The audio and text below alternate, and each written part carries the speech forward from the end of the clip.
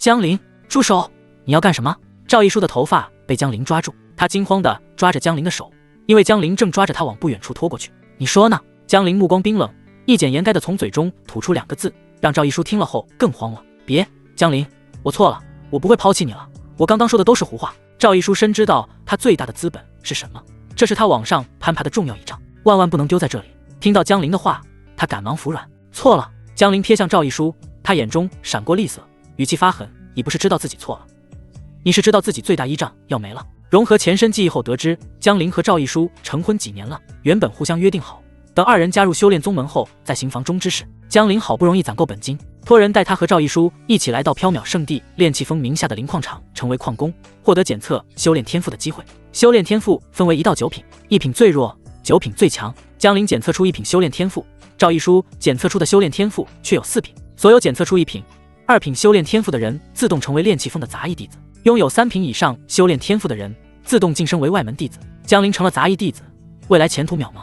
赵一书成了外门弟子，拥有4品修炼天赋的他将来成就不会低。原本这是一件好事，但赵一书后悔了，他后悔自己居然这么早就有另一半，江林就是自己的拖累。传出去自己居然有个这么废物的道侣，赵一书就没办法寻找更好的道侣了。于是他想抛弃江林，他的原因之深还未破，这是他寻找潜力更佳的道侣的资本。赵一书今天找到江林，说要找江林签和离书，也就是双方自愿解除婚姻关系。他的想法很简单，忽悠江林，就说为了他的前程着想，江林应该会同意。而前身因为没有交够采挖灵石的份额而被队长毒打受伤，又被自己只有1品修炼天赋所打击，现在还被赵一书抛弃家财散尽才换来的检测修炼天赋的机会，居然是这个结果。一时间悲从中来的前身一口气上不来了。穿过来之前加班996福报，熬夜改方案，被老板故意找茬，克扣工资等等，一系列压力压在江林心头。穿过来之后第一件事居然是要被道侣抛弃，种种缘由堆叠在一起，江林那本就濒临爆发的情绪直接爆发了。记忆融合后，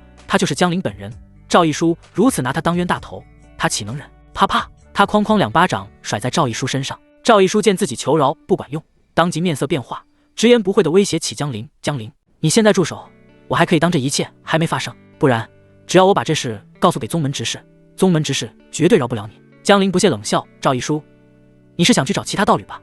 告诉你没门，我就不信你会到处嚷嚷这件事。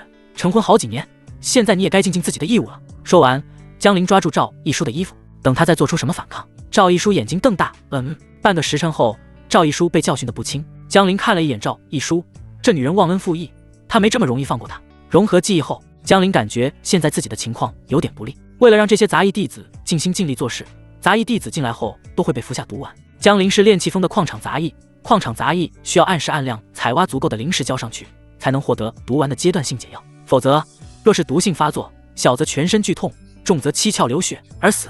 挖够10年或者挖够足额的灵石才能解放。这是加入缥缈圣地激活修炼天赋，结果修炼天赋不够成为外门弟子而要付出的代价。正在江林考虑接下来怎么办的时候，他胸前一个炉子似的小吊坠散发着微光，紧接着吊坠炉子悄然间融入到江林体内。江林脑海里立马出现了有关这吊坠炉子的详细信息。这吊坠炉名为混沌河道炉。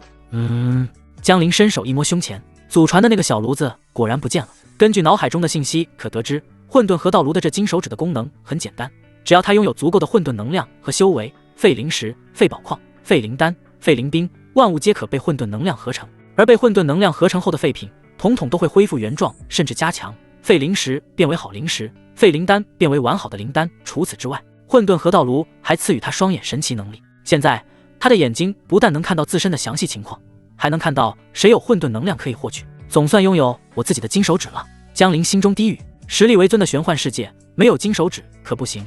他第一时间就看了看自己的详细信息。混沌河道炉拥有者江林，中毒状态，修炼天赋1品，1品最低，9品最强，体质初等凡体、凡体、灵体、王体、神体，修为淡无、纳气、通脉、元丹、气海、通玄、神府、神通、至尊。混沌能量10点，与人共同修炼可获得混沌能量。详细信息之后，紧接着江林仿佛看到了一座连通天地的庞大炉子，炉身上环绕着淡紫色的氤氲之气和火光，看上去神秘莫测。画面一闪，一切恢复正常。没想到祖传下来的吊坠炉子还是一件这么牛逼的宝物。有这个混沌河道炉，他只要弄一些别人不要的废东西，就能合成用不完的修炼资源。天赋不够，资源来凑。至于去哪里弄那些别人用不到的废灵石、废宝矿，别忘了他在炼气峰的灵矿场。炼气峰负责整个缥缈圣地的灵矿资源，他们这些只有一品天赋的杂役弟子，平日里主要就做一个工作，挖矿。灵矿中的东西肯定有好有坏，好的和坏的分开处置，所以江林是能弄到废矿的。瞥了一眼旁边还没回神的赵一书，江林发现自己在他头顶能看到混沌能量点，显示着数字10。刚刚赵一书和我战斗切磋了，所以我有10点混沌能量，现在他身上依然有10点，难道还能继续获得？江林心中飞快思索着，管他能不能继续获得，试试就知道了。想到这里，江林又朝着赵一书走过去。赵一书刚刚恢复一点精神，就看到江林走了过来。赵一书怒斥道：“江林，你还想干什么？你猜？”江林的回答依旧简单明了：“你。”又是半个时辰过去，混沌能量加10，看到混沌能量增加了，他也笑了。一品修炼天赋又如何？只要资源管够，一品天赋也能逆伐那些天才。回过神来的赵一书连忙逃之夭夭，只来得及丢下一句：“你敢告诉别人，我们就鱼死网破。”后迅速逃离。他一边逃离一边悔恨不已。赵一书咬着银牙，心中暗恨：我太鲁莽了。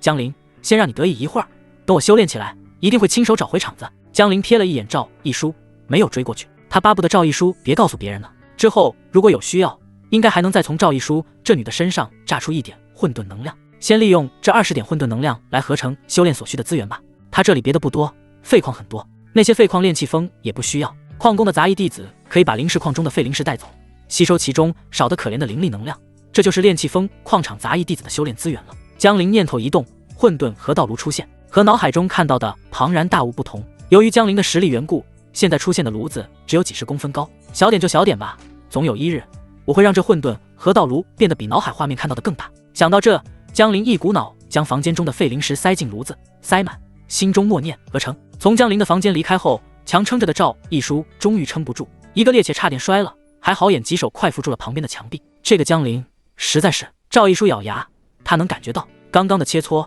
江林压根没把他当人，靠着墙壁休息了一下。毕竟现在是4品修炼天赋被激活的人，恢复起来很快，感觉身体好点了。赵一书才深呼吸一口，慢慢离开。等出了矿场，前面迎来一个同样穿着外门服饰的男弟子周龙。赵师妹，你谈完了？周龙乐呵呵地走上来，看着赵一书那垂弹可破的红润脸颊，周龙心里激动着。有劳周师兄在此等候了。赵一书轻轻点头。这周龙虽然人瘦弱矮小了点，但在外门弟子里实力不错，正在追求他。赵师妹，你就是太善良了。周龙建议道：把这件事交给我，我保证让那小子服服帖帖的乖乖签下和离书。若他不愿意，哼哼。说着，周龙那五重纳气劲的气息流露而出。周师兄，别乱来。赵一书虽然心里对江林咬牙，但他还没想着要江林性命，毕竟是江林带他过来，他才有机会激活4品修炼天赋。如果换成周龙处理，江林就危险了。见赵一书不乐意自己处理，周龙脸上堆笑，实则心中另有打算。哼哼，江林是吧？周龙眼中的寒光被他掩饰得很好。他先是陪着赵一书离开矿场，进入外门，然后很快又折返回来。新来的杂役弟子不懂事，他这个外门弟子要亲自去警告。矿场，江林的房间内，随着赵一书离开，江林消耗了10点混沌能量，让混沌河道炉成功启动，炉身之上氤氲之气不断升腾，不知道要合成多久。江林心中默默算着时间，结果不到半刻钟，江林就听到混沌河道炉身上传来阵阵颤音，轻微的咔嚓一声，这就成了。迫不及待的江林连忙凑过去查看，满满一炉摆来块废灵石，经过混沌能量合成后，原本这些废灵石暗淡无光，看上去就像是路边没用的石子。现在经过混沌能量的充能合成，这些废灵石看起来全都泛着淡淡灵光，里面蕴含着修炼所需的纯净灵力。江林两眼放光，伸手一抓，灵石入手，一股飘飘然的舒爽感立马从他掌心传递到大脑，一手一块灵石，他抓着就开始修炼。虽然是杂役弟子，但矿场每个杂役弟子都是领了修炼功法的，功法的等级和修炼天赋一样，分为1至9品，1品功法最低，杂役弟子都是1品功法。江林的体质没有灵力属性，因此他能修炼任何属性地功法。他领到的1品功法名为纳气诀，名字简单直接，顾名思义，能让人修炼到那气境。按照纳气诀的修炼方法，江林开始尝试吸收灵石中的灵力能量。等2块灵石内的能量都被吸光，他体内诞生了一丝微不可察的灵力。有用！江林心中激动，天无绝人之路，没有足够灵石，1品天赋的杂役弟子要晋升到1重纳气境，起码需要几个月，而我有混沌河道炉，能将这个时间缩短很多倍。杂役弟子中不排除有一些家底厚实的，但更多人和江林一样，花光所有家底才换来检测天赋和领取功法的机会。如今随着江林获得混沌河道炉，江林的现状得以改变了。保险起见，江林尝试了一下，灵石放在这混沌河道炉里面不动，他意念一动，混沌河道炉就被收回到想取灵石用，只需要意念一动即可，这样就避免了灵石被暴露的风险。修炼，继续修炼。江陵品尝到修炼的甜头，当即选择继续修炼。赵一书这女人身段和容貌不错，如今又有4品修炼天赋在身，搞不好身边就会有什么追求者给她献殷勤。江陵心里有种紧迫感，得赶紧修炼，提升实力。好不容易穿过来再活一次，虽然是更加残酷的玄幻世界，但江陵这一次有金手指，她必须好好混出个样子，去体验以前没体验过的美好。没有实力，在这个世界连猪狗都不如。先定个小目标，找独岛的队长报仇雪恨，然后登顶练气风。砰！房门直接被外面的周龙一脚猛踹开。你就是江陵，赵师妹之前的道侣。身材矮小的周龙看着眼前的江陵，因为身高缘故，他看向江陵时需要微微抬头，所以他没离江陵太近。小子，我叫周龙，有些人不是你能染指的，不想死的话，自己下次和赵师妹把话一次性说清楚，让他以后不用再来找你，不然你就像这块石墩一样。说完，周龙那五重纳气境的修为爆发，只见他单手成爪，催动武穴，狠狠扣在一旁的石墩上。坚硬的石墩砰一声被周龙抓出一道手掌印，石墩碎屑被抓成齑粉。周龙将手里齑粉吹向江陵，落他一身。这是外门弟子才能学的凡阶下品武穴碎石爪。见江陵不说话，周龙哼哼一笑，无识相，这碎石爪下一次就抓在你身上了，连石墩都能抓碎，落在人身上挑筋断骨更是轻而易举。若不是怕赵一书知道后不高兴，周龙说什么也要打断江陵双手双脚，废了他。江陵望着眼前这矮子，心中愤怒至极。实力还是实力，没有实力寸步难行啊。从江陵房间出来后，周龙一脸晦气地拍了拍身上，想到江陵那比他高大的身材，比他帅气的脸，他心中越发不满，咳出一口痰吐在地上。他低声骂道：妈的，正好周鹏那小子在6号矿场当队长，让他好好教训这小子。让周鹏教训江陵，赵师妹知道了也不管他周龙的事，两全其美。一转眼7天时间过去，距离上交灵石换解药的日子还有一段期限，因此江陵这7天没去采挖灵石，他一直在房间修炼，吸收了大几十块灵石，体内积攒的灵力能量终于将他体内桎梏给打开，一重纳气境了。一种力量感充斥江陵四肢百骸，迈入那气境，象征着他脱离凡人范畴，正式成为修炼之人。灵石用了一半，虽然还有10点混沌能量，不过未雨绸缪，得想办法多弄点。一炉废灵石合成一次是200块灵石，够他用很久，但直接吸收灵石一品天赋效率太低。江陵想将灵石换成灵丹，想必效果会更快。咚咚，正在江陵想着要不要继续一股脑修炼时，外面响起敲门声。他第一时间将混沌河道炉收回体内，把门打开，一个体态丰盈的女孩映入眼帘。女孩一身紫色纱衣，包裹着凹凸有致的曼妙身姿，仅仅一眼看上去就让人小腹升起了些许邪火。不论是姿色还是身材，和这女孩比起来，赵一书只能往后排。要是能和这样的女孩阴阳调和，不知道能得到多少混沌能量。江陵心中这样想着，嘴上和动作上却没有丝毫逾越。他毕恭毕敬地对女孩躬身行礼，见过唐仙子。唐瑜是炼气峰外门弟子中为数不多经常来矿场的女弟子。江陵偶然听人说，好像是唐瑜的师尊让他来矿场多看看。我记得你叫江陵。唐瑜的声音很好听，眼睛也很亮，鹅蛋脸，白皙的皮肤看上去细腻娇嫩。他记得江陵，因为江陵模样俊朗，是矿场中为数不多长得极好看的男杂役。他看着江陵有些好奇，我感觉你体内有点灵力波动，不过还太弱了。江陵嘴角抽搐，自己这些天废寝忘食的修炼，好不容易突破到一重纳气境，好吧，在这位唐瑜仙子眼中确实弱。听说他早就是通脉境。唐瑜好奇之后，也是不忘自己过来的目的。他提醒道：江陵，我过来是通知矿场的杂役弟子，不只是你们炼气峰，今年圣地所有先锋的杂役弟子都要进行改革，将会采取末位淘汰制，矿场的杂役弟子也要进行实力对战大比，排名高的杂役弟子还有额外奖励，你要加油哦，我看好你。是，多谢唐仙子提醒。江陵抱拳感谢，心中则是在思索自己要怎么表现。有混沌河道炉在，矿场这种地方对他而言其实是好地方，他暂时不想离开，不过要想办法把体内的毒素彻底解决掉才行。虽然能服用阶段性解药，但体内有毒素始终是个定时炸弹，让人难以心安，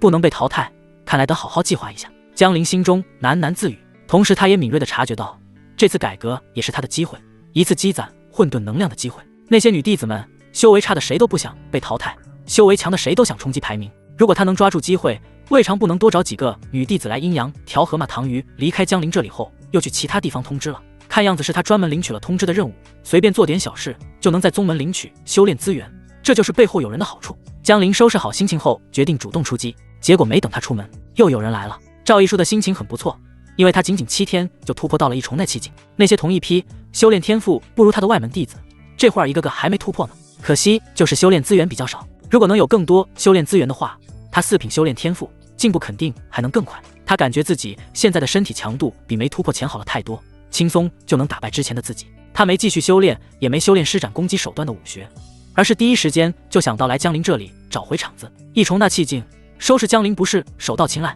你还来干什么？见到赵一书又来了，江陵想到上次的周龙对他放狠话，他看向赵一书的眼神越发冰冷。这赵一书想抛弃他不说，身边的舔狗追也来找他麻烦，上次和他狠狠切磋2次后，这才几天时间，这么快又来了。呵呵，江陵，我来干什么？赵一书叉着腰，脸上一副得意的样子，看着江陵，把体内一重那气劲的气息凸显出来。你猜我来干什么？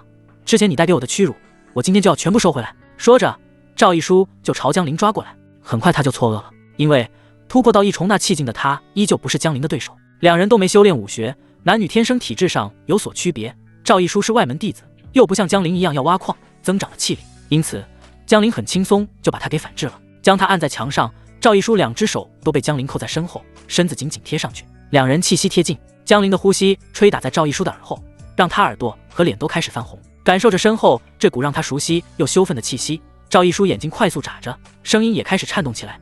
江陵，你又想干什么？又想干什么？江陵呵呵一笑，一只手强行抓住赵一书扣在腰背上的2只手。你不是也猜到了吗？说着，江陵一点也没怜香惜玉。这女人检测出4品修炼天赋就抛弃他，如今又送上门来，这混沌能量不拿白不拿。半个时辰后，赵一书咬牙看向身后的江陵，语气中满是不可置信。江陵，你怎么也晋升一重那气劲了？自己一重那气劲却仍然被江陵擒拿住，很显然江陵也突破了。看着赵一书的神色，江陵抽身而出，退到旁边，淡淡道：关你屁事。你赵一书欲哭无泪，剧情不应该这么发展呀。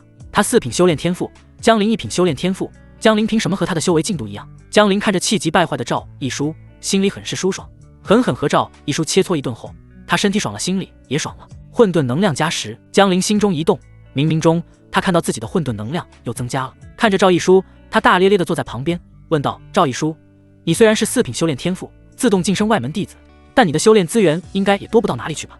哼，不关你事。赵一书冷哼一声，那气劲的外门弟子不像杂役弟子那样需要做苦力和杂事，但每个月的修炼资源也就10块零食，提升修为才会变多一点。除此之外，就只能完成宗门任务才有额外的修炼资源领取。见赵一书没搭理自己，江陵也不恼，他笑了笑，本来看在你我相识一场的份上，还想帮你一把，算了，你走吧。赵一书这女人想抛弃他不假，但让他陪睡能得到混沌能量也是真的。江陵肯定想多压榨压榨他，就这么放过他，太便宜他了。用修炼资源勾住他，价值最大化。不用多说，江陵这话一出，赵一书当即停下了脚步，准备推开门的手也停下了。对啊，江陵一个1品修炼天赋的垃圾，凭什么在修为上能和4品修炼天赋的他一个进度？修炼资源，江陵肯定有修炼资源，而且是比他更多的修炼资源。至于资源怎么来的，这根本不需要去想，因为在矿场这太正常不过了。哪个执事的心情好，赏给杂役弟子一点零食很正常，毕竟这是江陵散尽家财换来的一份工作，肯定是有一点点好处的。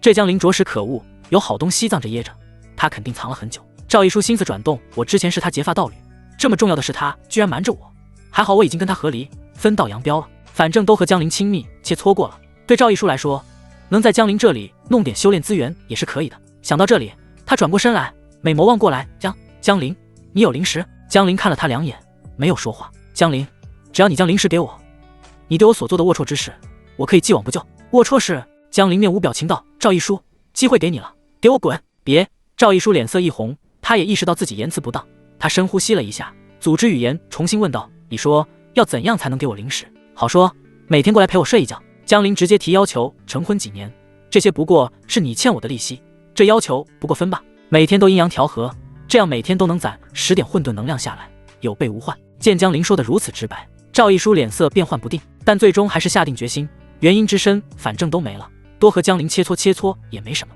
他抛弃江陵是因为江陵的修炼天赋只有1品，但他从未嫌弃过江陵的颜值，而且他现在渐渐有点食髓知味，和江陵切磋起来的确蛮舒服，这样自我安慰着，赵一书答应了下来。不过从1天1次讨价还价到1周2天，最后连江陵能给几块零食都忘记问，就被打发走了。嘿，没问更好。江陵乐得如此，混沌能量还有20点，倒是不着急用，先把河道炉里面的零食用完再说。外面赵一书离开后，依旧还是那个周龙在矿场口等他。看着赵一书小脸上的红晕和些许汗珠，周龙并未多想，他只以为这是赵一书在矿场里面赶路出来导致。看着如此的赵一书，周龙心中直痒痒，可惜至今他连手都没能牵到。他哪里想到，他追求的女神早已经被江陵给周师兄，我们走吧。赵一书抬手，将风吹乱的发起撩至精致小巧的耳后，朝周龙笑道：“哎，好，呵呵。”周龙心情不错，因为他已经安排了人狠狠教训那个不识好歹的江陵。如果江陵知趣点，肯定懂得怎么做，到时候赵师妹就不会再来找这个江陵，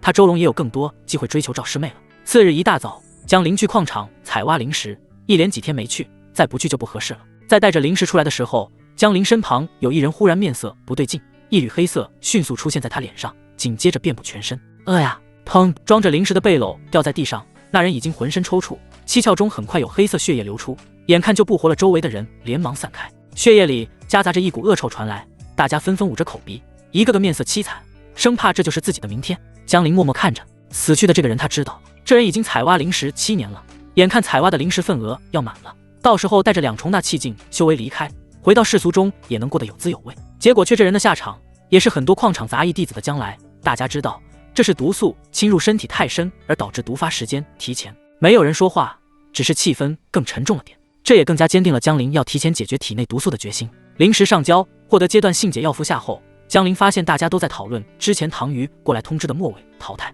没想到咱们杂役弟子也有这末位淘汰制。我不想被淘汰啊，不想被淘汰就只能到时候祈祷自己运气好了，或者你有钱财的话，也可以找人托关系，让人放话出去，到时候实战大比的时候碰见你就认输，有那钱财我会来这里，而且谁会那么傻，得不偿失啊。英英，各位小女子好不容易才成为杂役弟子，不想被淘汰啊。要我说，淘汰了也行，我已经后悔来激活修炼天赋了，天赋不够的代价太大，淘汰了我正好回世俗过以前的生活。江陵表面默不作声，实际上却将周围人的讨论都听在心里，尤其是那些长得好看的女弟子，他格外上心，毕竟这些可都是他获得混沌能量的潜在用户，马虎不得。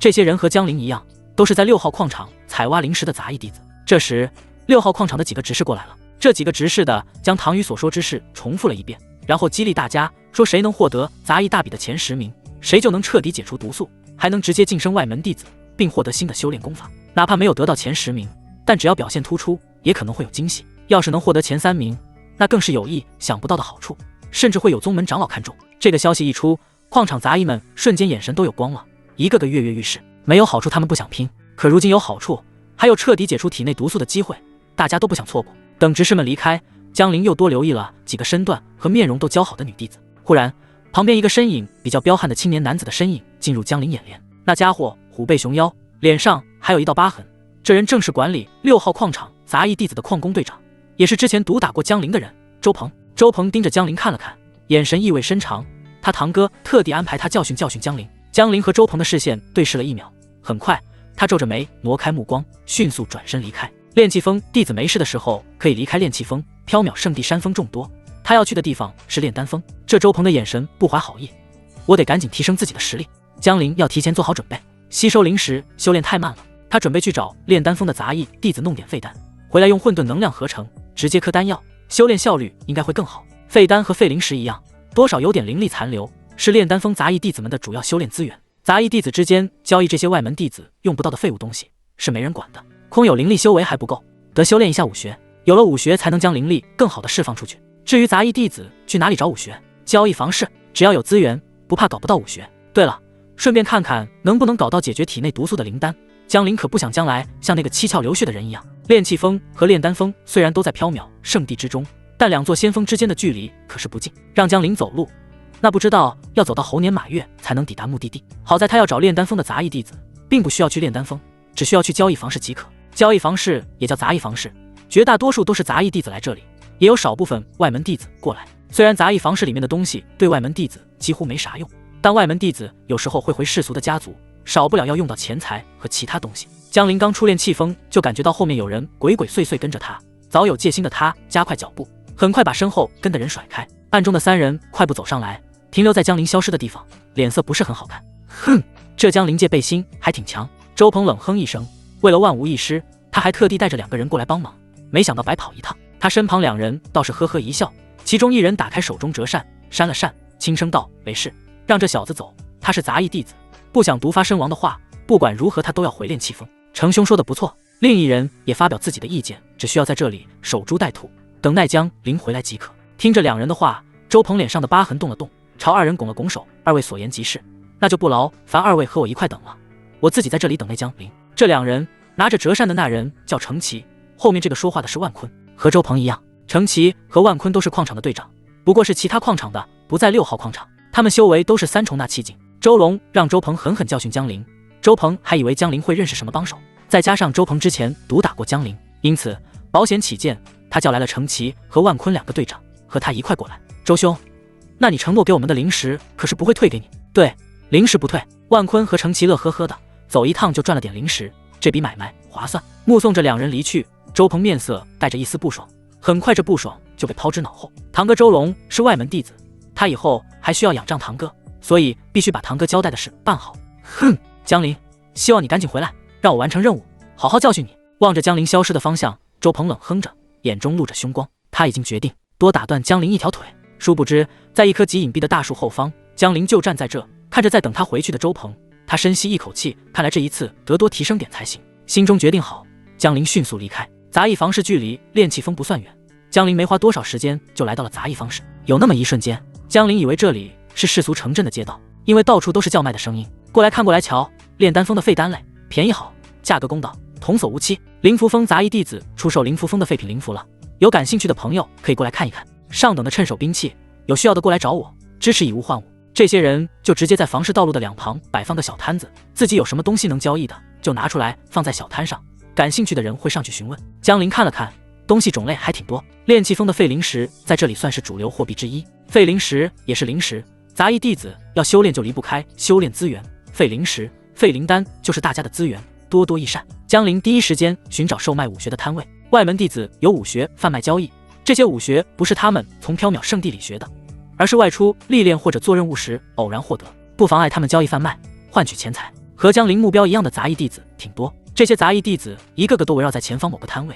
江陵也走了过去，被杂役弟子围起来观摩的摊主身穿一件青色长袍，腰间挂着一块绿色牌子，绿牌是外门弟子的标志。此时，这位外门弟子正吆喝着：“都来我这里看一看，杂役房室里能一次性拿出这么多武学的，恐怕也就我这了。凡阶初等武学50两银票一本，绝无二价，别无他处。”灵力武学的等级从低到高分为凡阶、玄阶、地阶、天阶，每个等阶又有初等、中等、高等之分。凡阶初等武学是等级最低的武学，但对于杂役弟子来说绝对够了。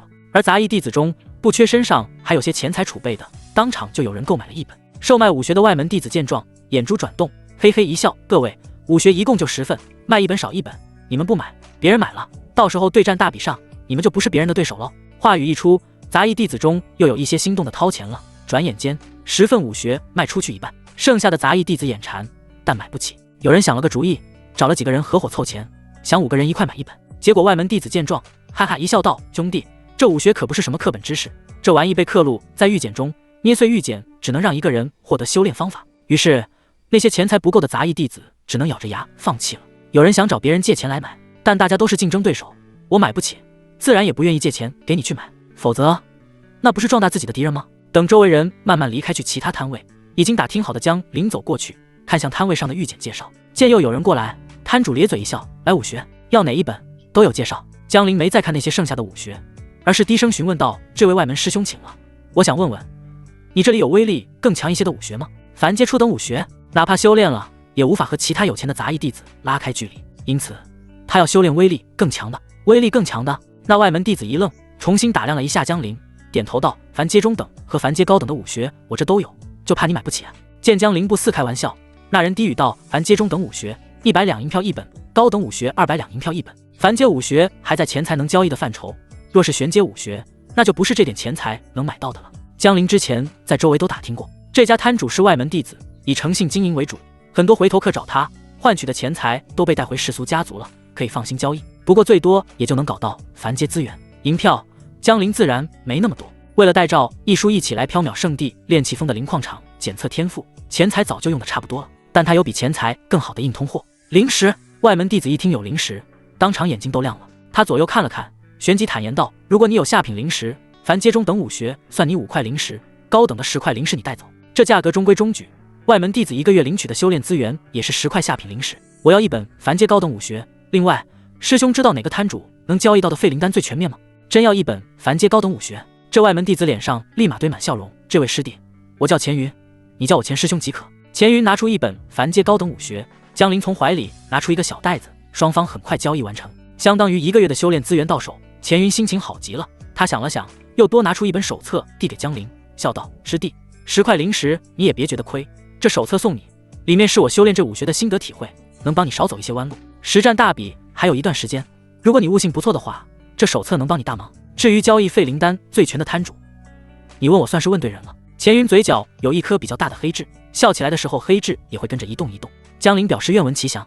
很快，他从钱云这里得出，房市东边同样有个和钱云一样的外门女弟子过来摆摊，不过那位外门女弟子第一次过来，估计没什么经验。那女弟子是从炼丹峰过来的，手里的废灵丹比较多，江林去那边看看，应该能有所收获。江林道谢一声，便往那边赶。钱云看着江林离开的背影，嘴里啧啧称奇的低语道：“又是一位运气好的杂役弟子，希望你能得偿所愿吧。”显然，钱云认为江林的下品灵石是管理杂役弟子的宗门执事所赏。在缥缈圣地内，宗门执事、长老们赏赐东西给弟子们，是一件再正常不过的事，只不过看你有没有那个运气罢了。来到那外门女弟子的摊位处，江林发现这个女弟子竟长得不错，皮肤白皙，身材饱满。哦，不对，江林应该称呼对方为师姐才对。这位师姐此时正在下蹲着写摊位招牌，招牌上写着废灵丹兑换的价格筹码。废灵丹和银票之间的兑换比例为1:1，一颗1阶废灵丹兑换1两银票。摊位上有几个人正在看，废灵丹的种类确实多，但兑换比例不行。有人疑惑不解，当即出声问道：“这位师姐，别家交易比例都是2:1，甚至3:1，为何你这是1:1啊？”在成为1阶废灵丹的那一刻，丹药内蕴含的灵力能量就被丹火给燃烧殆尽了，仅剩的一点能量还比较驳杂，哪怕是1块废灵石的价值都比1颗1阶废灵丹更高。虽然都是废品，都是一样的能量，但废灵石的能量没有废灵丹那么驳杂和难以吸收。江威身着一身浅色衣裙，绿色的令牌挂在腰间，象征着外门弟子身份。他脸颊上挂着一抹浅笑，听到有人询问，江威连忙解释道：“我这些废灵丹，每一颗都是我倾注许多心血才炼制出来。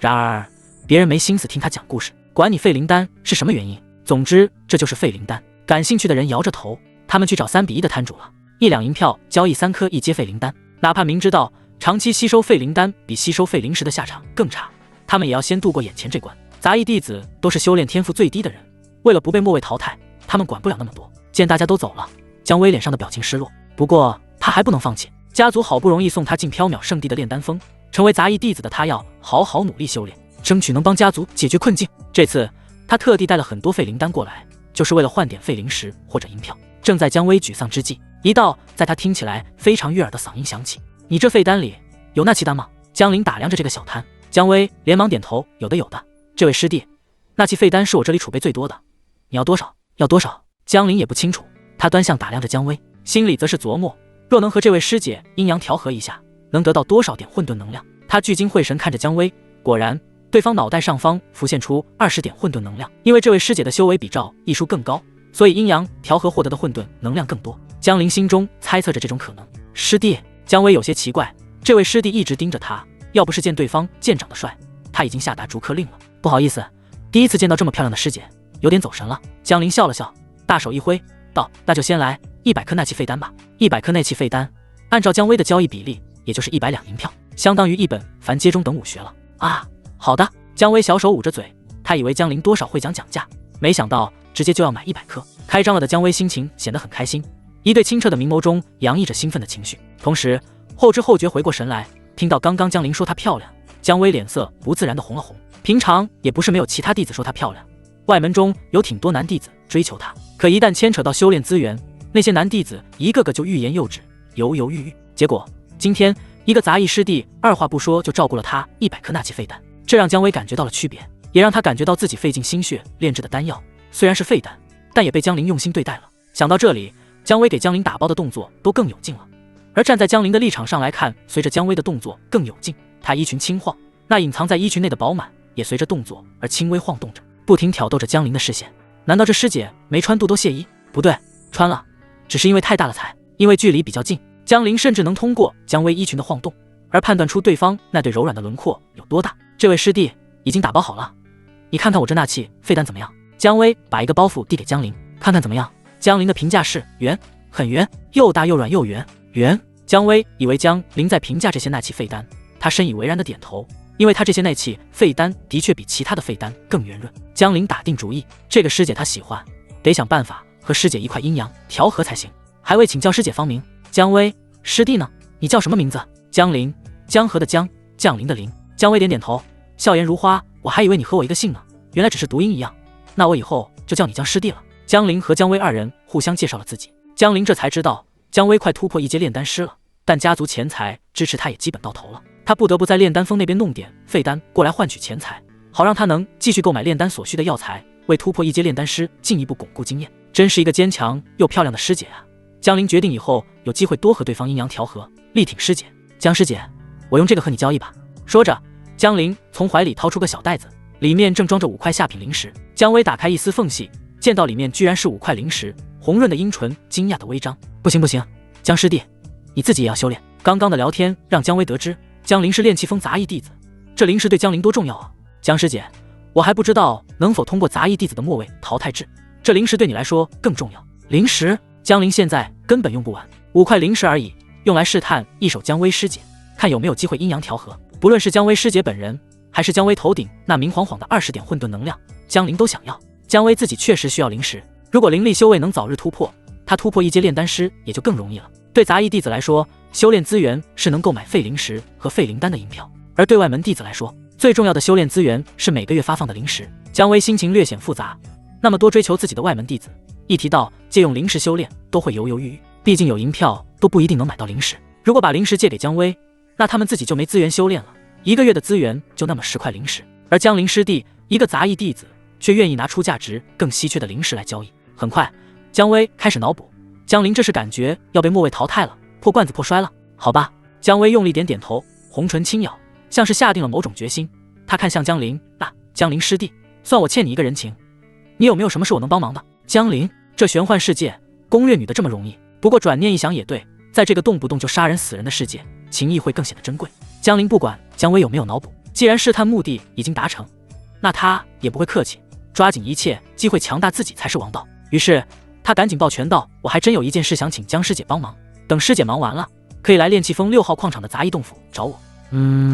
江师弟你放心，我把炼丹峰那边的事忙完就来找你，自己能帮到江陵，这让姜威心里没那么大的负担了。姜威让江陵在自己的摊位上再挑一些废灵丹，说他占大便宜了，多送江陵一些废灵丹，反正这些废灵丹在炼丹峰那边有很多。江陵没客气，这些废灵丹若是被混沌和道炉合成变为好灵丹，那都是对那气境修炼有所帮助的好东西，增加气血的，增加力量的。江陵统统都拿了一些，怕到时候找不到6号矿场的杂役洞府在哪里，姜威主动提出送江陵回炼气峰，这更是让江陵喜出望外。姜威师姐真是人美心善啊！原本江陵还要想办法应对在等自己回炼气峰的周鹏，现在正好有护身符了。那周鹏是队长，但队长也是杂役弟子，杂役弟子对外门弟子出手，如果没有充分的理由，那就是坏了规矩。很快，大丰收的江陵在姜威的陪同下，一路返回炼气峰。返回炼气峰的必经路口处，等在这的周鹏越来越不耐烦，他暗骂道：他妈的，江陵这废物东西到哪去了这么久？待会多打断他几根肋骨。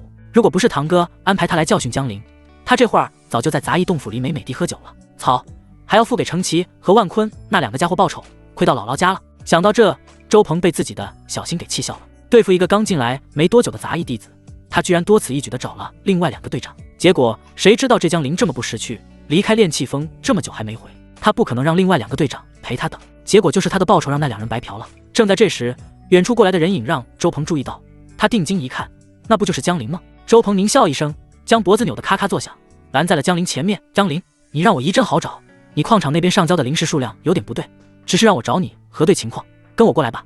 这里是回炼气峰的必经之路。这周鹏还不傻，知道要找个合理的借口把江陵带离这里。江陵没有反抗和质疑，周鹏不疑有他，在他看来，江陵根本没有反抗和质疑的资格，既然乖乖跟他过来，那待会儿少打断一根肋骨好了。离开那个路口后，周鹏带着江陵进了一个炼气峰下鲜有人去的山林。等四下无人，周鹏转身就是一巴掌朝江陵抽过去，却不知江陵身边何时站着一个漂亮女修。周鹏心里咯噔一下，这江陵还真有帮手。江威柳眉微蹙，瞪着周鹏。过来的时候，江陵就说待会矿场队长会故意找他麻烦，他跟在后面见到果然如此。矿场灵石数量如果不对，只是当时就会弄清楚，哪里轮到一个杂役队长事后来找。见周鹏二话不说就一巴掌抽过来，姜威也确定了这周鹏的确就是故意找江陵的茬，他占了江陵师弟的便宜。江陵师弟这么帅，这周鹏长得凶神恶煞，脸上还有一道疤，帮不帮忙还用考虑吗？姜威二话不说，运转4重那气境的灵力修为，纤纤玉手上泛起一阵白光，催动了他学会的凡阶中等武学白玉手。白玉手是炼丹峰上所有外门弟子都会修炼的武学，炼制丹药时需要用到，平常也可用来对敌。姜维主职业是炼丹师，还没有用白玉手来打过架，这周鹏就成了第一个体会他白玉手威力的人。砰！咔嚓一声，在周鹏目眦欲裂的神色下，他手臂被姜维的白玉手给拍断，然后那纤纤玉手就印在他胸膛，随后将他魁梧身体给轰退10多米。噗嗤，一口鲜血喷出，周鹏宛若死狗倒在地上，疼痛不已。但他顾不上那么多，赶忙翻身爬起来，跪在地上。杂役弟子周鹏见过外门师姐。刚刚姜维虽是匆匆出手，可周鹏还是瞥见了姜维腰身挂着的绿色令牌，代表外门弟子的绿色令牌。江林暗道一声可惜，这周鹏还挺有眼力见，知道姜维是外门弟子后，一句狠话都不放，当场认怂了。不过无所谓，只要进了炼气峰就行，只要能完成炼气峰的任务，杂役弟子在杂役洞府中最基本的性命保障还是有的，否则也没那么多人前仆后继来检测天赋，就为了搏一搏自己的未来。前身在矿场里面采挖灵石被周鹏针对，如今江林可不会给他这个机会。矿场采挖灵石的任务是1个月交1次份额，江林才刚刚上交不久，有充足的时间闭关修炼。100颗纳气丹只要能合成为真的灵丹，哪怕他只有1品修炼天赋，也绝对够他实力突破再突破，到时就不用担心周鹏和那个周龙了。姜维出手教训了周鹏一顿后，就让江林带他去6号矿场的杂役洞府。等2人离开，周鹏露出劫后余生的笑容，只是那笑容中有着一些憋屈，没想到江林这小子居然能找到一个外门师姐帮忙，这次大意了。哼哼，江林，先让你回炼气峰，我就不信拿你没办法。6号矿场的杂役洞府，江林的休息房间内，姜维打量着周围。炼气峰的杂役洞府和炼丹峰那边不太一样，江林的房间里极为简单。姜师弟，姜维忽然出声，他指着石桌的桌面提醒道，炼气峰的石桌和我们炼丹峰那边差不多，水渍不擦干净就会留下印子。江林顺着姜维所指的方向望去，那印子呈现椭圆蜜桃状，像是被谁坐在上面做出来的水渍印子。知道了，姜维师姐。江林摸了摸鼻子，那确实是水印。想到这个，江林的视线不自觉落在姜维的翘挺浑圆上。此时姜维正背对着江林，不知道若是换成姜维师姐坐在这石桌上，会留下多大的印子。江林心里这样想着。姜师弟，姜维忽然转过身来，笑道：6号矿场杂役洞府，我已经知道怎么来了，那我就先走了。你要多注意那个周鹏，别被他抓到机会，不然你就危险了。对了，你说有事找我帮忙，是什么事？姜维有些好奇，难道是还有其他人找江林的麻烦，需要他帮忙出手？江林抱拳道：不急，姜维师姐，你先忙你的，我正好也尝试一下，看能否利用这些耐气废丹突破一下。好，加油！姜维抬起白嫩玉手，用力一握，给江林做出加油的动作。那我先回炼丹峰，忙完手上的事来找你。看着姜维离开的背影，还有对方头上那明晃晃的20点混沌能量，江林深吸一口气，现在就开始闭关。在房间外挂上免打扰的牌子后，回到房间的江林把房门反锁之后，又将石桌搬过来堵在门口，万一真有人不顾规矩闯进来，他也有一定的反应时间。随后江林拿出从钱云那里交易的那本凡阶高等武学玉简，没有犹豫，直接捏碎。咔嚓，玉简中的信息迅速出现在江林脑海。武学名字极为简单，森罗印。这不是拳掌之类的武学，而是一种利用调动灵力形成攻击印记的印法武学。等江林睁开眼，他却发现这所谓的凡阶高等武学怎么感觉并不难的样子。先按照修炼方法试一试，不管3七21，先练一下再说。尝试第1次、第2次毫无意外都失败了。江林若有所思，他拿出钱云额外送给他的修炼手册，一番查阅后，第3次尝试凝聚这森罗印。查展功夫时间够，江林伸出手，体内灵力调动，一丝一毫的灵力如雨如线，快速调整集结，最后凝练为一枚泛着星般的光印出现在他掌心。凡阶高等武学这么容易的吗？江林一脸问号，自己是不是弄错了？想到这，他把掌心的光印丢向远处地面，光印接触地面的瞬间发出沉闷砰的一声，尘土飞扬，地面被光印轰出一个坑洞，给江林看得眼睛直跳。杂役洞府的地面不知道是什么材料，硬度和石头没什么区别，一个光印居然能轰出坑洞来，这威力有点东西啊。他才只是初步掌控凝练，等熟练之后威力肯定会进一步提升。看来他只有修炼天赋差，但悟性不错。常言道，老天给你关了一扇门，就会打开一扇窗，他的这扇窗就在悟性上。江林之前还担心凡阶高等武学拿回来自己会不会练不成，现在看来根本就白担心了。武学问题解决，现在来解决灵力修为。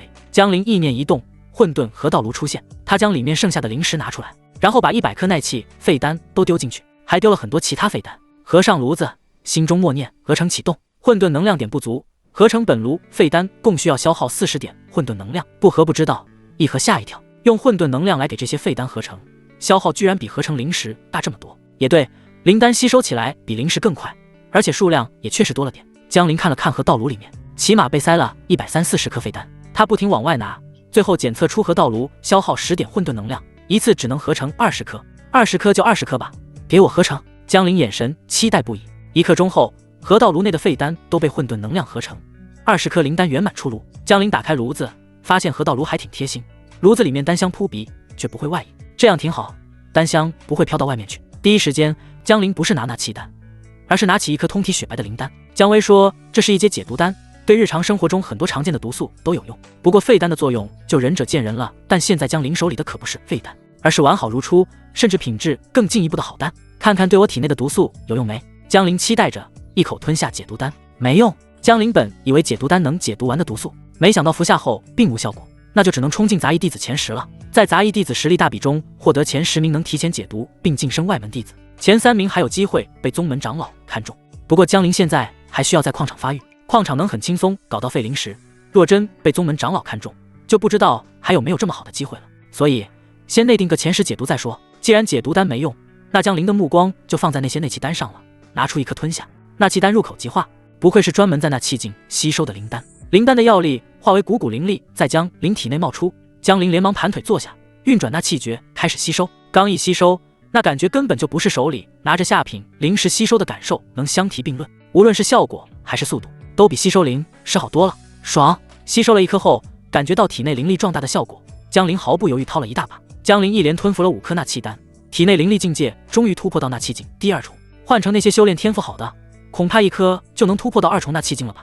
江林感叹了一声后，继续埋头修炼。时间过隙，等他灵力修为突破到3重那气境，19颗那气丹就只剩下了最后2颗。重新睁开眼，江林看了看旁边的沙漏，心中一惊，这么快就过去了3天。好在修炼时灵力能为身体补充能量，换成普通人3天不吃不喝，只怕晕过去了。有修炼资源就是不一样。剩下2颗那气丹，江林没有再吃，而是将目光望向那包裹里还剩下的其他废丹。很快，20颗气血废丹被江林用混沌河道炉合成。光有灵力修为还不够，肉身体魄也得跟上才行，不然就和淬皮法师没啥区别。一阶气血丹就是增强气血的东西。吞服下第1颗气血丹，江林只感觉体内有些燥热，气血微微颤动着，有效果。江林张嘴，直接拿灵丹当豆子嗑。修炼天赋若就算了，体质也是初等凡体，之后看看有没有机会提升一下体质。很快又是3天时间过去，气血丹还剩下2颗，江林的身体却发生了翻天覆地的变化，肉身力量增长了不知多少倍。一握拳，4指百骸间全传来力量感，实力暴涨。再来修炼一下森罗印，灵力境界突破加肉身的气血和力量都提升后，江林的五感得到了显著增强。他模糊感应到外面有人靠近了，将河道炉收起来，没用完的灵丹也收起来。江林把房间门口的石桌复原，果然几息时间后，咚咚，江林心中一动，难道是姜薇师姐处理完了手上的事过来了？想到姜薇师姐的身材和身份，江林感觉体内的燥热更加明显了。这3天吸收炼化了那么多一阶气血丹，的确是要有个对象好好发泄才行。这时外面的人喊话了，江林。这声音赵一书这女人这时候来了。江林眼中掠过一抹讶然。门外赵一书今天穿着的是一身贴身白色衣裙，大小正好的酥胸挺拔着，俏生生站在江林的房间外。其他房间的杂役弟子一个个露头出来看，见到又是这个好看的外门女弟子来找江林，男弟子们个个羡慕嫉妒恨。她怎么又来找江林了？我有点印象，江林和她应该是从一个地方来的，可能之前2人关系不错吧。嘿嘿，匹夫无罪，怀璧其罪。这江林真是不知死活，和这么美的外门女弟子走这么近，绝对会被人找麻烦。惨，太惨了！赵一书忽悠以前的江林，连2人的真实关系都没说出去。女弟子们则是心思活跃，有个别胆大敢想的，甚至眼睛不自觉瞄向江林的某处。赵一书都是外门弟子了，还来找江林，莫非是江林的床子功夫极为了得？嘎吱一声，门开了。也许因为肉身气血得到增强，江林一出来，给人的感觉眼前一新。等赵一书进了江林房间，其他人倒是想靠近去听，但他们很多人连一重那气境都不是，靠近也听不到里面的动静。房间内，赵一书看着江林，弯月眉微皱。这才几天时间不见，他怎么感觉江林又有变化了？没等赵一书多想，江林已经靠过来，将手放在了他肩膀上，再次和江林接触。哪怕隔着一层衣服，江林手掌心的温热感依旧让赵一书心中一颤。他连忙摇了摇头，将心中的旖旎抛开，脸上挤出笑容。江林，我已经知道错了，抛弃你是我不对，你看我们能不能重新商量一下？江林看着眼前这个女人，没说过心中嗤笑，嘴上没说话，静静等待着对方表演。见江林没开口，赵一书还以为江林的气已经消除了，他连忙举着小手，大拇指和小拇指合拢，中间3根手指竖着，发誓道：你把你的修炼资源先借给我，我修为突破后保证会跟你重新结为道侣。天真的女人。江林摇头嗤笑，赵一书，这才几天没见，是我上次对你对太大力，还是你脑子被门夹了？别说那些有的没的，也别再给我画大饼忽悠人。想要修炼资源没问题，前提是按照我们之前说好的，把我伺候舒服。说着，江林手上毫不客气地开始动作。这几天他磕气血丹，本就体内气血燥热不已，赵一书这会儿又主动送上门来，江林哪里还会客气？赵一书下意识一退，结果忘了自己肩膀上衣服还被江林抓着，这一退，衣服直接被江林扯下来，露出了白嫩香肩。衣服内是肚兜亵衣，和衣裙一个颜色，都是白的，因为力的作用，酥胸荡漾着。这么迫不及待，江林的声音出现在赵一书身后。慌了神红了脸的赵一书压根没注意江林的速度有多快，他刚要开口，眼睛就瞪大，因为江林已经堵住了他的嘴。混沌能量加10，大半个时辰后，江林离开石桌，混沌能量又增加了。可惜一次阴阳调和只有10点，费这么大劲，这么多花样，我容易吗？不能多给点。江林一边爽一边吐槽，看了一眼还在石桌上两腮红润、两眼无神的赵一书，江林喝了口水。几天不见，这女人居然又企图忽悠我，不能这么轻易放过她。休息片刻后，赵一书刚回过神，就见到江林又靠近了。他白皙柔嫩的脸颊变了变，下意识要后退，结果忘了自己还在石桌上躺着，只来得及让双腿动了动，刚撅起来翻过身，就被再次按住。混沌能量加10，两次一共操劳了将近1个半时辰，江林前后获得了20点混沌能量。这一次的赵一书学乖了，哪怕浑身酸软，双腿打颤，他也第一时间从石桌上爬起来。江林，灵石给我！爬起来的他语气不稳，却仍不忘向江林索要灵石，不然自己这1个半时辰的队岂不是白挨了？灵石！江林好笑道：“赵一书，这才哪到哪？约好的不是1周睡2天吗？今天才第1天，明天再来陪我，灵石肯定给你。”江林咧嘴一笑，随着赵一书提供给他的混沌能量和陪他睡觉，他对赵一书的情绪谈不上仇恨，把对方当成积攒混沌能量和能让他身心愉悦的对象即可。有个道理是打1棒子再给1颗甜枣，眼下的赵一书正适合用这个办法。听到江林说明天才给灵石，赵一书心中暗骂，亏自己刚刚挨对这么久。江林，你……赵一书银牙一咬，眼睛都红了。随后他就看到江林手中不知何时居然出现了2颗纳气丹。江林眼光瞥向赵一书，语气轻佻，原本还想说额外给2颗纳气丹给你，你这个态度让我很难办啊。江林想在赵一书身上多压榨一些混沌能量，他想试试赵一书这女人的修为如果提升了，提供的混沌能量会不会变多。一次才10点混沌能量，太少了。2颗纳气丹，赵一书目光落在纳气丹上。外门弟子若是没有背景，没有资源，1个月难得能吃上2颗纳气丹，追求他的那个周龙1个月也就能吃3颗纳气丹而已。江林居然愿意把2颗纳气丹给他，赵一书破涕为笑，连忙伸手就去拿。江林却是拳头收拢，握住纳气丹。在赵一书疑惑的目光下，江林的视线下落，居高临下的看着他，下次懂事点，拍你哪里就用哪里配合，懂事点配合。赵一书嗔视着望着江林，他听出了江林是什么意思，虽然心中羞愤，但想着自己还需要那2颗修炼用的纳气丹，他还是妥协了，等我修为超过他就够了。赵一书心里这样想着，见赵一书点头，江林这才打开手，让赵一书如愿以偿得到了那2颗纳气丹。纳气丹有了2颗纳气丹，再加上明天江林还要给他的灵石，他有把握快速迈入2重、3重纳气境。万事开头难，只要他能度过最艰难的这段时间，以后应该就不用再委身伺候江林了。看了看赵一书头顶不再显示混沌能量，江林挥挥手感人，行了，明天记得过来。江林的声音打破了赵一书的美好遐想，他收拾好心情和身体，学乖了，不再给江林脸色，而是什么也没说的离开了。只是在站起来的那一刻，双腿的无力感差点让他摔在了地上，又缓了一会儿才好一点。另一边，周龙站在周鹏面前，面色不太好看。周鹏，你搞什么鬼？这点小事都做不好。周龙是外门弟子，还是周鹏的堂哥，修为比周鹏高，虽然身体矮小，但在周鹏面前他姿态十足。周鹏连忙解释说是有其他外门女弟子插手，不然他早就把江林打得爬不起来。堂哥，你看我手都被打折了。周鹏指了指右手臂，向周龙诉苦。哼，我不想听这些。周龙冷着他那张脸，再给你一次机会，你要是办不好，平常给你的零食以后就别想了。说罢，周龙摔门而去。周鹏皱着眉头，若是没有堂哥每个月支持他的零食，他根本当不上矿场的杂役队长。这一次，哪怕是被宗门执事责罚，也要完成他堂哥交代的任务才行。几天后，让人盯着江林的周鹏得到消息，说江林又离开炼气峰了。为了防止江林回来的时候又找外门弟子随行，这一次周鹏成功在炼气峰山脚下拦住了江林。周鹏队长，这是何意？虽然被拦住，但江林脸上不见任何慌乱，因为他早就知道这家伙尾随他，这也是他故意从这条比较偏僻的山路下炼气峰的缘故。何意？周鹏狞笑一声，他右手臂经过几天的休养，如今已经恢复的差不多了，两手食指握拳对碰，打出咔咔声。很快，你就知道何意了。三重那气劲的灵力气息爆发，周鹏的脚用力一跺地面，地面皲裂，他整个人如离弦之箭冲出去，一巴掌抽向江灵的脸，力道之大，带起风声。你这张脸，老子看了就讨厌，可不是吗？没事长这么帅干嘛？周鹏以为自己势在必得的一巴掌，却发现自己这一掌落空了。在肉身增强的江灵看来，周鹏的行动轨迹破绽百出，他调整角度，微微一动就避开这一掌。随后他没有任何犹豫，抬手一巴掌还回去，啪！这一巴掌时打时抽在周鹏脸上。想到之前被周鹏毒打的经历，江灵没有丝毫留手。周鹏整个人被抽飞，转了几圈倒在地上，半边脸迅速肿胀起来，一嘴的牙齿碎了一半。周鹏看向江灵的目光中尽是不可思议，他被这一巴掌给打懵了。你的实力很惊讶。江灵转动着抽了周鹏的手腕，慢慢走过去，一只脚踩在了周鹏的脚腕上。托你的福，在采挖灵石的时候，有一道灵光冲进我体内，才让我实力有所增长。这是江灵早就想好的说辞。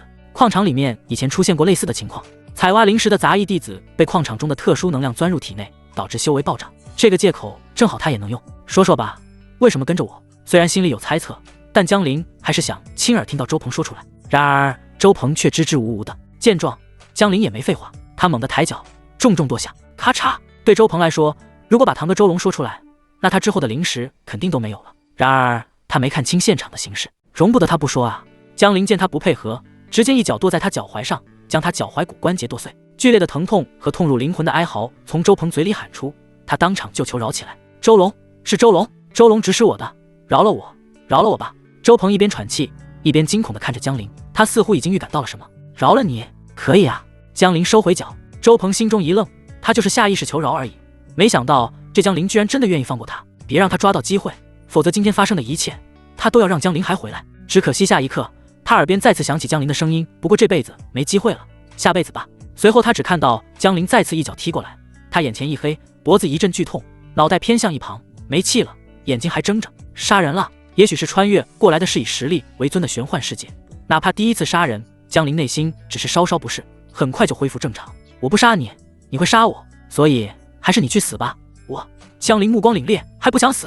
杂役弟子的性命保障只在杂役洞府和矿场这两个区域，离开了这两个地方，死了就死了。毕竟杂役们连缥缈圣地的弟子都算不上，和被人圈养的牛羊没区别，只有外门弟子才算缥缈圣地的人。这里是炼气峰山脚下的偏僻之地，死一个杂役弟子太正常了。第一个小目标，找杂役队长报仇，已完成。眼下实力大比临近，那周龙应该不敢搞事，不然不至于只让杂役弟子动手。不过也大意不得。江灵快步往杂役房室那边过去。上次之后，赵一书第二天又来了，为他提供了20点混沌能量。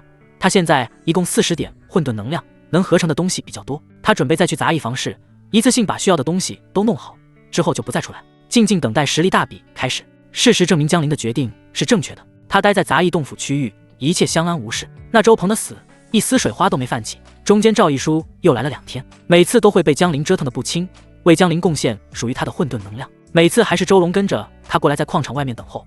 若不是因为实力大比即将来临，周龙恐怕早就没有耐心，会亲自上场找机会教训江灵。他心里早已把江灵当成死人。等实力大比结束，忍不住的他哪怕有被宗门执事责罚的风险，也要亲自动手。就这样，在江灵躲起来发育一段时间后，整个缥缈圣地的弟子实力大比如约开始。杂役弟子们的实力大比场所位于异常庞大的大比广场，整个缥缈圣地的杂役弟子加起来得有上10万。炼气峰、炼丹峰、灵符峰、灵阵峰，圣地内各个先锋的杂役弟子都过来了，大家的修炼天赋都是1品、2品。一些年纪比较大的杂役弟子摩拳擦掌，相比于年轻的杂役弟子，年纪大一些的他们多少有点灵力修为，只要能崭露头角进入前10名，就能提前解决体内毒素问题，正式成为圣地的外门弟子。没错，不止炼气峰杂役，其他先锋的杂役弟子体内也都有毒素，这些都是来缥缈圣地激活修炼天赋的代价。天赋不够，就只能靠时间来熬。熬到现在，本以为最多是成功解毒后离开圣地，靠着灵力修为回世俗过好日子，现在居然有机会提前解毒并晋升为外门弟子，那他们肯定要拼了。大比广场上分成了100个场地，每个杂役都有自己的随机玉牌。江灵拿到的玉牌数字是9527，一个很有特殊意义的玉牌。每个场地都有一位修为达到9重那气境的外门弟子担任裁判。肃静！外门大长老道。说话之人的灵力修为颇为高深，声音蕴含着滚滚灵力荡漾开来，哪怕庞大广场上有上10万杂役弟子，也照样每个人都能听到这声音。这修为元丹境还是气海境？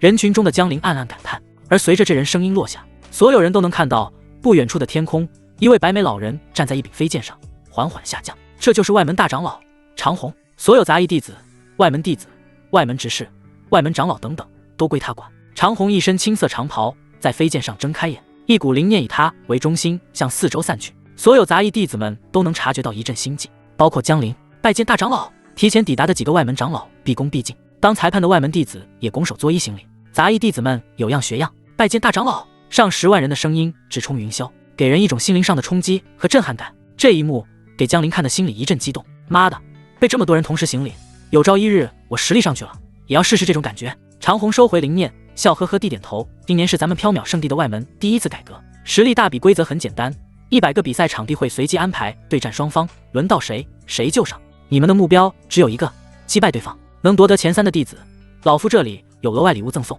好了，开始吧。随着长虹话语落下，几个外门长老纷纷应声明白。很快，第一轮随机安排的对手出炉。江陵拿到的玉牌上9527的对面出现了一个数字666，这就是江陵第一轮的对手。与此同时，玉牌下方出现一行小字，告诉江陵他的比赛场地是6号场地的第66组。江陵嘴角抽搐，自己今天这是捅了老6的窝了，一下子给他碰见这么多6。周围的人都在寻找自己的对手，想知道自己的对手是什么实力，自己有没有把握击败对方。不过这一次杂役弟子实力大比，注定了大部分人只是陪跑，毕竟大家都是1品、2品修炼天赋，灵力修为基本都在1重、2重、3重那气境，很大一部分甚至连灵力修为都没有，只是空有一点力气和战斗技巧。这些人上场时基本就是菜鸡互啄。江陵来到了6号场地，抬头望去，6号场地第一组对战的双方已经开打，灵力修为都没有，纯肉身菜鸡互啄。杂役弟子实力大比，是不限制手段的，也就是说，只要你能赢，生死勿论。6号场地第一组的双方就是如此，两人看上去年纪和江陵差不多，其中一个长得壮10点，但另一个精瘦的家伙居然能打一套拳法，看上去威力尚可。两人缠打在一块，精瘦男子仗着自己会拳法，急于击败对方，他的进攻速度很快很猛。壮士男子则是默默积攒力量，保留体力，暗中观察，静静等待机会。他躲开对方攻击他的要害，最后成功找到机会，拼尽全身力量，一拳砸在了精瘦男子的太阳穴上。胜负立判，决定胜负的因素很多，这精瘦男子败给了对方，也败给了他自己。场下的江陵心中思索着，那精壮男子若是能稳一点，不会拳法，只有力量的壮士男子根本不是他对手。很快，6号场第2组对战开始。这一次的对战，双方让江陵眼前一亮，因为双方都是2个女的，年龄看上去也就20的样子，一边身材一般，但颜值很不错，另一边颜值一般，身材却很爆炸。这场战斗必须要看，好好观摩。和江陵一样想法的人还有很多，周围都是要在6号场地上台的杂役弟子，尤其是那些男弟子们，大家不约而同的将嘈杂声和讨论声放低，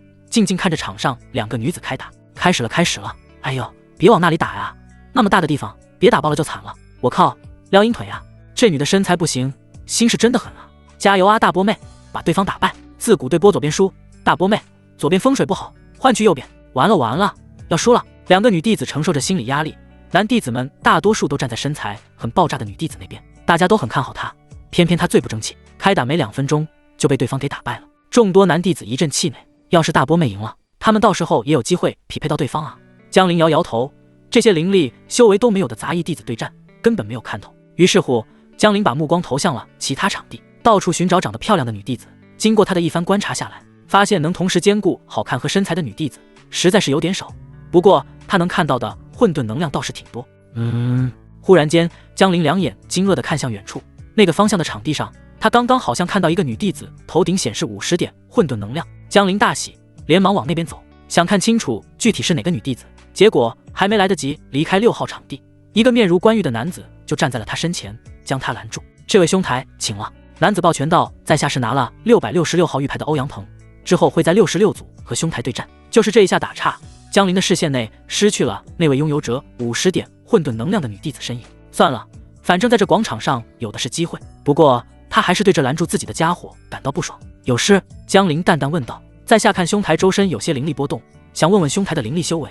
闻言，江陵抬腿就准备离开，不说就算了，懒得跟你折腾。见江陵如此不给面子，欧阳鹏脸上的笑容收敛了一些，再次拦住江陵，语气已经没有了刚开始的客气。到时候上场，我希望你和我象征性的交手一番后就认输，如果愿意，我可以给你200两银票。另外，将来若有机会，我会想办法让你晋升为外门弟子。说完，欧阳鹏自信地看着江陵，他相信自己开出这个筹码，对面一定会答应。对此，江陵只有2个字：傻逼。干净利落的2个字，当时就让欧阳鹏皱眉了。他提醒道：“拒绝我，你没好果子吃的。我最讨厌名字里有鹏的，偏偏你叫欧阳鹏，咱们还是手底下见真章吧。”江林摆摆手，直接无视了对面的叫嚣。对面如果有什么强大的背景，那肯定不会从杂役弟子做起，而等今天实力大比一过，江林就是外门弟子。作为缥缈圣地的正式弟子，只要自己不主动犯错，性命安全就有了保障。既然这样，那还怕什么？欧阳鹏没再说话，他只是想保留一些灵力和体力，这样能确保自己进入前10的概率更大。既然对方不接受，那就靠实力说话吧。他如今有3重纳气境，还初步修炼了凡阶中等武学。既然对方这么不给面子，那到时候上台了，就别怪他不留手了。公开的交手对战，打伤打残很正常。那边江林离开6号场地后，就寻找那个混沌能量高达50点的女弟子，结果未能如愿。杂役弟子都能有50点混沌能量，对方肯定有什么特殊之处。若能成功和对方阴阳调和，正在江林思索时，一只手忽然落在江林肩膀上，江林下意识警惕。嘿，江林师弟。江威笑盈盈地看着江林。江威师姐。江林有些意外，下意识问道：“你都忙完了？”言下之意是怎么不见去杂役洞府找我？江林师弟，抱歉啊，我还没忙完。江威师姐吐了吐的粉嫩的小红舌，她今天穿着一身浅绿色短裙，面容有些调皮，一双浑圆的长腿看上去如温玉般洁白。风吹过来，短裙在这双美腿前后来回摆动，让人舍不得挪开视线。我感觉突破一阶炼丹师已经快了，我是过来给你加油的哦。江威笑嘻嘻道。江林更意外了，专门过来给我加油？对啊。江威靠近江林，眼睛左右看了看，见没人注意这里，这才小声道：“负责6号场地的那位师兄，我认识，我和他说过了，他到时候会看情况照顾你的安全。台上拳脚无眼，能否安全无恙，全看裁判给不给力，愿不愿意在关键时刻照顾。因此，江威才会特地找那位师兄帮忙。江威师姐，多谢。”江林认真道谢，这样的师姐谁能不爱？以后阴阳调和的时候要多多力挺才行。江林师弟，好像到你上场了。江威提醒着，举起小拳头，再次给江林加油。6号场之前那个欧阳鹏已经上去了，这欧阳鹏不给什么好脸色能理解，这裁判怎么感觉眼光也不怎么友好？江威师姐不是说找了他照顾啊？江林忽然明白了，难道这裁判师兄也是类似周龙那样的舔狗？双方上前，对战开始。裁判李明杰的话音刚刚落下，原本一脸笑容的欧阳鹏便第一时间冲向江林。既然你不识抬举，那就别怪我了。欧阳鹏心中低喝一声，3重纳气境的气势全开，他打算速战速决，用最快的速度将江林击败，甚至打成重伤打残。欧阳鹏要让对方知道敢拒绝他的代价，因此他这一拳是朝着江林脑袋去的。6号场周围还没上场的杂役弟子们一个个面色凝重的低语，这欧阳鹏好厉害的气势，他这灵力修为怕是能稳进前10了吧？据说他已经3重纳气境，这个实力在我们杂役弟子中可不多见，可能他背后有人吧。那个江林碰见他太惨了，3重纳气境想都不敢想，这辈子我要是能有3重纳气境，以后回我们镇上能成豪绅了。那个江林怎么像吓傻了一样不动？快避开呀！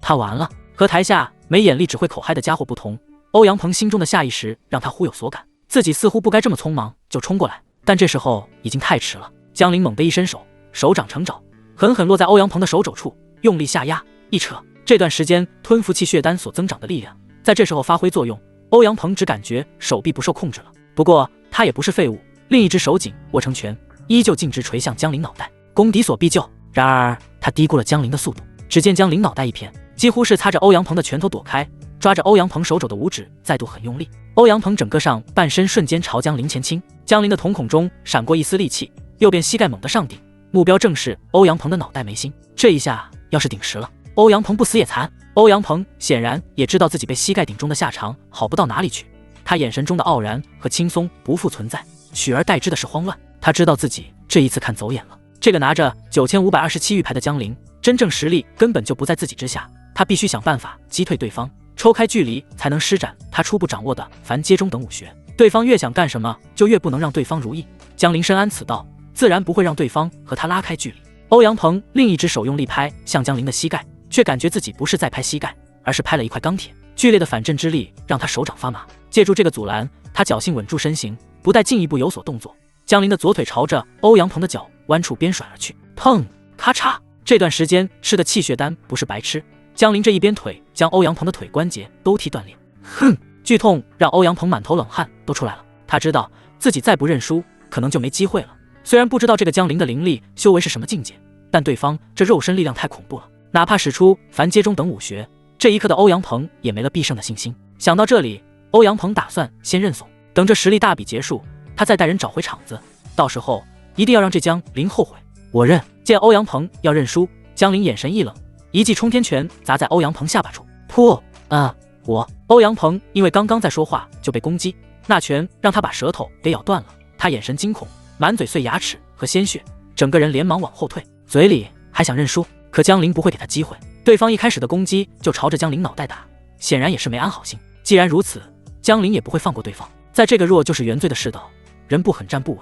欧阳鹏挣扎着刚站起来，江陵已经冲到他面前，双掌闪电般探出，重重拍在欧阳鹏的太阳穴上。强烈的掌击让欧阳鹏脑子眩晕，江陵双手抱着对方的脑袋，用力一扭，咔嚓一声，欧阳鹏顿时瘫软如泥，没了气息。6号场周围的杂役弟子一个个被江陵的狠厉手段给砸得后退一步，他们目光惊骇，看着那缓缓倒地的欧阳鹏，众人纷纷倒吸一口凉气。骗人的吧？欧阳鹏不是3重那气境吗？就这么死了？这江陵是哪座先锋的杂役弟子？这么凶，恐怖，碰到他直接认输算了，太过分了吧？我刚刚看到欧阳鹏好像想认输来着，被江陵强行打断了，没能喊出口。嘿嘿，哪里过分了？上了实力大比的擂台，生死勿论，这是规矩。场下某处，赵一书正在这里观战。没错，杂役弟子大比，原本赵一书应该期盼着欺辱他的江陵死在别人手上，可不知为何，他忽然想来现场看看。尤其是见到江陵并没有被欧阳鹏击败，而是反过来将欧阳鹏都杀了，他心里居然下意识有些松了口气。不可能，我肯定是希望江陵死在台上的，这是我的错觉，对，错觉。赵一书喃喃自语着，旁边周龙也在一块在观战，他打量江陵，心中有着猜测。周鹏那蠢货难不成已经被这江陵杀了？这小子不能留。周龙的眼底掠过杀意，等实战大比结束，一定要想个办法把他杀了，趁着对方还没崛起，哪怕冒着被长老责罚的风险，也要把危险扼杀在摇篮。他打听过，为什么江陵一个一品修炼天赋的废物，灵力修为也能这么快突破。显然，江陵的实力增长速度让周龙怕了。江陵这段时间已经公开了他灵力修为为何增长这么快的原因。缥缈圣地灵石矿里面的灵石并非天生，而是由一座巨大的聚灵阵不停运转，凝聚天地灵力，人为将灵石制造而成。这些人为制造的灵石短时间内无法承受住外来能量冲击，所以才需要修为低下或者干脆没有修为的杂役弟子手动采挖。有时候聚灵阵会释放能量外溢出来，外溢的能量基本都会被灵石吸收，但总有幸运儿运气不错，吸收了这道能量的人获得福缘，大有裨益。这是炼气峰灵石矿众所周知的事，只是那种几率万中无一。这个情况被江陵当成完美借口，解释了他一品修炼天赋的实力也能增长这么快的原因。大家都羡慕嫉妒他运气爆棚。裁判师兄，这情况是我赢了吧？见裁判一直没出声，台上的江陵主动提醒一声：“你赢了。”李明杰看了看江陵，心中不知在思索什么，宣布了66组的比赛结果。江陵刚准备下台，忽然想起来欧阳鹏死在台上，那欧阳鹏身上的东西应该也是他的吧？之前开价那么高让江陵认输，所以这家伙应该很有钱才对。于是，在众人错愕的目光下，江陵当众开始舔包，搜索战利品。欧阳鹏身上还真有不少银票，江陵在他怀里找出了300两银票。别说杂役弟子，哪怕是在外门弟子里面，这笔钱也不是谁都有。虽然江陵舔包的速度很快，但还是有不少外门弟子看到江陵从欧阳鹏的怀里拿了一堆什么东西，种类很多。这些外门弟子眼神动了动，见江陵如此明目张胆把欧阳鹏身上的东西拿走，裁判李明杰嘴角抽了抽，没有说话。300两银票对他这种9重那气境的外门弟子来说，倒不至于羡慕。这边的动静不小，外门大长老长虹都将目光看了过来。咦，见自己关注的欧阳鹏居然死了，长虹心里有少许惊讶。他之前灵念一扫，哪些人能得到钱时，他心里就有了个大概的数。欧阳鹏就是其中之一，没想到这小家伙第1轮就死了。长虹摇摇头，我辈修士就是这样，没人说得准明天和意外哪个先来。想要在修炼这条路上走得更远，注定了要踩下一个又一个垫脚石。成功了是你踩别人，失败了就是别人踩你。江陵下了6号场地，周围杂役弟子下意识离他远远的，都被他刚刚的狠力给吓到。江陵也不在乎这个，赵一书刚想靠近过去问问江陵怎么回事，问问他怎么现在这么厉害，结果就看到一个穿着漂亮的女弟子在江陵身边说着什么。虽然不知道那是谁，可赵一书下意识皱起眉头，那是谁？他心里下意识有些情绪波动。接下来的实力大比，匹配到江陵的对手都直接放弃了。江陵在他们眼里已经是个心狠手辣的主，3重那气境的欧阳鹏都打不过江陵，他们就不自取其辱了。上10万个杂役弟子数量庞大，随着实力大比继续进行，中途又出现了类似江陵的狠人，慢慢的也有敢和江陵交手的人出现，不过江陵都一一将他们击败。欧阳鹏相当于是让江陵杀鸡儆猴，有潜力在，杂役弟子没人小觑江陵。慢慢的，前10的弟子出炉了，江陵就在其中。傍晚时刻，偌大的超级广场上，被淘汰的杂役弟子很多都留在这没走，大家都想看看最后前10到底是谁，也想看看前3名能拿到什么特殊奖励。长虹大长老宣布，最后剩下的10个杂役弟子休息片刻，休息完就进行前3名角逐。休息时，江灵和姜薇在聊炼丹师的事。师姐，恭喜你成功踏入1阶炼丹师。看着坐在自己旁边的姜薇，江灵微笑着恭喜。嘻嘻，你也快了。姜薇小脑袋微微倾斜，看着江灵，眼如弯月，以你的实力，好好加油，争一争前3。前3不知道会有什么特殊奖励，不知道呢。事出反常必有妖，那奖励肯定很特殊。是啊，事出反常必有。江灵刚点头，他猛然一愣，事出反常必有妖，不对，不对劲。江灵心里咯噔一下，他似乎忽略了什么东西。这缥缈圣地的弟子改革，为什么只在杂役弟子之间改革？杂役弟子只在杂役洞府和矿场有性命保障。说白了，杂役弟子就是被养的蛊，修炼天赋不够就只能熬。谁能从众多杂役弟子中熬出来，谁才有机会成为外门弟子，成为缥缈圣地最外围的外门弟子。这样的杂役弟子改革了能有什么用？靠那1品、2品修炼天赋能干什么？几乎是瞬间，江灵断定这缥缈圣地让杂役弟子搞的什么鬼改革，绝对有问题。也许这改革根本就不是缥缈圣地弄的，而是内外门大长老长虹私自弄的。这个所谓的实力大比，最高负责人从一开始就只看到外门大长老，缥缈圣地的其他高层一个都没出来。心中这个念头升起，江灵下意识看向外门大长老长虹。长虹若有所感，江灵连忙收回视线，不能再继续表现了。江灵心中一屏，直觉告诉他有问题，虽然不知道问题出在哪里，但现在当务之急是停止继续表现。江灵师弟，怎么了？姜薇并未察觉出江灵的异常。没，姜薇师姐，时间到了，我先上台了。哦，好，加油。因为察觉到不对劲，接下来这场对战在江灵的全力以赴下，他最终棋差一招输给对方，无力继续角逐前3。击败江灵的那人根本没察觉出不对劲，其他人也没察觉到，江灵希望那长虹也没察觉到。最后的结果自然是江灵止步前10。至于前3名，江灵特地留意了下，最强的那个居然是4重大气境，剩下的2个也是3重大气境，实力应该比那欧阳鹏还厉害点。长虹目光扫视着前10名，江灵努力让自己放松。长虹并未多说什么，只是点点头，伸手一挥，10颗灵丹各自飞向前10名。不错，身为杂役弟子能做到这一步，你们很不容易。这是彻底解除你们体内毒素的解药，都吃了吧。解药？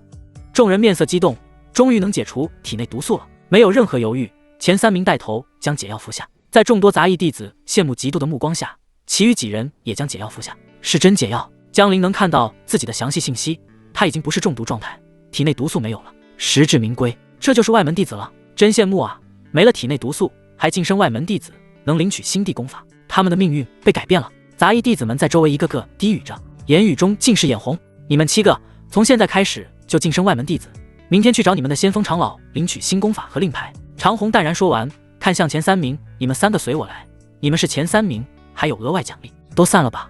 随着外门大长老长虹宣布实力大比结束，杂役弟子们这才一个个散去。江灵怀着忐忑的心情回到炼气峰，好在那大长老长虹并未说其他，前3名可能有更好的奖励，但我并不需要着急，有混沌河道炉在，什么都会有的，稳妥一点才是王道。回到房间的江灵坐在床铺上总结着，没争前3，可他并不后悔。无论怎么想，这杂役弟子的改革处处都透着不对劲，没必要去赌那种不确定的好处。有混沌河道炉在手，他只需要多找女弟子阴阳调和，积攒足够的混沌能量，要什么搞不到。这时敲门声响起，咚咚，莫不是姜薇师姐送上门来了？6号矿场的杂役洞府，江灵房间外，今日里整个缥缈圣地的杂役弟子和外门弟子们都比较热闹。往日里这时候已经安静了，但今天杂役弟子实力大比才刚刚结束，外门弟子议论纷纷，杂役弟子间的讨论更是一波接一波，停不下来。赵毅书俏生生地站在江灵房间外，贝齿轻咬红唇，脸上纠结。他也不清楚自己为什么这个时候要来找江灵，可能是看到江灵在实力大比上的实力爆发，也可能是想弄清楚江灵为何忽然这么厉害，还有可能是因为看到有一个漂亮的外门女弟子靠近江灵，他心里吃醋，不甘心，我一定是疯了。江灵就是个登徒子，是个见到漂亮女人就走不动道的色胚。可是每每想到这里，赵一书心中总是会浮现出自己被江灵操控着镇压的场景。他圆润双腿不自觉地夹紧摩擦，于是他敲响了门。门打开，江灵一愣，怎么是你？你来干什么？又想通了？约定好1周2天，还没到最后2天，赵一书居然提前过来了，还一脸微红，看着像是发春了。江灵，赵一书面色复杂地看着江灵，你怎么突然这么厉害？你要是早这么厉害，我也不会跟你千和梨树。我们这话赵一书倒是真心的，他嫌弃江灵的修炼天赋，但不嫌弃江灵的身体和长相。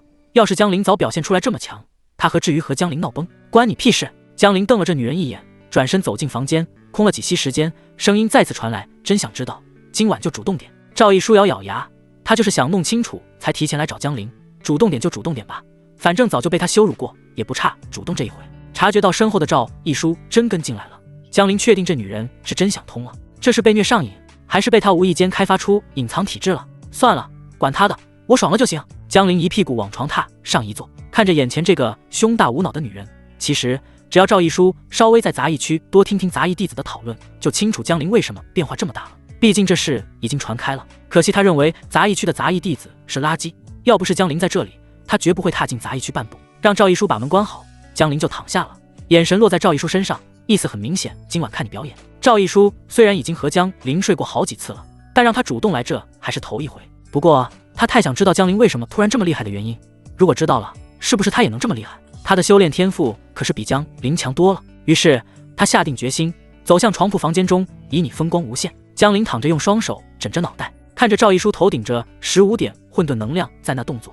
没错，赵一书如今2重那气境，阴阳调和能提供的混沌能量从原本的10点提升为15点，这也印证了江陵的猜测，那就是相同条件下和修为越高的女弟子进行阴阳调和，所获得的混沌能量会越多。风卷云舒后，赵一书瘫软地趴在江陵身上，江陵在舒舒服服中就收下他提供的15点混沌能量，加上之前攒了40，他现在攒了55点，还不够，继续攒。他一把将赵一书推开，望着气喘吁吁的赵一书，江陵的视线居高临下：“你的回合结束了，这一次轮到我了，别让我休息下。”混沌能量加15，攒够60点了。势必赵一书依旧不忘自己的目的。对此，江陵嗤笑着让他去外面杂役区逛逛，大家应该都在讨论这件事。赵一书一愣，不明白怎么回事，细问之下才知道缘由，原来是灵石矿下方聚灵阵的缘故，就这么简单。不是你得到了什么宝物？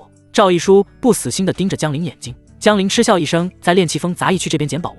赵一书，我看你真是脑子有问题，这边有宝物还轮得到杂役弟子捡？那我刚刚那么主动算什么？算什么？算你摇起来有进行不行？你！赵一书气结，他满脸通红，不知道是羞愤还是红温，看着泼皮无赖似的江陵，最终他狠狠一跺脚，胸前波澜晃动，飞快离开了江陵的房间。没过多久，有许多杂役弟子过来找江陵恭贺，恭喜江陵解除毒素，晋升外门弟子。不管是认识他还是不认识他的，这些杂役弟子平常认识不到外门弟子，如今好不容易有机会，当然都想凑上来混个眼熟。对这些人，江陵自然是随意就打发了。次日大早上，江陵要去炼气峰的长老殿。江陵还从没见过掌管整个炼气峰的长老，他在炼气峰见过的最高负责人只有矿区的执事，他现在就是去找矿区执事。他没忘记昨天在欧阳鹏身上搜刮的那些银票和大堆东西，那些东西都被他丢在河道炉里面了，所以搞不好就会有外门弟子动心。还有个赵一书的舔狗追求者周龙要提防。江陵想了一下，不如先过来见见矿区执事。来到管理6号矿场的执事洞府前，江陵叩门，很快再次见到了负责6号矿场的执事。弟子江陵，见过柳间长老。江陵开口直接称呼长老。柳间是个瘦小老头，身形甚至不足1.6米，听到江陵竟叫他长老，他心中一惊，左右看了看，还好没有其他人。你就是江陵？胆子不小，连称呼都叫错。老夫是执事，并非长老，以后别忘了。江陵听后顿时抱拳，抱歉，柳执事，您的气息给我的感觉和昨天在广场上那几位长老一样强大，我还以为您已经是长老了。宗门执事和宗门长老虽然都是宗门管事的，但平常都是宗门执事在实际做事，长老们只要下达命令即可。宗门执事做梦都想晋升为长老，到时候不但身份水涨船高，还不用去处理各种琐事，有充分的时间去修炼。江陵是过来找柳间问事和找他帮忙的，好话鬼话不管什么话，只要好听，他张嘴就来。在柳间看来，江陵区区一个刚晋升的外门弟子，根本不懂什么气息强大，因为都能碾压江陵。可江陵说，感觉他的气息和那几个长老一样强大。虽然柳间知道自己距离长老还有一段距离，可听江陵这样说，他心里很舒服。因此，哪怕江陵把称呼叫错了，柳间的态度也挺随和。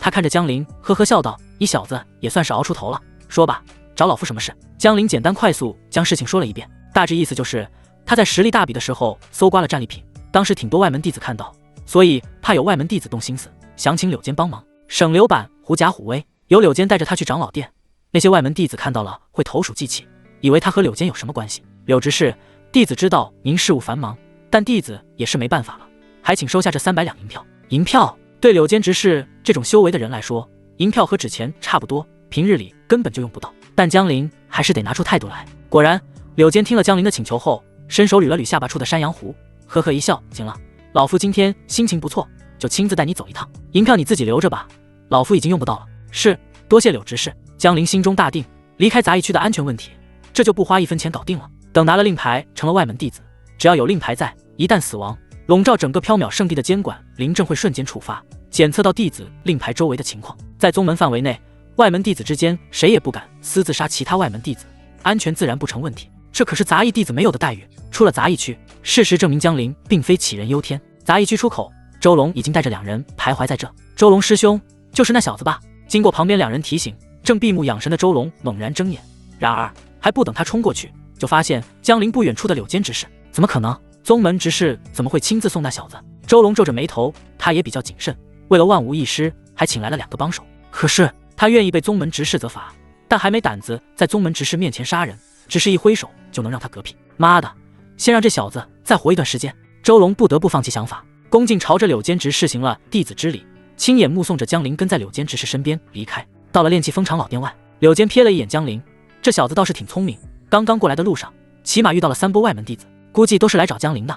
然而那些眼红江陵银票的外门弟子，当他们看到目标竟和宗门执事走在一块，纷纷傻眼。他们知道这好处多半是抢不到了，知难而退，掉头就走。行了，去吧，长老殿就在前方，拿了外门弟子令牌后你就安全了。柳间挥挥手让江陵进去。事实上柳间愿意带江陵过来，也不全是因为江陵说的话让他心里舒服，更重要的原因是他负责的6号矿场从没出现过有人晋升外门弟子的事，江陵是头一个。过来的路上，柳间环指导江陵怎么选取新功法，就当结个善缘。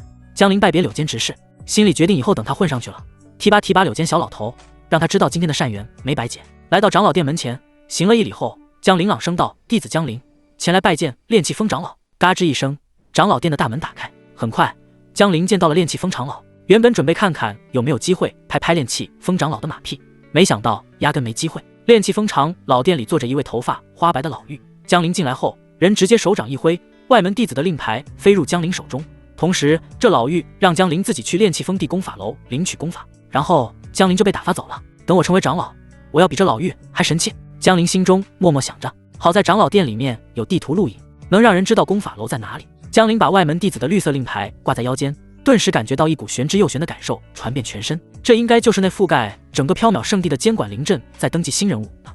这下暂时是不用为安全考虑了。嘿，江陵！正在江陵准备前往炼气风地功法楼时，一道有些熟悉的声音在他身后不远处响起。这里，江陵，我在这里。唐瑜似乎唯独钟爱紫色，今天的他依旧还是一身紫色衣裙包裹着那美妙酮体。见江陵看过来，他连忙挥手示意，酥胸晃动，同时他歉意地朝身旁一位男子笑道：“李师兄，不好意思，我见到认识的师弟了。你说的任务我不太感兴趣，下次有机会再见吧。”呵呵，好，那就下次再见。男子似乎并不在意，只是多看了一眼江陵的方向，眼神中掠过一丝冷芒，转身离开。唐瑜仙子，刚才那屌毛是谁啊？那人多看了江陵一眼，江陵心里估计自己怕是又被盯上了。果然在漂亮女修身边到处都是舔狗，心直口快的江陵更是一下子说漏嘴，把母性词语都整出来了。啊？什么？唐瑜没太明白。见唐瑜发呆，江陵咳嗽一声，我的意思是，刚刚你身边那位师兄是……哦，他是李然师兄，不过我可讨厌他了，不喜欢跟他待在一起。唐瑜说完，又看了看江陵，笑道：“可以啊，你的修为增长挺快。唐瑜仙子，我现在也是外门弟子了。”江陵拍了拍腰间的绿色令牌，啊，你就是那个江陵？唐瑜瞪大眼睛，他这才意识到，原来昨天那个晋升外门弟子的江陵，就是自己认识的这个江陵。两人一通闲聊，江陵这才知道唐瑜的师尊就是长老殿里面的老妪，那老妪名为苗启。走吧，江陵师弟，我带你去领功法。唐瑜调皮眨眨眼，他对相貌阳光开朗的江陵好感不错，不然也不会看到江陵就过来了。说着，唐瑜在腰间小锦囊一拍，唤出一柄小巧的灵剑，他捏动手印，一声紧，灵剑体积增长膨胀，唐瑜踏了上去。江陵师弟，你还不会御剑飞行，我带你体验体验。说着，唐瑜抓着江陵扯过来，灵念驱动灵剑起飞，失重感一下子传来，江陵能下意识，两只手猛地一抓，抓在了唐瑜的腰上，很软，用柔弱无骨来形容最合适不过。江陵师弟，你站稳了就放手呀。唐瑜耳朵根都红了，声音也不复之前的大方。抱歉，一下太突然了，我情不自禁就……见江陵还在继续说，唐瑜白了他一眼，不过也没再计较，毕竟他也存了想戏弄一下江陵的心思，才会突然这么做。有唐瑜御剑飞行带着，炼气封地功法楼很快到了，没有哪个不开眼的阻拦。很快，江陵就来到了功法楼领取功法，摆在他面前的一共有3本新功法。摆在江陵面前地功法一共有3本，分别是控火功、聚灵经、混元一气诀。聚灵经是普通功法，修炼容易点，混元一气诀更难修炼，能在体内凝练一口混元气，与人交手对战，混元气能增强你的武学威力，让人防不胜防。咱们炼气峰大多数外门弟子选择的都是控火功，主修火属性灵力，因为选择来炼气峰的弟子大多数都想着发展副职业炼气师，修炼控火功对成为炼气师有辅助作用。对了，江陵师弟，你是为什么选择炼气峰？唐虞简单介绍后问江陵。江陵嘴角抽了抽，他能说他压根就没得选吗？能找到一个检测修炼天赋的地方就不错了，想选也没资格选啊。这不重要。江陵随手指向混元一气诀，唐虞师姐，我就修它了。混元一气诀虽然是最难修炼的，但江陵的悟性强，凝练的混元气用来搞偷袭当老六最适合不过。见江陵选择修炼最难地功法，唐虞倒是没有多说什么，毕竟他都介绍过了。他带着江陵办好晋升外门弟子的其他手续后，又带江陵去了灵宝楼。每个外门弟子都能领取一件趁手灵宝，江陵自然也不例外。灵宝的等阶划分为凡阶、玄阶、地阶，大致上和武学等阶划分一样。那气境的外门弟子领取的灵宝是初等凡阶灵宝，带有一点灵性，那气境使用足够了。只是江陵选来选去，最后感觉没有入眼的初等的凡阶灵宝他看不上。别忘了，混沌河道炉能变废为宝，他并不一定需要买炼制成功的灵宝，搞件好一点材料的废灵宝，然后再通过河道炉合成为好灵宝，才是正确的打开方式。于是他随便选了一件初等凡阶软甲，没错，他选的是防御型灵宝。等出了灵宝楼，唐虞拿出个锦囊袋子丢给江陵，不好意思的欠声说道：“江陵师弟，我之前过来找你，有可能会让你被那里然记恨上，你之后要小心一点。这个储物袋当做我的赔礼，里面有个小空间，你修为达到4重那气境就能滴血认主使用。外门弟子每个月都要接取外门任务，我建议你尽快突破到4重那气境，会更安全一点。”唐虞说了挺多，这些都是刚来外门的江陵急需知道的重要信息，帮大忙了。有机会必须力挺唐虞师姐。从灵宝楼离开后，江陵前往在唐虞这里打听到的外门房室，和杂役房室差不多，只是杂役房室基本是杂役弟子，很少有外门弟子，而外门房室则大多数都是外门弟子在交易，少数时候也会有内门弟子出现。他现在挂着外门弟子令牌，那周龙找再多人来都没用，监管灵阵时刻在运转着，只要出现恶劣事件，触发了监管灵阵，挑事的人没好果子吃。来到外门房室，这里比杂役房室要更整洁一些，都来看看，都来瞧瞧，我这里有各种炼丹峰出品的一阶灵丹，质量有保证，最新炼制的初等凡阶灵宝，一件只需60两银票了，数量有限，先到先得，价高者得。有没有需要灵符的？灵符峰弟子刻画的一阶灵符，火球符、风刃符、御风符、雷击符，应有尽有，一张只需10两银票嘞。好家伙，这外门房室不愧是比杂役房室高级一点的地方，在这里摆摊的外门弟子交易的东西五花八门，且更为实用，甚至出现了摆上来就被卖空的场景。江陵刚刚亲眼见到一位来自炼丹峰的弟子，刚刚将各种一阶灵丹从储物袋中取出，众多有需要的外门弟子就蜂拥而上。很快，那摆摊交易一阶灵丹的外门弟子就收获了很多银票和下品灵石。银票在外门里面还是挺流通的，20两银票的价值等于1块下品灵石。外门弟子一个月能领取的修炼资源是10块下品灵石，换算成银票也就是200两。在世俗中，1两银票就能让一家3口一个月有吃有喝。这外门弟子不愧是缥缈圣地的正式弟子，一个月这是直接发放200两银票啊！看着那些摊主赚得盘满钵满，江陵自己都差点动心了。他有混沌河道炉，随便搞点废品合成后过来摆摊交易，直接发大财啊！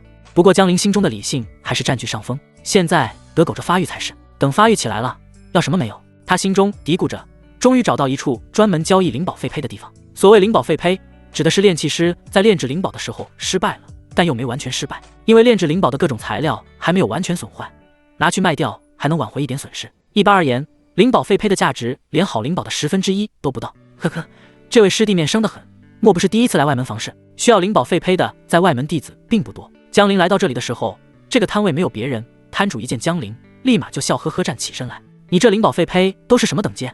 什么价？江陵无视了摊主问他的话，把话题主动权拿回来，直接询问价格。师弟，右边10个是初等凡阶灵宝废胚，左边4个是中等凡阶灵宝废胚。初等的5两银票，中等的8两银票。初等废胚是什么破烂啊？路边一条。江陵看都没看，直接看向左边。中等废胚，拿回去合成就能得到一件完好无损的中等凡阶灵宝。对了，有没有高等的？江陵问了一嘴。高等的？摊主一愣，重新打量江陵。师弟，高等的凡阶灵宝废胚我这里没有，不过我能提供给你一个消息。只不过这消息嘛，见摊主这模样，江陵哪里不知道对方这是要钱。他从怀里掏了几块废灵石，就这些，不说算了，银票都没掏，就几块废灵石。他相信这消息绝对不止这摊主一人知道。行吧行吧，摊主有点嫌弃的把废灵石收起来。没办法，蚊子再小也是肉。呵呵，这位师弟，据我所知，炼气峰的外门弟子中，已经成为2阶炼气师的宫师姐那里有你要的东西，而且还不止一件。你要是有需要，直接去找宫师姐就行，前提是你能拿得出宫师姐需要的东西。嘿嘿，宫师姐，不知为何，江林现在听到师姐、师妹什么的，就下意识将脑补成漂亮女修了。不知道能否有机会力挺这宫师姐。从这位摊主这里，江林得到消息，炼气峰外门弟子的宫师姐需要水灵附春丹。水灵附春丹的作用是帮助元丹境之下的修士完美处理烧伤、烫伤等问题，可这却是3阶灵丹，通常需要元丹境修士才能用到。这位宫师姐之所以需要用，其原因在炼气的时候出了岔子，导致手臂有所烧伤。手臂烧伤，男弟子可能觉得无所谓，又没烧脸，衣袖放下来，该干啥干啥。但大部分女弟子不这么觉得，她们还是希望能尽自己最大努力，让自己恢复如初才行。3阶灵丹的价值自然超越了凡阶高等灵宝废胚，所以谁能为宫师姐找来水灵附春丹，除了能在宫师姐那里得到灵宝废胚，宫师姐还额外欠她一个人情。既然这么简单，那接下来她倒是不需要再去折腾了，专心解决这位宫师姐的事，到时候人财两得岂不更好？别误会，江林的意思是阴阳调和后获取宫师姐身上的混沌能量。可惜了，那天在广场上惊鸿一现拥有50点混沌能量的杂役弟子没找到。心中收拾好心情，江林找到了一个交易炼丹峰各种灵丹的摊主。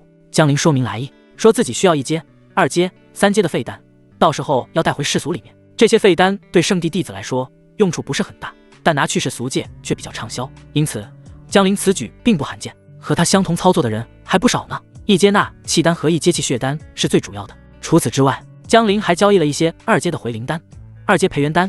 谁说那气境只能用1阶灵丹？江林早多准备些2阶灵丹，反正不缺钱，一直把从欧阳鹏身上薅下来的300两银票花的差不多了，江林才罢休。当然，买的都是废丹。很可惜，这位摊主这里并没有3阶水灵附春丹的废丹。摊主告诉江林，水灵附春丹属于比较稀有的丹药，平常炼制的人少，只有管理炼丹峰废丹区的宗门执事才可能有废丹。这让江林知道目标了。道谢一声后，他带着包袱离开。唐瑜送给他的储物袋需要4重纳气境才能用，得赶紧突破了，不然到哪里都需要带着包袱，也太不方便了。江林在外门弟子那边有房间，但他依旧还是准备回杂役去。结果在矿场入口这里，周龙带着2个人居然还等在这，还好江林早有准备，见到自己还真的等到江林了。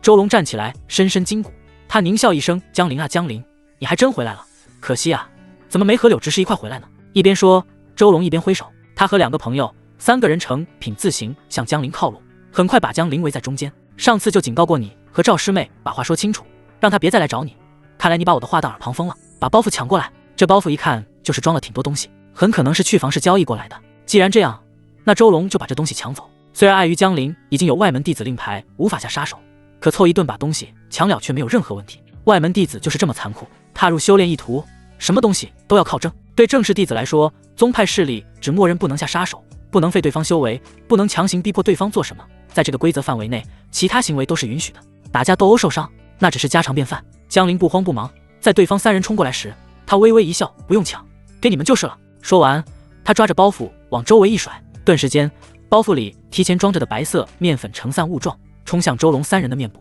3人下意识用手遮挡，然而面粉因为被江林用力甩开，散雾状的面粉又岂是他们用手掌能遮挡的？当下3人都被江林用面粉糊了一脸。操，这是什么？面粉？该死的，我眼睛看不见了！撤，先撤！见3人惊慌失措的想撤走，江林哪里会给这个机会？他冲上去朝周龙裆部就是一脚狠的，还敢威胁他，3番2次搞事！妈的，先废了你！咔嚓，鸡蛋破碎的声音令人听了头皮发麻。呀！周龙蜷缩成弓形，双手死死捂着下半身敏感处，脸上青筋暴起，血液狂涌。至于他另外2个朋友，江林也没少照顾，趁着他们看不清，冲过去抓着他们胳膊就是一拧，直接拧脱臼，又是2声惨叫。江林见他们这么有精力，于是在一人赏了10个大耳刮子，抬手就是抽，啪啪啪啪啪啪，抽的他们老妈都不认识了。别打我，我戳了。2人两边脸颊肿得老高，被江林的果断和狠力给吓到了，连忙口齿不清的认怂。见状，江林笑眯眯的停下，2只手在他们身上一阵摸索，一人找到了200多两银票和几块下品零食。妈的，穷鬼！江林怒骂道：“亏他刚刚抽那么大劲，结果就这么点东西，那他这亏妈了呀！他的劲不要钱啊！”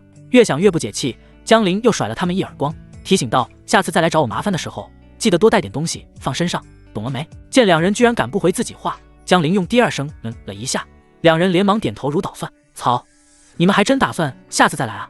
江陵又一人赏了一脚，滚吧！要不是圣地规矩，江陵肯定是直接杀了以绝后患，就像对周鹏那样。谢谢，快走！原本二人以为自己还要被江陵毒打一顿，结果现在就能走，他们心里还有些莫名的感激，感激江陵没给他们当部也来一脚。刚刚周龙的蛋碎声，他们听得很真切，现在他们还有些隐隐作痛，代入感太强了。江陵这种狠人根本不是他们能招惹的，他们甚至不恨江陵，而是恨叫他们过来帮忙的周龙。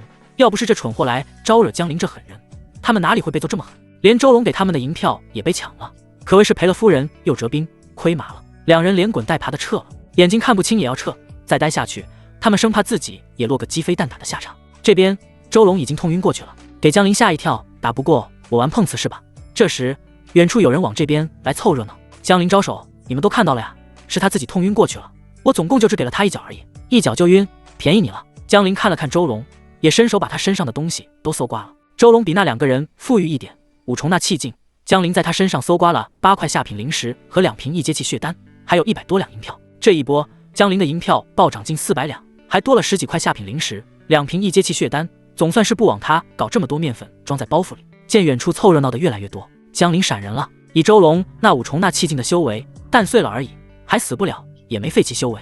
唉，我还是太仁慈了点。回到房间的江陵深刻反省，刚反省了2分钟，他觉得自己不能浪费时间，赶紧利用修炼资源突破境界，然后去找人美心善的姜薇师姐才行。姜薇师姐上次说她的事都差不多完成了，结果现在还没来找江陵。江陵不忍心看着那些混沌能量就这样流浪在外，于是他决定还是自己主动出击吧。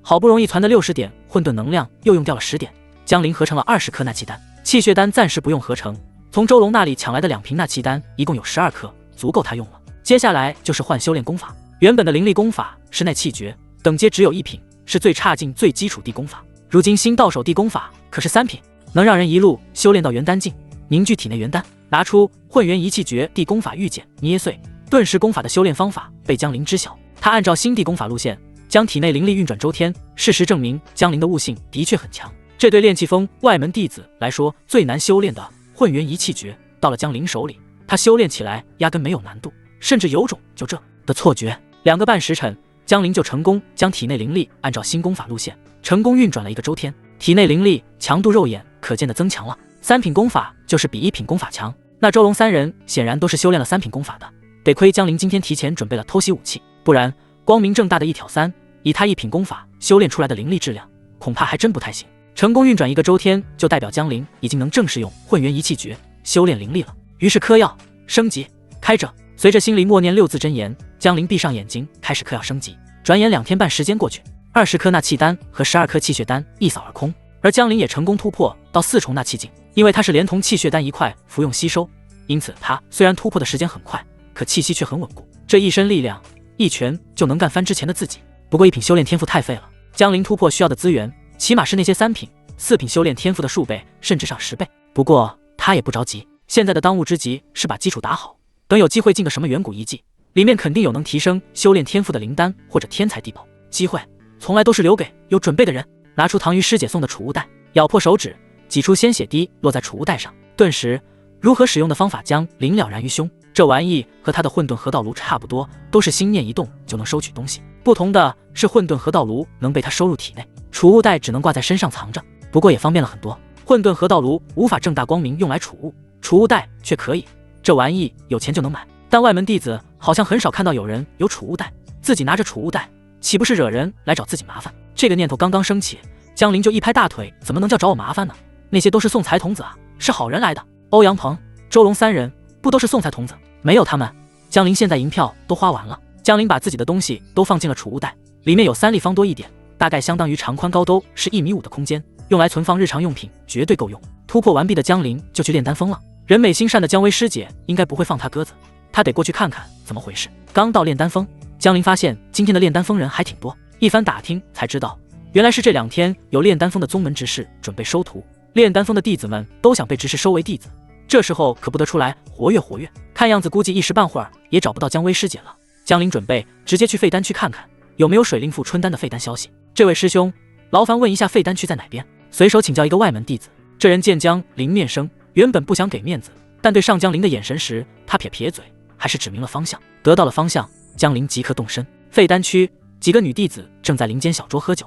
来来来，大家再干一杯。对，姜薇，再来一杯，我这可是非常好的果酒，在世俗里面根本买不到。没错，再来一杯我们就结束。听着三人都这么说，已经有些喝醉的姜薇这时候也没多想，端起杯子就准备喝。他也没想到自己能运气这么好，碰上炼丹峰废丹区的宗门执事收3个徒弟，正好收了他，明天就要去执事那里报道。今天3个朋友说这是大好事，得好好喝一顿，帮姜薇庆祝庆祝。这段日子为家族分忧的压力一直压在姜薇心头，熬到宗门执事收徒，他肩膀上的大石头一下就轻了，也想放松放松，于是就有了这样一幕。另外3人互相使眼色，其中一个脸上长了些许麻子的女胖子忽然起身，端着酒瓶给姜薇倒酒。姜薇师妹，你的这杯只有一半了，我给你满上，咱们再喝。此时的姜薇不疑有他，见酒成功倒满。另外2个女弟子眼中闪过一丝莫名笑意，来，喝完这最后一杯，咱们这次为姜薇师妹举办的庆祝酒会也就圆满结束。4个人一块举杯，咔，清脆的酒杯碰撞声，4人将杯中酒全部喝下。这杯中酒乃是果酒，果酒不像烈酒，果酒是很多女弟子们的钟爱，初喝入肚时会有一股浓郁果香味伴从喉咙慢慢进入脾胃，到了后面酒劲才慢慢上头。姜薇师妹，这果酒味道如何？那女胖子笑眯眯询问。好喝。姜薇此时酒劲彻底上来，小脸红彤彤的，煞是可爱。对朋友的询问，她毫不犹豫地点头。好喝就好，我这里还有2瓶，一并送给你，到时候师妹起飞了，别忘记我们就好。师妹，姜薇师妹，你怎么了？说着说着，姜薇缓缓趴在石桌上睡着了。女胖子推了推姜薇肩膀，见姜薇没有动静，于是3人也不装了，直接将手中杯用力狠狠放在石桌上，依旧是发出清脆碰撞声。他们脸上笑容褪去，取而代之的是嫉妒。哼，凭什么啊？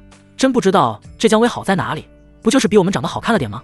只是居然选她不选我们，就是要我说，这姜薇就是走了狗屎运，居然这么运气好，正好被执事挑中收为弟子。说话这2个女弟子身材平平无奇，相貌也是普普通通，一眼路人。那女胖子则是阴险一笑，别急，姐妹们，姜薇师妹喝醉了，咱们也醉了，都回去休息吧。至于姜薇师妹，女胖子一副阴谋得逞的样子，哼道，这里距离姜薇师妹房间还有一段距离，咱们3个不胜酒力，得叫个力气大的师兄来帮忙才行。女胖子显然是不安好心，她提前叫来另外2个女弟子，3个人一块找姜薇喝酒，把姜薇灌醉，然后就准备叫2、3个风流成性的男弟子过来帮忙把姜薇送回房间。至于后面会发生什么，那他就不清楚了。不过姜薇师妹应该会没事的吧，毕竟她那么厉害，能被执事收为徒弟呢。就是不知道那位执事知道姜薇和几个风流成性的男弟子在一块快活后，还愿不愿意收人美心善的姜薇为徒呢？这女人的嫉妒心一旦起来，那可是什么手段都使得出来啊。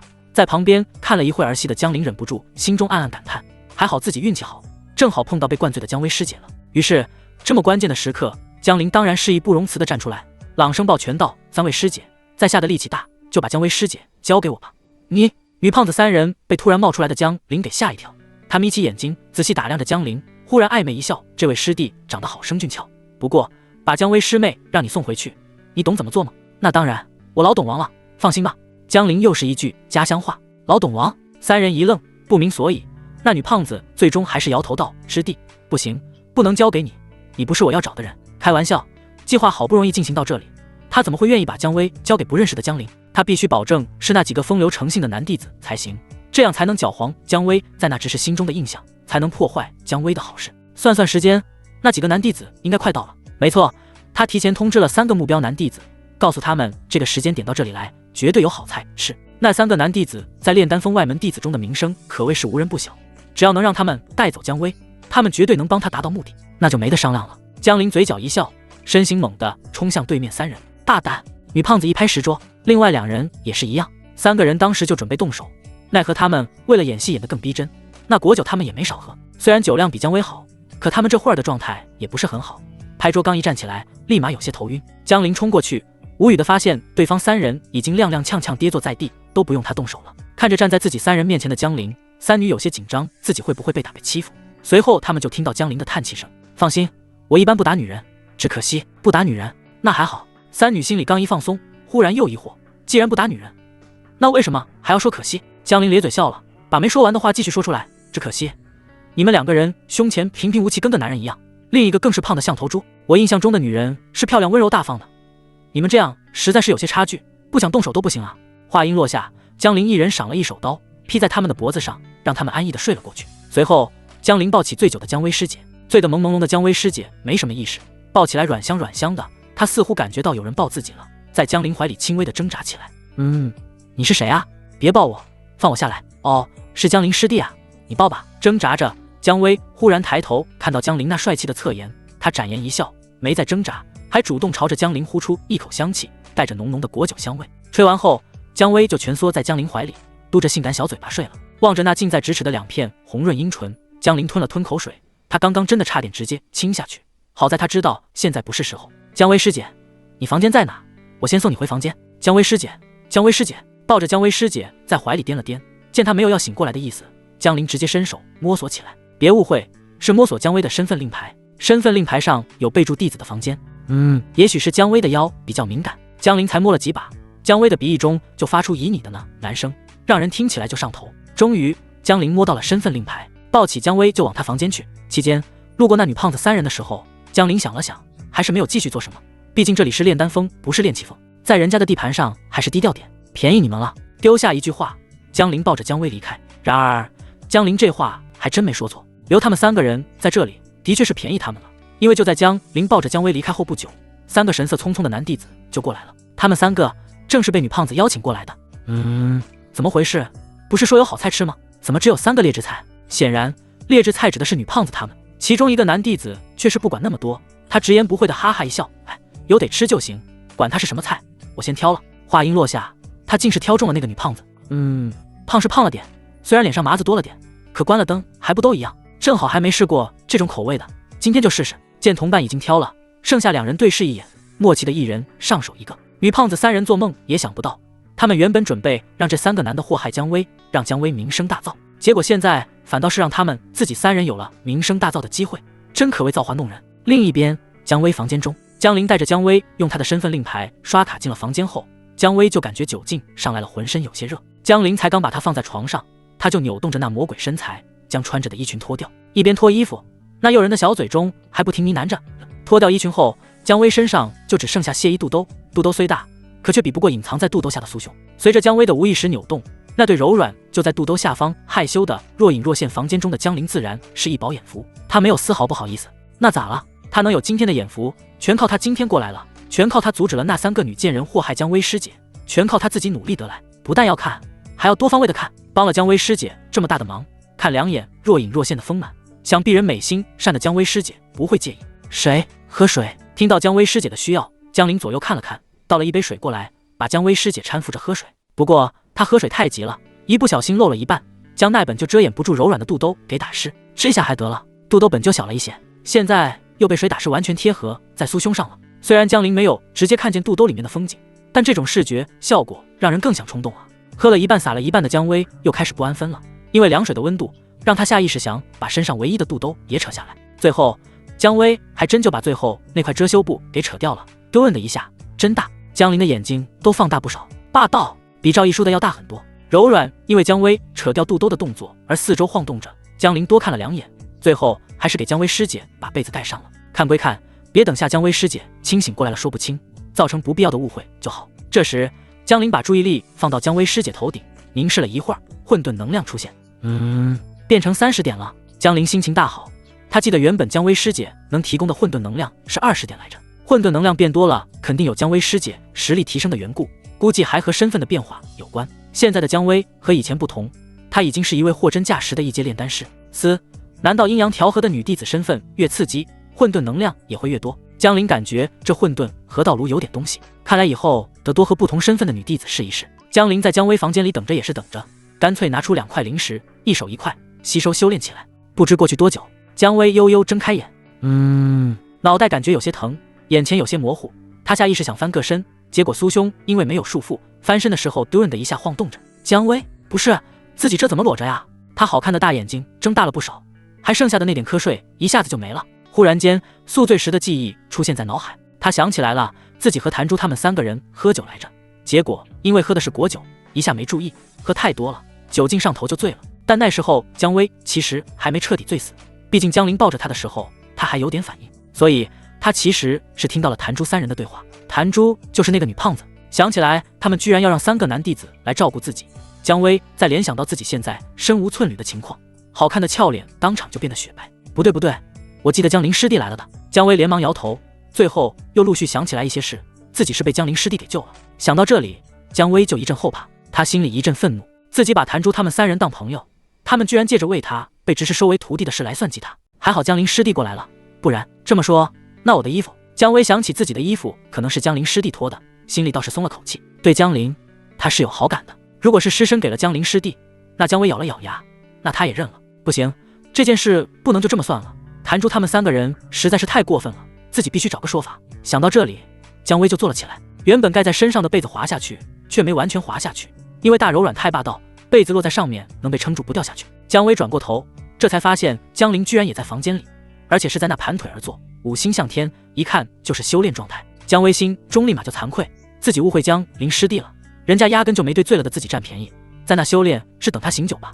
想到这里，姜薇心中感动。姜薇的动静让江陵停止修炼。混元一气诀不愧是3品功法，虽然他只有1品修炼天赋，但修炼起来的效率远比1品功法强大。他修为已经在朝着5重那气境前进了。睁开眼就看到已经穿好了肚兜的姜薇师姐。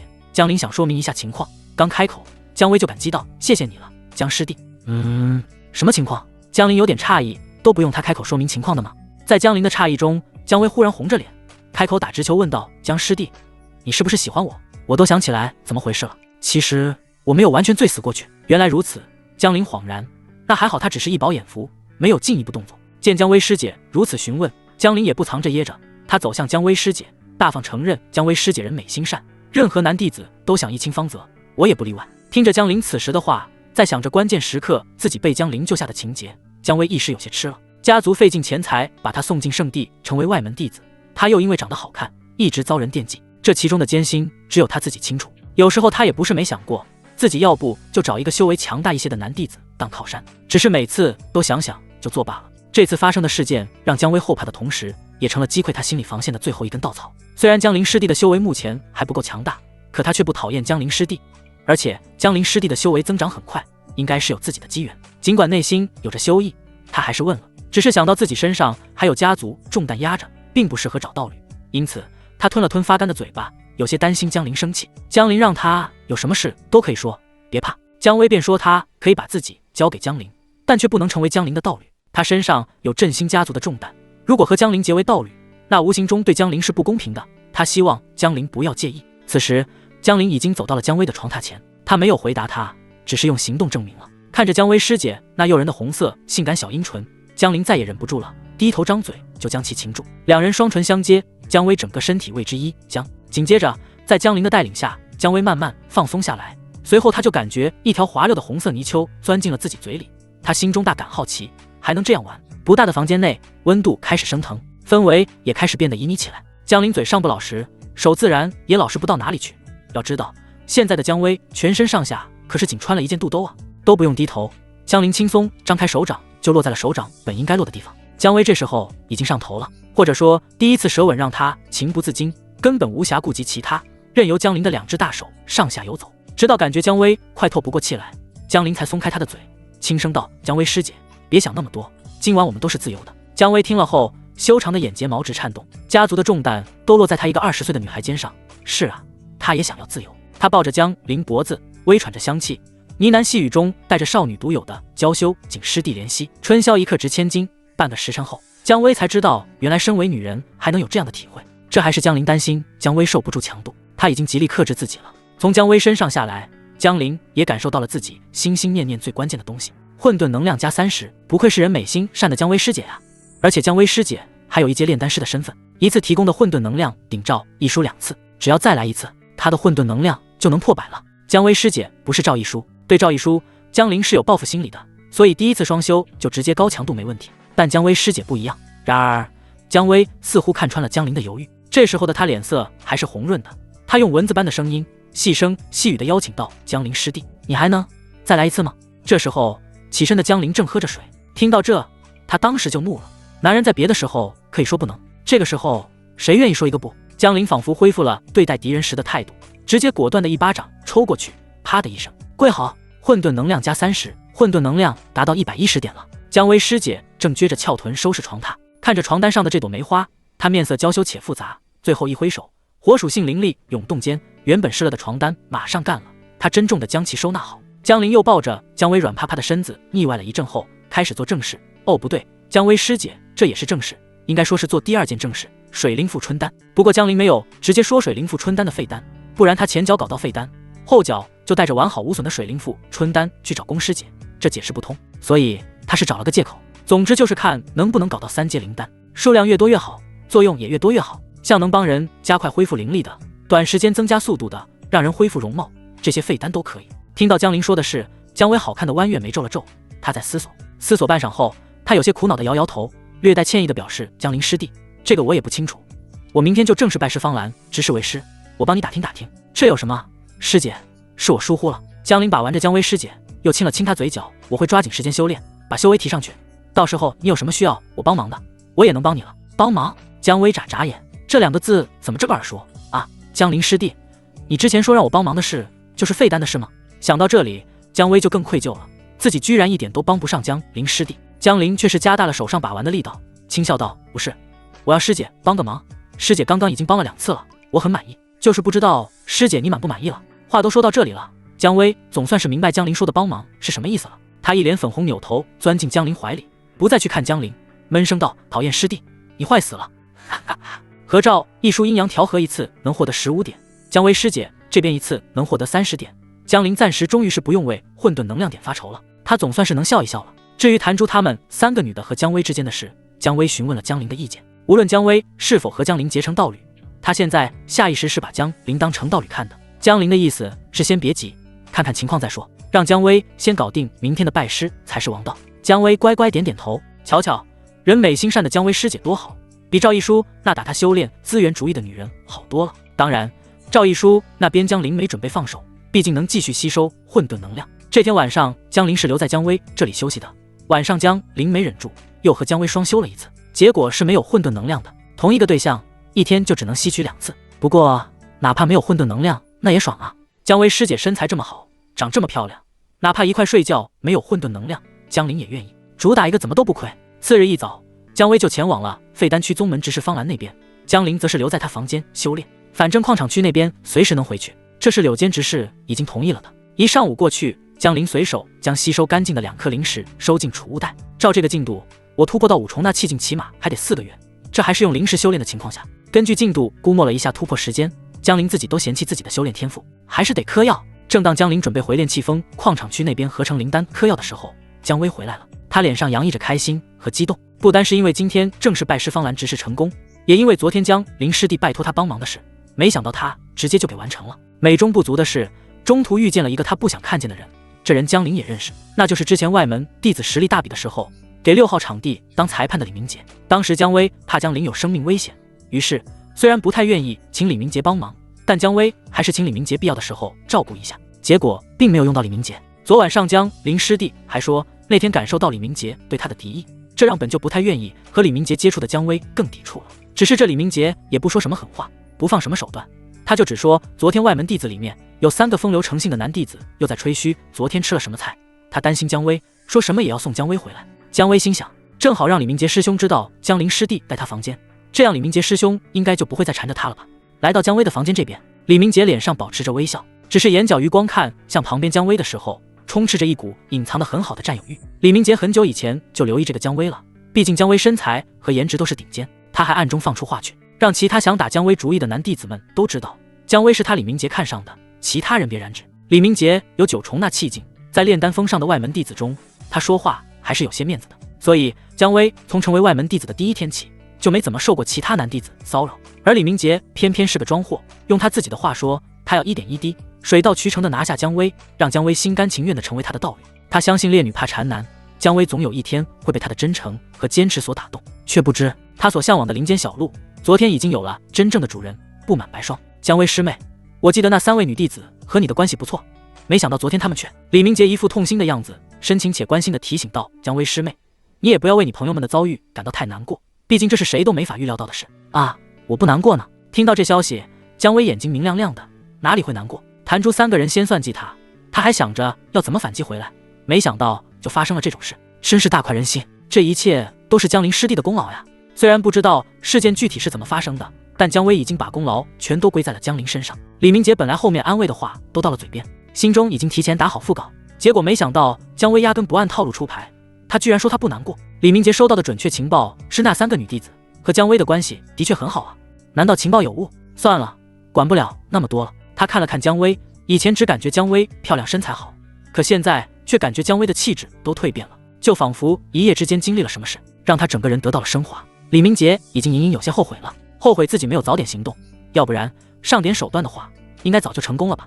可惜现在已经迟了。姜薇居然成了方兰执事的弟子。方兰虽然只是废丹区的执事，但那也不是他李明杰能惹，有些下作手段他也不敢对执事的弟子用。炼气峰、炼丹峰、灵符峰、灵阵峰这些先锋上的外门弟子也有身份上的差异，最普通的就是没选择走先锋所在的副职业道路的弟子，比如在炼气峰没学习炼气，那地位肯定不如学习炼气的，而学习炼气的外门弟子如果被宗门执事看中并收为弟子，那身份又更高一点。姜薇就是这样的例子，这些都是潜移默化的规矩。姜薇是方兰执事的弟子，那就是炼丹峰地位最高的那一批外门弟子之一。李明杰只能继续保持自己的人设了，不过反正自己没有竞争者，他认为自己拿下姜薇这朵娇艳的鲜花只是时间问题罢了。前面已经把姜薇送到房间了，见状，李明杰不得不继续维持自己的人设，准备和姜薇打个招呼就绅士的走人。结果姜薇还没开门，门就自己开了，然后从里面走出来一个男的。李明杰，不是哥们，你特个谁啊？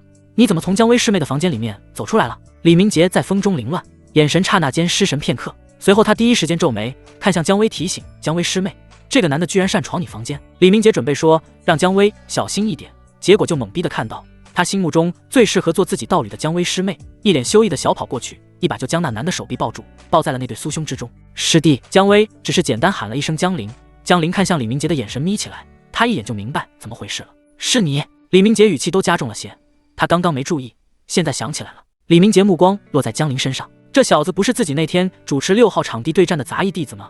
一个刚成为外门弟子没多久的货色，怎么敢？他怎么敢染指姜薇师妹的？呼！李明杰呼吸加重了些，要不是自己的人设在这，他第一时间就想动手教训教训姜灵这个不知天高地厚的家伙，居然敢抢他李明杰看上的女人。想到这里，他强忍怒气，看向姜薇，从牙齿缝中强行挤出一丝笑容。姜薇师妹，你们这是？他还有最后的清醒，结果姜薇的反应给了他绝杀。只见姜薇一脸娇羞的笑了笑，姜灵师弟，昨晚是在我这休息的。轰！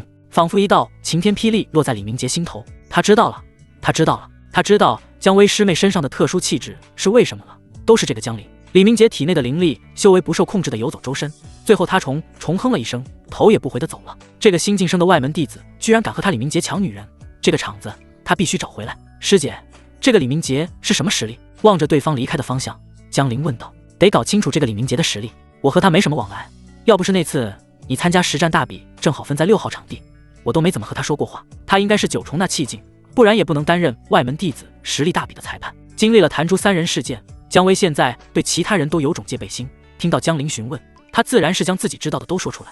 9重那气境吗？姜灵点点头，心里有数。两人回到房间后，又是一阵温存。姜薇那红润小嘴不停地分享，把今天在废丹区宗门执事发生的事一股脑说给姜灵听，说方兰师尊对他很是喜爱，不但亲自指导他炼丹的事，听说他问2阶和3阶废丹的事，直接就往他储物袋里丢了一些。另外还给了姜薇一颗能改善体质的灵丹血元丹。血元丹是3阶灵丹，作用类似于1阶气血丹，一般用来给3阶元丹境增强体质和气血，1阶那气境服用能狠狠改善体质，还不用担心虚不受补的问题。方兰执事让姜薇当场就服用了，用灵力帮助姜薇炼化了灵丹的药效。师弟，之后我在师尊面前好好表现，争取再要一颗血元丹，给师弟你也改善一下体质。姜薇的眼睛眯成了月牙，虽然他没和姜灵结成道侣，但心里还是很在意姜灵的，还想着再给姜灵也弄颗血元丹。师姐有心了。姜灵认真地看着姜薇。1个时辰后，混沌能量加30。姜灵师弟，你以后该找道侣就找，我不想耽误你，只希望你偶尔能想起我来。姜薇气喘吁吁地向姜灵袒露心声，在他看来，自己不成为姜灵的道侣，也不能耽误姜灵。还有就是姜灵的实力太强了，他怕长期以往自己招架不住，得多个人分摊火力伤害才行。要是让他知道这已经是有赵一书分摊火力之后的姜灵，不知又作何感想。听着姜薇说的心里话，姜灵疼惜地亲了亲他，多好的师姐啊，必须力挺。又是1个半时辰后，混沌能量加30，眼看混沌能量已经达到了170点，姜灵在姜薇这里拿了一部分2阶和3阶废丹，就马不停蹄回了炼气峰自己的房间。先是周龙，现在多了个李明杰，得尽快提升实力。姜灵心中默念，河道炉出。嗡！混沌河道炉出现在房间中，姜灵从3阶废丹中拿出那颗水灵富春丹，丢进炉子里。混沌能量50，合成启动。看着170点混沌能量，一下就扣50点，江陵不禁反喜。合成一颗3阶废丹需要的混沌能量没有他想象中的多。没多久，一颗完好的水灵腹春丹出现，被江陵收进了玉瓶里。有了这颗水灵腹春丹，就可以去找炼气峰的宫师姐了。搞定了水灵腹春丹后，江陵就不着急了。有了这颗3阶灵丹，该担心的就不是宫师姐愿不愿意交易那凡阶高等的废胚，而是对方要担心他愿不愿意用这颗3阶灵丹和对方交易。出来混嘛，利益当先，不给足够的好处，3阶灵丹又岂是那么容易就得到的？不过这事还不急，他先闭关修炼一段时间，到时候好好打听一下炼气峰宫师姐的消息，知己知彼才能百战百胜。现在他先继续给废丹合成混沌能量，努力提升修为。之前在外门房市里买到的2阶废丹就有用处，2阶回灵丹、2阶培元丹，这些都是通脉境常用的灵丹。江陵买的是废丹，非常便宜。混沌河道炉合成2阶废丹的消耗是30点，混沌能量合成10颗。从这里也能看出，合成1阶废丹到2阶废丹之间的差距没有那么大。以后等级升上去了，问和4阶、5阶的宝物所需要的混沌能量绝对很高。能为江陵提供混沌能量的才赵一书和江薇师姐2个对象远远不够，任重而道远啊！江陵感叹一声，手上动作却不慢，给混沌河道炉里面丢了10颗回灵丹、10颗培元丹、10颗髓血丹，作用分别是恢复灵力、修炼、滋补气血。30颗2阶废丹，一共要用掉90点混沌能量。用，给我启动！江陵毫不犹豫，原本还剩下的120点混沌能量瞬间就只剩30点。不多时，混沌河道炉成功将能量合成到废丹中，30颗2阶废丹华粒粒变身成了30颗完好无损的2阶灵丹。这一炉子2阶灵丹要是拿去外门房市交易，恐怕立马就会被抢疯。但现在这些好东西，还是我自己来慢慢享用吧。第一次吃2阶灵丹，江陵没敢拖大，拿了颗滋补气血的髓血丹服用。灵丹入口即化，他整个身体开始燥热，和服用1阶气血丹的时候有异曲同工之妙。不过髓血丹的作用更强烈一点。几分钟后，江陵看向自己的双臂，青筋时不时出现，体内血液流通速度很快，不愧是2阶灵丹。江陵语气略显惊喜，这一拳的力量起码增加了半成，别看不到1成，这才是第1颗髓血丹啊！而且江陵动了动鼻翼，空气中的气味略有些难闻，这应该是体内有杂质在髓血丹的作用下从毛孔中挤出来，虽然不能直接改变修炼天赋，但多少能让他体质更好一点。紧接着是培元丹，培元丹的作用也不是那气丹能比，一颗培元丹服下，江陵的灵力修为增长速度肉眼可见的快了不少。接下来一段时间，江陵就开始了灵力修炼加阴阳调和加武学修炼加积攒灵石的日子。赵一书是送货上门，江薇师姐则是江陵过去找他温存。转眼就是将近1个月过去，在2阶培元丹和髓血丹的作用下，江陵的灵力修为突破到了7重那气境。武学方面，除了森罗印，他又抽时间搞了一种拳法和身法，都是凡阶高等武学。偶尔也抽时间和唐瑜师姐碰碰面。通过和唐瑜师姐打听，江陵也知道了炼气峰外门弟子的这位宫师姐是怎么回事。宫师姐名叫宫清玉，她是属于没有宗门执事看重收徒的弟子，凭借自己的炼气本领，成功让自己成为了2阶炼气师。灵宝主要分为凡阶、玄阶、地阶，每个等阶又分为初等、中等、高等。2阶炼气师能炼制凡阶中等灵宝，而内凡阶高等灵宝废胚，其实就是宫清玉自己炼制3阶灵宝失败的产物。江陵之所以出关，是因为外门弟子规定1个月内必须接1次外门任务，江陵还没接过任务，因此必须出关了。不过他专门给自己留了3天时间，就是为了去弄宫清玉师姐的凡阶高等灵宝废胚，以及看有没有机会和他阴阳调和。从房间离开，江陵第一时间前往外门弟子的任务大殿，只不过他才刚离开，就见到许多外门弟子行色匆匆，似乎有什么紧急要事。江陵没多想，随手就拦下一位外门弟子：“你他妈找？”被江陵拦下的男弟子刚要大怒，江陵眼睛看向对方，强悍的气息露出一丝，这名男弟子后面还没说出来的话顿时不敢再说，反而是从脸上强行挤出微笑：“这位师兄，请问有何吩咐？”刚刚江陵的气息让他知道，这位存在自己惹不起，还是老实一点好。见对方愿意好好说话，江陵这才点头，询问他们都是去干什么，一个比一个急。师兄不知道。这人诧异的看着江陵，随后他也知道自己问了废话，要是知道还拦住自己干嘛？于是他连忙抱拳解释：“咱们缥缈圣地的外门弟子在外做任务时，和其他宗派势力的人一块发现了遗迹入口，听说大家这时候正去报名呢。听说那遗迹只有元丹境以下的人能进入，修为不超过元丹境的弟子都可以报名，时间截止到5天后。大家这是怕去晚了就没名额了，很多这个月没做任务的外门弟子都去任务大殿接这个任务了，一举两得。元丹境以下才能进的秘境，江陵决定自己也去接了。等江陵来到任务大殿时，才发现任务大殿早已人满为患，全都是来接这个任务的外门弟子。任务大殿的宗门只是体内灵力震荡虚空，原本闹哄哄的任务大殿瞬间安静下来。见大家安静了，宗门执事颇为自得地看了看四周，声音传递到每个外门弟子耳中。这种遗迹实则是一种空间秘境，非常难得，哪怕是缥缈圣地，外门弟子也很少有机会可以进去。不过这次遗迹比较特殊，入口有特殊灵阵庇护，只能容纳元丹境之下的修士。来这里的所有外门弟子都是要接取这个任务的吧？没有人退出，老夫就同时操作了。宗门执事介绍了这遗迹情况，见没人退出，他很满意，一招手，灵力涌动间，所有外门弟子身上的令牌都晃动起来。如此神奇一幕，也让大家对宗门执事的实力感到深不可测。好了，5天后在任务广场集合，你们都散了吧，这样倒是方便，不用排队等级任务。江林左右看了看，决定去找宫师姐了。等江林离开后，李明杰双手抱胸，看着江林的目光中透着毒蛇般的冷意。哼，真是不知死活东西。他一直在等江林接取外门任务，接外门任务后就要出宗门范围，到时候失去监管灵阵的庇护，他李明杰要让这敢抢他女人的江林后悔来到这世上。江林自然不知道李明杰在等着他，此时的他已经一路打听，慢慢来到了宫青玉师姐的房间附近。这里是一处竹林，竹林中有微风吹过，无数根翠绿的竹子轻轻摇曳，将竹林深处的一座木屋衬托得若隐若现。那座木屋想必就是宫青玉师姐的房间所在了。江林眼前发亮，终于要见到这练气风的宫师姐了，不拜师也能靠自己成为2阶炼气师，这宫师姐还是有天赋的。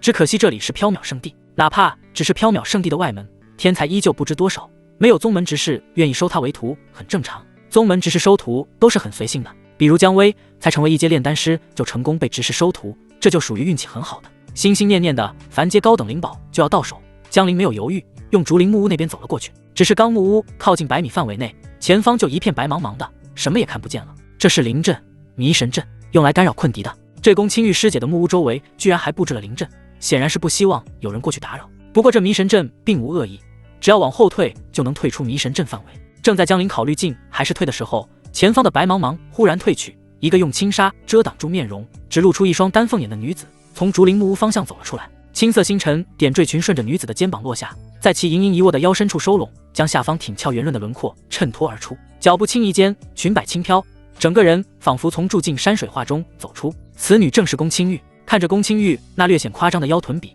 江林吞了吞口水，这个宫师姐的身材有点犯规啊。对了，看看混沌能量有多少。江林心中一动，他凝视宫青玉，很快就看到了显示50点。见对方一直盯着自己打量，宫青玉看向江林的目光带着几分审视和不满。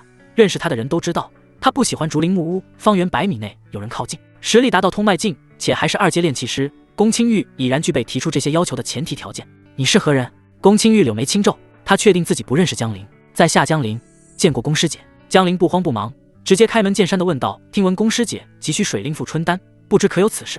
听到水灵复春丹几个字，宫青玉的青色身影唰的一下，他和江林之间原本有20多米距离，他一步就跨过来了。见到江林的模样，宫青玉一愣，他刚刚只判断了这男弟子自己认不认识，并没过多在意其长相，现在一看江林竟生得如此俊朗，宫青玉心中的警惕下意识放松了点。不管在哪个世界，颜值都是有用的。这位师弟，你真有水灵复春丹？宫青玉的眼神有些殷切，他的确需要水灵复春丹，如假包换。江林轻轻一笑，水灵复春丹他没有放在储物袋中，万一被抢了呢？放在混沌河道炉内就没问题了。在江林说出如假包换4个字时，宫青玉还真就毫不犹豫出手了。他毫不犹豫就把手伸向了江林的储物袋，速度之快，江林都反应不过来。他明明看到了宫青玉的动作，可身体就是动不起来，身体跟不上大脑，一把扯开江林的储物袋。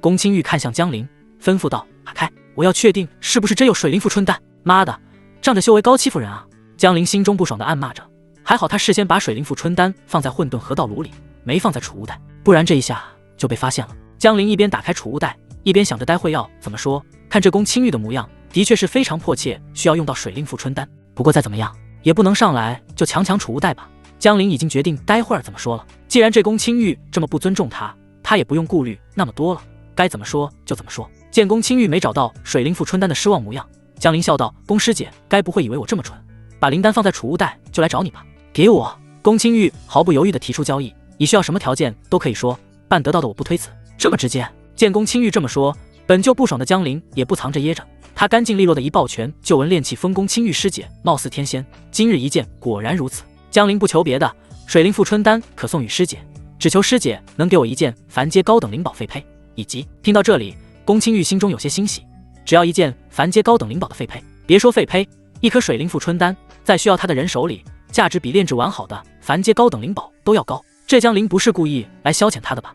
不等宫青玉继续想，他就听到了江林没说完的话，以及希望师姐能陪我睡一觉。宫青玉眼中的表情从欣喜转为错愕，最后化作浓浓的羞怒。枪！只见宫青玉伸手在腰间一抹，一柄灵剑被他唤出，剑尖直指江林。登徒子！宫青玉面容上挂满寒霜，娇斥道：“耍流氓耍到我这来了！”宫青玉现在并不相信江林手中有水灵复春丹，他只当江林完全就是故意来调戏自己。通脉境的灵力威压以宫青玉为中心向四周散去，感受着这扑面而来的威压，江林倒是心中暗爽，让你一来就抢我储物袋。宫青玉没有第一时间动手，证明他对水灵复春丹的需求是真的很急切。既然这样，那拿下这位有着极品美臀的宫青玉师姐应该问题不大。头顶50个混沌能量点，长这么漂亮就算了，身姿还这么完美，这要是错过，江林自己都不能原谅自己。宫师姐，我真有水灵复春丹。炼气峰的外门男弟子们仰慕宫师姐已久，大家知道自己和宫师姐差距过大，不敢奢望。不过现在既然有了这个机会，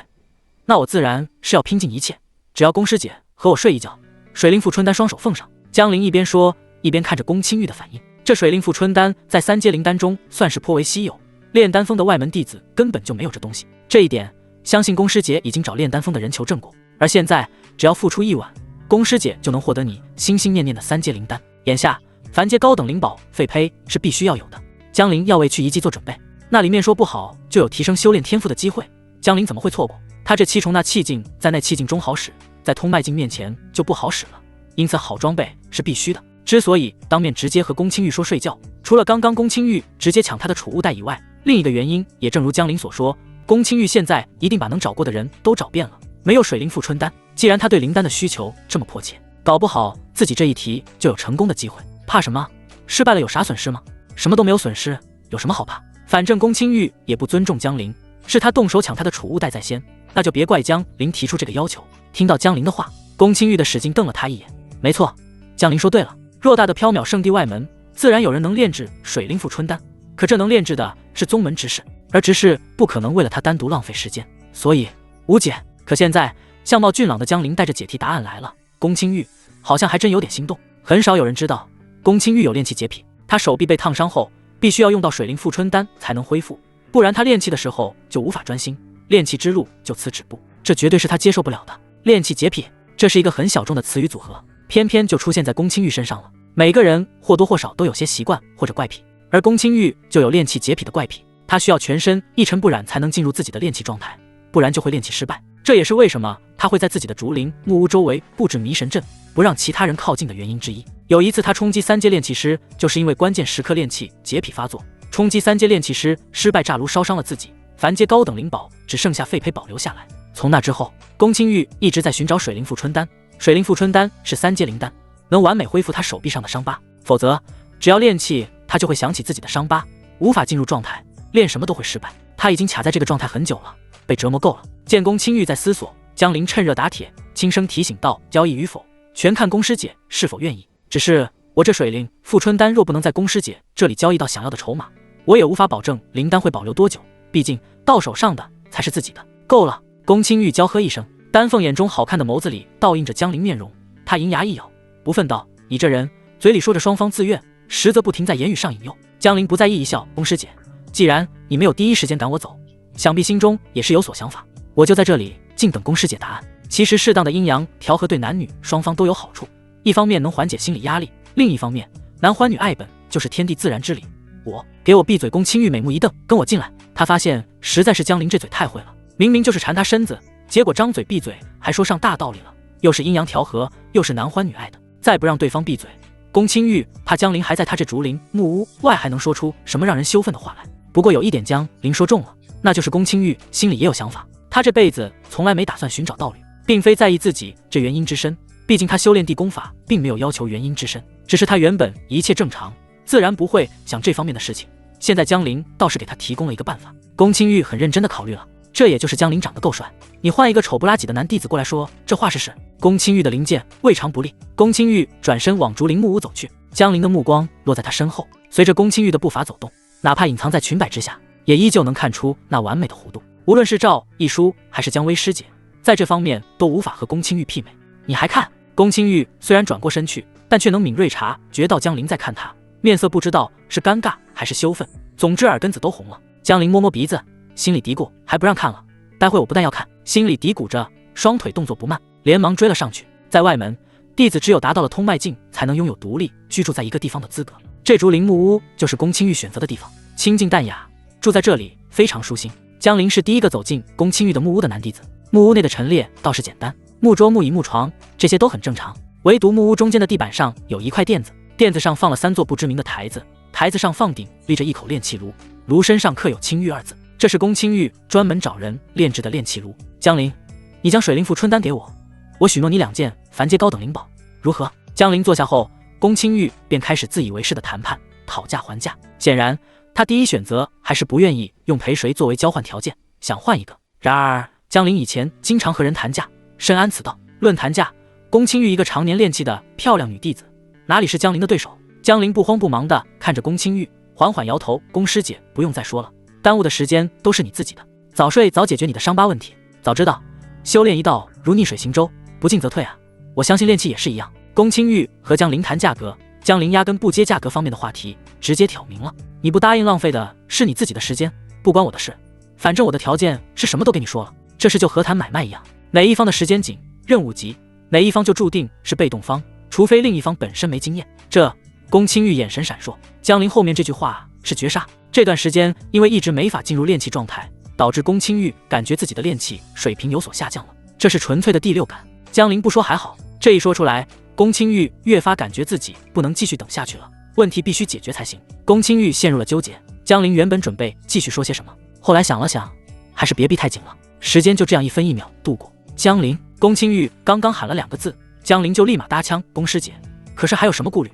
你能否将水灵赋春丹拿出让我看？”“那不行。”宫青玉还没说完，江林就果断插嘴拒绝：“宫师姐，你拥有通脉境修为，比我厉害这么多，水灵赋春丹我肯定是藏在一个只有我知道的地方，不然被你抢走了怎么办？你这人！”宫青玉咬牙切齿，仿佛在咬江林。江林能听出来对方的红润小嘴在咬牙，他心中十拿9稳，想咬我，待会让你咬个够。那我问你，你若是诓骗我，又要如何算？你不愿意拿出来看，我怎么知道你的水灵赋春丹是真是假？骗你！江林诧异：“宫师姐，我年纪轻轻就是缥缈圣地外门弟子，你通脉境修为这件事之后，你不说，我不说，你我都有美好的未来。这是我提前立下的字据，我敢骗你，你杀了我也没有怨言。”说着，江林还真就拿出一张字据，这准备工作他早就做好了，机会只留给有准备的人。这句话在这里得到了充分体现。拥有极品美臀的宫青玉师姐，她吃定了，谁来了也不好使。半晌后，宫青玉似乎是自己说服了自己，他目光看向江林，白皙好看的脸颊微微偏过去，这算是他默认了这笔交易。但要让他主动说同意，那不可能。他决定自己从自己偏过脸颊开始算，1刻钟内，江林如果不能领会自己的意思，那自己就拒。宫青玉身子忽然猛地一颤，他微微回头，只见江林不知何时已经靠拢过来。江林笑眯眯看着宫青玉：“宫师姐这番神态，想必是已经想通了。”宫青玉没有说话，不说话也不拒绝，如此清晰明了的信号释放，江林要是还不行动，那就白瞎了他这次过来了。他从上往下看，望着宫青玉师姐那坐在木椅上的极品美臀轮廓，江林嘿嘿一笑，伸手就抓了过去。只能说不愧是宫青玉师姐呀，赵一书和江薇师姐都没法比。几分钟后，宫青玉的实在受不了被江林带来的异样感，他强撑着推了推江林：“你够了没有？”江林没有回话，而是一只手放在他脸庞的轻纱上。意识到江林准备做什么的宫青玉忽然脸色一变，他立马拒绝：“不要！”嘶，脸上的轻纱已经被江林用力扯开。这是一张怎样精致的脸庞？狭长的丹凤眼下，琼鼻，小巧挺翘，樱桃小嘴，红润且不失光泽，整体五官看起来回头率爆表。难怪宫青玉要用轻纱遮挡。江林一开始还以为是他脸上也有伤疤，没想到是因为脸庞太漂亮了。好啊，漂亮好啊，这样战斗切磋起来的时候，江林才会更爽啊。宫师姐，这都什么时候了，你还管什么脸上的轻纱？江林说完就凑了过去。宫青玉美眸瞪大，宫青玉心跳越来越厉害。忽然他连忙拉着江林的手，声音有些可怜的哀求道：“江师弟，江林师弟，要不我们今天就到这里，我还没准备好战斗切磋什么的，下次再来吧。”江林一愣，不切磋了，这就结束了？江林肯定不干，他轻声安慰道：“宫师姐，别慌，大家都会战斗切磋的。”真的吗？当然是真的，放心吧，宫师姐，战斗切磋而已，时间不会太久的。好。竹林木屋那段断续续传来两人的谈话，特别是江林说切磋不会太久，宫青玉没有什么诧异的，也许在他看来，不会太久应该就是很快就切磋结束了。萧，天空中一柄长剑疾驰而过，最后落在了竹林木屋100米距离的位置。长剑慢慢从高空降落，一个身材较为高大、面容小帅的男弟子从长剑走下。这名男弟子身材颇为修长，对这里似乎比较熟悉。收！随着他手印捏动，长剑发出一声剑吟后迅速缩小，最后被他收回储物袋中存放。有储物袋在，不管干什么都很方便。周胜师兄，慢点啊！周师兄，等等我们！原来这名男弟子叫周胜，在周胜之后还有2名男弟子御剑而来，他们身上的气息都不弱，并非那气境。3人都是通拜境，在外门中，通拜境弟子已是最顶尖的那一小批。这一次性就来出现了3个，这3个通拜境看样子都是来找宫青玉的。很快，后来的2个男弟子也御剑降落。周胜师兄速度也太快了，居然把我们2个甩下，自己一个人先行，待会可要请我们喝酒。一人刚收起飞剑就调侃周胜，另一人则是笑着道：“周胜师兄，这是因为来找宫师姐练气，所以才着急了点。咱们谁不知道周胜师兄对宫师姐的一片痴情啊？”哈哈，也对，能理解能理解。见2人打趣自己，周胜呵呵一笑，接过话茬，主要是宫师妹的练气本领很强，找宫师妹练气，我们能得到灵宝的同时，也能给宫师妹积攒练气经验，这是双赢。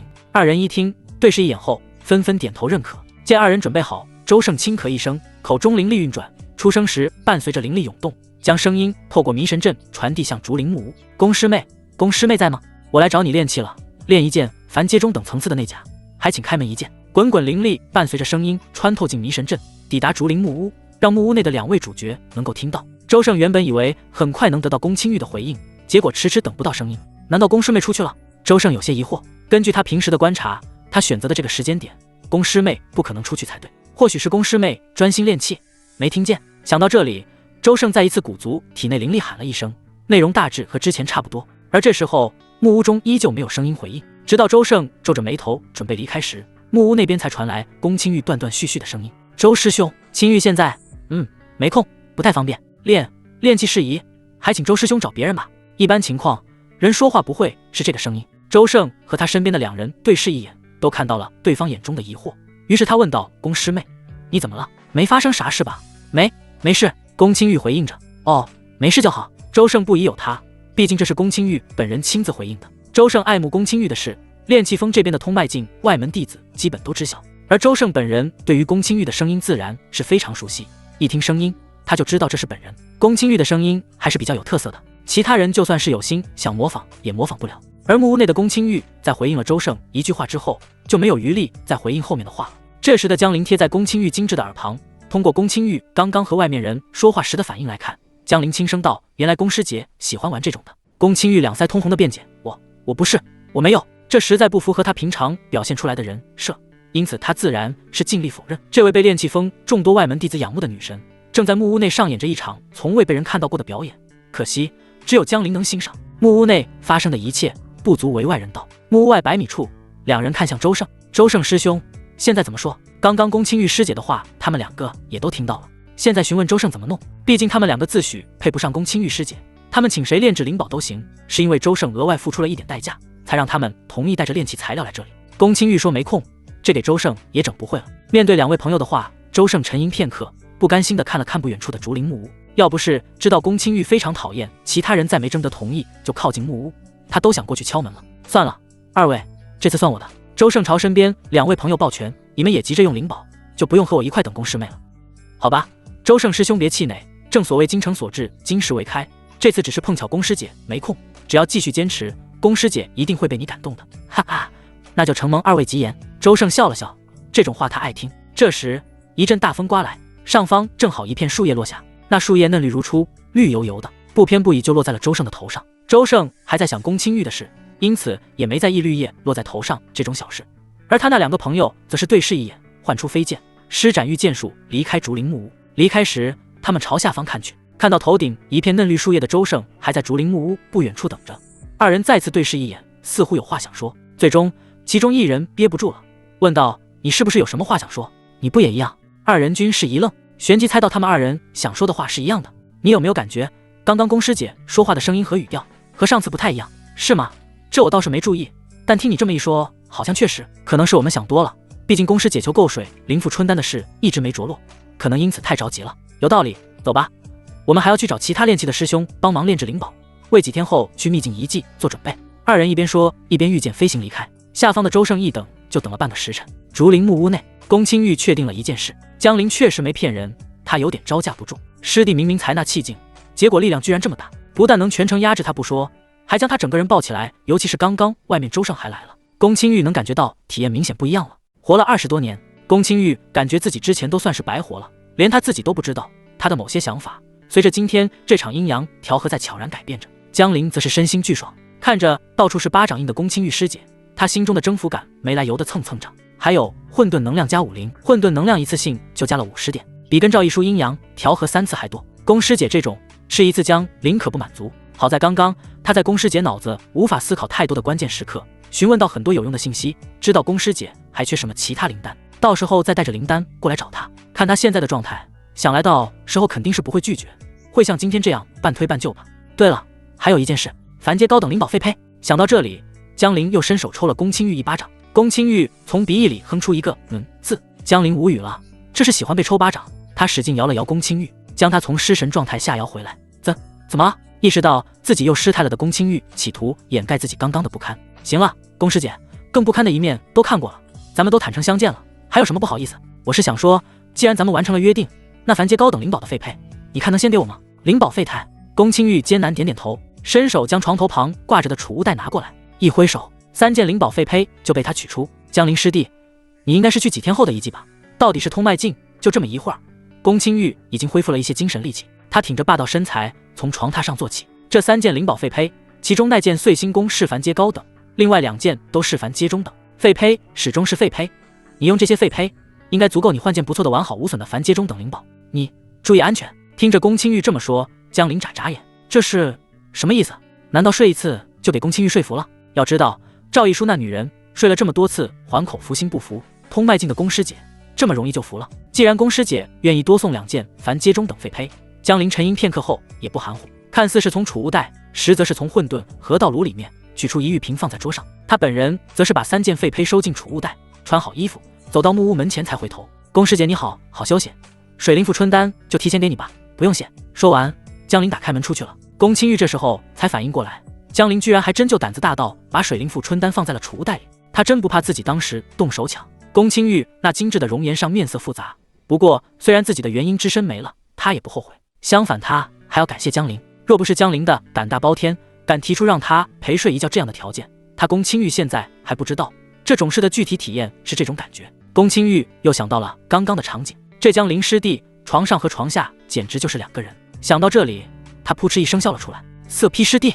对了，水灵赋春丹。宫青玉一招手，体内灵力涌动，凝结成一根看不见的绳子，将那桌上的玉瓶隔空取过来，扒开瓶塞，顿时间一股沁人心脾的水属性灵力气息扑面而来，只是闻一下，宫青玉就知道是真的。他抬起右手臂，如玉般的右手臂上有一道10公分左右的嫩红色疤痕，这就是他的炼气洁癖所在。不过从今天起，他的炼气洁癖就能解决了。想到这里，宫青玉没有犹豫，他张开红润小嘴，把水灵赋春丹吞了下去，盘坐在床铺上开始炼化灵丹药力。而木屋里面，江林出来后就走了，而远处的周胜当场就呆住了。怎么会？周胜简直不敢相信自己眼前看到的场景。为什么从宫师妹的竹林木屋内会出现一个其他男弟子？宫师妹的竹林木屋连他都没有进去过。哦不对，别说进去了，他连靠近都没靠近过，现在居然有一个男弟子走进了宫师妹的木屋，这岂不是说刚刚宫师妹说没空不方便，是因为和这个男弟子在一起？愤怒，一股被人戏耍的恼羞成怒出现在周胜心头，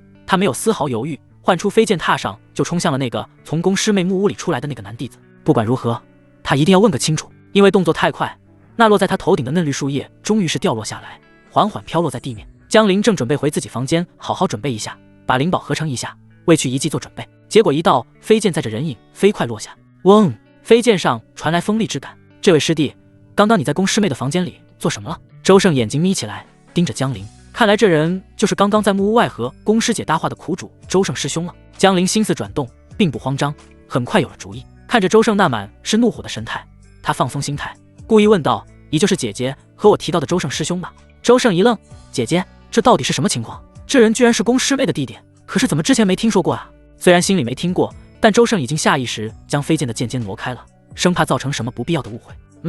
宫师姐算是我远亲表姐，实不相瞒，我也是今天才知道有这么一位仙子般的表姐，所以今天我过来看看，确认一下。一不小心就占用了宫师姐这么久，是不是耽误这位师兄什么事了？这些不要钱的忽悠话，江林是张口就来，而且说话时眉宇之间认真无比。特别是占用2个字，说话咬字特别重。周胜听了当场就慌了，原来是宫师妹的远亲表弟，难怪这位男弟子能够进入宫师妹那从未有人进过的地方，居然有这层关系。远亲表弟过来相认，那就能够理解了。想到这里，周胜一阵后怕，他差点酿成大祸，还好自己足够理智，提前问了一嘴，不然要是不问青红皂白就对宫师妹的表弟出手，那宫师妹对他还能有什么好感？周胜连忙收起飞剑，看着江陵那有些被吓到和疑惑的眼神，他急中生智，尴尬一笑，在下周胜，通脉境修为，师弟有所不知，师兄我对宫师妹非常关心，刚刚见你从木屋出来，以为你欺负了宫师妹，这才知道是误会。欺负宫师妹？江陵面色一阵古怪，好像也对，刚刚宫青玉没少被他欺负，虽然是初次阴阳调和，但调和的姿势却是没少开发。不过他嘴上的话却是变了，原来是周胜师兄，失敬失敬，刚刚我差点以为什么？后面的话江陵没说，但周胜也听出来了，差点以为要被自己揍一顿了呗。他面色纠结，最后下了决心，一拍储物袋，拿出来一块玉简递给江陵。师弟，呵呵，初次见面，师兄我也没什么见面礼准备。我看师弟如今灵运未曾内敛，想必是还没达到通脉境修行那御剑之术。这玉简内是御剑之术的修炼方法和师兄我修炼御剑之术的心得体会，相信能帮到师弟。说完，周胜还有些肉疼。要知道，这玉简内容可是他准备了很久，到时候想卖个好价钱。现在为了弥补自己一时冲动造成的误会，只能拿出来给宫师妹的表弟了。御剑之术，江陵眼前一亮，自己确实需要这东西，说不定到了遗迹里面，自己就能突破通脉境，就能修炼御剑之术，飞天遁地了。他笑眯眯地接过这玉简，那就谢谢周胜师兄了。周胜师兄好眼光，不过青玉姐姐她有点慢热，所以周胜师兄若是要追求她，还得打时间拉锯战，你要做好准备才行啊。这周胜一愣，连忙抱拳，没想到被师弟你看出来了，到时候还请师弟帮我在宫师妹面前说说好话，师兄不会亏待你。好说好说，那我先走了。江陵挥挥手，好，师弟慢走，师兄不送了。周胜目送江陵离开后，心中振奋，太好了，没想到阴差阳错还结识了宫师妹的表弟，连他表弟都说宫师妹慢热，看来我真得做好心理准备了。有表弟做内应，周胜对追求宫师妹的把握就更上一层楼了，他激动的拳头都握紧了。踏上飞剑，心情不错的他决定明天再来找宫师妹练气，另外还得再想想办法，看能再送点什么合适的东西给宫师妹的表弟。木屋内，宫青玉的双眸颤动了几下后才睁开，他没好气地看向木屋外的方向。虽然他刚刚是在炼化水令富春丹的药力，但木屋外的情况他也在注意。听到江陵冒充他表弟，还说占用他的时候，他心中没来由的一阵气结，这江陵真是。然后又听到周胜还想给江陵送礼，让江陵帮他说好话，他都气无语了。这周胜也太蠢了，这就相信了。算了，若是那江陵欺骗周胜被揭穿，那也是那个登徒子罪有应得，不要再想这些了。宫青玉告诫自己，阴阳调和的滋味虽好，但自己绝不能因此沉沦，就这一次，下不为例。没错，就这一次，这一次是没办法，毕竟我要解决我的炼气洁癖问题。宫青玉默默给自己的行为找合理借口，他抬起手臂，在水令富春丹的作用下，他手臂上原本嫩红的伤疤已经不见。太好了，宫青玉眼眸中尽是喜色，这下有机会再冲击3阶炼气师了。另一边，江陵回到自己身为外门弟子的房间，把房门锁好后，他把周胜送的玉简拿出，捏碎，嗡，吸收了玉简中的信息后，江陵获得了御剑之术的修炼方法和周胜的修炼心得。要修炼御剑之术，灵念强度必须要达标，而那气境晋升为通脉境时，灵念会大涨，那才是修炼御剑之术的最佳时机。有了周胜的修炼心得，再结合江陵自己的悟性，可以预见，只要他突破到通脉境，很快就能掌握着御剑之术，好东西。不过他撒谎忽悠周胜的事，迟早会被拆穿，到时候这周胜也是个敌人。想到周胜是敌人，江陵又笑了。敌人好啊，敌人是送财童子，占你女神拿你宝，送财童子就是好。房间中，江陵拿着那被宫青玉称为碎星宫的凡阶高等灵宝废胚打量，这废胚已经炼制成长弓的样子，整个长弓大概1米的样子，弓身黝黑，上面还有一些其他颜色的斑点状，看上去距离成品相差不算多。可惜最后不知为何还是失败了。不过没关系，到了我手里可以变废为宝。凡阶高等灵宝，这可是大杀器。江陵目光炙热，他那气劲就去闯遗迹，寻找能提升修炼天赋的东西，底气就是这凡阶高等灵宝了。希望你别让我失望。说完，江陵把这柄碎星弓放进混沌合道炉，结果查询之下，合成凡阶高等灵宝废胚需要用到100点混沌能量，这多少有点出乎江陵意料。凡阶高等灵宝也就是3阶炼气时炼制的，怎么比合成3阶灵丹要贵1倍？念头刚出现，江陵自己恍然了。是了，3阶灵丹和凡阶高等灵宝虽然都是3阶，但灵丹是一次性使用，而灵宝能反复使用对敌，所以贵一点也情有可原吧。启动，给我把碎星弓恢复为成品，混沌能量100。这段日子，江陵在准备那些进遗迹可能要用到的灵丹、灵符、灵阵卷轴之外，还攒了200多点混沌能量。刚刚在宫青玉那里搞了50点，加一块正好破300点，扣除100，还剩下200点混沌能量。这是江陵第一次用混沌河道炉来合成灵宝，因此心中还挺期待的。过了茶盏功夫时间，河道炉传来一丝震动，成了。江陵眉头先动，连忙凑过去一看，打开河道炉的盖子，江陵往里面看去，原本黝黑的长弓废胚如今大变模样，分布不均的斑点状变为碎星般的光线，匀称的分布在整个弓身，弓身依旧还是黑色，不过是乌黑发亮，星屑落在弓身上，像是星辰在漆黑如墨的夜空碎裂开来，这也是碎星弓名字的由来。原本的废胚没有弓弦，现在经过混沌河道炉的混沌能量合成，弓弦是有了，不知道是什么材质，只知道和弓身一样漆黑如墨，看上去力量沉稳内敛。看着碎星弓，江陵眼睛都亮了，这就是凡阶高等灵宝，一般是元丹境用来对敌的灵宝，如今在我手里握着，嗡吟，凡阶高等灵宝已经拥有一丝灵性。在江陵手中握着的碎星弓轻轻发出嗡鸣，仿佛在感谢江陵这位主人赐予他的新生。将碎星弓整个拿出来后，江陵没想到河道炉里面还有别的东西，一共9根，看上去非常锋利尖锐，手掌还没靠近就感觉到一阵刺痛。这是碎星弓的弓箭，意外之喜啊！没想到合成长弓后，河道炉还附带用混沌能量将弓箭也合成出来了。也对，只有长弓没有弓箭是没用的，长弓和弓箭相辅相成，只有这样才是完美的碎星弓。9根弓箭也被江陵取出，颜色和弓身差不多，碎星弓、碎星箭。他给弓箭也取了个名，简单直接。还有几天时间，江陵打算抓紧和赵一书、姜薇他们阴阳调和一下，再攒点混沌能量，到时候进了一技，不知道还有没有人能让他获得混沌能量。赵一书没报名进一技，他的实力太弱，姜薇则是没兴趣去一技，他主要的兴趣还是炼丹，他打算靠炼丹到时候回报家族。江陵还合成了2颗宫青玉说需要用的2阶灵丹，准备去找宫青玉，看能不能在阴阳调和下。结果宫青玉闭关了很快，到了任务广场集合的日子，缥缈圣地外门弟子中报名了要去一技探险的外门弟子，纷纷都在任务广场集合。这是江陵进缥缈圣地以来第一次外出。本次任务带队负责人是3位修为达到元丹境的宗门执事。任务广场上，宗门执事并未清点人数，他们3人中2人在闭目养神，只等时间一到就带着所有人出发。没来得及，迟到的外门弟子怎么办？好办，直接按照放弃本月外门任务处理，到时候自己去所在区域的宗门执事那里领罚就行。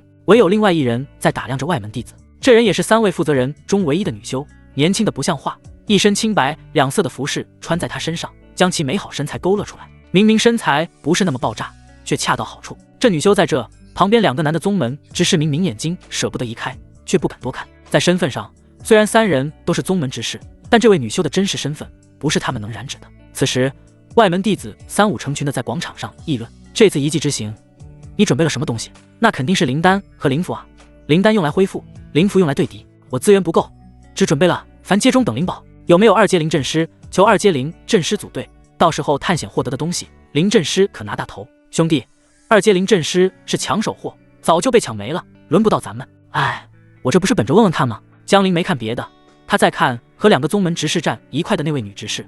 那女子面容没谁看得清，她戴着的白纱斗笠将整个脑袋都挡住了。那白纱一看就是特别炼制而成，里面看得见外面，外面看不进里面。能让江陵忍不住盯着看的缘故，不是别的，正是因为这女执事头顶明晃晃的500点混沌能量。我操，阴阳调和一次有500点混沌能量，这么多混沌能量，江陵如何不眼馋？他想着有没有办法能搞一下。正想着，旁边的一只纤细素手拍了拍江陵的肩膀。嘿，江陵，在想什么呢？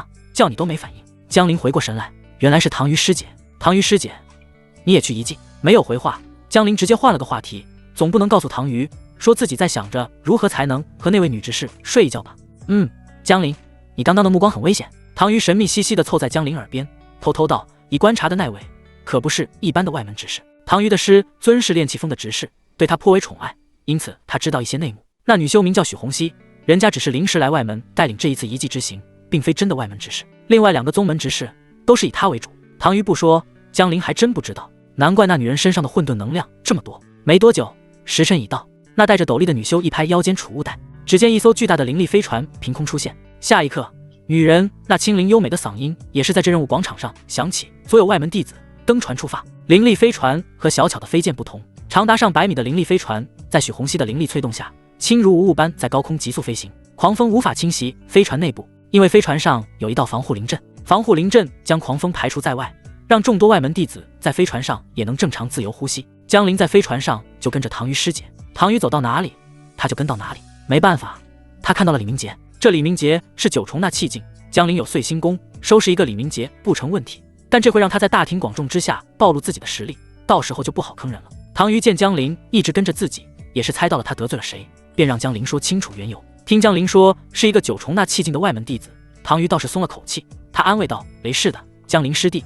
到时候进遗迹，大家会被随机传送离开，只要你运气不是那么差到刚好和你得罪的人传送到一块，之后基本很难遇到。原来如此，多谢师姐解惑。江陵说完，忽然想到在任务广场时，那些外门弟子都一个劲的在拉人组队，现在看来是白白浪费时间了。而唐瑜显然是进过遗迹的，有经验，他知道遗迹会随机传送，组队没有意义。不远处，李明杰看着一直跟在唐瑜身边的江陵，恨得牙痒痒，正准备继续跟上去时，却发现一只手掌落在自己肩膀，他下意识反抗，手掌主人微微用力，他便感觉自己体内的灵力运转都不顺畅了。李明杰心中一惊，意识到飞船上不准动手，自己没有危险，这手掌的主人明显实力超越自己许多。这时李明杰听到了身后之人的声音：你跟着唐瑜师妹干什么？说跟着唐瑜。李明杰一愣，旋即知道背后之人误会了。误会啊，这位师兄！李明杰赶忙喊冤：我不是跟着唐瑜师姐，而是我和唐瑜师姐身旁那小子有恩怨。李明杰的人设是装出来给姜薇看的，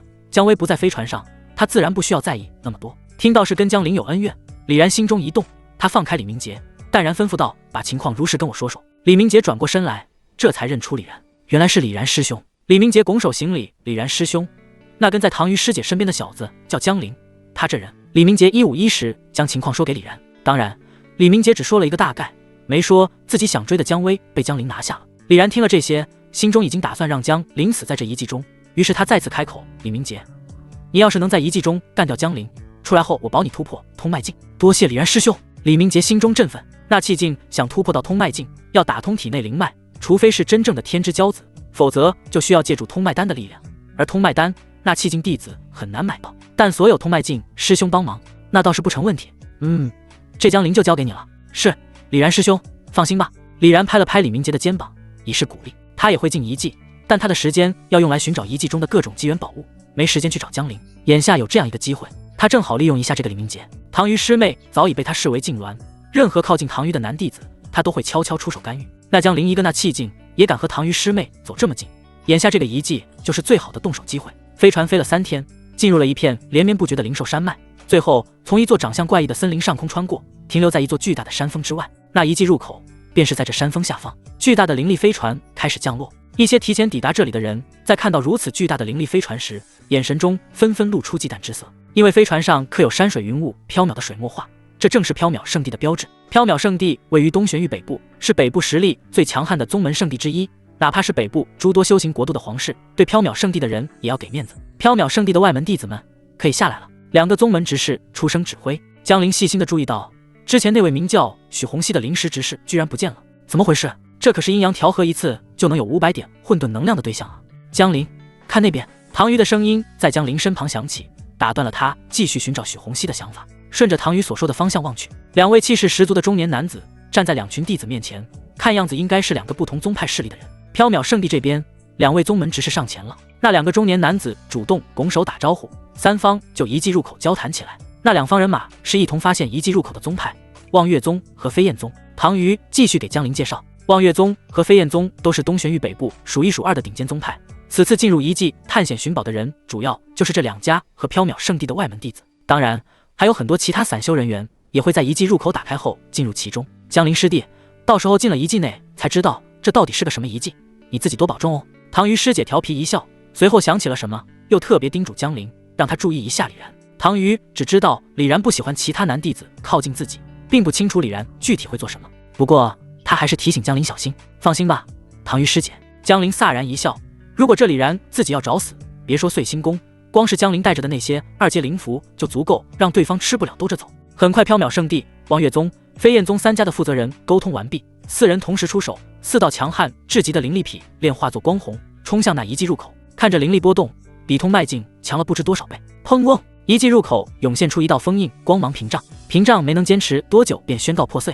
4位负责人抬手一挥，宣布遗迹入口封印解除，解除状态能维持7天时间，所以大家7天内记得出来都进去吧。记住，机缘能者得之。3宗弟子都没有贸然进去，反倒是那些散修们看见封印解除了，一个个红着眼睛，嗷嗷叫的就冲进遗迹入口内。最终，望月宗的弟子们没忍住，也开始冲进遗迹内。飞燕宗弟子们紧随其后，缥缈圣地的外门弟子也开始了。江陵就跟在唐虞身边，一头扎进遗迹入口。刚进来就感觉到双脚离开地面，失重感传来，随即传送开始。等江陵双脚再次落地时，一道锋利的刀芒砍向了他。面对这道锋利刀芒，江陵想都没想，身体本能往旁边一侧，就将其躲开。刀芒落空，砍在一旁2米多高的大石块上，石块轻松被一分为2。可想而知，这一刀就是奔着要江陵的命而来。咦，砍出刀芒的那人似乎没想到江陵能这么快就反应过来，让他以为必杀的一刀落空了。惊异一声后，江陵也是循着声音看向出刀者，这是一个左眼有一道刀疤的独眼。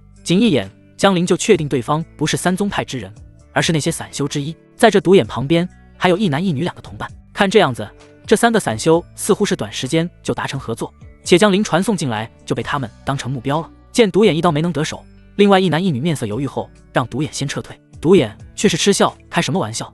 合作后第一个肥羊就是这个小白脸了，他是缥缈圣地的外门弟子，老子倒要看看缥缈圣地的外门弟子和我们这些散修到底厉害在哪里。3打1，你们怕个毛？说着，独眼冲向江陵，似乎是独眼的话让2个合作伙伴动心了。要是能干掉一个缥缈圣地的外门弟子，他们3个人一定能搜刮出不少好东西吧。于是这2人也拿着凡阶初等灵宝冲向江陵，目的不谈而喻，杀人夺宝。这就是遗迹探险吗？都不用一言不合，直接是见人就砍。江陵虽然是第一次来遗迹探险，但他早就给自己做好了心理建设，不存在什么心慈手软。宫青玉师姐给他的3件灵宝中，除了凡阶高等的碎星弓，另外还有2件凡阶中等废胚都被他合成为成品，分别是1件贴身软甲和3尺灵剑。软甲被他穿在身上，3尺灵剑被他简单取了个名字为云风，剑身看上去有种白云飘逸的感觉，却又不失锋利。一拍储物袋，云风剑在手。圣地弟子哪怕只是外门弟子，那也不是随便2-3个普通散修就能碰瓷的。大多数散修能获得的灵宝和圣地弟子的灵宝等阶一样，炼制材料也不一样。江陵用云风剑简单一斩，7重那气境的灵力修为涌动，灵力覆盖在剑身，一剑斩出云风剑芒。那独眼低喝一声，抓着长刀硬挡，结果枪擦一道金铁声，长刀应声断裂，剑芒直接将独眼整个人从上到下一分为2，血染当场。静！另外一男一女见到独眼这下场，2个人当场就僵在原地了，眼神中透着惊恐和惧意。一剑，仅仅一剑，不但把独眼的凡阶初等灵宝斩断，还将独眼一分为2，浓烈血腥气扑面而来。江陵看向另外一个男的，这男的果断干脆，直接丢了灵宝跪下，脸色发白，嘴唇哆嗦。噗！没有任何犹豫，江陵手起，对方头落，鲜血如注般喷出，将旁边的女散修喷了一身。女散修却感觉双脚有万千斤重，动都动不了。你们挺勇啊，散修来碰瓷圣地弟子，真以为圣地只是个称呼？江陵的目光有些好奇，他确实理解不了这些散修的想法。圣地为什么叫圣地？哪怕只是外门弟子，圣地的外门弟子修炼地功法、武学所用的灵宝、灵丹、灵符，就是比大多数散修使用的要好啊。我看着人畜无害的江陵，女散修都要吓出3魂7魄了，话都说不出来。2个刚刚还活生生合作的伙伴，现在已经死了，一个被一分为2，一个身首异处，这不符合他以往打架斗法的逻辑啊。都是那气境，自己这边3个那气境加起来，哪怕是8重那气境也能斗上一斗，结果一个回合都走不出，就死了2个。江陵多看了这女散修一眼，对方头顶还有20点混沌能量的提示，模样和身段长得也还可以。正在江陵打量的时候，忽然嗅到一股骚味，这让江陵皱眉后退，定睛一看，江陵目光一突，卧槽，不是吧姐妹，你怎么尿了？算了，给你割痛快吧，唰，一剑了事。散修不应该都是豁出生死的吗？怎么这么容易就吓尿了？江陵刚刚还考虑要不要获取对方身上的混沌能量呢，晦气。对方3个散修实力都在6重那气境的样子，只不过他们运气不好，选了江陵当对手。江陵这段日子磕的可是2阶培元丹和2阶髓血丹，1阶修士用2阶灵丹修炼，基础能不牢固吗？但凡他们换个圣地的7重那气境外门弟子，下场都不会这么惨，最起码能跑掉2个。在3人身上随便摸了摸，找到几10两银票和几块下品灵石，还有本凡阶初等的刀法和1品功法，聊胜于无了。江陵随手丢进储物袋，散修就是散修，功法和武学用的是兽皮书本记载，圣地用的可都是玉简。当然了，兽皮书本记载也有好处，虽然不像玉简那样让人更容易修炼，但兽皮书本记载的武学学完了还能转手卖掉回血。江陵这时才有时间打量周围环境，这里是一个破败的山亭，亭子旁边还有块石碑，刻着承受了岁月洗礼的3个斑驳字体，隐约能看出这3个字是山水亭。再看向远处，到处都是破败不堪的石壁建筑，看上去这遗迹里面以前应该是一个宗门，一个在这片空间里不知道破败了多久的远古宗门，时光流逝的痕迹到处可见。远古宗门应该能有一些好东西吧？江陵眼睛明亮，心中有些希望，最好是找到能提升修炼天赋的宝物。江陵兴冲冲地下了山亭，朝着远处建筑最高的山峰赶去。最高的建筑物在宗门里面，就算不是最好的地方，也差不到哪里去。去那里准没错。和江陵一样想法的人有很多，而在某个地方，一个戴着斗笠遮住面容、全身黑色装扮的女修也被传送进来了。她周身灵力波动比较古怪，看上去很强，但实际上又控制在通脉境，就像是原本拥有很强的灵力修为，用了某种不为人知的特殊手段，强行把灵力修为压制到了通脉境，成功进入到这座宗门遗迹中来。希望这座遗迹里面能找到我需要的东西吧。女修心中呢喃一声，选了个方向，迅速离去，速度之快，只在原地留下一个黑色残影。如果江陵在这里，她一定会认出这是谁。哪怕这女修全身上下都换了装扮，可那头顶明晃晃的500点混沌能量不会骗人。这黑色装扮的女修，分明是那修为强大的灵石女执事许红熙。她通过压制灵力修为的特殊手段，将灵力修为暂时压制到通脉境，成功进入到这座只能让她气境和通脉境进来的宗门遗迹了。此时此刻，距离山水亭最近的一处最高建筑这里，迎来了几十个修士。这些人来了后，二话不说，催动灵力就攻击这座建筑物外面的一层光罩。随着现场过来的修士越来越多，众人攻击也是让那建筑物外面的光罩泛起能量涟漪，刀光剑影纵横交错。各位再加把劲，只要成功打碎这能量涟漪，这里面一定有我们需要的宝物。好，加油！大家合作把这层防护光罩打碎，打碎之后争夺宝物就各凭本事了。各位放心吧，规矩都懂。几十个那气境修士不停攻击，只因这建筑上方有着灵宝楼3个字。灵宝楼顾名思义，这座建筑内是这家宗门以前用来存放灵宝的地方。灵丹可能会在岁月冲刷中腐朽，化为灰烬，可灵宝却能长存下来，承受住岁月洗礼。这灵宝楼外的防护光罩应该是一种防护灵阵，只有防护能力，可再强的防护能力也需要力量维持运转。如今这防护灵阵的能量几乎要消耗殆尽了，所以宗门遗迹的入口才会被发现。忽然，疯狂攻击的众人在听到一声咔嚓时，都不约而同停下攻击，看向防护光罩。光罩正在慢慢变得暗淡下来，能量涟漪时不时出现在光罩上，看起来摇摇欲坠，仿佛随时都会破碎。众人知道已经不用再出手了，接下来就是等待光罩破碎，准备抢夺灵宝楼内大概率存在的灵宝。现场人马分为3方，望月宗、飞燕宗、散修。缥缈圣地的外门弟子只有一个，因为光罩随时会破碎的缘故，现场气氛瞬间变得古怪起来。这个时候，周围的人随时都可能成为自己抢夺灵宝的敌人。于是众人表面上一切正常，实则暗暗警惕旁人。那气境的修士能抢到一件凡阶初等灵宝就赚，要是能抢到一件凡阶中等灵宝，那不但大赚，自己实力也能大幅度增长。人群中，周龙就是在场唯一一个缥缈圣地的外门弟子。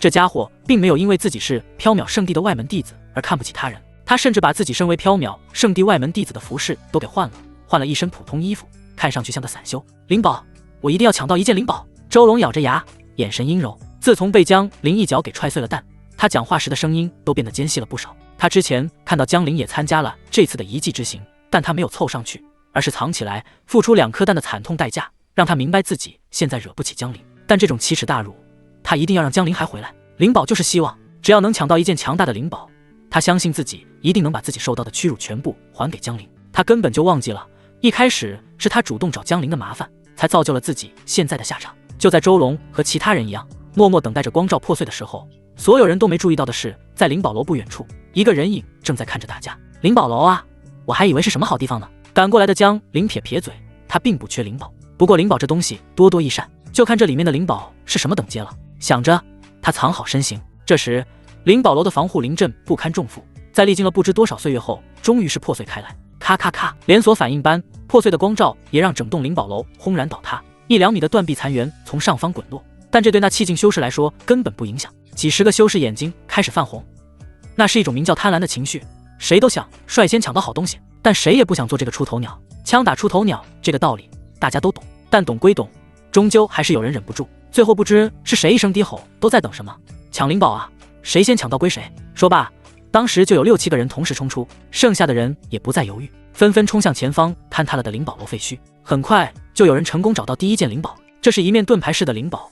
找到这面盾牌灵宝的是个男散修，30多岁，他手握盾牌，脸上的笑容还没来得及绽放，旁边和他组成小队的同伴嘴角露出一丝笑容，手中匕首毫不犹豫刺穿了男子心脏。哈哈，这面盾牌灵宝是老子的。这人也果断，拿了一面盾牌灵宝后就不打算再逗留，只是他想撤退，其他人不想让他撤退。飞燕宗的一个女弟子一声娇喝，手中长鞭舞动如毒蛇，角度刁钻甩向这男子。这男子盾牌还没捂热就被长鞭缠住，那女弟子用力一扯，盾牌灵宝刹那间从男子的手中脱手而出，见自己的盾牌灵宝刚到手就被抢，男散修没有半点犹豫，左手捏动印法，右手从怀里掏出一张灵符，灵力激荡，将灵符激活，火光碎石印，火球符。面对散修的2道攻击反扑，那飞燕宗女弟子也没慌乱，伸手一张，灵符激活，一接护体灵符，轰！碎石印和火球符的威力都被护体灵符挡下，飞燕宗女弟子松了一口气。那男散修则是阴沉着脸，看来这盾牌灵宝和他无缘了，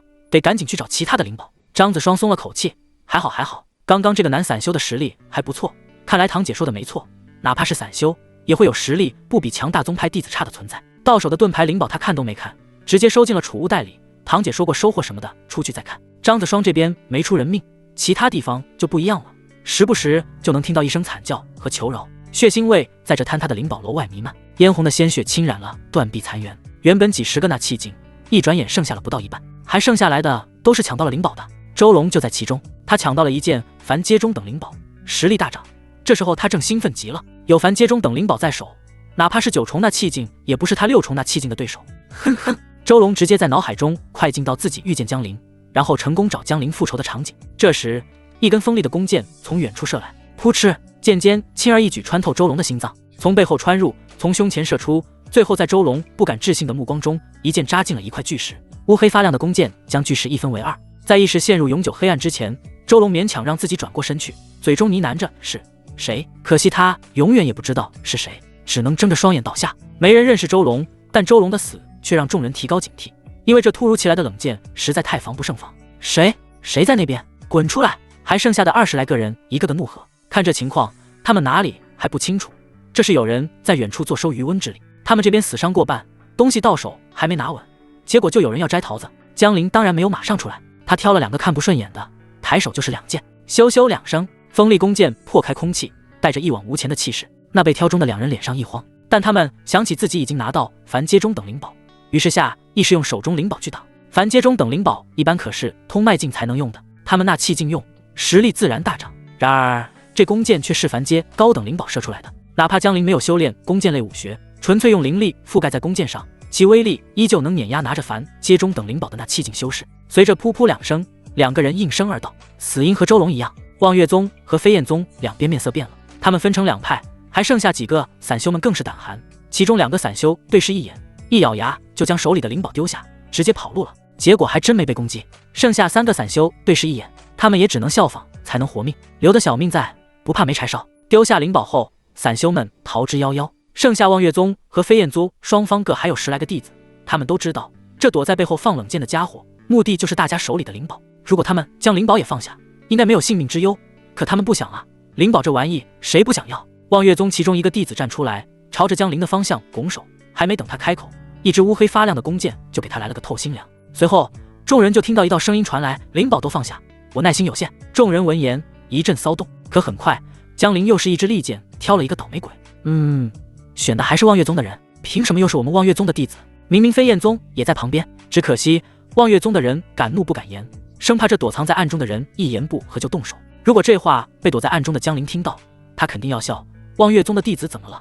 人家飞燕宗的弟子大多都是女修，身材颜值都还可以，选你们的人奢侈给你们面子。很快2个宗门弟子的人纷纷把灵宝丢下，张子双却不想就这么轻易离开，这是他第一次离开飞燕宗，离开堂姐的庇护，跑到遗迹来探险。好不容易凭借自己的实力找到一件凡阶中等灵宝，他可不甘心就这么放弃了。形势比人强，他没有贸然行动，而是给飞燕宗的10来个弟子使眼色。这些弟子们都知道他的身份，因此看到张子双的眼色后都暗暗点头。飞燕宗的人把灵宝都丢下，随后跟着张子双离开了灵宝楼，似乎有什么很急的事。望月宗这边暂时领头的弟子名叫金元，长相平平无奇，但一双眼睛滑溜溜的非常小。他注意到了飞燕宗等人的异常，金元眼珠转了转，似乎想到了什么，他朝着望月宗的弟子们挥挥手，大家都把灵宝留下，既然我们实力不够，那就证明这些灵宝和我们无缘，走吧。金元说话时声音特地拔高了，说完后他带头把手里的凡阶中等灵宝丢在地上，其他望月宗弟子不疑有他，纷纷照做。随后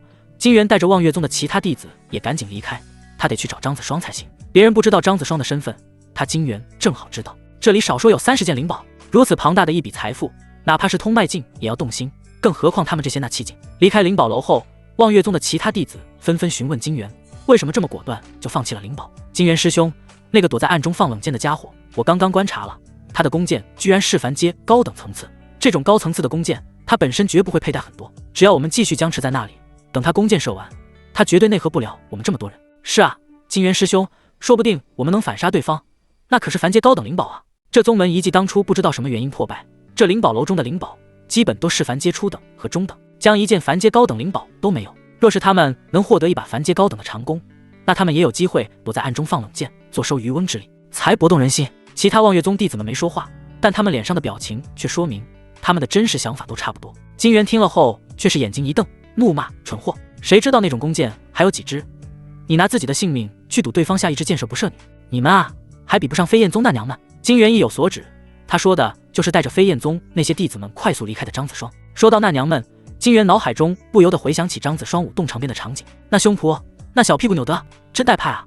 要是能让自己和那娘们睡一觉，这一趟遗迹之行说什么也值了。金元师兄，金元师兄！众人见金元说了2下就没声了，连忙催促。被打断遐想的金元恼怒不已，不过他也就只敢想想，他可是知道那个张子双的真实身份是飞燕宗真传女弟子张冷玉的堂妹，而张冷玉可是上了东玄域北部天骄榜的女天骄，身份、天赋、实力都很强，一手9节鞭耍的敌人闻风丧胆。这张子双选择长鞭作为自己的灵宝，一看就是受了张冷玉的影响。好了，多的不说了，都跟我赶紧追上飞燕宗那些人，那娘们肯定有什么想法。金元猜测的没错，张子双带着飞燕宗的人离开后，没多久就找了个地方停下，并且将自己的想法说给飞燕宗的人听。在他看来，那个只会躲着放冷箭的人，真实修为一定强不到哪里去，所以才躲着不出来。他们这些人走了，灵宝都在原地。那个人想要收灵宝，就必须现身，而等那个人现身了，那可怕的弓箭灵宝用途就发挥不出来。他带着飞燕宗的女弟子一拥而上，到时候他将那人的宝物都抢了，还要给对方一个狠狠的教训，让他知道，哪怕没有堂姐张冷玉在，他张子双也一样厉害。哼哼，到时候堂姐也会对我刮目相看。想象着他成功把对方宝物都抢了，出去后告诉堂姐，堂姐对他刮目相，张子双感觉浑身有劲，走路时胸脯和小屁股扭起来都更诱人了。飞燕宗的其他弟子们听了张子双的话，一个个也是精神振奋。子双师姐，你这办法好，对方一定不知道我们杀了个回马枪。对，刚刚我抢到的凡阶中等灵剑，我连名字都想好了，让我就这样放弃，我不甘心呀。我还以为就我这么想呢，原来子双师姐早就有所安排。来之前，冷玉师姐还说让我们帮着你，我看现在是子双师姐照顾我们才对。是啊是啊，听见伙伴们的恭维，张子双有些小傲娇的抬起头。这时后面忽然有人提醒，说望月宗的人追过来了。张子双等人警惕起来，等金元带着人过来一看，双方一碰面，加上金元要有怀疑，带着目的他就开始旁敲侧击的询问起来。张子双想了想，自己怎么说也是飞燕宗这些弟子的师姐，那个躲着放冷箭的人还不知道具体情况是什么，和望月宗的人合作也好，人多力量大，到时候见机不妙，他也可以提前带着飞燕宗的伙伴们撤退，让望月宗的人殿后。这样想着，张子双点点头，答应合作。呵呵，那就养张子双师姐了。金元呵呵一笑，他心里怎么想的就只有他自己知道了。双方一合计，决定大家分散，4人一组，兵分5路，从灵宝楼周围包抄过去。张子双越想越觉得可行，心中兴奋极了。灵宝楼，江陵已经来到这里了。得益于从那个许红熙那里看到的换装，江陵也换装了。他把自己缥缈圣地外门弟子的装扮全部收起来，换了一套像是散修的打扮。别问，问就是适合当老六。江陵过来的路上就往嘴里丢了2颗回灵丹。凡阶高等的碎星功威力太给力，相对应的灵力消耗也很恐怖。他8重那气境修为，用碎星功攻击了几下就后继无力，靠嗑药来快速恢复。之前他是7重那气境，和宫青玉这位通脉境阴阳调和后，哪怕混元一气诀不是双修功法，也依旧让江陵的修为突破了。回灵丹不愧是2阶恢复类灵丹，通脉境常用的东西被他8重那气境使用，恢复速度杠杠的。刚抵达灵宝楼，他体内灵力就恢复的差不多了，效果恐怖如斯。江陵第一件事不是去收灵宝，而是把射出来的弓箭回收。9支碎星剑都回收完毕，江陵才把目光放在那些灵宝身上。几十件灵宝，哪怕拿出去卖掉，也是一笔不菲的价值。江陵才刚刚收了一半，心中警惕顿生。他脚下像是踩着清风，身形飘逸，躲开了原本甩向他双腿的一鞭子。啪！鞭子落在空地上，末端覆盖的灵力爆开，如同炸弹一般，在空地上炸开一个直径半米的土坑，冒着浓烟。偷偷攻击的张子双没想到，自己自信十足的一击居然没能成功。所有人一起上，灵符都拿出来攻击，别吝啬！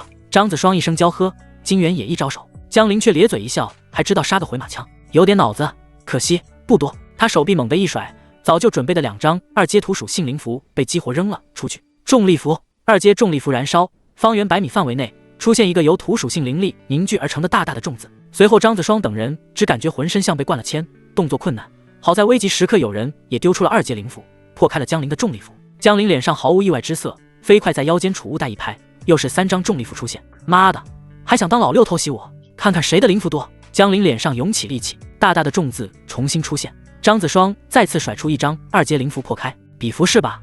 我看你怎么比！江灵第3张重力符扔出激活。为了这一次一计执行自己的安危，他提前准备了超多2阶废符，用混沌河道炉给合成为真正的2阶灵符，费用远远低于正常的2阶灵符，威力还更强。他就不信这些那气劲的人有自己灵符多。转眼江灵就丢出去5张2阶重力符，这2阶重力符的作用是让方圆100米内的重力增大3倍，而他本人不受控制。而张子双丢出来的是2阶破势符，破势符的作用就是专门用来破除其他灵符作用的，比其他同等阶的灵符更珍贵。他正是用破势符才能解除重力符的作用。然而张子双这时候已经慌了神，堂姐给他准备的破势符有10张，用来探索一个小遗迹绝对绰绰有余。谁知道遇到江灵这种情况，江灵的重力符只有8张，见对方还有破势符，他把2张重力符剩下来换成暗水符。水属性灵力的暗水符作用和重力符有异曲同工之妙，都是用来在周围施加压力的。江灵忽然用出重力符，大家原本还有些担心，看到张子双的灵符也是1张接1张，顿时就放心了。子双师姐加油！子双师姐可是冷玉师姐的妹妹，对方居然想和子双师姐比谁2阶灵符多，可笑！哈哈，确实，我已经迫不及待等着看对方脸上惊慌失措的表情了。因为重力符的缘故，大家无法随意出手，但却不妨碍他们嘴上占便宜，周围人在给自己加油，仿佛胜券在握。张子双心里苦，他没想到对方的2阶灵符这么多，见对方又把重力符换成暗水符，张子双心里一沉。他看向一旁的金元，还有其他人，银牙一咬，我灵符也不多了，你们还不出手，我来助你！金元被吓一跳，连忙也用出自己的2阶灵符。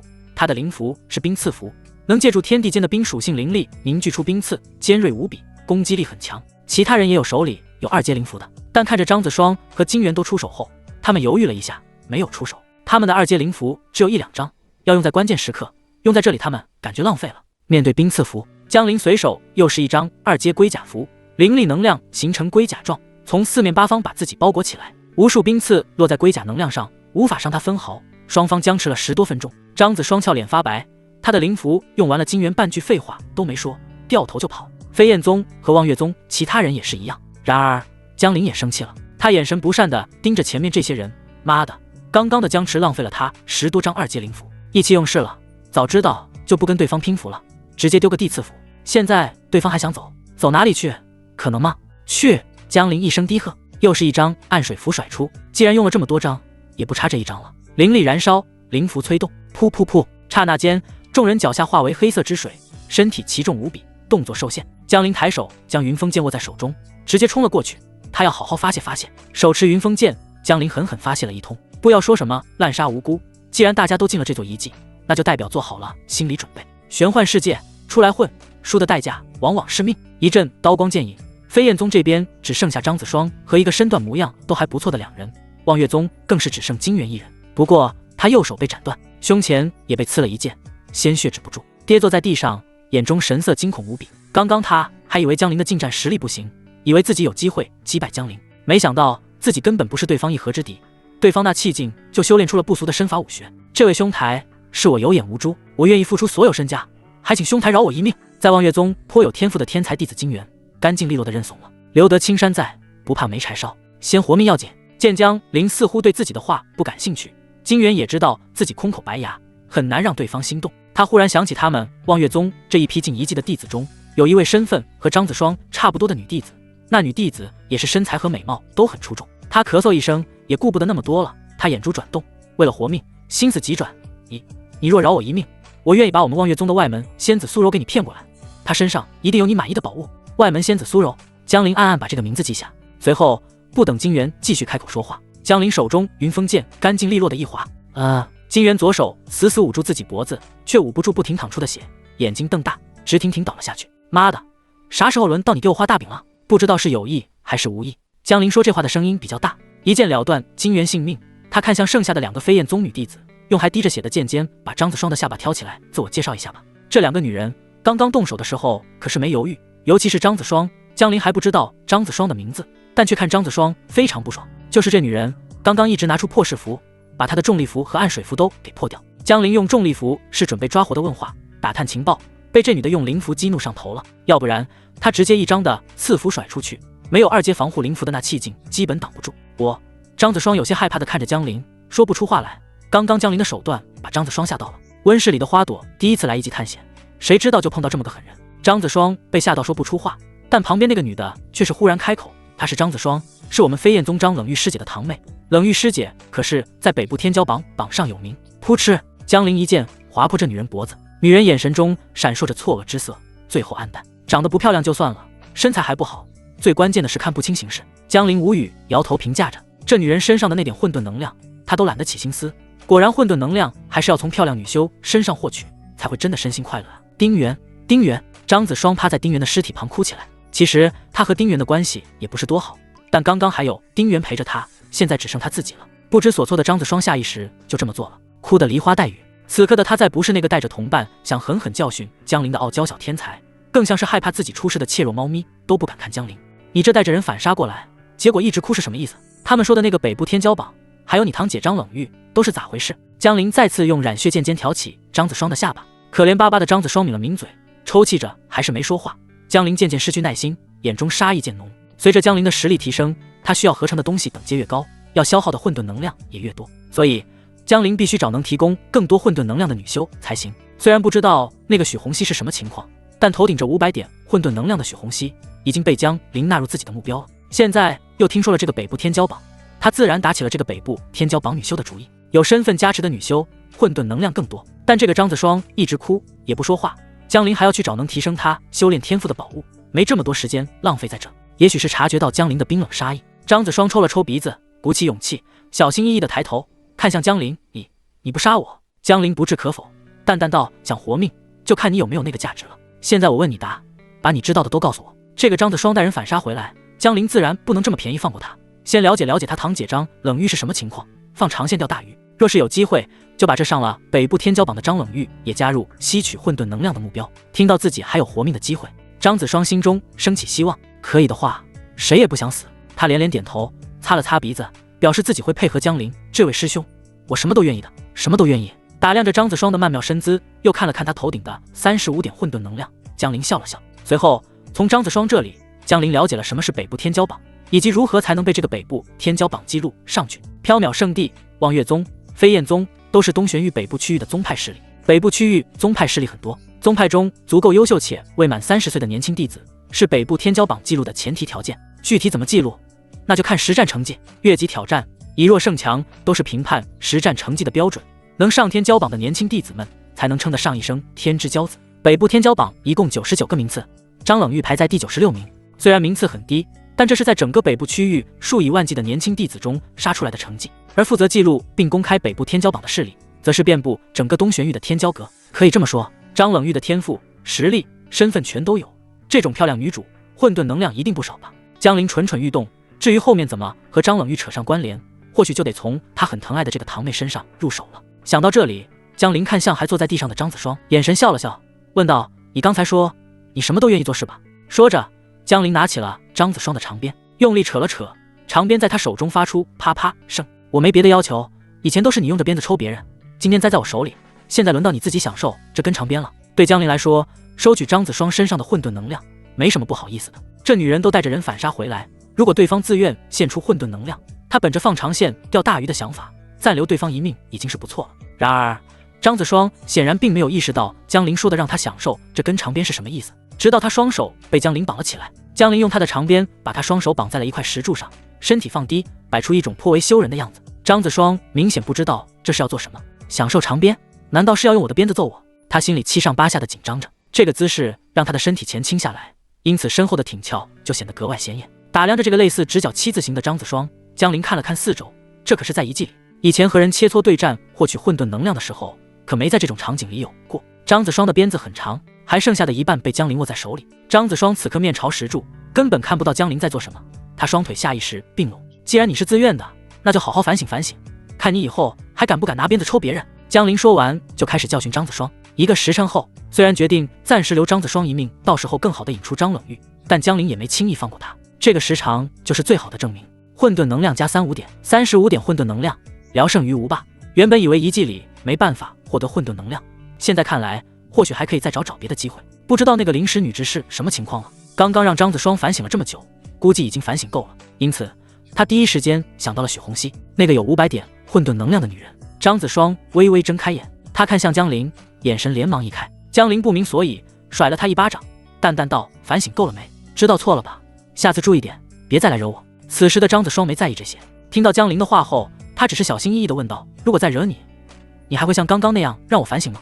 江陵，不是，这女人脑子是有什么问题吗？江陵怀疑是不是自己刚刚下手太重，给这张子双给反省出特殊体质来了。江陵头也没回的走了。等着张子双出遗迹回飞燕宗，他之后再找机会，看能不能搞他堂姐张冷玉一手，看看女天骄和普通的女弟子有什么不同。很快，江陵选了个方向就走了。刚刚玩的一时兴起，现在得去找天才地宝了，办正事。张子双则望着江陵离开的方向，久久不能自已。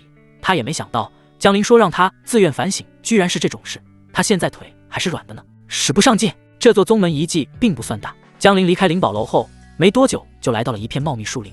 这树林里有死亡的散修尸体，3人合抱的大树被拦腰斩断，烈火焚烧的痕迹和狂风肆虐的影子，无不证明这里不久前发生过激烈的斗法。有斗法就意味着有人在抢东西，有人在抢东西就有可能是江陵需要的宝物。江陵连忙顺着这些斗法痕迹追了过去。森林深处，李明杰和组队的伙伴正和几只异阶灵兽战斗着。这几只异阶灵兽浑身散发着药香气，一看就是刚刚吞了什么好东西，还没来得及炼化。李明杰和组队的伙伴当机立断，准备将这几只异阶灵兽全部包圆。幽影剑诀，李明杰9重那气境的灵力修为是在场最强的，他让其他伙伴拖住那几只异阶灵兽，他自己则是趁机施展自己的最强攻击。一剑斩出，剑影在空中划出几道幽暗之影，虚实难辨。噗！剑光斩进一只异阶灵兽的脖子。凭借着凡阶中等灵宝和幽影剑诀的威力，李明杰一剑杀掉这只异阶灵兽，剩下几人轻松不少。李明杰看了看周围，将眼中的冷意隐藏起来，随后笑着给大家加油：“大家加把劲，把剩下这2只异阶灵兽都杀了，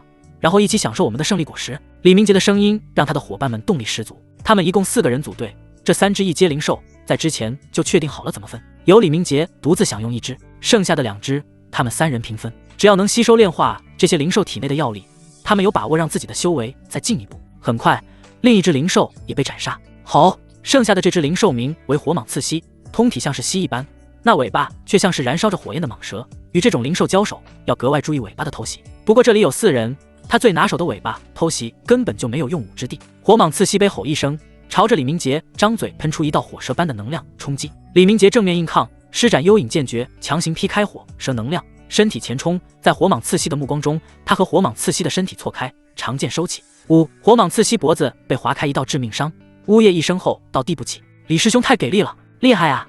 一剑封喉。李师兄，事不宜迟，我们赶紧炼化这些灵兽体内的药力吧。3人神色兴奋，完全没注意李明杰眼中越发藏不住的杀意。他们只听到李明杰惊呼一声：“你们快过来，看我发现了什么好东西！” 3人一愣，还有宝物？想都没想，刚刚和李明杰一块并肩作伴的3人瞬间就冲了过去。靠近李明杰的瞬间，李明杰嘴角扬起一抹得逞的笑容，手中剑闪电般再次施展出幽影一剑。噗噗噗，血柱喷涌，3颗头颅冲天而起，3个队友就这样不明不白地被李明杰坑杀而死。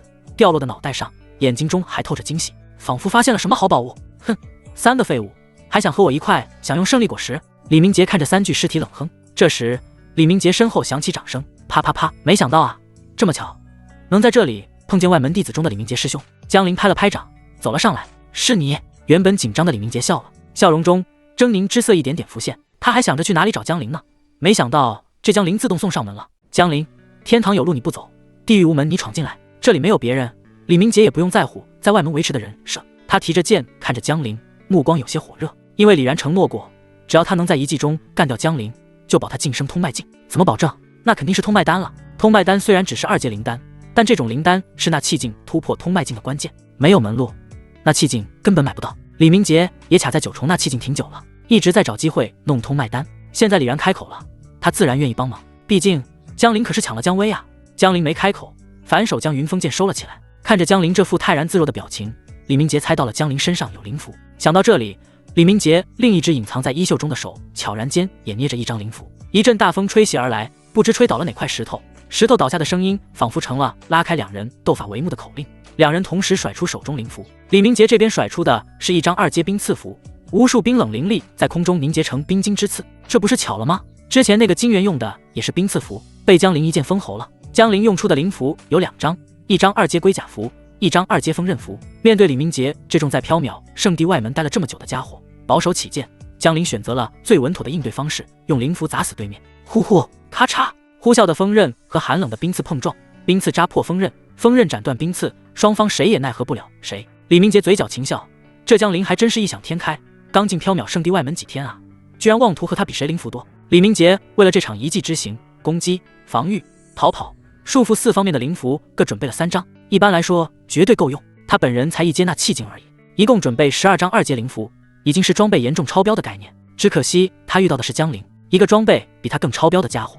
江陵注意到李明杰脸上的笑容，他一点不在意，因为他知道李明杰很快就笑不出来了。随着一张2阶灵符用掉，李明杰脸上的笑容收敛，然后开始变得惊慌，最后他面色惊疑不定地看着江陵，一副你怎么还有2阶灵符的表情，给江陵看乐了。李明杰的灵符耗光，江陵二话不说掏出1阶冰刺符5张，虽然是1阶，但5张冰刺符同时激活，爆发出来的威力瞬间让李明杰手忙脚乱。见李明杰还能蹦跶，江陵二话不说又是5张1阶冰刺符甩出，别的不多，灵丹多，灵符多。李明达还来不及开口求饶，百密一疏还是被冰刺命中，他手中长剑都抓不稳，因为双手上尽是寒冰，被冻僵了。看着前方不远处的江陵，李明杰还没回过神来，他一直以为自己捏死江陵就像捏死一只蚂蚁一样，结果现在他被江陵击败了。李明杰师兄还有什么遗言？江陵面色不善地看着这个被冰刺符冻住双手的家伙，又浪费他这么多2阶灵符。江陵，我告诉你背后是谁让我杀你的，你能放我一马吗？李明杰盯着江陵，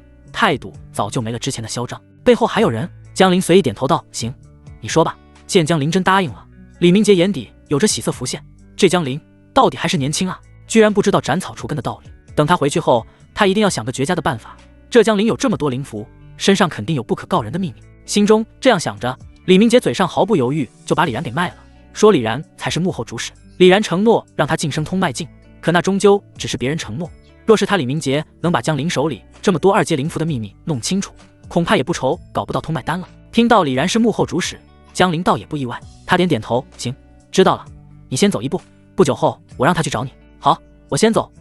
你什么意思？李明杰下意识点头，然后反应过来，猛地看向江陵。然而等待他的是江陵随手一剑，是一剑抹过李明杰的脖子，鲜血顺着剑身流向剑尖，滴答，一滴鲜血滴落在地，呈放射状散开。李明杰的瞳孔也开始散开。江陵用剑在他身上擦了擦，然后用剑把李明杰腰间挂着的储物袋拿了过来。李明杰死了，他储物袋里的薄弱灵念静置自然也就没了。凡阶中等灵宝2件，2阶灵符居然还有3张逃跑用的。之前金元等人连储物袋都没，张子双倒是有储物袋，不过他的2阶灵符被江陵都给拼掉了。现在江陵在李明杰这里回了点血，心情不错的江陵把储物袋挂在腰间，看向地上的3只灵兽，检查一番后知道了原因。3只好运的家伙不知道吞了什么天才地宝，体内蕴含丰富的药力。沉吟片刻，江陵把另外几个死去的缥缈圣地外门弟子的尸体搜了搜，用冰属性的1阶灵符把3只灵兽尸体冻住，不让血腥味传出，然后带着3只灵兽尸体赶紧离开了这边。既然有3只1阶灵兽，搞不好附近还有2阶灵兽，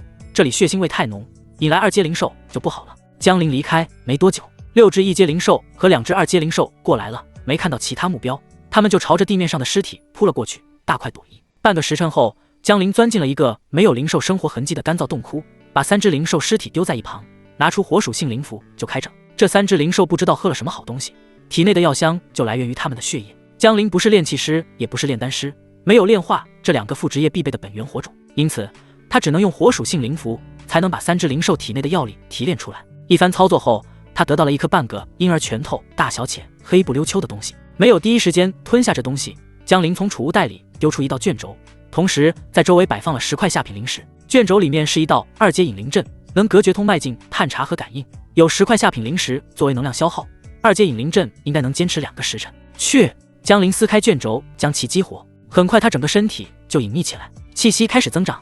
而同一时间，在洞窟附近不远的地方，唐宇等人正和望月宗的人对峙着。缥缈圣地这边的队伍一共有4人，而望月宗那边的队伍是6个人，4对6，但双方僵持住了。原因无他，缥缈圣地这边的外门弟子实力更强劲，望月宗6人只能靠多2个人来维持场面。周浩，把那清明玄玉交出来吧，不然你们6个恐怕是走不掉了。缥缈圣地这边，李然作为在场修为最强者，看着对面的望月宗周浩，冷声发出警告。望月宗那边，为首的周浩把玩着手中仅有巴掌大小的清明玄玉，五指间灵力萦绕，他冷笑一声：清明玄玉可是4阶灵药，连其海境都能用得上，哪怕是你们先发现，可现在他在我们手里，如果你们强行要抢，大不了我直接毁了他，也不让你们得到。听到对方要毁了清明玄玉，一旁的唐虞秀眉微蹙，素手悄然凝聚体内灵力。他虽然在对待江灵时表现得大大咧咧，但在争夺资源宝物的事上却格外果断。听对方这么说，他知道口舌之争根本没用。纤腰扭动，唐虞哪怕只是简单的站着，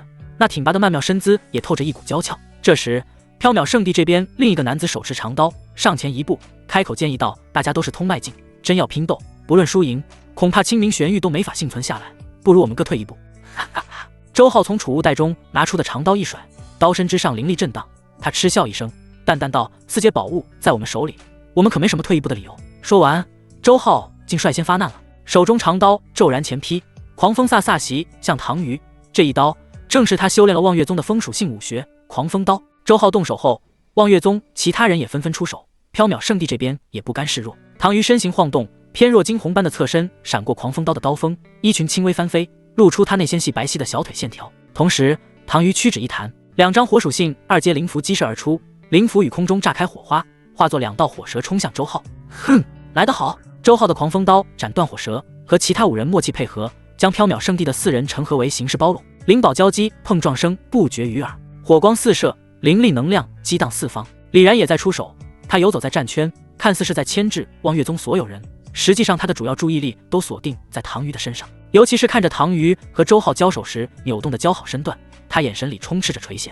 清明玄玉其实是他用来和望月宗周浩等人合作的，他提供清明玄玉给周浩，而周浩带人帮他完成他不方便做的事，目的就是唐虞。他追求唐虞很久，奈何唐虞对他并不感兴趣，但唐虞背后站着的是掌管炼气风的苗长老，只有把唐虞追到手，李然才可能获得苗长老的关注。因此李然打定主意，趁着这一次一计之行，一定要以雷霆之势把唐虞拿下，哪怕动用些下作手段也在所不辞，只要不被唐虞发现即可，到时候生米煮成熟饭，想必唐虞也不会说什么。战圈中，周浩感觉时机差不多了，他一刀全力逼退唐虞，唐虞不甘示弱，手中灵剑突然间发出剑吟，施展了凡阶高等武学流云剑诀。唐虞如月下仙子般舞动灵剑，肩背的线条流畅且优美，灵剑飘忽不定，恍若流云，一股刁钻的剑气顺着他柔韧的身姿冲向周浩。周浩自然不敢大意，连忙从储物袋中取出一面土褐色的盾牌，当，剑尖刺在盾牌上，凌厉的剑气依旧让周浩皮肤刺痛。这时，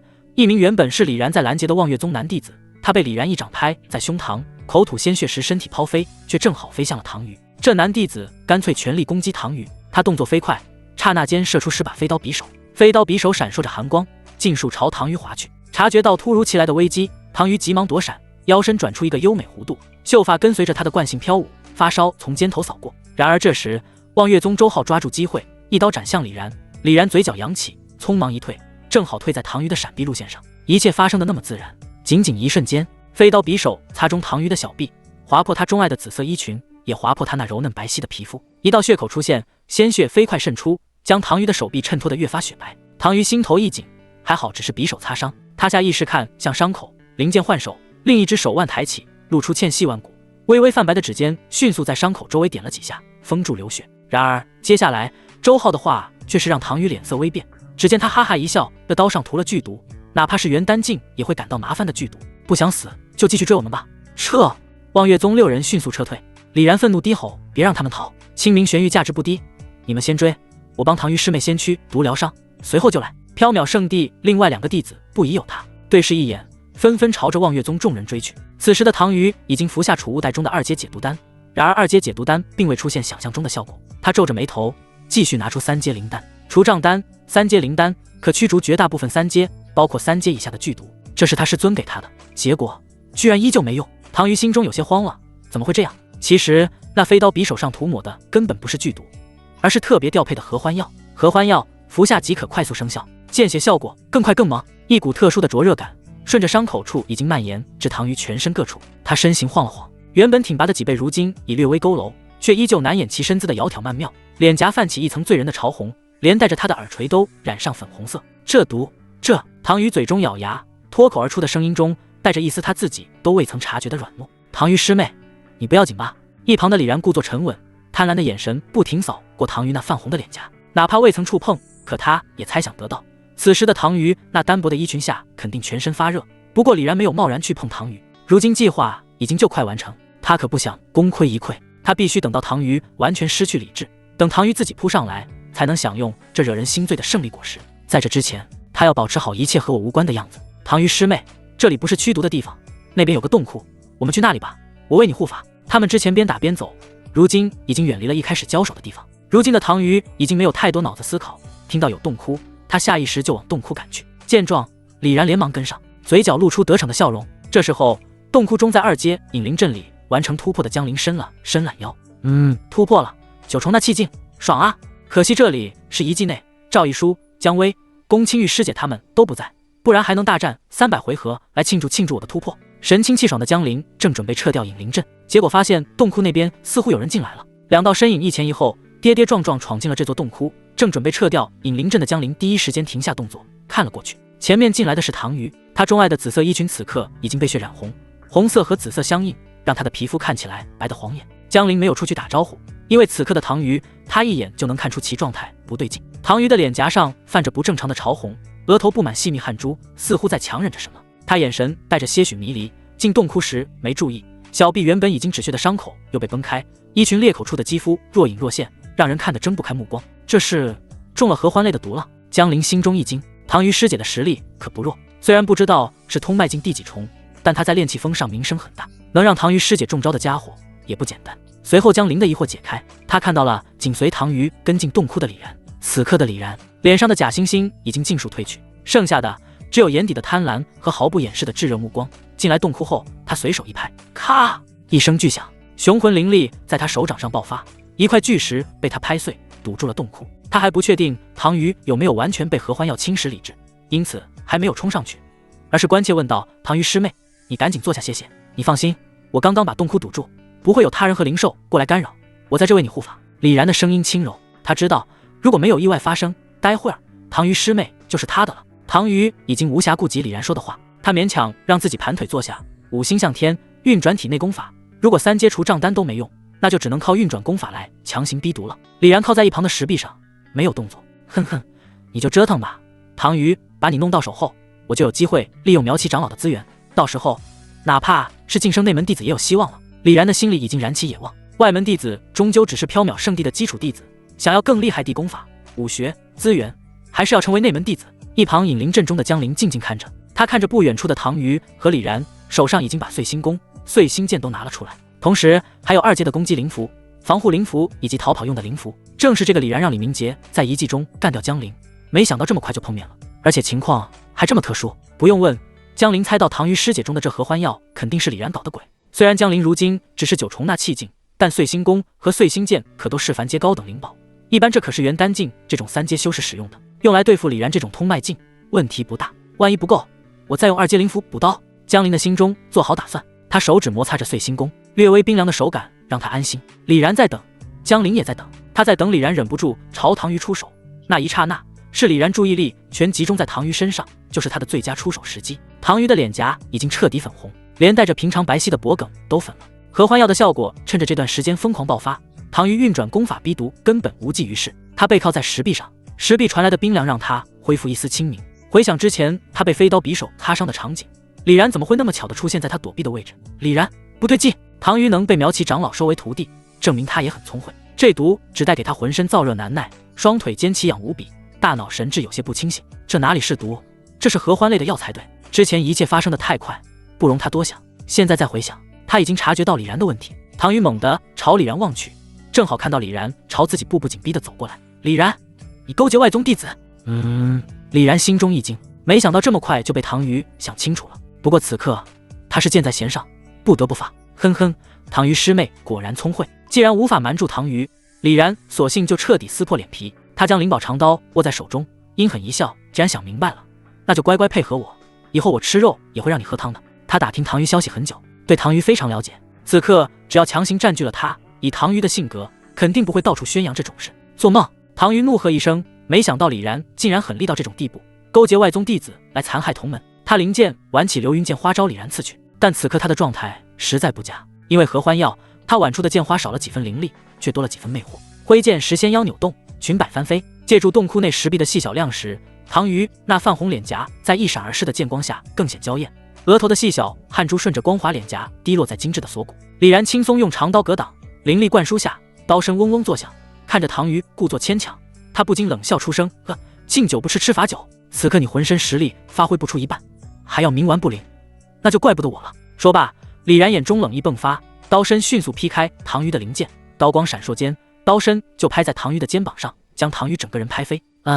剧痛让唐鱼闷哼一声，他还想挣扎，奈何体内灵力被李然那一刀给打得紊乱不堪，浑身上下的燥热感几乎将他剩下的理智冲垮。李然失去耐心，强悍的灵力波动爆发，长刀横指唐鱼，磅礴气势涌向唐鱼：“认命吧，别跟我耗了。”唐鱼被这股气势掀得后退，一个踉跄跌坐在地，高耸酥胸起伏的越发剧烈，但玉手还强握着灵剑，咬牙不肯放开。见唐鱼还不肯低头，李然猛地上前，准备将唐鱼打晕。就是现在，引灵阵中早就严阵以待的江陵知道，最关键的出手时机到了。左手攻右手剑，碎星弓宛如满月，3支碎星剑刹那间释放出灵力杀机，锁定李然。李然毕竟是通脉境，江陵将体内大部分灵力都汇入碎星弓和3支碎星剑，嘴中咬破2颗回灵丹，快速恢复灵力。江陵的悟性很强，虽然没有修炼弓箭类的武学，但经过之前的练习，他已经能同时用3支碎星剑对敌。此刻3支碎星剑搭在弦上，灵力流转间释放，碎星剑闪烁着寒冽星光。急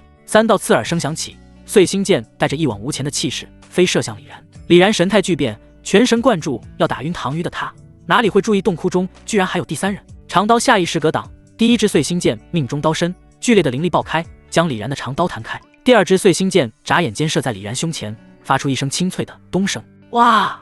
一口夹杂着破碎内脏的鲜血喷出，这李然居然还穿了一件灵宝软甲。不过可惜还有第3支碎星剑，这第3支碎星剑的目标是李然的脑袋。砰！强大的穿透力带着灵力爆开，直接将李然整个脑袋都炸碎，一剑深深没入了石壁，没了脑袋的尸体缓缓倒下。见此情形，早就压抑着的唐鱼看向出手之人，见居然是自己一直以来看好的江陵师弟，他心中放松下来。这一放松，他体内那被合欢药填满的欲望如同被星星之火给点燃。唐鱼师姐，唐鱼师姐！射杀李然后，江陵第一时间冲到唐鱼身边，先给他喂了一颗回灵丹调整状态。此时的唐鱼浑身滚烫，中招后他彻底失去清明，瘫软在江陵怀中，柔弱无骨。江陵师弟，呼，好热，师弟帮帮我！唐鱼眼神迷离，吐气如兰，他口中轻声一语着，一只手已经抚上了江陵的脸，另一只手无意识地开始在身上撕扯。紫色衣裙下白得晃眼的美好不断挑逗着江陵的视线，他在江陵怀里扭来扭去，江陵能感觉到此刻的唐鱼师姐浑身滚烫的吓人。我这可没有能化解妖力的灵丹。江陵深吸一口气，这下不得不帮忙了。唐鱼师姐，这情况说严重也不严重，说简单也不简单，只要让他体内能量达到一定的平衡点，状态自然会恢复。但若中了招的人已经没有了自我意识，那就只能服用这方面的灵丹来调整，或者由修为远超中招者出手干预，用强大的修为帮助中招者恢复正常。江陵不属于这两者，眼下江陵选择第3种方法。唐鱼师姐得罪了，要怪只能怪让唐鱼中招的李然。1个时辰后，混沌能量加60，江陵解决了唐鱼师姐的问题。解决问题的时候，唐鱼师姐的紫色衣裙不知道被什么给撕碎了，不过好在她现在的状态开始恢复正常。经过治疗，中招后的效果正在褪去。刚穿好裤子，江陵就看到唐鱼师姐正盯着自己看。唐鱼师姐怎么了？唐鱼算是江陵来缥缈圣地后接触到的第1个外门弟子，而且和宫青玉一样，唐鱼也是大多数外门男弟子的梦中仙子。如今在继宫青玉之后，唐鱼也被江陵拿下了，只能说命运弄人。哼，还问怎么了？刚刚一点不知道，收敛一点。唐鱼美眸眉好气地瞪了江陵一眼，刚要站起来，不知道是不是中招的效果还有残留，他刚站起来就腿软的又坐下去。这怪不了我啊，唐鱼师姐，刚刚你自己让我，你还说。唐鱼羞红了脸，饶是以他大大咧咧的性格，衣服都没穿好就和江陵讨论这种问题，也不由得有些不好意思。好在唐鱼的储物袋里还有多余的衣服，不然就不方便了。两人收拾好，唐鱼犹豫了一下，他还是拉着江陵嘱咐道：江陵师弟，刚刚的事咱们就当没发生过，好吗？为了怕江陵多想，说完后唐鱼又补充道：不过如果你以后想了也可以来找我。说完他自己也有些不好意思了，主要是唐鱼的师尊苗旗长老有和他强调过，让他暂时不要找道侣，不要耽误了修炼的黄金时期。唐鱼自然是听师尊的话，可是刚刚品尝过滋味的他又有些舍不得，于是才和江陵这样说。江陵占了便宜，自然没什么不行。唐虞准备提前结束遗迹之行，江陵还想在遗迹里面找提升修炼天赋的天才地宝。提升修炼天赋的也对，江陵师弟你的修炼天赋是差了点。唐虞的话让江陵撇撇嘴，师姐，你会不会说话？小心下次我让你说不了话。什么意思？唐虞不明所以，他说的不是实话吗？行了，唐虞师姐，你有没有看到这座宗门遗迹存放灵丹的地方？江陵怕和唐虞再聊下去他又来兴趣了，于是便随口岔开话题。原本以为不会有啥收获，没想到唐虞竟然不假思索的点点头，真有。江陵连忙追问在哪个方向。你直接看这个吧。唐虞直接从储物袋中拿出一张看上去像是临摹下来的图纸，江陵拿过来打开一看，这图纸上竟是整个宗门遗迹的分布图。唐虞师姐，你们居然搞到这种好东西！江陵眼睛亮了，他一眼就看到自己想去的地方——灵丹楼。相比于灵宝楼，各种凡阶灵宝虽然也有价值，但价值比较有限。真正让江陵在意的是灵丹楼的灵丹。这座不知道存在了多少年的宗门里，在那个时代会不会有什么灵丹妙药能提升修炼天赋的？哪怕是能量流失的废丹也没事啊，别人用不了，江陵有混沌河道炉，他能用。别看了，没什么用。见江陵在看灵宝楼，唐虞缓缓摇头道：灵丹楼我已经去过了，里面灵丹不多，那些灵丹虽然被封在玉瓶中，但还是没能承受住时光洗礼，早就成了没有任何能量的废丹。真有废丹，江陵的心略微加速起来。见江陵执意要去，唐虞点点头，他伸手给江陵整理了一下衣服，忽然凑近江陵，快速地亲了他一下，笑嘻嘻道：江陵师弟，注意安全，我先出遗迹等你了。娇滴滴的美女师姐这么做，江陵是受不了。唐虞说完就准备走人，转身却发现自己的手被江陵牵住。唐虞回头，江陵用力一扯，将唐虞重新扯过来，惹来一阵惊声。唐虞师姐，你惹出来的麻烦还没解决，现在不能走啊？什么没解决啊？你这怎么？唐虞连忙转过头，这话说的我什么时候不行了？江陵的语气非常严肃，这可开不得玩笑。唐虞咬牙决定解决完问题再走。混沌能量加60，切磋战败的唐虞师姐慌而逃。江陵看了看临摹地图，确定好自己要去的方向，也飞快离开了。半个时辰后，江陵按照图纸上的路线地点来到他想来的目的地灵丹楼。没想到除了张子双，还能和唐虞师姐阴阳调和，实属意外了。看着灵丹楼，江陵感叹了一声，眼前的灵丹楼一个人都没有，但里面非常乱，一看就是已经被人光顾过了。没人正好，江陵刚进去就看到地面上挺多打碎的玉瓶和失去能量的废丹。他忽然想起一件事，脸色当时就变了，连忙冲过去。破碎的玉瓶散落一地，一颗颗失去光泽的废丹原本应该在玉瓶内装着，现在却不知道是什么原因散落的遍地都是，还真被打翻了。江陵吐槽道：这是哪个天杀的？你们用不上也没必要把废丹扔地上啊！暴殄天物，可不是暴殄天物吗？他们用不上，江陵能用上。手一挥，地面上的废丹全被江陵收进了储物袋中，连带着那些空玉瓶也收了。同时在收取地上这些废丹的时候，江陵留意了一下，扒开一堆碎石，他捡起一颗灰褐色废丹，大拇指和食指按压用力摩擦，触感非常粗糙，里面一丝一毫的能量波动都没有。如果不是在灵丹楼内，说这是一颗泥巴坨也有人信。难怪唐虞师姐说没人拿，这种体内一丝一毫能量都没有的废丹，拿了没半点用。江陵点点头，唐虞师姐他们的判断自然没错，这些废丹时间太久了，和缥缈圣地炼丹峰的废丹不同。缥缈圣地外门炼丹峰的废丹，因为炼制时间不长，里面还带有一些灵药能量，因此那些外门弟子和杂役弟子才会趋之若鹜。毕竟吃废丹总比没丹吃要好。什么？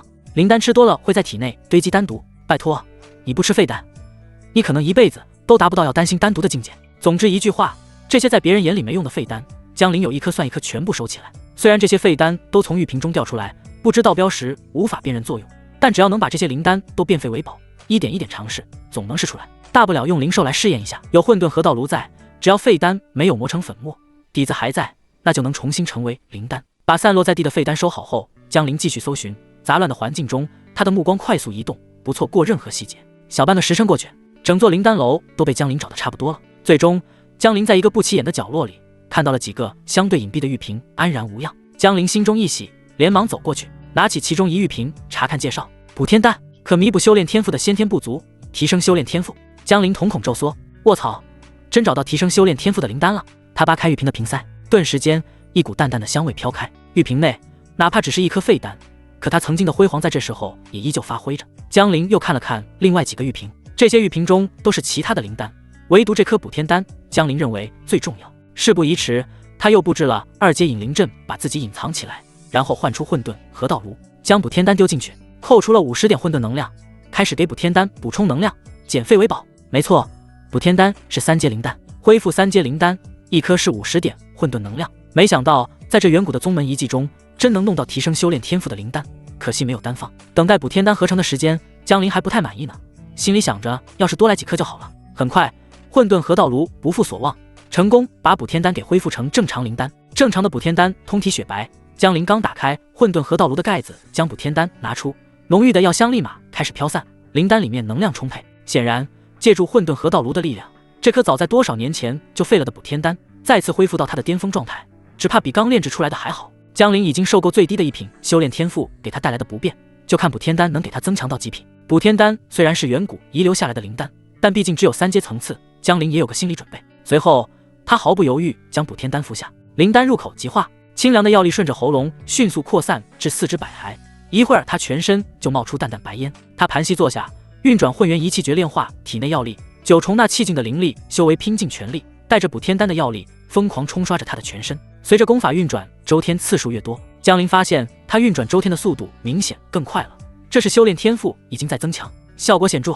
继续，尝到甜头的江林全神贯注。很快，当他地功法运转速度比原本快了3倍之后，补天丹的效果才渐渐停下。3倍，江林双眼发亮，他现在的修炼天赋修炼起来效果比之前快了3倍，整整3倍。修炼天赋很重要，同样的修炼资源，修炼天赋好的修士能晋升3个等级，天赋差的可能就只能晋升1个等级，而且时间还要花更久。这段时间，江林通过混沌河道炉合成的修炼资源，如果换成现在的修炼天赋来用，他说不定通迈进中期了。意气风发的江林走出隐灵阵，把角落里面的那些玉瓶一股脑都打开查看。他原本以为剩下的灵丹就算效果再好，也不至于有补天丹这么让他惊喜，但事实还是出乎他的意料了。其他的玉瓶被他丢进储物袋，唯独剩下一瓶名为雷元丹的特殊灵丹。江林的目光死死盯着玉瓶上的灵丹标识，心跳和呼吸都开始加速。雷元丹，特殊灵丹，搭配5阶可服用的雷属性天材地宝使用，凡体蜕变为初等雷灵体。特殊灵丹，这竟是一颗能让凡体蜕变为雷灵体的特殊灵丹。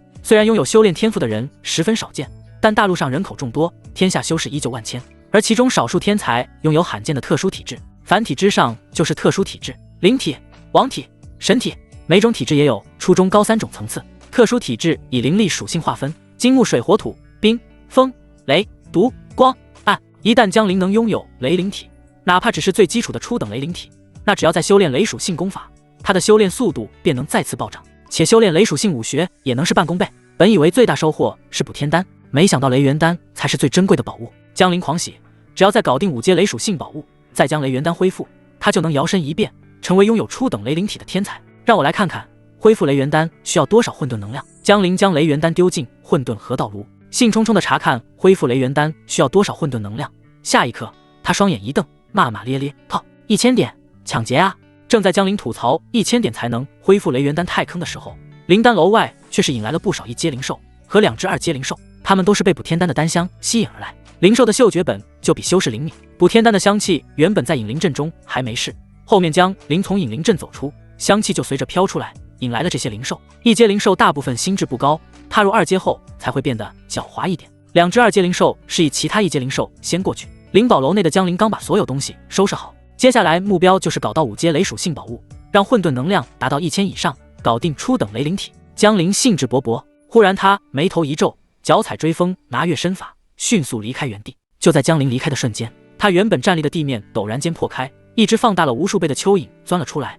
他口气张开，如同一朵盛开的食人花，口气中满是锯齿。无目土龙。江林一语道出这只灵兽的名字。无目土龙其实就是放大无数倍、凶狠无数倍的蚯蚓。当蚯蚓的口气中有了锯齿，身体放大不知多少倍，原本人畜无害的蚯蚓也会变得恐怖起来。除了这只无目土龙之外，外面还有许多其他兽吼声，看来都是被补天丹的香气引来的。修炼天赋增强，正好拿你们练练手。江林手持云风剑，走出灵丹楼，外面的灵兽让他神情一震。青爪狼、血瞳狐狸、铁背蜈蚣，其中2只铁背蜈蚣的气息最强，他们是2阶灵兽。是6-7米的铁背蜈蚣用毒牙咔嚓咔嚓的发号施令，让青爪狼和血瞳狐进攻。好几只青爪狼和血瞳狐冲向江林。来得好！江林低喝一声，眼中金光一闪，右手云风剑奋力前劈，左手一张就丢出5张1阶灵符。轰轰轰！5张最基础的火球符同时激活，造成的威力也不可小觑。炽热的火焰裹挟着强悍冲击波向周围扩散。江林脚踩追风拿月身法，身形如鬼魅般掠出，竟冲进了火球符爆发的火焰中。因为他根本无惧，二阶龟甲符早已催动，靠近一只一阶后期的青爪狼。江陵二话不说，五指握拳，9重那气劲的雄魂灵力凝聚，一拳挥出，拳风呼啸，带着崩山裂石之势。崩山拳，这正是江陵目前所修炼的3种凡阶高等武学之一的拳法武学。崩山拳以阳刚威猛著称，江陵的力量因为1阶气血丹和2阶随血丹的缘故非常强。修炼崩山拳这种拳法武学更是得心应手。江陵这一拳砸在青爪狼的腰身上，等这只青爪狼要反击时，江陵的云风剑已经插进青爪狼的喉咙。嗷！青爪狼的哀鸣让其他灵兽更加凶狠。然而江陵凭借追风拿月身法轻松游走在这些灵兽中间，时不时以崩山拳和云风剑反击。1只、2只、3只灵兽很快倒下，江陵越战越勇，骨头断裂和哀嚎的声音不停出现。当江陵把其中1只铁背蜈蚣也给杀了后，另一只剩下的铁背蜈蚣回过神来，害怕的扭头就跑，还剩下的青爪狼和血瞳狐也跟着他跑。想跑，江陵拿出碎星弓和碎星剑，准备直接射杀他们。忽然心中有新的想法，这宗门遗迹里，我不知道那些地方才有宝物，或许这些生活在遗迹中的灵兽会知道。这样想着，江陵跟着这些被他吓到的灵兽走，穿过沿途的断壁残垣，穿过坍塌的宗门建筑，甚至路上还遇到了其他进遗迹探险的人。他们见到江陵一个人追着这些灵兽跑，眼神里尽是忌惮，生怕自己惹到这位狠人。约莫1炷香时间后，江陵跟着这些灵兽7拐8拐，不知不觉来到了宗门遗迹的极深处。他拿出唐鱼师姐给的地图，结果发现地图上并未标注，是空白的。莫非这里就是整个遗迹的核心？想到这里，江陵越发感觉自己猜测的正确。那铁背蜈蚣和青爪狼们已经不知所踪，不过江陵已经没工夫追杀他们了，因为他察觉到从前方更深处的位置不断有灵力波动传来。过去看看。本着来都来了的想法，江陵给自己丢了1张龟甲符和1张轻身符，极大程度加强他的防御和速度。很快，江陵就靠近了动静源头，他收敛自身气息，默默看着前方。灵力波动正是从这里传开。前方山谷盆地中，一只体型庞大的猿类灵兽正手抓一根3、4丈的大铁棒，和一个全身黑色打扮的女修站在一起。虽然还隔着一段距离，但江陵能很清楚地看出那女修的窈窕身姿，是许红熙。江陵心中一惊，果然是她在这里。他来之前就有所猜测，许红熙这个临时执事宁愿压制修为也要进这座遗迹，应该是为了寻找某种宝物。不过之前的许红熙一直戴着斗笠，让人看不清其真实面容。现在许红熙的斗笠早已被那猿类灵兽打掉，3000青丝随风舞动，容颜绝美，眉宇间带着一股女子少有的英气。虽然将修为压制到9重通迈境，但依旧难以掩盖那股强者独有的气势。他肌肤胜雪，手持一把又长又细的软剑。好！猿类灵兽双手握着大铁棒，愤怒朝着许红熙怒吼连连，手中大铁棒带着雷霆万钧的气势砸向许红熙。江陵屏住呼吸，一个细节也不敢错过，用3、4丈的大铁棒做武器，再配合的岩猿那高达3丈开外的体型，压迫感十足。许红熙绝美，面色如常，手中软剑一甩，竟像绳子一样缠住大铁棒，顺势就化解了大铁棒上的恐怖力量。随后他取出1张灵符，催动荆棘之冰落。许红熙嘴中声音清脆，玉手一挥，天空中忽然出现无数道细小冰刺，这些冰刺落在地岩猿身上，将他双手双脚冰冻住。好！察觉到许红熙的厉害，地岩猿忽然全身毛发变红，特别是双眼赤红如血，口中原本还算正常的獠牙此刻已经外露。这地岩猿感觉已经是3阶元单境灵兽了吧，居然还能变得全身红毛。江陵看得心中惊叹，恐怕除了许红熙以外，其他的3宗弟子根本就想不到，在这遗迹及深处居然有一只这样恐怖的地岩猿。若是让这只地岩猿离开这里，恐怕任何弟子碰到它都是一个死字。难道许红熙就是为了解决这只3阶地岩猿才压制修为进来？可是不对啊，遗迹开启前没有任何人知道遗迹里面到底有什么，只知道里面的能量波动不会超过3阶。江陵心中猜测着，同时他也想看看这许红熙到底能不能在压制修为的前提下击败这恐怖的地岩猿。地岩猿嘶吼间，那许红熙用灵符施展的荆棘之冰全部破碎，地岩猿的双手双脚重获自由后，第一时间就是将手中大铁棒当成投掷武器，朝着许红熙狠狠投掷。许红熙被这地岩猿这一手给惊讶到，因为人类修士不到最后一刻不会放弃灵宝，这地岩猿居然把大铁棒投掷了。大铁棒撞到许红熙的瞬间，江陵清楚地见到许红熙身前似乎有一层能量被打碎了，然后就是许红熙整个人被大铁棒砸飞，一口鲜血吐出，许红熙受伤了。江陵看得心惊肉跳，这许红熙不愧身负500点混沌能量，修为被压制，用通脉境修为单挑3阶地岩猿，关键时刻这畜生居然血脉变异了。许红熙眼神有些惊讶，他抬起白皙食指将嘴角血迹擦掉，然后看向江陵的方向，只能利用一下那边的倒霉鬼了。心中做了决定，许红熙立马行动。江陵皱眉，这女人把地岩猿引过来了，许洪熙早就发现一旁有人窥探，不过他自信十足，在进来的这些三宗弟子中，连一个通脉境后期都没有。他灵力修为压缩在9重通脉境，已经是最厉害的那一个，而且他的经验和见闻都远非这些弟子可比，因此他并不在意有人窥探。只不过现在这只地炎元血脉变异了，若是用威力更强的武学，他怕造成这方遗迹空间出问题，但只用9重通脉境修为又拿不下变异的炎元，于是便只能牺牲一下那个窥探的倒霉家伙了，让他帮自己拖延一下时间。没了干扰，他可布置3阶灵阵，到时候收拾的炎元就易如反掌了。被引到江陵这边的地炎元才知道还有其他人，他浑身红毛乍起，赤红双眼锁定江陵。地炎元嘶吼着，将在许洪熙那里得到的满腔怒火尽数倾泻开来。好！他迈动粗壮四肢，地面随之震颤，硕大拳头携破空之声砸向江陵，狂暴拳风打出破空声。江陵瞳孔微缩，眸底翻涌怒意。这许洪熙竟将变异的炎元引过来，看这样子是打算让他来牵制这灵兽，全然不顾他死活。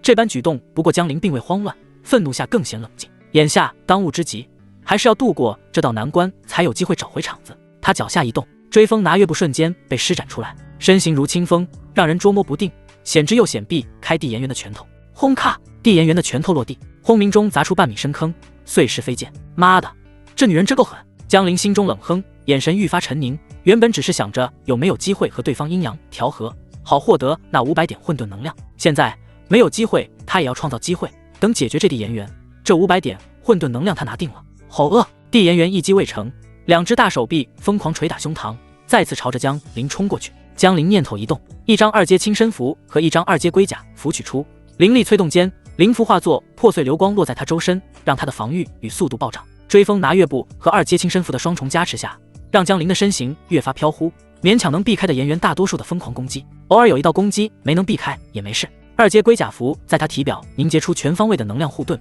为他筑出一道安全屏障。地炎元的攻击落在能量护盾上，护盾破碎。因为力量的惯性，江陵在身体被轰飞的第一时间，立马又补充一张龟甲符，奈何不了许洪熙，如今又奈何不了更弱的江陵，这让地炎元更是暴怒。他原本赤红的毛发显得更红了，粗壮手臂不停挥舞，拳脚交替落下，巨石和巨树被砸得粉碎，烟尘飞舞整片区域。可江陵身法太过灵动，任凭的炎元狂攻不止，哪怕命中了江陵，江陵除了有龟甲符护体以外，身上还穿着一件贴身2阶软甲，他伤不了江陵。但江陵被地炎元压着打，也打出火气了。畜生，你也该收敛点了。江陵眼神一厉，右手一翻，凡阶高等灵宝碎星弓已然握在手中，碎星剑搭在弓弦上，灵力灌注弓身，碎星弓微微震颤，灵力气息扩散而出。凡阶高等灵宝一般是3阶元丹境使用的，对地炎元也有致命威胁。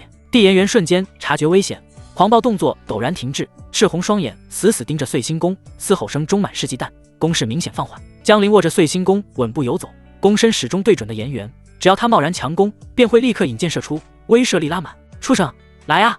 江陵朝着的炎元暴喝一声，有碎星弓威慑，还有灵符和身法武学加持，江陵虽处被动防御，却始终稳如泰山。好！地炎元愤怒不甘，见这畜生不再疯狂攻击，江陵看向许洪熙的方向，你还在等什么？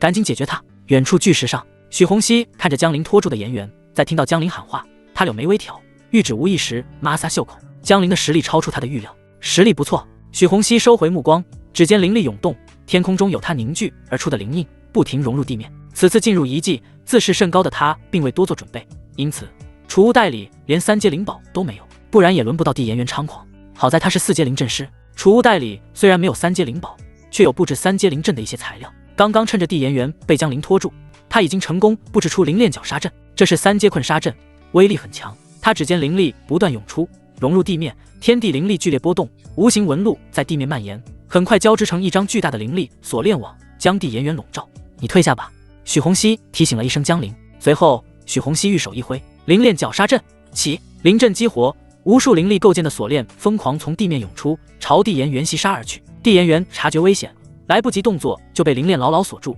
锁住他的灵链上有尖刺探出，扎进的炎元身体，鲜血渗出，地炎元怒吼连连。江陵收起碎星弓，迅速远离。看着这灵阵的威力，他暗自啧舌，没想到他还是个灵阵师。灵阵师应该是杀伤力最厉害的副职业了，只要给一点时间，灵阵师就能布置出威力巨大的各种灵阵、困杀阵、防护阵、辅助阵。对了，江陵储物袋里还有进来前准备的2张灵阵卷轴没使用，难怪这灵阵卷轴比同等级的灵符贵这么多，这威力真强啊！片刻后，地炎元嘶吼渐弱，最终倒在血泊中没了气息，灵阵缓缓散去。许洪熙身形一闪，压根没靠近的颜渊尸体，而是往更深处掠去。这女人找宝物去了。江陵眼前一亮，看着地颜渊的尸体，他连忙把地颜渊脑袋里的灵核取了。许洪熙看不上，他看得上。3阶灵核价值不低，取了灵核，想了想，江陵也追着许洪熙的方向跑过去了。要是有什么好宝物，他看看能不能分一杯羹。来到最深处，果然看到许洪熙停留在一处山谷的一座水池旁。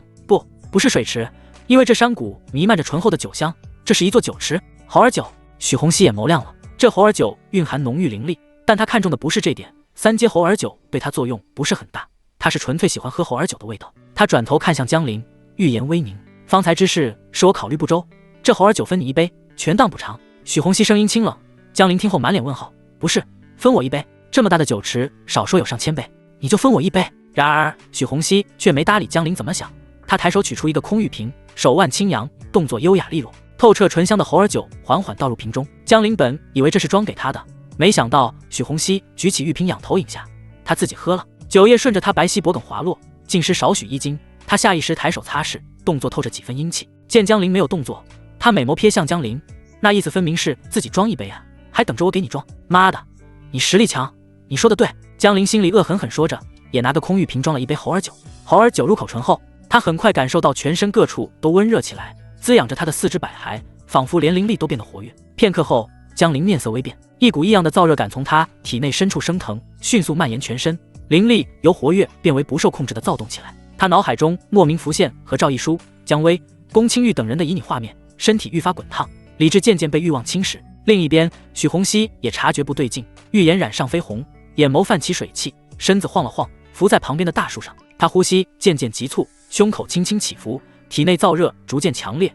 这症状让他想起什么，脚步连忙挪动，走向酒池旁的一堆果壳处。这些果壳便是的颜渊酿造猴儿酒的材料，是各种灵果的果壳。许洪熙俯身翻看，将堆积如山的果壳推倒，露出下方大量纹路诡异的果壳，是燃情果。许洪熙心头惊颤，这果子催情效果极强，效果是其他同阶催情药的2倍。从这里燃情果壳的数量来看，起码被的颜渊放了6颗。许洪熙脸上神色变化，急忙运转灵力压制，可此时灵力已经滞涩无比。江陵不知不觉靠了过来，粗犷炙热的呼吸声吹打在许洪熙脖颈处，从未有过的异样感蔓延在许洪熙心头。下一刻，江陵的手伸了过来，清醒点。见江陵把手伸过来，还有理智的许洪熙不由得娇斥出声，呼呼。江陵红着眼，喘着粗气，浓烈的雄性气息钻进许洪熙鼻腔，他捂住额头，玉手有些颤抖，原本还有些理智的眼神也开始眯起来。不要！许洪熙的小巧红唇中吐着听不清楚的字，原本胜雪的肌肤此刻到处泛着粉晕，显然他已经意识到要发生什么事了。6颗燃情果的作用实在太恐怖，这6颗燃情果其实是地颜渊给自己用的，毕竟灵兽体型庞大，需要用到的燃情果自然也多。只可惜的颜渊还没来得及享用，许洪熙就杀上门来，不仅把其他的猿猴类灵兽杀了，还把地颜渊也一并收拾了，才导致了现在的情况。混沌能量加500，山谷中的暧昧气息渐渐消散。猴儿酒池旁，江陵猛地睁开眼，整整2个时辰的记忆涌入他脑海，让他头痛欲裂。草，我和许洪熙。江陵面色僵硬，心里忍不住掀起波涛。这女人虽然看着清冷绝美，可江陵知道她是心狠手辣的主，自己这么快就占了对方身子，虽然只有一开始是他主动，后面他都是被动。不对，现在不是纠结谁主动的时候。江陵连忙摇摇头，甩掉最后一点不是。对了，那女人呢？该不会已经走了吧？正当江陵这样想着时，他身后响起许洪熙那强装清冷的声音：“你是哪家弟子？”许洪熙声音听起来挺正常，他不再是纯黑色衣襟打扮，因为他的黑色衣襟被江陵亲手撕碎了。如今他穿着一身浅蓝色装扮，和之前的一身黑有了鲜明对比。对方没有主动提刚刚的事，江陵自然不会哪壶不开提哪壶。他看着许洪熙的脸，回到带下缥缈圣地的外门弟子江陵。听到江陵也是缥缈圣地的，许洪熙隐藏在袖袍中的手紧了紧。他看着江陵一身散修装扮，没想到竟是个自己来自同一地方。这么说，两人以后或许也还有交集。想起脑海中之前缠绵的场景，这位20多年如一日，从未找过道侣的绝美仙子，忍不住心中羞愤交加。其实许洪熙原本清醒过来，第一件事就是要杀了侵犯他的江陵，但关键时刻他发现，一向心狠手辣的自己居然心软了。面对眼前这个看上去阳光帅气的江陵，许洪熙的思绪有些复杂。他知道自己不应该如此，可控制不住。况且燃情果之事错不在他，是我自己要分他一杯猴儿酒罢了。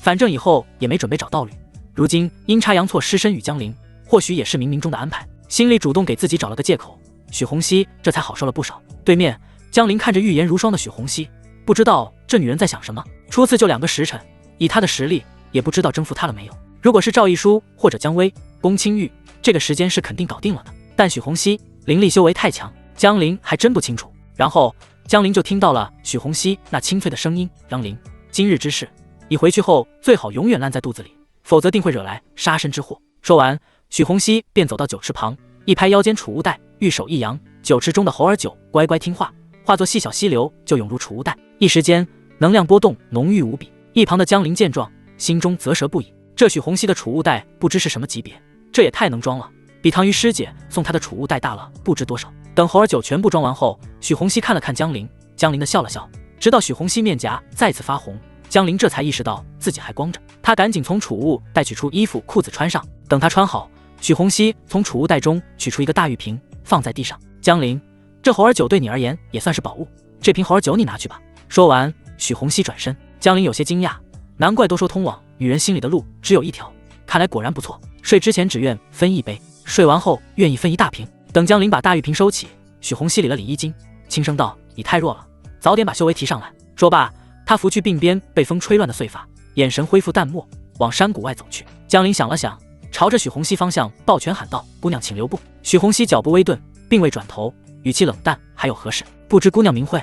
许洪熙实力强劲，若是之后可以找许洪熙帮忙，倒是能省去许多麻烦事。江陵也没有直接问他愿不愿意帮忙，他知道对方的隐藏身份，也知道对方名字，但许洪熙并不知道自己已经暴露了。如果他愿意说真名，那代表他后续并不排斥两人见面；若不说真名，那就没办法了。听到江陵主动问自己名字，许洪熙嘴角掀起一抹自己都没有注意到的孤独。女人嘛，就是这样。江陵毕竟是占了他身子的人，虽然修为低下，但在许洪熙心里，不知不觉已经占据了一个小到他自己都不知道的位置。他既希望江陵以后不要和自己再见，又不希望这场意外真的只是意外。他脚步继续，速度不停，很快淡出了江陵的视线，直到江陵以为许洪熙并不想说名字，对方的声音才随着一缕清风传来：“我叫许洪熙，缥缈圣地内门弟子。”妥了。江陵心中振奋，女人外冷内热，没睡她之前心狠手辣，睡了之后虽然表面还是清冷，但实际上还是挺温柔，妥妥的反差嘛。江陵之所以兴奋，一是因为许洪熙的表现代表他并不排斥两人后面继续接触，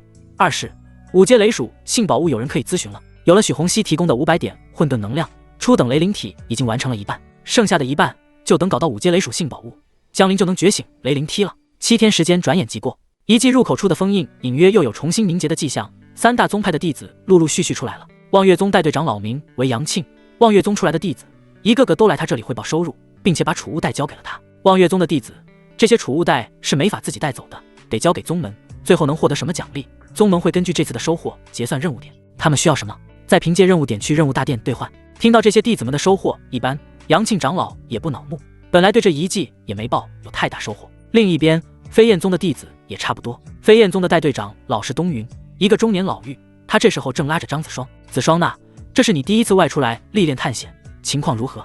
没受欺负吧？”东云长老笑呵呵地询问着。张子双还无法让他重视，但张子双的堂姐张冷玉却是登上北部天骄榜的天才，爱屋及乌。东云长老便对张子双也多了些关注，还让飞燕宗其他弟子多多照顾张子双。听到东云长老问自己有没有被欺负，张子双下意识想到自己被江临按在树上的事，他面颊微红，想了想，还是摇了摇头。这是他在犹豫要不要和堂姐说，但让他和东云长老说，肯定是不愿意的。见张子双摇头，东云长老呵呵一笑，本来他也只是随口一问，要是张子双真说自己被欺负了，对他来说反倒是一件麻烦事，没有就最好。这时候江陵也从遗迹中走出，一眼就看到飞燕宗那边的张子双。张子双和江陵的目光对视到，原本只是微红的脸一下子通红，不知道是不是又想到了那些旖旎时光。江陵朝2位带队执事抱拳行礼，2位执事点点头，没有在意，当然也没有收弟子们的储物袋。望月宗和飞燕宗需要弟子们上交储物袋，但缥缈圣地作为东玄域北部的唯一圣地，还不至于要外门弟子上交这些东西。虽然不拿杂役弟子当人，但只要熬成外门弟子，那就是圣地的正式弟子了。等江陵回到队伍，唐鱼在缥缈圣地的外门弟子队伍里走上来，围着江陵打量了一下：“唐鱼师姐，你还好吗？”江陵笑了笑打招呼，大大咧咧的唐鱼眨眨眼，他没明白江陵这话是什么意思。见唐鱼是真的不明所以，江陵凑到他耳边吹了口气：“师姐，我是说，你之前不是腿软吗？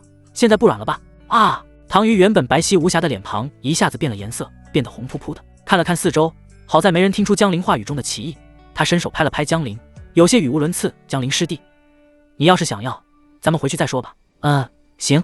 江陵没想到自己随口一句调侃，反倒是让唐瑜师姐误会了，以为他想要了，让回去再说。说起来，唐瑜挺感谢江陵，要不是江陵，他就要失身于李然那种阴险狡诈的伪君子了。没了李然，那家伙在炼气峰烦恼他，以后在炼气峰他就舒服很多了。三大宗派的人又继续等了等，一直等到第7天时间完全过去，遗迹封印重新凝结，该出来的人都出来了，没出来的人也不用出来了，因为这片空间里面的宗门遗迹再度被封印起来，如果再强行打开遗迹，很可能导致遗迹空间坍塌。通过弟子汇报，4位负责人也知道了这里面是一座小型的宗门遗迹，里面没什么珍贵之物，只有一些灵兽存活，就让这些灵兽陪着这宗门遗迹继续留在这片空间吧。4位负责人联手将封印加固了不少，以后估计不会有人发现遗迹封印。杨庆和东云2位长老向缥缈圣地的2位执事拱手道别，缥缈圣地的外门弟子也在2位执事的带领下开始返程。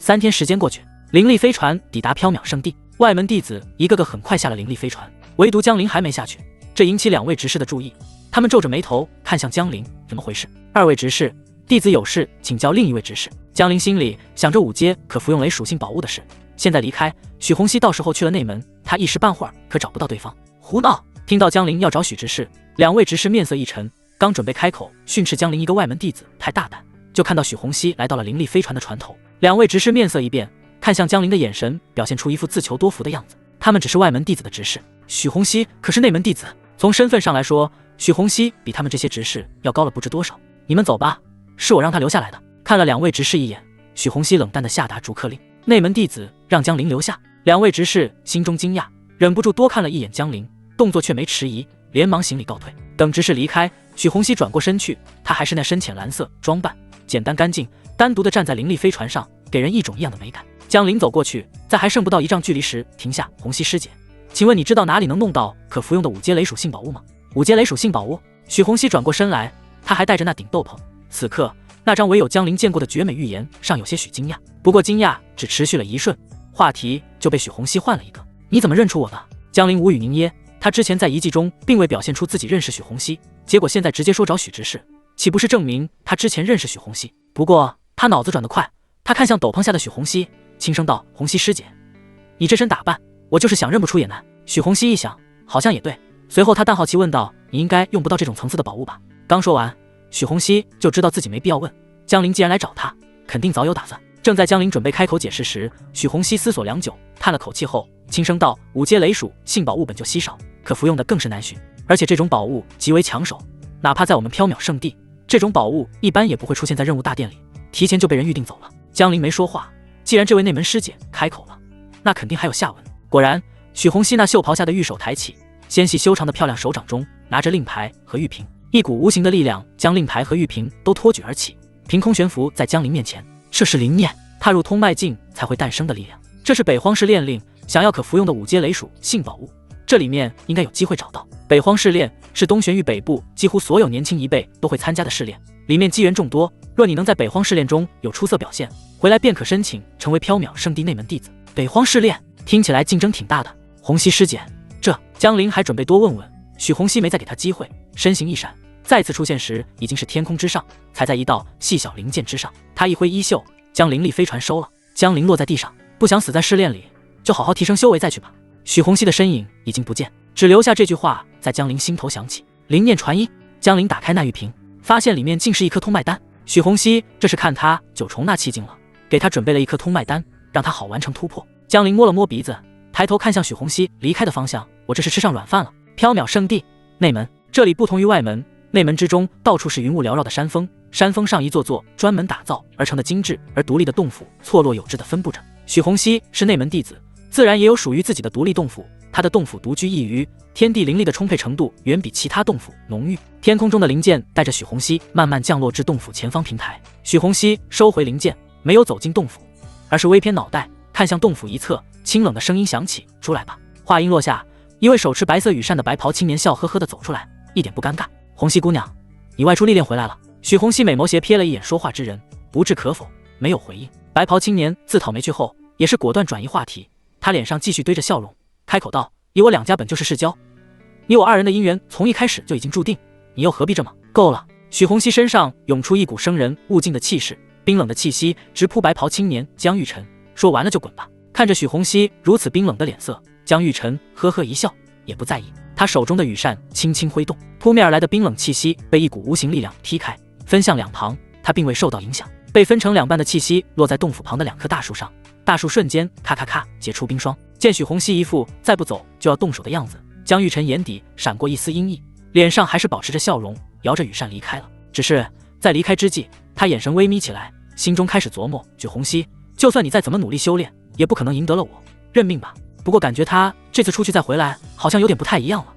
难道发生了什么事？想到这里，江玉晨在思索自己有没有必要打探一下许洪熙这次外出是去了哪里。江玉晨离开后，许洪熙走进洞府，随着嗡的一声，洞府外布置的4阶防护灵阵识别出主人。江玉晨的出现让许洪熙原本还不错的心情变得烦躁起来。他素手一挥，储物袋中装好的一瓶瓶的猴儿酒被取出，他下意识就要喝，随后又想到这猴儿酒里面备的盐源放了大量燃情果。一想到这里，他脑海中下意识又出现了和江林缠绵的画面，这让他烦躁的心里出现些许羞意。他耳根微微泛红，当羞愤和异样的情愫在心底互相交织时，烦躁就被压了下去。江林，北荒市炼令和通脉丹给你了，余下的就看你自己了。许洪熙自己都不明白自己是什么心理，他轻声呢喃间，语气里竟是带有一丝连自己都未曾察觉的期许。摇了摇头，他压下心头杂念，看着手中玉瓶里的猴儿酒，许洪熙秀眉微蹙，这燃情果的成分得处理一下。他玉手轻抬，一缕冰蓝色火焰自他掌心升起，这是他的本源火种。副职业道路不只有炼器师和炼丹师会炼化自己的本源火种，灵阵师和灵符师中也有一部分人会炼化。许洪熙就是如此，有了本源火种，他布置灵阵时会方便很多。随着冰蓝色火焰在洞府中升腾，洞府中竟同时出现了炙热和极寒2种温度。一瓶瓶猴儿酒倒出，漂浮在冰蓝色火焰上方，火焰之力缓缓渗透进酒中，酒液翻滚，其中的燃情果成分被逐步剥离，最后化作一缕缕细微的雾气消散。因为家世原因，许洪熙习惯了饮酒消愁，猴儿酒就成了他的最爱。之所以会去这次的小型遗迹，也是因为从古籍中看到说，越古老的遗迹里面的猿猴类灵兽酿造的猴儿酒越美味。他的猴儿酒早就喝完了，这种可遇不可求的好东西外面根本买不到，他已经很久没喝到猴儿酒了，所以到手之后迫不及待喝了一口。没成想这就出示了冰蓝色火焰提纯猴儿酒的速度很快，等到燃情果成分都被剥离后，他收起火焰，挥手让酒液重新收入新的玉瓶，走到窗边眺望远方。许洪熙眸光冷淡，最后轻叹一声，转身坐下，闭目修炼。为了掌握自己的命运，他还得更努力的修炼，争取早日突破到6阶实力。另一边，江林来到任务大殿，提交本月任务。任务大殿内人声鼎沸，刚从遗迹归来的外门弟子们扎堆提交任务。任务大殿的前台已经排起长龙，讨论声此起彼伏，众人都在分享自己的所见所闻。他们收获到的东西不需要上交，但自己用不到的修炼资源可以在任务大殿兑换灵值，然后用灵值购买自己需要的东西。队伍中，江林左望右看，没看到唐鱼师姐，估计她已经提交完走人了。他目光扫过殿内其他人，不少弟子脸上都有着喜色，显然是此次遗迹之行收获不小。前台处理任务提交的人不止一个，排队的队伍一共有5支，很快就要轮到江林。这时候，旁边的队伍中忽然爆出一阵惊呼声，众人循声望去，只见一名身材魁梧的男子从储物袋中拿出许多1阶、2阶灵药，还有不少灵盒。好家伙，这么多灵药和灵盒，这收获太大了！不愧是庞洪师兄，庞洪师兄这一次怕是要攒够修炼资源，为晋升元丹境做准备了吧？他就是庞洪师兄。通脉境的外门弟子中，庞洪师兄实力排名可是很靠前的。庞洪享受着众人的瞩目，很快，他这些东西能兑换的灵值清点出来了，一共360点。360点灵值，已然不少。这个灵值数一出，周围弟子们又是一阵惊呼加羡慕。庞洪心里享受极了，他正准备开口说出自己要兑换的修炼资源，旁边的队伍却传来更大的呼声，比他刚刚引起的动静还要更大。庞洪皱眉望过去，没错，正是江林提交任务后，将那些用不到的灵宝拿出来兑换灵值，不论是杂役房室还是外门房室，都无法一次性提供给他这一次所需要的修炼资源数量，所以不如直接在任务大殿用灵值兑换。江林在灵宝楼可是一次获得了20多件凡阶灵宝，有初等的，也有中等的。凡阶中等灵宝，他只留了云风剑和贴身软甲，以及凡阶高等的碎星弓和碎星剑。除此之外，他额外留了2件灵宝，准备送给姜薇师姐和唐鱼师姐。宫青玉师姐是炼器师，用不上。赵一书，他只配备江林榨干混沌能量，灵宝没他的份。柜台负责清点的师姐也愣了一下，他看着江林，确认道：“这位师弟，你确定这些灵宝全部都兑换成灵值？”兑换吧。好，我算算。柜台师姐呼吸都急促了起来，其他弟子们下意识安静下来，大家都想看看这么多灵宝能兑换出多少灵值。很快，柜台师姐确定了灵值，她声音有些羡慕：“这位师弟，你这些一共能兑换的灵值数是1230点。”柜台师姐统计的灵值一出，周围人瞬间惊呆了。多少？1230点灵值！我的天，这么多灵值，都够我从纳气境晋升到元丹境的修炼资源了。这人是谁？看着有点眼熟，不认识。我记得外门弟子实力大比上，他排在前10，好像是从杂役弟子晋升上来的。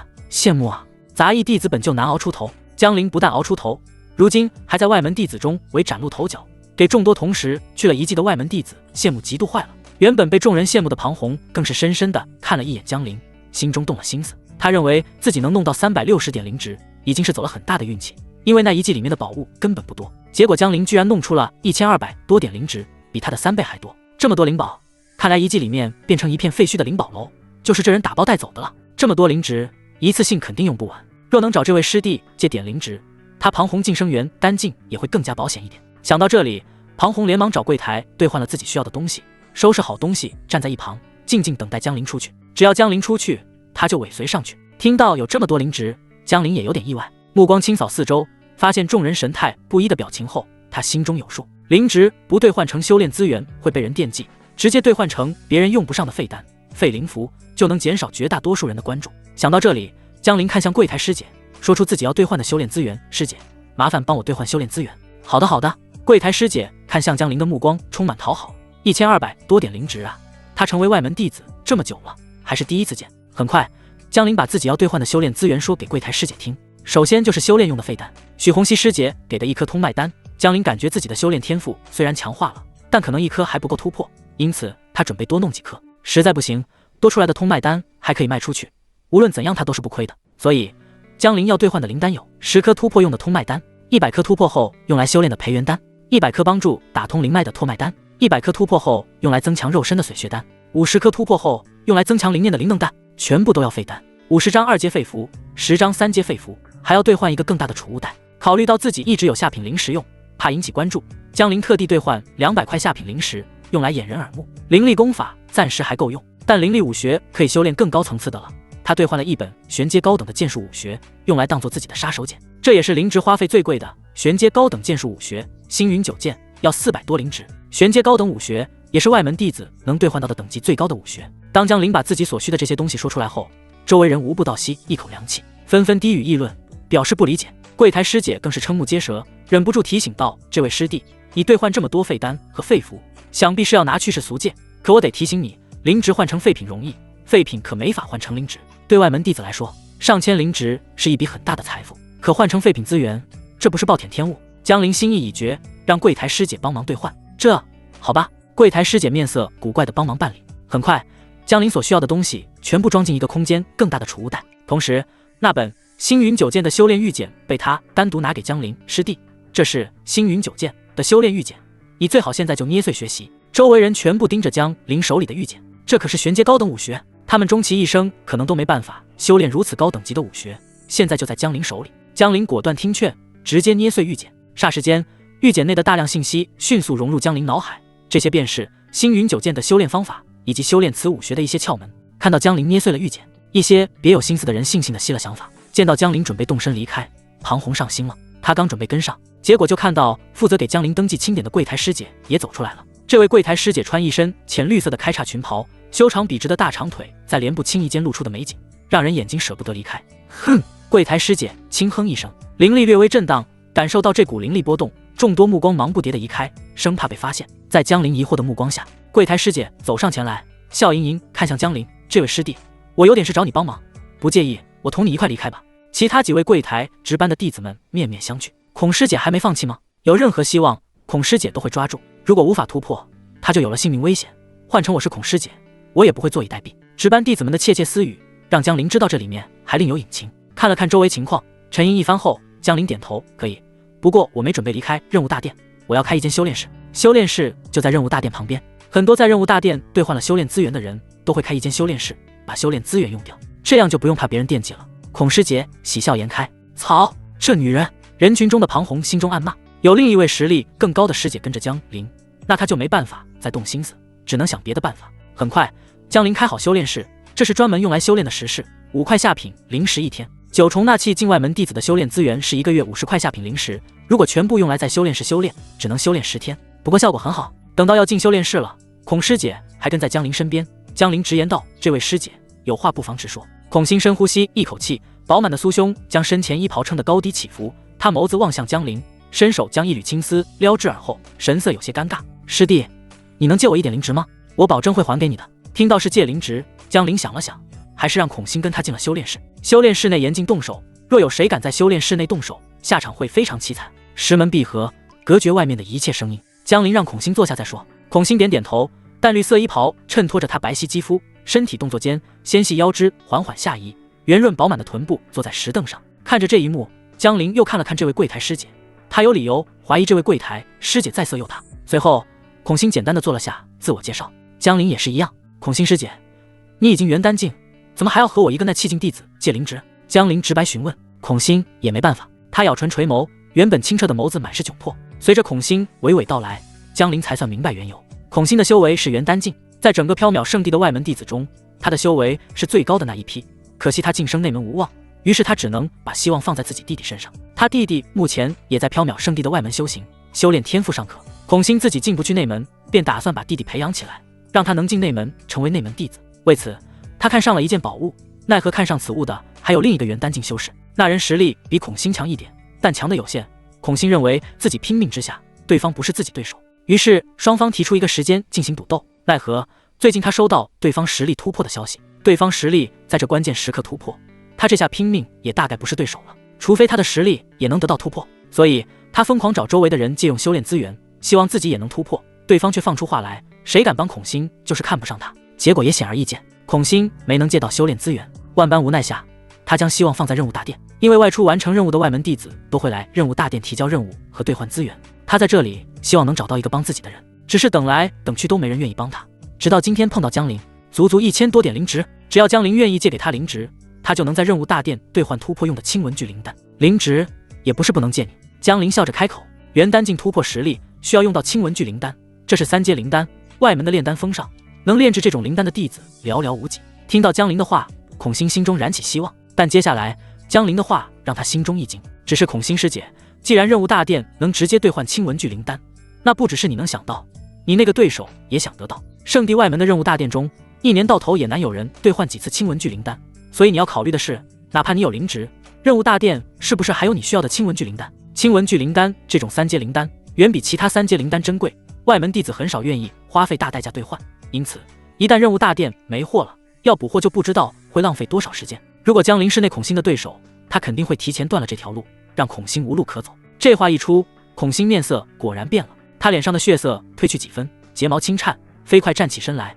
点了点头。江陵师弟，多谢提醒，我去确定一下。孔欣行动很快，他重新回到任务大殿，身为极少数元丹境的外门弟子，查一下任务大殿能兑换的修炼资源还有哪些，这点权利他还是有的。结果也很显然，江陵一语成谶，任务大殿的青文具灵丹被人兑换走了，原本还有3颗，最近这几天都被兑换了，补货时间根本不知道。重新回到江陵的修炼室，孔欣面色带着一些颓废，显然是被对手打了个措手不及。江陵师弟，不管怎么说，谢谢。孔欣看着江陵如此帅气俊朗的面容下，心思居然也这么厉害，想到了他都没来得及想到的事。说完，孔欣臀部挪开石凳，他准备离开了。那件给他弟弟准备的宝物，看来多半是没办法了，只能后面再看。只是错过了这次机会，下次就不知道何时才能遇到了，真不甘心啊。等孔欣走到门口，却见修炼室石门并未打开，他回头看着江陵，美眸中有着疑惑浮现。江陵看着孔欣的头顶，在那里显示着100点混沌能量，很显然江陵没准备放过这送上门的混沌能量，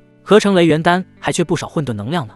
孔欣师姐身上的混沌能量，他没打算客气。孔欣师姐不想要青文具灵丹了？听到江陵的轻笑声，孔欣眸子里闪过一丝兴奋，连忙追问江陵师弟，你有办法搞到青文具灵丹？江陵笑而不语。孔欣面色一窘，人家都这么问了，肯定是有办法，但办法肯定不能跟他说，这无所谓。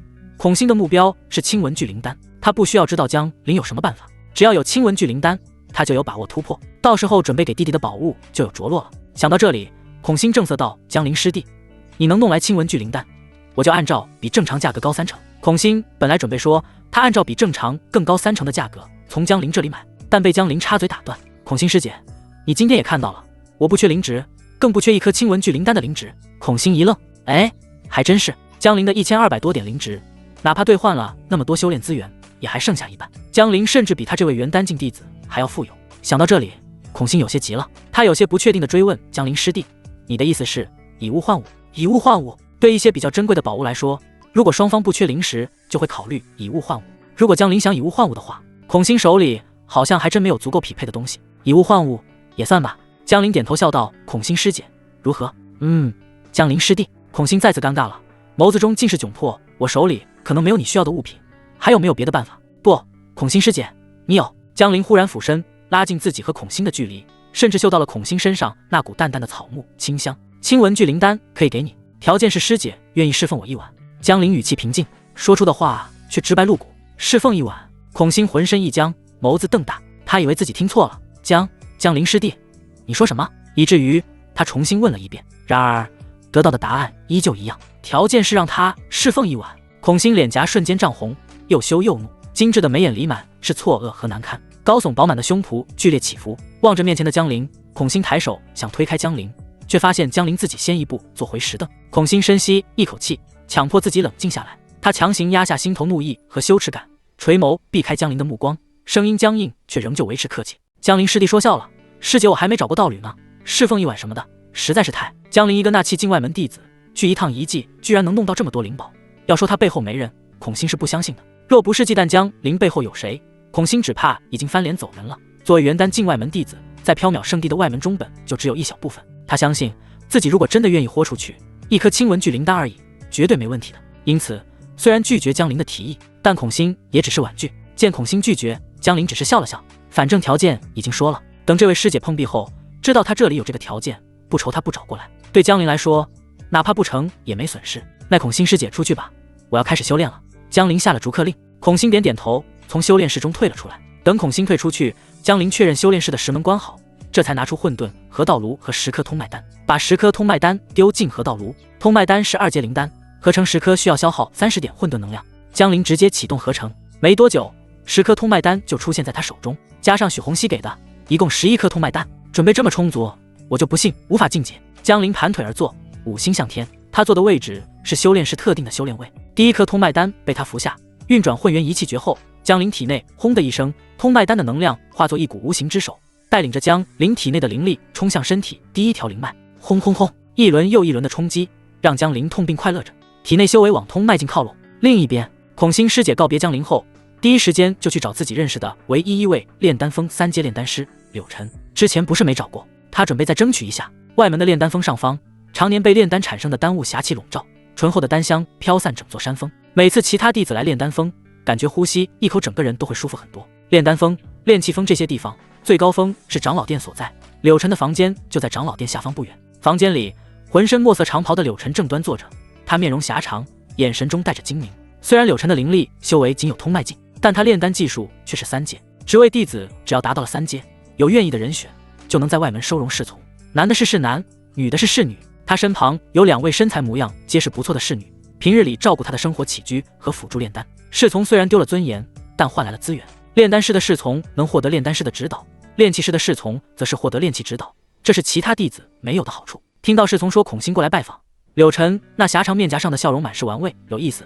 前不久孔欣的对头苏瑶过来找我，让我不要着急给孔欣炼制亲文具灵丹，看来这孔欣也着急了，要是能有机会把这孔欣也收为侍女就好了。孔欣在外门也算是出名的美人，若能把孔欣收下，他柳晨面子上肯定会很有光。这也是孔欣的对头，那位蛇蝎美人苏瑶在他这里时对他所提的建议。柳晨一挥手，让孔欣过来吧。是，2个侍女乖乖听话。没多久，孔欣过来了。柳晨师兄，听闻你最近又成功炼制了一炉凝力丹，想必炼丹技术又有增长。看着柳晨，孔欣抬手道贺。灵力修为他比柳晨厉害，但如今是他有求于人，自然要放下身段，称柳晨为师兄。呵呵，不值一提，不值一提。柳晨嘴上说不值一提，脸上却洋溢着得意的笑容。这哪里是不值一提，明明是很享受他人恭维的表情。孔欣师妹，你这次过来所谓何事？柳晨没和孔欣墨迹，喝了口茶后，开门见山就问孔欣的打算。孔欣抱拳看向柳晨，柳晨师兄，我来还是为了上次的事，还请行各方便，卖我1颗亲文具灵丹，我愿以双倍价格购买，并且答应事后无条件为你出手3次。柳晨见孔欣说话时神色紧张，心中越来越有想法，看来苏瑶的建议很不错。他慢悠悠放下手中茶杯，笑道：不急，孔欣师妹，亲文具灵丹我会炼制，并且我已经有几颗成品，但你开的条件我并不满意。孔欣心中一喜，连忙追问条件。他上次来的时候，柳晨推脱说没时间，这次总不可能还是上次的借口吧？孔心师妹，你也知道我是3阶炼丹师，灵芝灵石什么的我根本不缺。柳晨笑盈盈站起来，目光看向身着浅绿色开叉裙袍的孔心，直言不讳道：不过我身边还缺一实力强大的侍女。孔心师妹若是愿意屈尊，别说清文具灵丹，就是以后你需要其他灵丹，师兄我也绝无二话。侍女。孔心原本保持微笑的面孔陡然变了。侍女说的好听是侍女，实际上不就是为奴为婢吗？江陵师弟还只需要侍奉一晚，到了柳晨这里，居然要他直接为奴为婢了。孔心胸脯剧烈起伏着，目光死死盯着柳晨。柳晨毫不在意，甚至还倒了杯茶，朝着孔心举杯示意：师妹不用着急，如今放眼整个外门，除了我，还有谁愿意冒着得罪苏瑶的风险帮你？柳晨师兄，不用说了，此事绝无半点可能。孔心义正言辞地拒绝：我虽即用清文具灵丹，但让我做你侍从侍奉左右，这段不可能。到此，孔心差点破防了。人家江陵师弟好歹长得帅，而且人家就只要侍奉一晚，你柳晨一张脸长得跟驴似的，怎么好意思提出这么离谱的条件？轰！这是桎梏被打破的声音，那气劲生通脉劲，难度远比江陵想象的要小一些。他原本还担心自己准备的11颗通脉丹够不够用，没想到仅仅3颗就搞定了。很多外门弟子不突破个2、3次都很难成功，江陵一次性就突破成功了，看来补天丹的作用挺大。江陵心情不错，此刻他体内第1条灵脉被打通，浑身上下有种说不出的通透感。以后他的修炼速度会有所提升，因为这条灵脉会帮助他吸收天地灵力，而且刚刚他的灵念也诞生出来了。有了灵念，就能修炼他心心念念的御剑之术，可以飞天遁地。遁地还不清楚，但能飞天了。说起来，这御剑之术还是宋才童子周胜师兄送给他的，里面还附带了他的修炼心得。周胜师兄就是宫青玉的那个舔狗追求者。江陵还想着要不要下次再去看看，看这位周胜师兄还有没有羊毛能薅。江陵把自己的灵念延伸出去，竟轻松覆盖了周围100米范围。怎么我的灵念这么强？江陵被自己的灵念范围吓了一跳。寻常一众通脉境的修士，由于灵念刚刚能离体而出，只能覆盖方圆20米以内。江陵的灵念范围居然比别人多好几倍。当然，灵念不能窥探其他外门弟子的房间内部情况，外门弟子的房间有监管灵阵守护，强行窥探是违反圣地规矩，还会触发监管灵阵的警告。这里是修炼室，其他修炼室就更不是他通脉境灵念能窥探到的了。江陵站起身来，伸了个懒腰，舒展身体，骨骼发出一阵噼里啪啦的响声。这一修炼就修炼了好几天，5块下品灵石1天没白花，值了。虽然花了几10块下品灵石，但和突破到1重通脉境比起来不值一提。能这么顺利突破也和修炼室的有关。离开修炼室，江陵还特地看了看周围，之前那个庞红好像一直在注意他，自己出来了，庞红居然不在。摇摇头，江陵叹了口气，他还以为又有宋才童子送上门呢。虽然庞红一个通脉境弟子没什么油水可压榨，但宋才童子谁又会嫌多呢？只能说庞红太不务正业了，想在江陵这里拿好东西，居然不懂得盯梢，让江陵失去一个敛财的机会。但其实江陵还真想错了，庞红自己没盯梢，但安排了别人。江陵一离开修炼室，走出任务大殿，马上就有人跑了去通知庞红了。江陵这边一路回到外门弟子练气风的房间，他准备关上房间继续修炼，他还有那么多废丹要合成。对了，混沌能量剩不多了，这段日子还要继续攒点混沌能量才行。想到这里，江陵希望那位孔心师姐能够早日认清现实，早点把那100点混沌能量送上门。许红熙师姐的500点混沌能量暂时吃不到，但孔心师姐身上的100点混沌能量，江陵认为机会不小。不得不说，有了灵念就是比较方便。江陵只要在房间内用灵念扫出去，就能知道外面的情况。让我来看看我房间周围。赵一书，这女人来得挺巧。江陵的灵念已经看到赵一书了。外面，赵一书漫步靠近江陵的房间。在江陵离开的这7天时间，赵一书其实已经来过几次了。他双腿发痒，忍不住用力夹了夹，站在江陵门外。他心里自我默念着：我不是特意过来的，我只是过来看看他死在遗迹里面没有。我不想和他双修，我只是为了修炼资源而已。我随赵一书怎么想，有一个事实他改变不了，那就是越靠近江陵的房间，他心里越发燥热了。更重要的是，然而他自己还没发现，看着近在咫尺的房门，赵一书伸出去的手又缩回来。正在他犹豫要不要敲门问江陵回来没时，江陵淡漠的声音传出：进来。杵在外面干什么？赵一书心中大惊，江陵竟然已经回来了。门嘎吱一声打开了，看着打开的房门，赵一书居然没有任何犹豫就踏了进来。进来后，他看着坐在桌子上的江陵，迎着江陵冷冽眼神，赵一书迟疑片刻后缓缓开口：你回来了。我修炼资源不够了，既然你回来了，那正好履约吧。履约自然是指江陵和他定好的，1周过来侍奉江陵2次，江陵提供给他1点修炼资源。看着赵一书头顶上那可怜的20点混沌能量，江陵还有些惊讶，这赵一书能提供的混沌能量居然又多了5点，一开始是10点，上一次是15点，看来赵一书的修为也有所增强。江陵靠在椅子上，灵念扫过赵一书周身，察觉到他身体有些异样，他冷哼一声，吕曰：“我看是你自己想要了吧？”闻言，赵一书像是被抓了尾巴的猫一样，急忙否认：“我没有，我不是，你别胡说，你就是这么跟我说话的。”江林不爽地看着赵一书，这女人1周不见，分不清自己是什么身份了是吧？听到江林的话，赵一书浑身一僵，不知为何，他想到了来缥缈圣地之前，那时候的江林并非现在这个样子，自己怎么就一时糊涂，一手造就了现在的局面？江林，我错了，你能原谅我吗？想到这里，心里委屈的赵一书啪一声跪下了，眼眶通红，泪水夺涌而出。看着跪在自己面前哭的赵一书，江林却是没有一丝一毫心软。他知道，如果他还是以前那个江林，那赵一书根本就不会和他半句废话，更别谈跪下来哭了，他连面都见不到。赵一书，我还是那句话，你并不是知道自己错了。江林语气淡漠，指着他旁边的桌子，想要修炼资源就听话，你蹲到桌子上去。见自己哭诉没用，赵一书这下是真的知道江林不会因为再相信他了。他俏脸梨花带雨的爬起来，听江林的话，爬到江林旁边那张桌子上，背朝江林蹲着。江林见状笑了，对吗？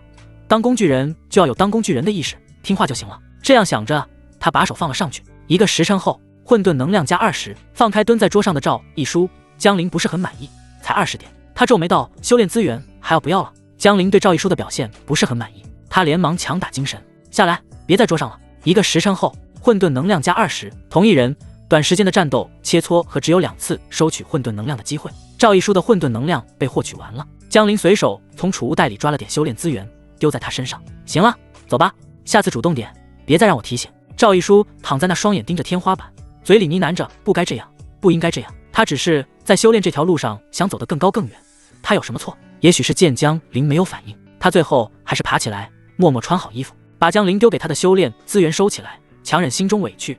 赵一书快步且狼狈地走出房间。你还委屈上了？签和离书的时候怎么不委屈？江林赤着上身，看着赵一书离开，他端起旁边的水壶，往嘴里灌了点水。刚刚费劲挺大，可了嘟，40点，混沌能量明显还不够。赵一书离开后，江林正准备休息一下，忽然在灵念里看到另一道轻柔身影过来了，是江薇。江薇师姐。江林坐直身体，没想到江薇也过来了。外面，江薇说实话是有点担心江林的，他知道江林去遗迹了，但不知道江林回来没。炼丹峰上看到有其他去遗迹的弟子回来了，江薇便忍不住过来看看，想知道江林的情况。另外，作为10水之位的一员，江薇也忍不住想和江林亲近亲近。他走到江林房门外，轻轻扇了扇。江林压下心头惊讶，声音中有了些温度，不像是对待赵一书那样充满冷意。师姐，进来吧。嘎吱一声，门打开，走进来的江薇第一时间就嗅到了些许不对劲。房间中除了让他熟悉的江林气息以外，还有一股若有若无的女子气息，以及一些男女阴阳调和后的气氛。江薇没有多说什么，毕竟他早就说过不介意江林师弟道侣的事。他穿着炼丹峰的炼丹师服饰，清秀的眉眼中尽是江林的身影，脸颊微红，眼神里带着几分紧张和羞怯。江师弟，你平安归来真是太好了，这是我炼制的那契丹，有师尊指导，我现在炼丹技术比之前好多了，那契丹的成功率得到显著提升。江薇开心地递给江林2个玉瓶，玉瓶里是他给江林准备的那契丹。那契丹既能用来修炼，也能用来帮助纳气境修士快速恢复灵力。虽然江林已经是通脉境，不再需要纳契丹，但他还是把纳契丹收下了。多谢江薇师姐。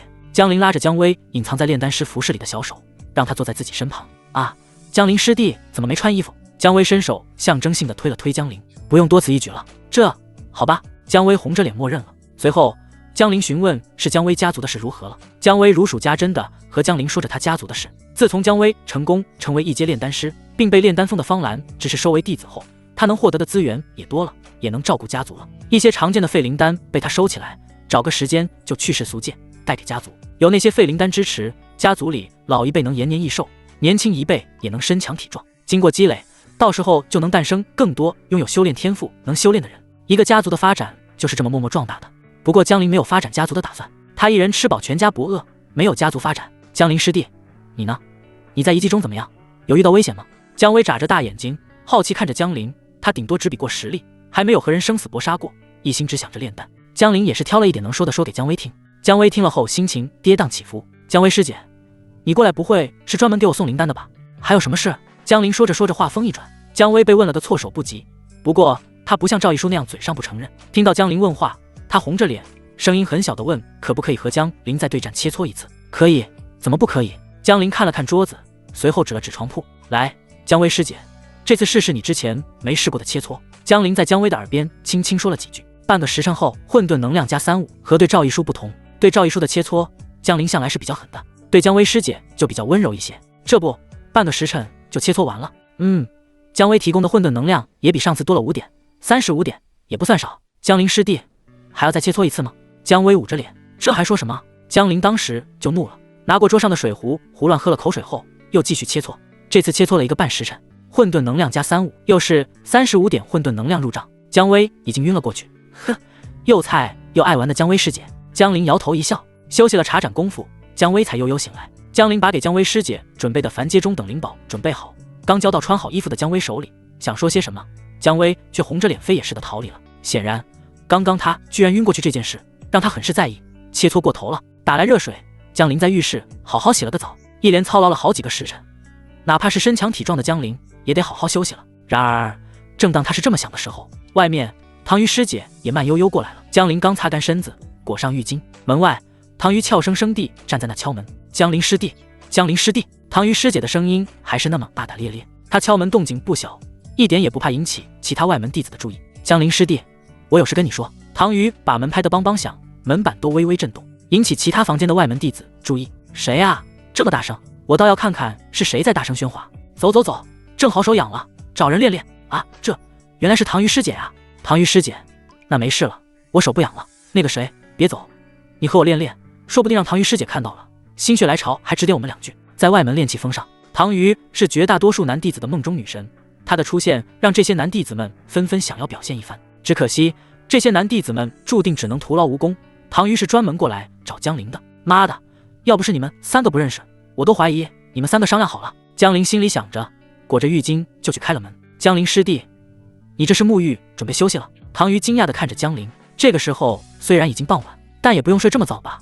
唐瑜师姐，你这是？江林也惊讶地打量唐瑜。此时的唐瑜身着一身劲装，看上去英姿飒爽的，劲装紧紧贴合在他身上，看起来将他的身材衬托得十分突出。当然这不是重点，重点是江林看到唐瑜手里拿着块玉简。嘻嘻，江林师弟，我可是来给你送好消息的。唐瑜见江林已经注意到了玉简，便把手里的玉简递给江林。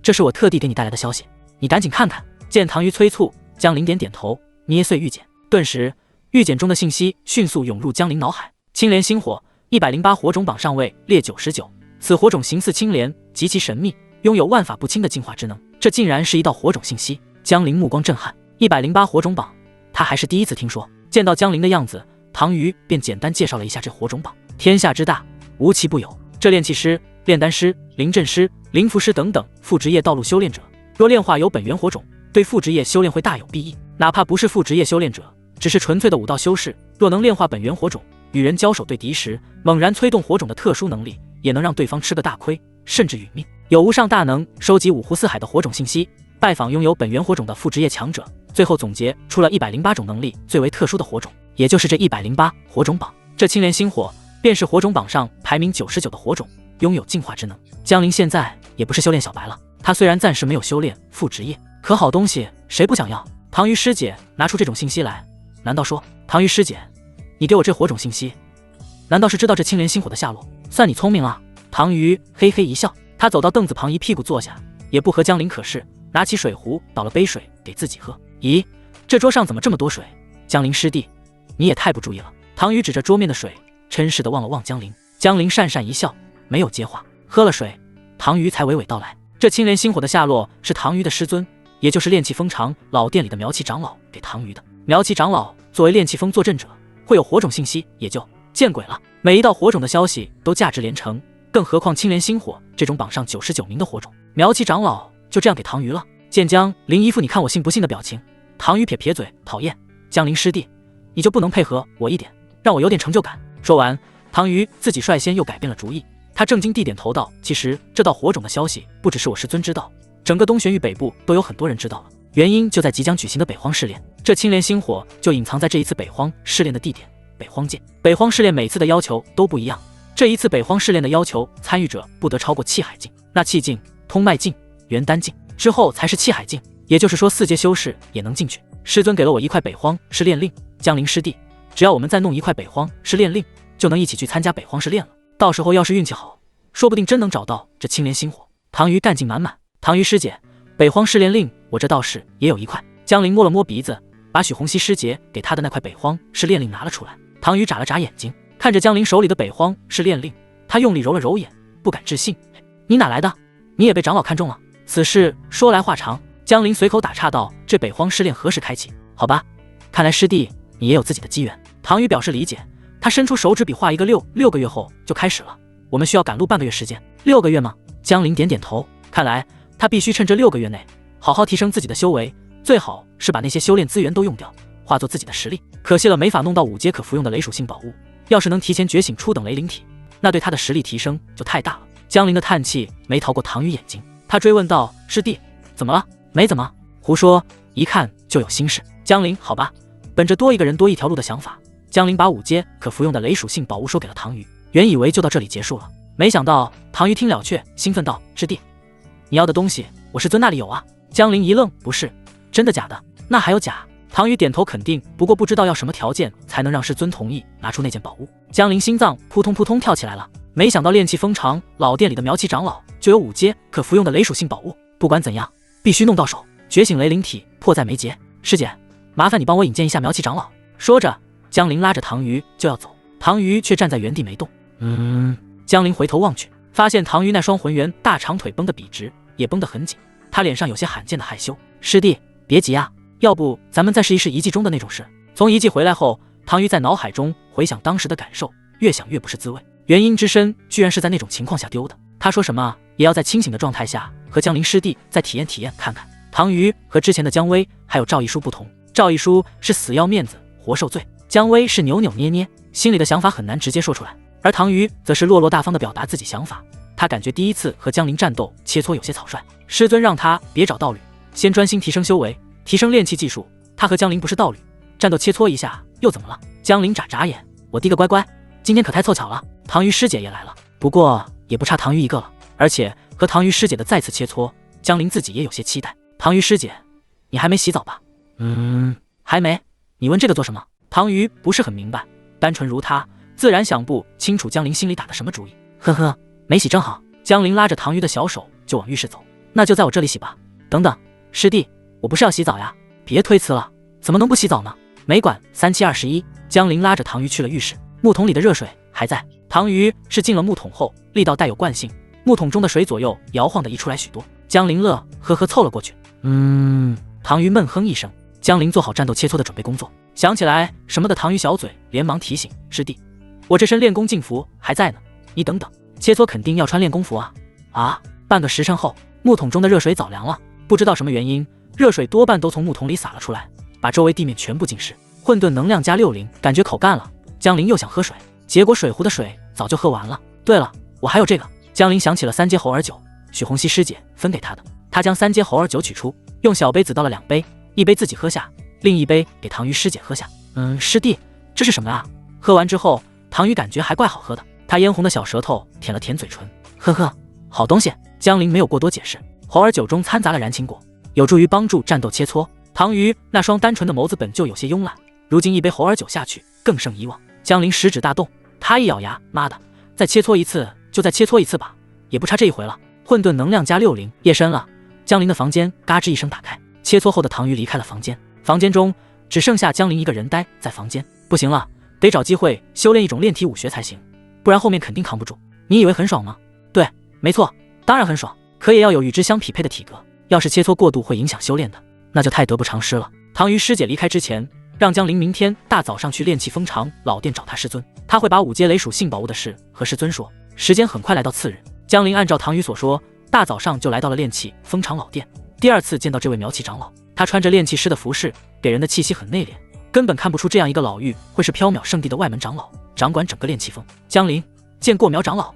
你就是江陵。盘腿而坐的苗旗睁开眼，淡淡的目光落在了江陵身上。鱼儿和我说了你的事，5阶可服用的雷属性宝物，我这里有，但却不能给你。你身上没什么值得我投资的地方，5阶宝物可不是烂大街的东西。只是打量了一眼，苗旗长老就轻声宣布了这次见面的结局。师尊。旁边的唐瑜有点急，他很希望师尊能帮一帮江陵师弟，毕竟他和江陵虽然不是道侣，但关系很不错。昨天2人共赴巫山，还历历在目。不过他也不好怎么开口，能介绍江陵过来见师尊，已经是他很努力的结果了。江陵心里没有意外，原本想来这里看看情况，没想到这苗长老口都不让他开。想到这里，江林就准备退下。等等，苗长老像是想起了什么，他好奇看向江林，问道：“一个外门弟子，又没有拜长老为师，居然也能有北荒市炼令？你可以告诉我，你的北荒市炼令是从何而来？”长老，这北荒市炼令乃是内门师姐赠送于我，说让我进北荒市炼里面找找看，有没有5阶可服用的雷属性宝物。江林这话说出来倒是没有心理压力，外门长老再厉害，也只是管外门弟子，内门弟子根本不归外门长老管。而且从身份上来看，内门弟子的身份比外门长老还要高。内门弟子，苗长老的声音终于有了变化，他重新打量了一下江林。内门弟子凭什么送北荒市炼令给江林？要知道，哪怕是缥缈圣地的内门弟子，也不是谁都能有北荒市炼令的。能拿到北荒市炼令的人，要么是没有很大的运气，要么是拥有很强的人脉关系，要么就是拥有超强的实力。他苗旗能获得一份北荒市炼令，就是靠的运气，运气好弄到手了。而江林居然能让内门弟子送北荒市炼令，单单这一点就足以让苗旗重新打量。忽然，苗旗严肃的脸上居然笑了，他看着江林，想了想，最后缓缓开口说道：“江林对吧？你想要5阶可服用的雷属性宝物，我这里有，宝物可以给你，但需要你进了北荒试炼后为我办一件事，你可愿意？”听到苗旗长老的话，江林眼神微动，抱拳点头：“长老请说，只要条件允许，江林一定尽力而为。”江林这话给自己留了余地，条件允许加尽力而为。江林不知道什么原因让苗旗长老改口，但能猜出是和许红熙师姐给的北荒试炼令有关。而他现在实力不够，如果为了宝物贸然答应超出自己能力范围的事情，那并不划算。然而苗旗长老像是并没有听出江林话中的意思，或者说听出来了也不在意，他点点头，语气不再是之前那般冷淡。北荒试炼在北荒界开启，这北荒界是我们东玄域北部的一处玄妙之地，平常根本不对外开放。北荒试炼开始后，我要你帮我找来2株雷光玄灵草，这种灵药成熟时4周会带有特殊的紫雷光晕，能助我完善炼器手法。至于寻找的地点，也不会让你到处乱跑。你既然需要可服用的5阶雷属性宝物，就证明你本身拥有雷属性机缘，你只管往雷属性充沛的方向去找，想必对你的机缘也有好处。2株雷光玄灵草，江林细心地询问这灵药等级。苗旗长老告诉江林这是5阶雷属性灵药，这要求倒也不算苛刻。想了想，江林决定答应下来，只要在试炼之地能见到雷光玄灵草，江林会尽力为长老将其带回。苗旗长老面色满意，鱼儿也会一起去北荒试炼，届时你2人也能相互照应一下。另外，说到这里，苗旗长老脸上闪过一丝不自然，但还是补充道：“若有机会，你从试炼之地回来后，可否为我引荐赠送你北荒试炼令的那位内门弟子？”引荐？江林眨眨眼，他确定自己没听错，外门长老要见内门弟子，居然要用引荐2字。看来这苗旗长老之所以答应松口，完全就是看在内门弟子赠送他北荒试炼令的份上。看来内门弟子的身份比他想象中的还要高。眼看5阶雷属性宝物就要到手，江林也不能直接回绝。他沉吟片刻后，看向苗旗长老，脸色一正，想必苗长老也知道内门师兄师姐平日里忙于修炼，不过若有机会，江林会向他魏说明苗长老的情况。见与不见，就不是江林能决定的了。如此甚好。苗旗长老满意点头。要是江林直接一口答应下来，说会帮他引荐内门弟子，那他反倒是要好好考虑了。人家内门弟子什么身份？你一开口，人家就愿意见我。江林这样稳妥的说法，反倒是让苗旗认为没毛病，本就应该如此。见自己的要求江林已尽数应允，苗旗不再多言，挥手抛出一颗蕴含着雷属性的灵果。这是5阶雷灵果，虽然不知道你为何要可服用的5阶雷属性宝物，但这雷灵果也不是你这等实力能服用的，你别把自己搞死了。闻言，江林收拾雷灵果，躬身抱了抱拳：“去吧，好生准备北荒试炼，莫要错失此次难得的机缘之地。”苗旗下达逐客令，唐宇起身送江林出了长老殿。此时此刻正是清晨，淡金色阳光穿透厚厚云层，挥洒在山峰上，入眼之处尽是金辉。江林师弟，到时候快出发了，我叫你，咱们一起赶路去北荒见。见唐宇只说了这个，没说别的，江林还想着自己的混沌能量要多攒点。他点点头，然后朝着唐宇使了使眼色，提醒道：“唐宇师姐，别忘了有空来找我切磋。”切磋？唐宇一愣，一开始还没明白这话，仔细琢磨后才后知后觉。等他红着俏脸跺脚，酥胸晃动地看向江林时，只看得到江林离开的背影。哼，色批师弟。虽然唐瑜是在心里冷哼，但他嘴角却是笑着的，想来他也是在期待下一次切磋吧。长老殿在最顶峰，下山时，江林心里不断想着回去要做2件事：第一，修炼御剑之术，以后就不需要用双腿赶路了；第二，准备合成雷元丹，觉醒雷灵体。一边想着，江林一边往自己的房间住处赶去。刚拐过一道长廊，一道身影突然拦在他身前不远处，来人正是苏瑶，孔心的死对头。苏瑶双臂环胸，神色倨傲，看向江灵的眼神里带着几分隐藏的很好的不屑。这就是那个传闻灵芝很多的好运小子，看起来也没什么大不了嘛，除了长得帅也没什么特别的。江灵还没开口，苏瑶便语气冷淡，没有丝毫客气的开口了：江灵是吧？我知道孔欣那贱人找过你，你没借灵芝给他，让我很满意，记住别帮他，不然会惹祸上身。这话苏瑶是一字一句说出来的，这个态度和眼神让江灵心中相当不爽，懒得和这蠢女人废话。江灵直接抬腿就绕开了苏瑶。被晾在一旁无视的苏瑶脸上错愕，她被无视了，被一个外门弟子无视了。在外门弟子中，拥有元丹境的苏瑶可以说是实力最强的几个外门弟子之一，这也造就了苏瑶向来心高气傲，习惯了旁人对她顺从。这江灵居然敢无视她！看着江灵离开的背影，苏瑶眼底掠过一丝冰冷杀意，她嘴角扬起弧度，冷哼着自言自语：呵呵，现在的外门弟子真是不知所谓，等你下个月做外门任务，我倒要看看你到底几斤几两。显然苏瑶心里已经有了杀心，像江灵这种外门弟子，他这几年不知道遇到了多少，不知道进退的下场可是很惨的。另一边回到房间的江灵并不知道自己被苏瑶盯上了，当然就算知道了他也不在意。5阶雷属性的雷灵果到手，接下来就只需要积攒足够的混沌能量就能觉醒雷灵梯了。于是在接下来的日子里，江灵轮流去找赵一书、姜薇、唐瑜切磋，每天的混沌能量都在增长。终于在某天，混沌能量攒够了，房间中江灵把房门锁好，拿出混沌河道炉，拿出雷元丹放了进去。河道炉给我启动，混沌能量扣除1000点，攒了这么久的混沌能量一下子又只剩200多，来不及心痛，江灵目不转睛地盯着河道炉看。嗡，雷元丹成了。江灵毫不犹豫将雷元丹拿出来，又将雷灵果也拿出来，同时吞服下去。轰！雷元丹和雷灵果同时被江灵吞入腹中，江灵体内第一时间就有炸雷般的闷响，两股狂暴至极的雷属性能量如岩浆般奔涌，瞬间席卷他的四肢百骸。江灵浑身猛地一颤，下一刻居然有无数道密密麻麻的紫色电光从他毛孔中窜出来，他的皮肤表面浮现出淡紫色雷纹，滋滋作响。滋滋，一股灼热的刺痛感由内而外疯狂蔓延至江灵的全身，连他骨骼都发出咔嚓咔嚓的声响。虽然这些反应让江灵有些惊讶，但这是他服用雷元丹提前就知道的情况。他妈的，真疼！虽然浑身剧痛，但江灵咬牙盘膝坐定，五心向天，双手快速结印。既然来到这个以实力为尊的玄幻世界，那他肯定要登临更高峰，看看那里的风景。混元一气诀被运转周天，引导两股能量开始融合，他额头的青筋都爆起了，汗水瞬间浸湿他的衣袍。这时雷元丹的能量开始发挥作用，5阶雷灵果的狂暴遇到雷元丹后瞬间就老实下来，顺着混元一气诀运转周天的路线开始在江灵体内不停流转。时间在悄然流逝，江灵也在悄然间发生着蜕变。这段日子，孔欣眼看着和苏瑶擂台斗法的时间越来越近，自己却迟迟没有弄到青文聚灵丹，都快崩溃了。由于苏瑶早就暗中打招呼施压，能够弄到青文聚灵丹的外门弟子本就屈指可数，而炼丹峰能够炼制青文聚灵丹的柳晨提出的条件是成为他的侍女，他也不能接受。不过他毕竟是元丹境外门弟子，只要肯放下脸面，还是能借到一些灵值的。他现在已经凑到在任务大殿兑换青文聚灵丹的灵值，可任务大殿迟迟不上架新的青文聚灵丹。前些日子，孔欣甚至接了能和其他宗派势力打交道的外门任务，企图能在外门宗派势力手中搞到青文聚灵丹，结果依旧是不尽如人意。他坐在房间，望着窗外的景象，满是无奈的他心中一声喟叹，若是最后也没办法，估计只能去找江灵师弟了。姐，要不就算了吧。孔欣的弟弟在旁边看着姐姐为自己的事唉声叹气，他不由得忐忑开口道：以为我的事够费心了，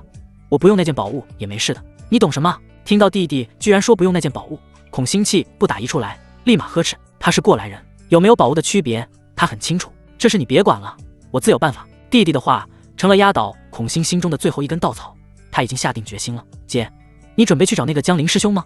我前段日子听人说苏瑶找了他，你说他会不会？孔浩的话让孔欣心中一震，来不及多说，他第一时间冲出门，我去找他问问。出了房间，他素手一拍腰间储物袋，唤出自己的灵剑，御剑之术乘风而起。没错，孔欣去找江灵了。一直以来，他都将江灵师弟当成最后的保底助力，若是苏瑶把江灵师弟也说动了，那他就再也没有希望能胜过苏瑶。踏在灵剑上的孔欣速度越发快了，很快他就来到江灵所在的房间附近。这段日子，江灵已经成了外门炼气峰上的名人。为何？原因是赵一书、姜薇还有唐瑜3位按照江灵的意思，时不时就来找他切磋。当然江灵也没想这么高调，他除了在房间内的假切磋，在房间外也是和他们时不时真切磋一下。哪怕就这样，在其他外门弟子的眼中早就对江灵羡慕嫉妒恨了。妈的，他们也想和这3位师姐切磋啊。孔欣到来之前，江灵房间附近的小亭子里还有一些男弟子在那里讨论。哎，这段日子我真是羡慕死江林师兄了。可惜江林师兄在房间深居简出，根本就没有机会拜访他，不然还想和他讨教两招。讨教两招？我看你丫的醉翁之意不在酒，而在于想知道怎么和女师姐们打成一片吧。靠，别说我50步别笑100步，难道你们不想知道江林师兄的诀窍吗？其他的诀窍暂且不说，我觉得有一项，我们怎么也比不了江林师兄。什么？长相呀？江林师兄太帅了，我们的长相都是硬伤啊！妈的，哪壶不开提哪壶，滚滚滚！说到长相，他们这些男弟子一个个都气馁了。是啊，这是硬伤，可惜能完美改变容貌，让人青春永驻的灵丹，他们接触不到，也买不起。修士的肉身是很重要的，世俗界的凡人可以在脸上动刀子来修改容貌，但修士的肉身牵一发而引动全身。修士要改变自己的容貌，就只有服用那些功效特殊的灵丹妙药才行。正在这些男弟子们调侃聊天的时候，远处天空，孔欣踏着灵剑而来。这一幕顿时引起这些男弟子们的注意，因为这是一个新的女师姐，以前没见过。有人忍不住把自己的心声说了出来：卧槽，这位师姐也很漂亮啊，以前还没见过，她也是来找江林师兄的吗？这话一出，旁边几个男弟子纷纷和这位挪开了一些距离，生怕引火烧身。他们的眼神分明在说：你是真敢说啊，哥们，不怕惹到这位师姐吗？果然，下一刻，孔欣的眼神瞪了过来，他灵念稍微催动，那口花花的男弟子只感觉眉心刺痛，怪叫一声倒地。爬起来后，他连忙朝着孔欣的方向鞠躬道歉，嘴里说着抱歉、对不起，随后头也不回地跑了。本就心情不好的孔欣略微出手惩戒了一番那人后，其他几位外门弟子纷纷逃之夭夭，唯恐自己也被教训了。对外门师姐口花花辈改个正着，人家出手教训你，说到哪里你也不占理，没闹出大动静，也没出人命，监管灵阵也不会干涉。站在江林房间外，孔欣深呼吸一口气，饱满雪白的酥胸随着他的深呼吸而高低起伏，清风吹来，孔欣的开叉长裙缎带在风中晃动，到处求丹无门的他此刻看起来有些楚楚可怜。只可惜这抹绝美风景无人能欣赏，除了房间内的江林。房间中，江林一呼一吸之间都有着蓝紫色电光闪烁。某一时刻，他深吸一口气，随着他的呼吸，周身的雷光顺着他的口鼻消失不见，他皮肤表面的雷纹也逐渐隐去，整个人气息由原本的暴虐陡然沉稳下来。江林缓缓睁眼，眸子底掠过一抹璀璨的蓝紫色雷光，这抹雷光转瞬即逝。他伸手握拳，双目微微下俯，心念一动，掌心摊开，凝聚出一团璀璨的雷属性灵力，滋滋的雷光声不断。这就是初等雷灵体的雷属性灵力吗？狂暴却能被我掌控。他能感受到此刻的自己四肢百骸间充斥着一股无处宣泄的力量。这初等雷灵体的不但将他体内杂质进一步排出，还让他肉身强度暴涨。灵念内视，体内原本无属性的灵力，如今已尽数化为纯净的雷属性灵力，在灵脉里，在丹田内呈现一片璀璨的蓝紫色。如今的他若修炼雷属性功法，将事半功倍，彻底完成第一次蜕变。不知是否错觉，江林感觉自己的灵念似乎都有了雷灵体的特殊性。迅猛，这不是一个形容词，而是两个。迅代表速度，猛代表形态。江林挥手一甩，从长宽高空间都有1丈的储物袋中取出云锋剑，锵的一声，云锋剑出鞘。江林心念一动，雷灵力顺着灵脉和手臂灌注到云锋剑身上，让其覆盖一层薄如蝉翼的蓝紫色雷膜。剑身表面雷电窜动，散发着摄人的锋芒和灼痛感。江林随手几剑斩出，嗤，雷电撕裂空气，每一次挥剑都裹挟着狂暴雷灵力，威力比以前何止增长数倍，连特制的地面都被斩出道道雷电痕迹。如今江林随手一剑都比得上其他通脉境弟子使用凡阶武学的威力。随后江林又运转雷灵力，将崩山拳和森罗印都施展了一下，效果让他嘴角忍不住上扬。或许以后崩山拳应该叫崩雷拳，森罗印应该叫森罗雷印。还有我的境界。江林这时候忽然注意到，他体内的灵脉不知不觉又有2条被打通了，应该是同时服用雷元丹和雷灵果的缘故。无论是雷元丹还是雷灵果，这2种雷属性宝物对已经拥有雷灵体的他有着持续作用。现在的他已经是3重通脉境，凡是9重小境界的，前3重是初期，中3重是中期，后3重就是后期。也就是说，如今的江林再突破1境就是中期通脉境了，该修炼御剑之术了。江林把云锋剑翻手收回，转而将御剑之术的御剑拿出，咔嚓一声，御剑被江林捏碎。有关御剑之术的修炼方法和修炼经验总结的信息尽数汇入江林脑海。总的来说，御剑之术并不复杂，主要核心关键就在灵念控剑4个字上。灵念牵引为主，灵力为辅，多学多练。修炼经验总结就是灵念和灵力的发力技巧，什么时候加大，什么时候减小都有说法。一般来说，初入通脉境的弟子1周之内便能成功御剑飞行，而江林相信凭借自己的悟性，争取2天内把御剑之术搞定。正当他准备开始尝试时，灵念发现了房间外面的孔欣。孔欣师姐过来了。江林眉头动了动，说实话，孔欣师姐居然坚持了这么久才过来，也是让他有些意外。他和苏瑶的擂台约定应该就快了吧，居然现在才找过来，真沉得住气。门外，孔欣深呼吸后攥紧拳头，指甲嵌入掌心带来的细微疼痛让孔欣清醒了几分，他脸上浮现出不再犹豫的神色，玉手扬起敲了敲门。进。江陵淡淡的声音传来，嘎吱一声，这扇门被第4位女弟子推开。进来后，孔欣下意识地把门关紧，随后整理了一下刚刚御剑飞行而有些微乱的衣裙，这才看向前方盘腿坐在床上的江陵。江陵也看过来，四目相对的一刹那，孔欣感觉眼神有些微微刺痛，这转瞬即逝，以至于让他以为那是错觉。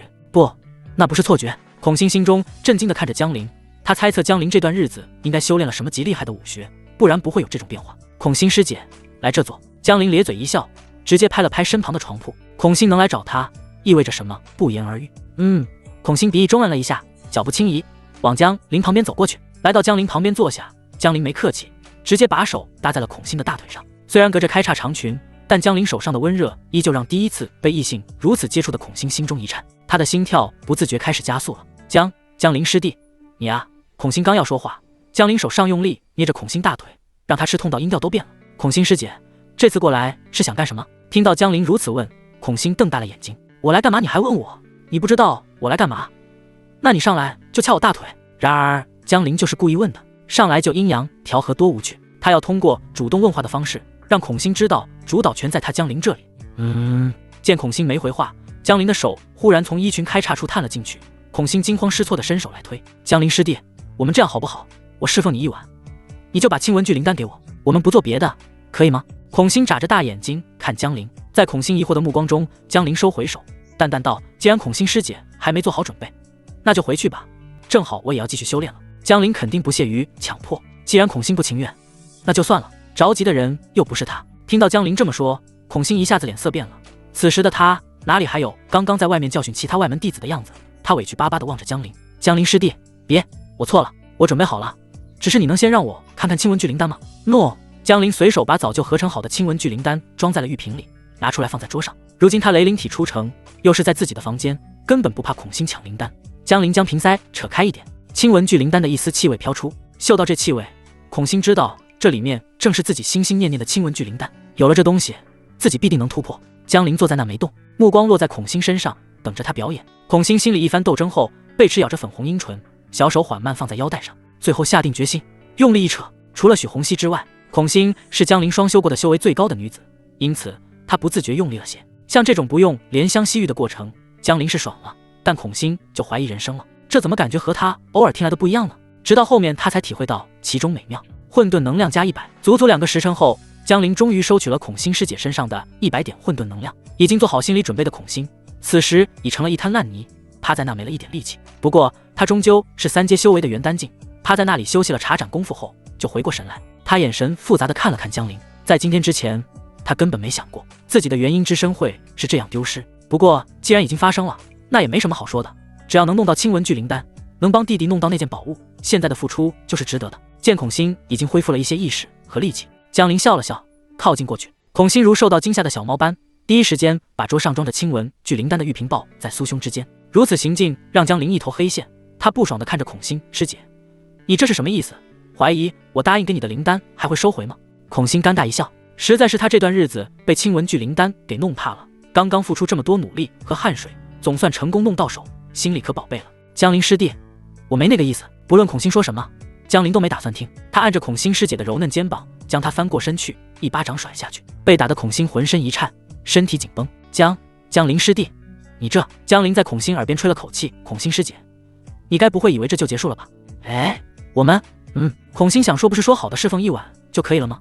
怎么还再来一次的？话到嘴边，剩下的话被江陵堵住。罢了，现在好像还没一晚。由他爸心里这样想着，孔欣默认了，继续侍奉江陵。很快又是1个时辰过去，混沌能量加100，前后花了几个时辰，操劳了许久的江陵一共收获200点混沌能量。之前给清文聚灵丹合成花了他50点，赚了150点。孔欣又休息了好一会儿才回过神，他现在有些怕江陵了。他以前偶尔听其他女修讨论这种事的时候，都是说顶天了半个时辰，怎么到了江陵这，动不动就是1-2个时辰，而且有股奇怪的感受一直从江陵那边传递过来，让孔欣又好奇又害怕血赚150点混沌能量的江陵心满意足。穿好衣服后，他笑着问道：孔欣师姐，这次交易可还满意？已经坦诚相见过了的孔欣倒是没那么害羞了。面对这个问题，他迟疑了一下，还是点了点头。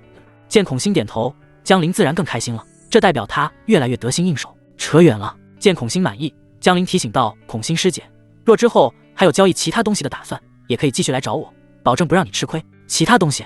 江陵师弟，莫非你还是个炼丹师？宝物莫问出处。江陵呵呵一笑：“灵丹、灵宝、灵符这3种东西，只要不是太稀有，都能找我交易。”孔欣不像赵一书和姜薇，也不像唐瑜，他修为有元丹境，再加上他找江陵只是纯粹的交易，因此江陵才会这么说。好，多谢江陵师弟。孔欣从储物袋拿出新的衣服，那套开叉长裙已经穿不了了。道谢后，孔欣带着青文聚灵丹离开了。江陵则是悠哉悠哉去打水泡澡。泡完澡的江陵心神愉悦，修炼御剑之术的速度都快了不少。仅仅2个时辰不到，就初步掌握了其他通脉境弟子需要1周才能掌握的御剑之术。掌握御剑之术还不够，江陵在空中适应了几圈后，直接往任务大殿那边过去。他要去修炼室了，去开个专门的修炼室，用来修炼玄阶高等剑术武学星云九剑，这是他去北荒试炼的底气。来到任务大殿，这会儿任务大殿居然围了一堆人，似乎是有哪位非常受欢迎的人过来了。外面一堆凑不进去的男弟子有些亢奋，没想到宫师姐居然百尺竿头更进一步，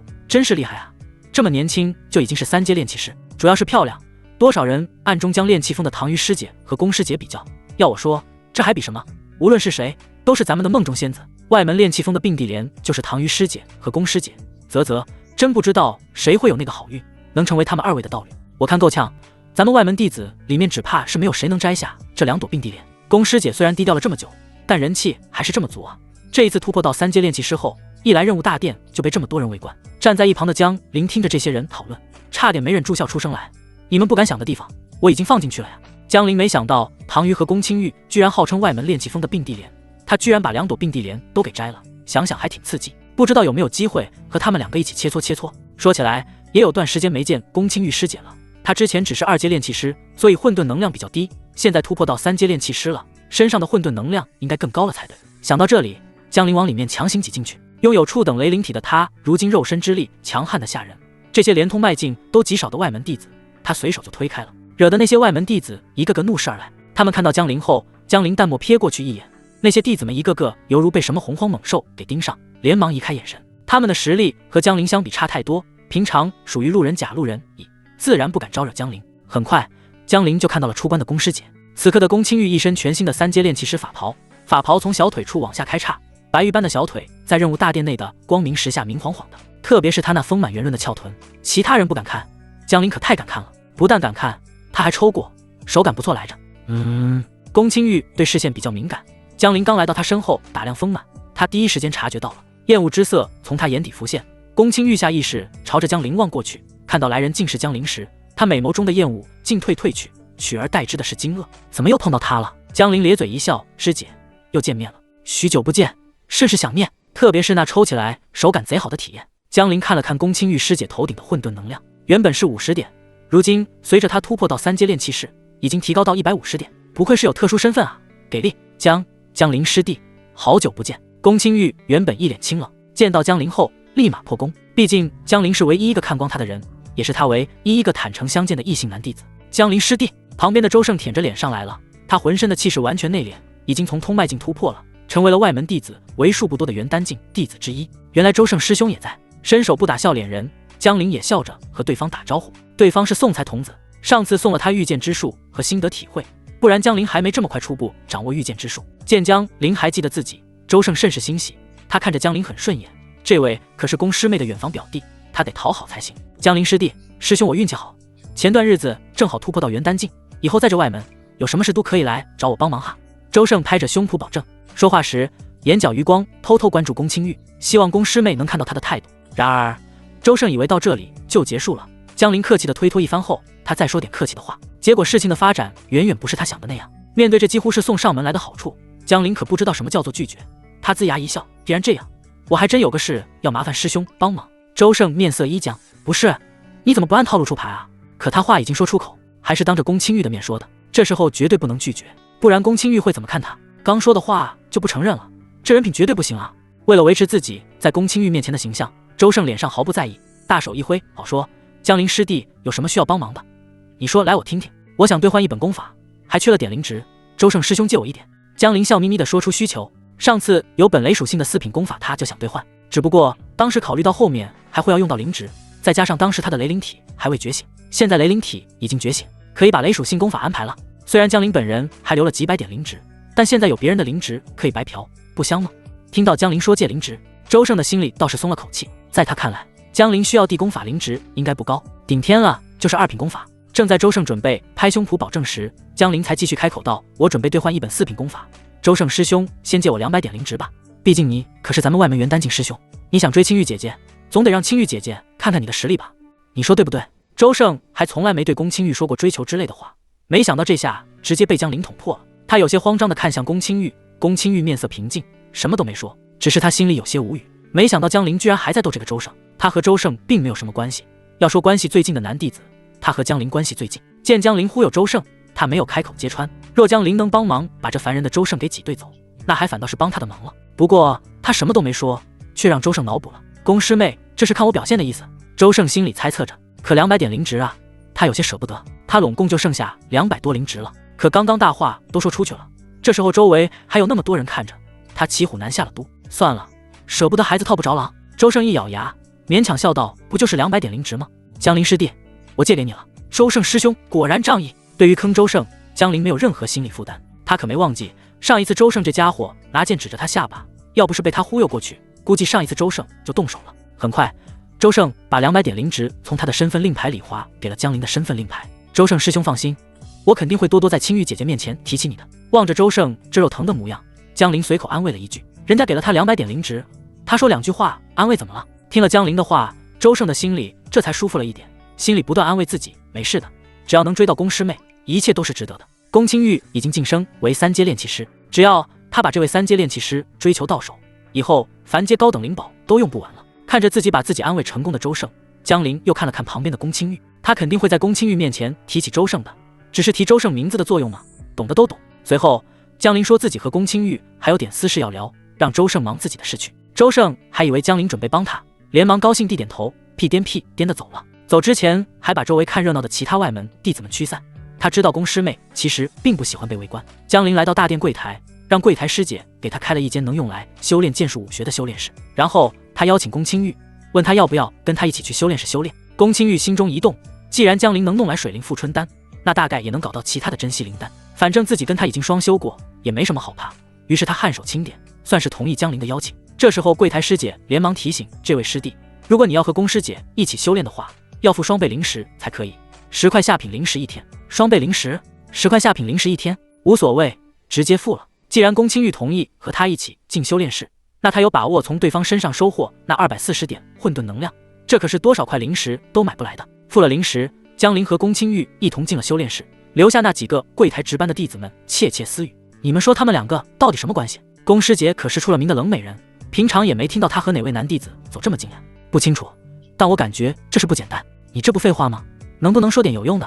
哈哈，我上哪知道去，别讨论了。宫师姐现在可是3阶炼器师，在咱们外门弟子里，身份仅次于长老和执事，不是你我能得罪的。宫青玉不知道外面任务大殿柜台的人怎么讨论的，他并不在乎。进了修炼室后，他望着身旁的江林，直接开门见山地表达需求：江林师弟，既然你上次能弄来稀有的水灵富春丹，想必其他的3阶丹药也能弄到吧？江林笑道：这就要看宫师姐要的灵丹是什么了。灵能丹，我需要能提升灵念的灵能丹。宫青玉那双青冷眸子盯着江林：你能弄来1瓶灵能丹吗？灵能丹？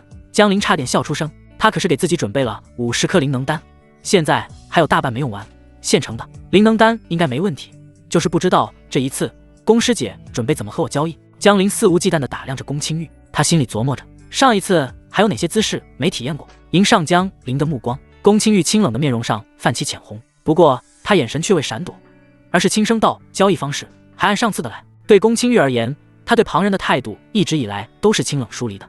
不过江林是个意外，因为他和江林之间上次就有了肌肤之亲，上次交易的具体场景他还历历在目，因此若双修就能换来他需要的灵能丹，宫青玉认为没什么不能接受。而江林本就有此想法，见宫青玉主动提起双修的交易方式，江林的眼底笑意更深了，直接答应下来。见江林答应，宫青玉松了口气。灵能丹也是比较稀有的3阶灵丹，若是找其他炼丹师的话，说不定还要额外付出大代价，现在只需要陪江林双修即可。宫青玉面色忽然有些古怪，这样一想，他是不是还占了便宜？毕竟双修时不止江林一个人在享受。想到双修，他感觉双腿有些发痒，忍不住往中间并了并拢，嘴上连忙扯开话题，询问道：“烈了，江陵师弟，你不是要兑换功法吗？想好选拿本了吗？”还没呢。江陵把身份令牌放在掌心摩擦，师姐给我介绍一下外门能兑换的4品功法，其实也没什么能选的，外门弟子能兑换的最高功法便是4品。宫青玉轻轻摇头，介绍道：“一本是无灵力属性要求的青云功，另一本是有火属性灵力要求的弄焰诀。其实和所有外门弟子能选择的3种3品功法类似，青云功对应聚灵经没属性要求，属于普通功法；弄焰诀则是控火功的上位功法。在外门对副职业之路有想法的弟子，基本都会选择修炼火属性功法，因此控火功和弄焰诀修炼的人最多。因为都是火属性功法的缘故，从前者过渡到后者相对简单一些。在外门混了这么久，对于外门的这些基本情况，宫青玉还是如数家珍的。”江陵听了有些气馁，雷属性功法还是太稀有了，金木水火土冰风雷毒光暗，雷属性是比较全面的，比狂暴不输火属性，比速度不输风属性，比攻击力更是没有对手，唯独续航可能差了点。然而宫青玉话音一转，在江陵有些意外的眼神中，他补充道：“还有一本最贵也是最没人会兑换的雷属性功法雷鸣心经，因为太难修炼，且要求雷属性灵力，兑换的灵值最贵。一直以来外门都很少有人兑换修炼这本功法。据传这本功法还是缥缈圣地的某位高层体内放在外门，目的就是想看有哪位外门弟子能修炼成功。”雷鸣心经。听着宫青玉的介绍，江陵眼前一亮，这雷属性功法正合他意，难修炼，这对他而言根本不是事。混元一气诀不也是难修炼吗？他照样很快修炼成功。这雷鸣心经想必也是一样。他当即断定，宫师姐就这本了，我先去柜台兑换再说。很快，柜台师姐看着去而复返的江陵有些诧异：“这位师弟，你这是帮我兑换雷鸣心经？什么？你要修炼雷鸣心经？”柜台师姐显然也是知道这本雷属性功法的名声，她以为江陵不知道其中隐情，连忙好心的低声提醒：“师弟，这雷鸣心经虽说是4品雷属性功法，但实在太过难以修炼，你要不换成青云功试试？”江陵谢过这位师姐的好意，还是准备兑换雷鸣心经。柜台师姐见状也不再多说，4品雷属性功法雷鸣心经扣除400点灵值，兑换成功。这是功法玉简，你拿好。江陵接过功法玉简，心中满意，直接把玉简捏碎，咔嚓，破碎的玉简中信息洪流涌出，不停灌入江陵脑海。这时候周围柜台还有其他的外门弟子，一个个看过来的眼神中充斥着惊疑不定，因为他们修炼的都还是3品功法，大多数外门弟子在外门究其一生也凑不够换功法的机会和灵值，而江陵现在就换了4品功法，羡慕啊！3品功法就足够我们修炼了，4品功法的多厉害？是啊，还是4品功法中的雷属性功法，400点灵值，卧槽，给我多好，我就能无忧修炼到通脉境后期，期末值突破元丹境。那是人家有本事，说不定是经常接任务大殿的危险任务，咱们还是老实一点，发育虽然慢了点，但安全啊！所言极是，安全比什么都重要。哼，我决定了，我也要学那位师兄，多攒灵值兑换4品功法，算我一个。周围弟子们心态各异。接收完雷鸣心经修炼方法的江陵却是面色古怪，难怪都说这雷鸣心经难修炼，原来修炼这雷属性功法的时候，心中会有雷鸣般的声音炸响，干扰性极其之大。悟性一般的家伙在这种状态下，别说修炼功法了，没走火入魔，就算好的他摇摇头，转身往修炼室走去。这雷鸣心经再难修炼，他也必须修炼成功，让他的初等雷灵体能释放更强的威力。修炼室中，宫青玉正盘膝而坐，他一身3阶炼气师法袍坐在那，很简单就勾勒出麒麟龙的身体曲线，尤其是那丰满圆润的翘臀格外惹眼，正如江陵第一次见到他的时候一样，一眼就注意到他的腰臀比，多看2眼后，江陵就感觉心头燥热。他缓步走到宫青玉身旁，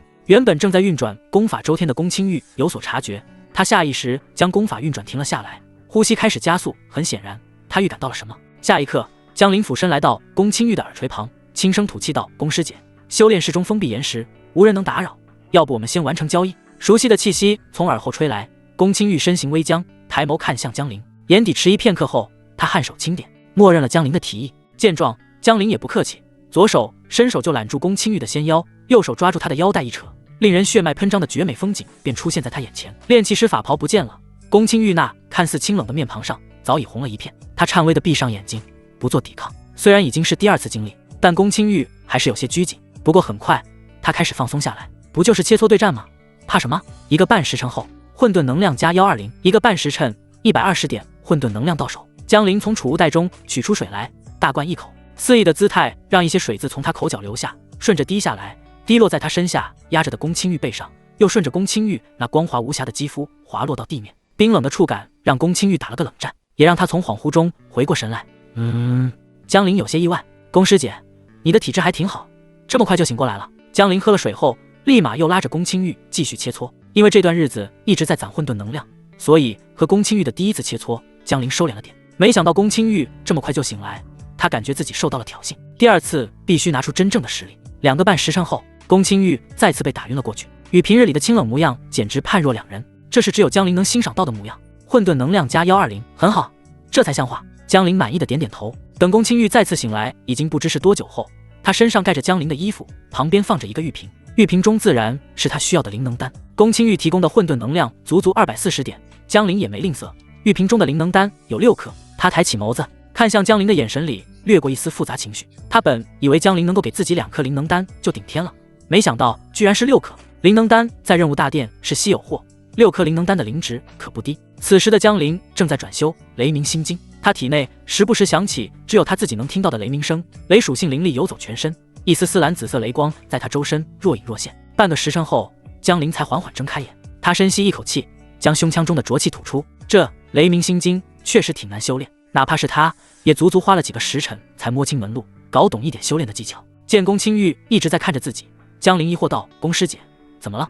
难道是灵能丹质量有问题？可这不可能啊，通过混沌河道炉合成的灵能丹绝对比原本炼制出来的还要好，那就是对数量不满意。宫青玉沉默片刻后柔声道：江林师弟，多谢，日后若是你需要炼器可以找我，我无偿给你炼器，你只要出材料即可。很显然宫青玉应该是误会了些什么，他现在可是3阶炼器师，能够炼出凡阶高等灵宝，一般这是元丹境用的灵宝，让他出手炼器报酬可不低。现在双修2次后，他直接给江林免了出手炼器的报酬，这话若是被其他元丹境弟子听去，恐怕又是一片咬牙切齿的羡慕声。日后江林没管那么多，他咧嘴笑道：不日呢，也能来找你帮忙吗？什么？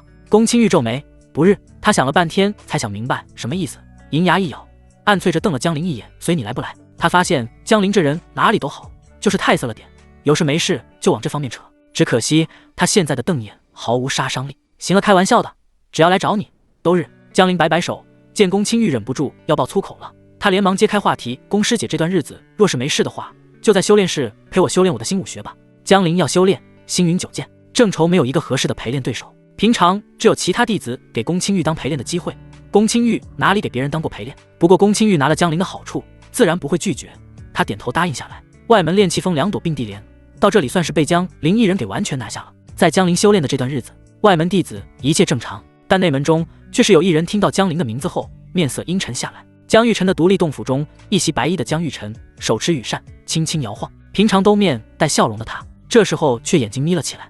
你确定消息没错？江玉晨看向前方打探消息的人。之前在许红熙的洞府前，江玉晨感觉许红熙的状态有点不太对，于是这段日子他让人去打探了情报，结果得知一个不知死活的外门弟子居然敢靠近许红熙。他根本不需要知道许红熙和那外门弟子有没有关系，他只要知道这个消息的准确性。启禀公子，见江玉晨询问，单膝跪地的一名黑袍男子连忙抱拳低头，此情报确认无误，是我直接找外门执事打探的。好，很好。江玉晨眼睛越发眯了起来，熟悉他的人都知道这是真动怒了。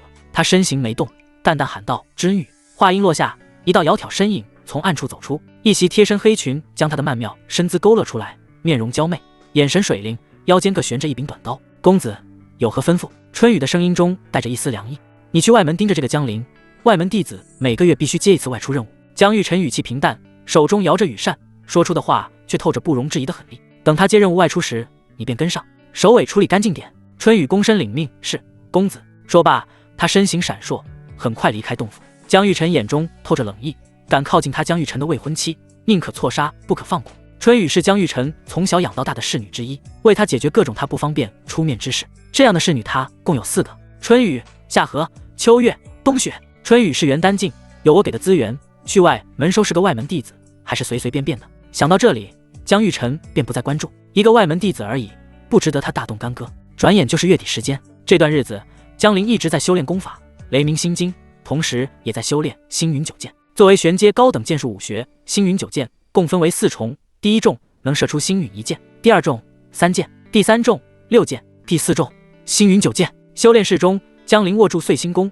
碎星剑搭在弓上，雷灵力萦绕在剑尖。他目光锁定前方石壁，那是专门给人测试武学威力的石壁，上面有着诸多痕迹。指尖松开，碎星剑如脱缰野马，刹那间轰向石壁，沿途空气炸裂，迸发出震天巨响。轰咔！碎星剑落在石壁上，刹那间就将石壁崩裂，剑身扎进石壁，轰出个直径2米的坑洞。坑洞中不停有焦黑向周围蔓延，这若是轰在人身上，渣都不剩了吧？星云9剑算是练成一半了，他已经能3剑齐射，刚刚只是第1剑而已。江陵收功而立，体内雷灵力平稳下来。原本只打通3条灵脉的他，这段时间也是突破到了4重通脉境，第4条灵脉被打通。坑洞旁边，宫青玉走上前，将扎进去的碎星剑取下，眼中有着金色浮现。恭喜师弟，进步惊人！这一剑的威力，怕是很少有元丹境初期能挡下来。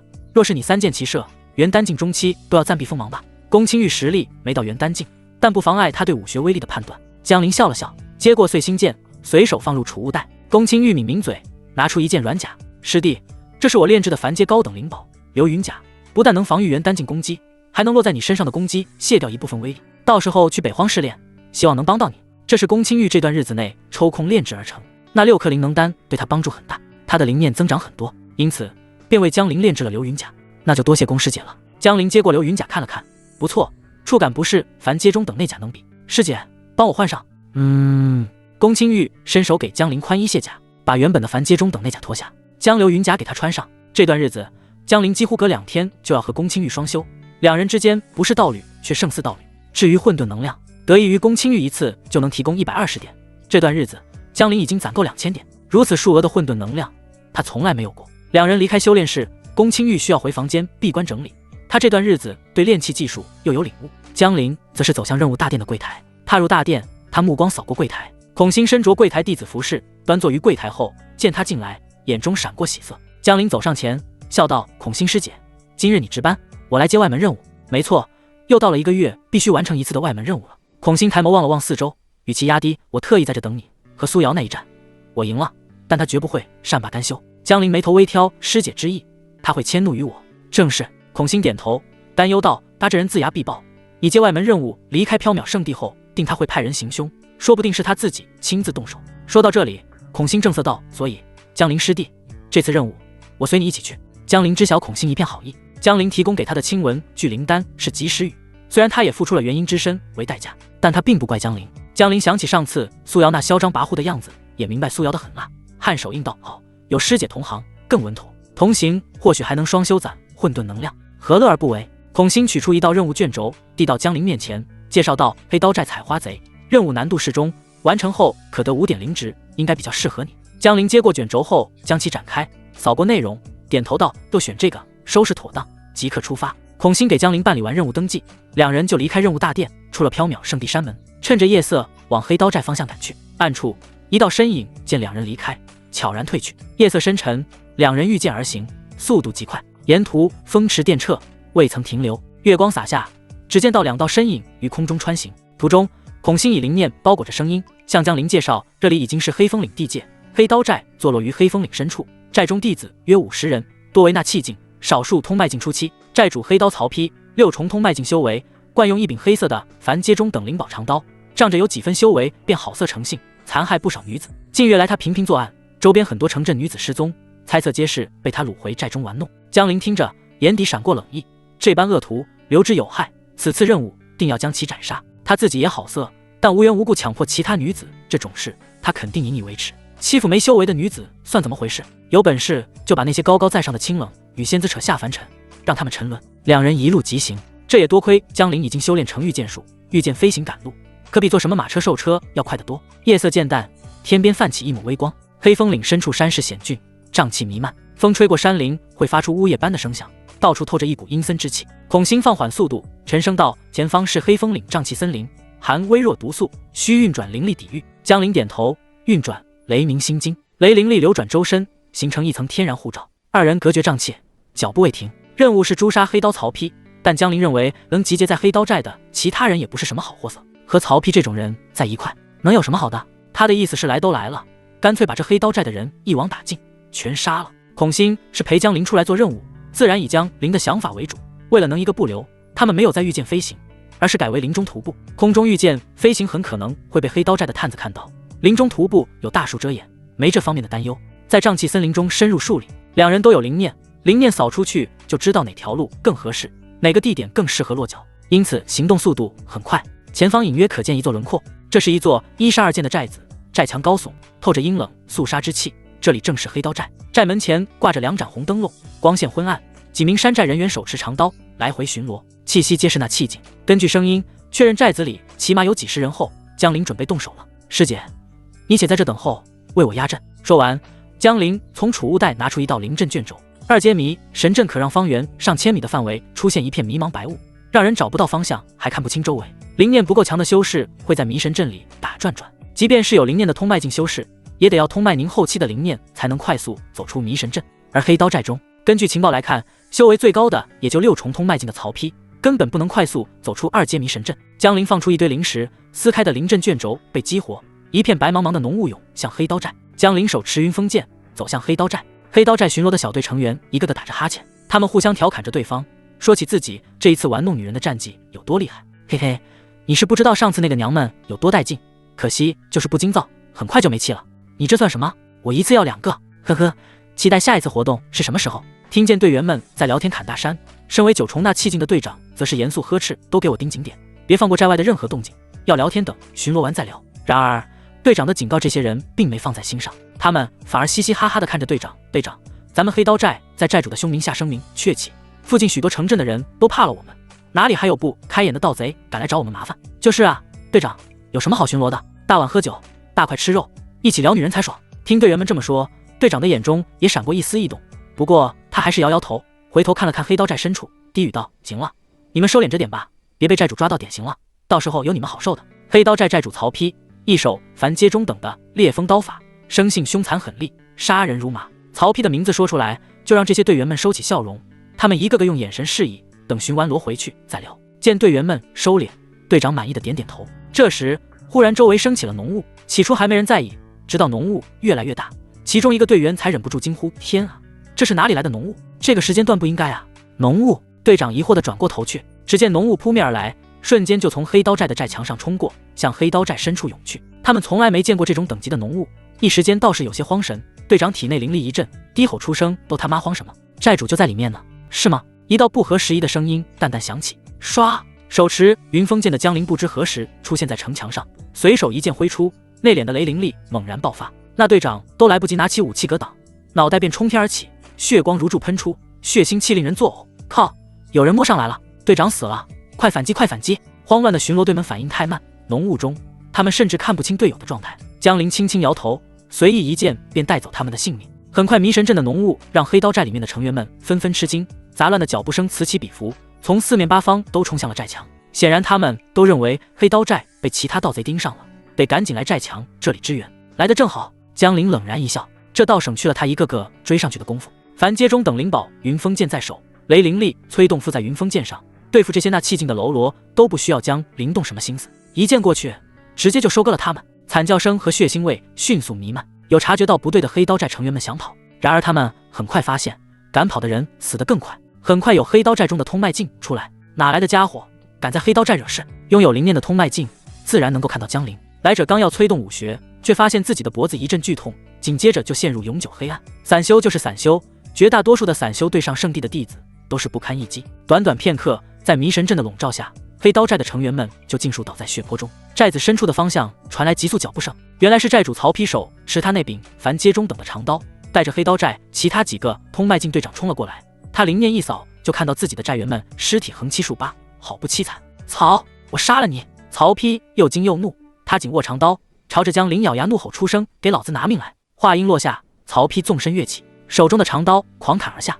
刀刃划破风声，一刀似乎带起火焰燃烧的声音。这正是他所修炼的凡阶中等烈风刀法。刀法催动时，强劲的炽热之风能将对方吹得睁不开眼，让人不敢轻易近身。然而在曹丕看到江陵之前，江陵的灵念早就看到了他。面对暴怒的曹丕，眼神没有丝毫变化的江陵脚步变换，身形如柳絮般轻松避开烈风刀。曹丕身旁的其他通脉境队长趁机围攻，一时间各种剑法和刀法层出不穷。江陵冷哼一声，雷鸣心经第一重运转，一脚重重跺下，咚咔！雷属性4品功法就是这么霸道，催动时甚至能影响他人。围攻江陵的通脉境队长们心中仿若生出一道雷霆炸响，他们的武学被中断，连灵力都被截止。江陵自然是毫不客气，一剑划过，扑哧！这些通脉镜的脖子上纷纷出现一条血印，一个个瞪大眼睛，手中武器掉落，死死捂住脖子，不敢相信自己就这么死了，还不明白敌我实力差距的曹丕，眼中怒色更甚，不信邪的再次催动烈风刀法。江陵又是一跺脚，雷霆炸响的声音轰在曹丕心头。江陵顺身冲向曹丕，手中的云风剑不知何时已被收起，他右手快速结印，蓝紫色雷光在其掌心汇聚成巴掌大小的印记。森罗雷印。江陵低喝一声，森罗雷印脱手而出，带着蓝紫色雷光撞向曹丕的刀气。曹丕瞳孔骤然紧缩，连忙举刀格挡，咔嚓一声，长刀被雷光崩开，剩下的雷光能量狠狠砸在他的胸口，一口鲜血爆喷而出。曹丕整个人倒飞出去数丈，重重撞在了寨门板上，胸口部位焦黑一片，血肉模糊，甚至能闻到一阵肉香。曹丕被江陵一招打成死狗，接下来的事就简单了。一番询问后，云风剑架在曹丕脖子上，江陵让曹丕带他前往还没被处理的那些强掳过来的女子那边，还剩下的女子足足有17、18个。这些女子们一个个说不上多漂亮，但都很年轻。江陵把门一脚踹开，剑光一闪，捆绑着女子们的麻绳便应声断裂，紧接着随手一抓，一道灵力化作光点往外面飞去。他回头看向那些女子，去吧，跟着这道灵力光点就可以走出去了。这些女子一开始并不相信，但是看着抓他们来的曹丕被江陵打成死狗样，他们这才恍然回神，原来自己竟然还得救了。匆忙地朝着江陵跪拜道谢后，他们赶紧顺着灵力光点追赶。但有2个女子例外，这2个女子并没有第一时间逃走，而是看着江陵，像是找到了情绪宣泄口，破声大骂：你为何不早点来？若能早一步到，我的元婴怎么会被夺？我的朋友怎么会被他们抓去折磨致死？对啊，为什么？都怪你，你说话呀！2人的语气尖锐，言语间满是质问。好家伙，对外唯唯诺诺，对内重拳出击是吧？特么救了你一命还骂人。不过江陵眼中的诧异只出现了一瞬，随后他指尖雷灵力暴涨，2道雷灵力激射而出，直穿2个女子眉心。2个女子双眼溜圆的到地不起，她们似乎不敢相信，这人怎么这样，救了自己又杀自己，不应该对他们心怀愧疚，然后给予大量补偿吗？江陵只看了一眼就收回目光，淡淡自语，对救命恩人如此不敬的态度，定是黑刀寨余孽假扮无辜女子，留你不得。我操！曹丕眼睛都瞪直了，这到底是哪来的杀神啊？杀人简直比他还果断。别人都说他曹丕杀人如麻，可和这位比起来，他感觉自己不配。因为在曹丕看来，江陵是来救人的，救人的杀人也不手软，自己落在这种人手里，还能有命活吗？想到这里，曹丕感觉裤裆一阵湿热，被打成重伤的他对身体的控制本就不够了，现在又想到要死了，他居然尿了！靠，你他妈这就尿了！江陵鄙夷且嫌弃地望着曹丕，就这还杀人如麻，还黑刀寨寨主。不过他想到刚刚那些妙龄女子，移开的目光再次望向曹丕，气势压迫感十足，冷声问道：掳掠这么多女子，而且都是妙龄女子，应该不只是玩乐这么简单吧？说吧，原因是什么？曹丕吓得浑身颤抖，根本不敢隐瞒。江陵太狠了，曹丕只想赶紧让江陵满意，看能否饶他一命。是武君，都是武君。曹丕的声音发抖，他有本非常诡异的双修功法，需要妙龄女子辅助修炼。他之前找到我，让我帮他找来足够的妙龄女子，等他突破元丹境后，会帮我也突破到元丹境。我也是一时鬼迷心窍，才会答应帮他，不关我的事啊，还请饶我一命。曹丕2腿抖个不停。有的人杀人很多，轮到自己时也不胆怯，但有的人相反，轮到自己要被杀时，心里比任何人都要害怕。比如眼前的曹丕，这些话你留着和那些被你杀的人说去吧。江陵话音刚落，呵呵，寨主更深处突然传来一道阴狠的笑声，这笑声带着浓烈的阴邪之气，一道矮胖的身影缓缓从浓雾中走出。这矮胖子面色蜡黄，三角眼眯起，眼里透着贪婪与猥琐，嘴角挂着阴狠笑容。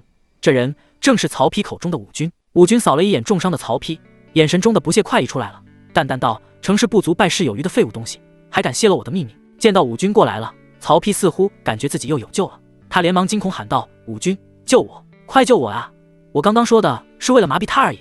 武君摇头嗤笑一声，指尖凝聚起一团浓郁的黑色灵力，随手一甩，黑色灵力如箭般射向曹丕，穿透其心脏。曹丕双眼圆睁，口中涌出大量鲜血，身体软软倒下，没了气息。他怎么也没想到，到头来杀掉自己的居然是武君。解决完曹丕，武君转头看向江陵，三角眼里满是杀意。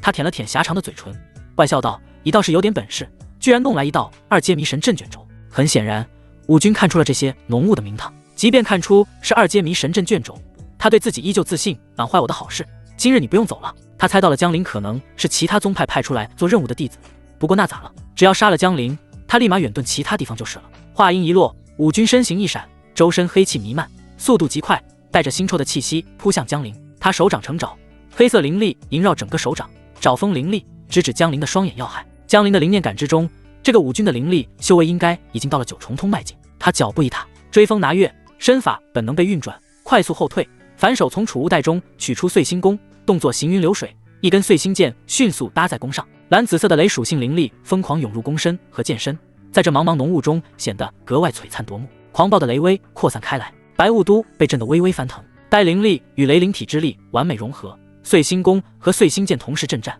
发出低沉的剑鸣。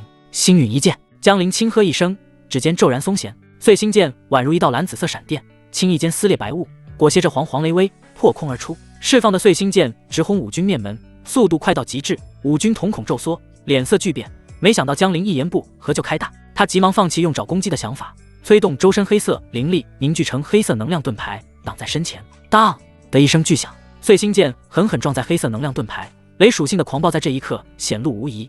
炸裂的雷光让能量盾牌瞬间崩碎，碎星剑的箭矢余威不减，狠狠射中武军肩膀。武军惨叫一声，身体被击飞出去，肩膀被炸出一个血洞，血肉模糊。他周身黑色灵力紊乱，气息暴跌，望向江陵的眼神满是难以置信的惊恐。他没想到自己9重通迈进的修为竟挡不住江陵一剑。江陵不给武军喘息的机会，脚步再次踏出，急冲而上，手中的碎星弓被收回储物袋。他右掌再次结印，森罗雷印凝聚的森罗雷印在武军眼中就是催命符。当森罗雷印在江陵手中脱掌而出时，武军亡魂大冒，挣扎着想躲开，却因伤势过重，动作迟缓。噗！森罗雷印狠狠砸在武军胸口，雷光瞬间蔓延全身，他发出凄厉惨叫，身体在雷光中不断抽搐，骨骼碎裂声清晰可闻。黑色灵力不再冒出，只剩下被雷属性攻击的黑烟袅袅升起。住手！这武军命够硬的，还没死透。他颤抖着让江陵住手，说他愿意给出自己的一切，只求一个活命的机会。好啊！江陵点头轻笑。武军心中放松，自爆同归于尽的想法没了的瞬间，江陵的笑容陡然凝固。杀了你，一样都是我的。枪！云风剑出，一剑封喉。你武军和之前的曹丕一样，双目圆睁。他没想到江陵不讲武德，这种情况了还要搞偷袭，让他自爆同归于尽都做不到。很快，武军身体僵直，气息全无，显然是彻底殒命。解决完武军，江陵看了看后方浓雾，孔欣师姐应该还在外面为他压阵。想到这里，江陵飞快往黑刀寨深处而去。他的灵念已经扫到之前武军闭关的地方。武军本身什么都没有带，储物袋都没有，其他东西都放在闭关的洞穴中了。在洞穴里，江陵看到了武军的储物袋，储物袋里下品灵石只有可怜巴巴的200多块，穷鬼一个。还有武军修炼的爪法武学，这种阴邪狠厉的爪法，江陵没兴趣。同时，他也看到了曹丕口中所说的阴邪双修功法，和双修功法放在一块的还有本图画。这阴邪双修功法倒是没什么特殊，稍微让江陵在意的是其中能强行奴役别人的手段。被奴役者外表和平常没有区别，他寻思着是不是能学上，以备万一。图画的封面是几个精美的小人凑在一起，一男多女，这矮胖子还挺会玩的。江陵把这图画收了起来，和功法一起放进了储物袋中，转身向寨外走去。黑刀寨外，孔欣在这位江陵压阵的时候，心中不免有些担心江陵一个人搞不定。不过好在他并没有等多久，当江陵的身影从迷雾阵深处走出时，孔欣快步迎上，关切问道：“师弟怎么样？黑刀寨隐患都清理了吗？之前那些出来的女子，我并未让他们私自离开，外面是瘴气森林，他们离开也不安全，都让他们在一旁等待了。”说完，孔欣指了指不远处举团抱暖的那些女子。江陵点点头，都处理完了，一个不留。他简单的将寨中事情说了一遍，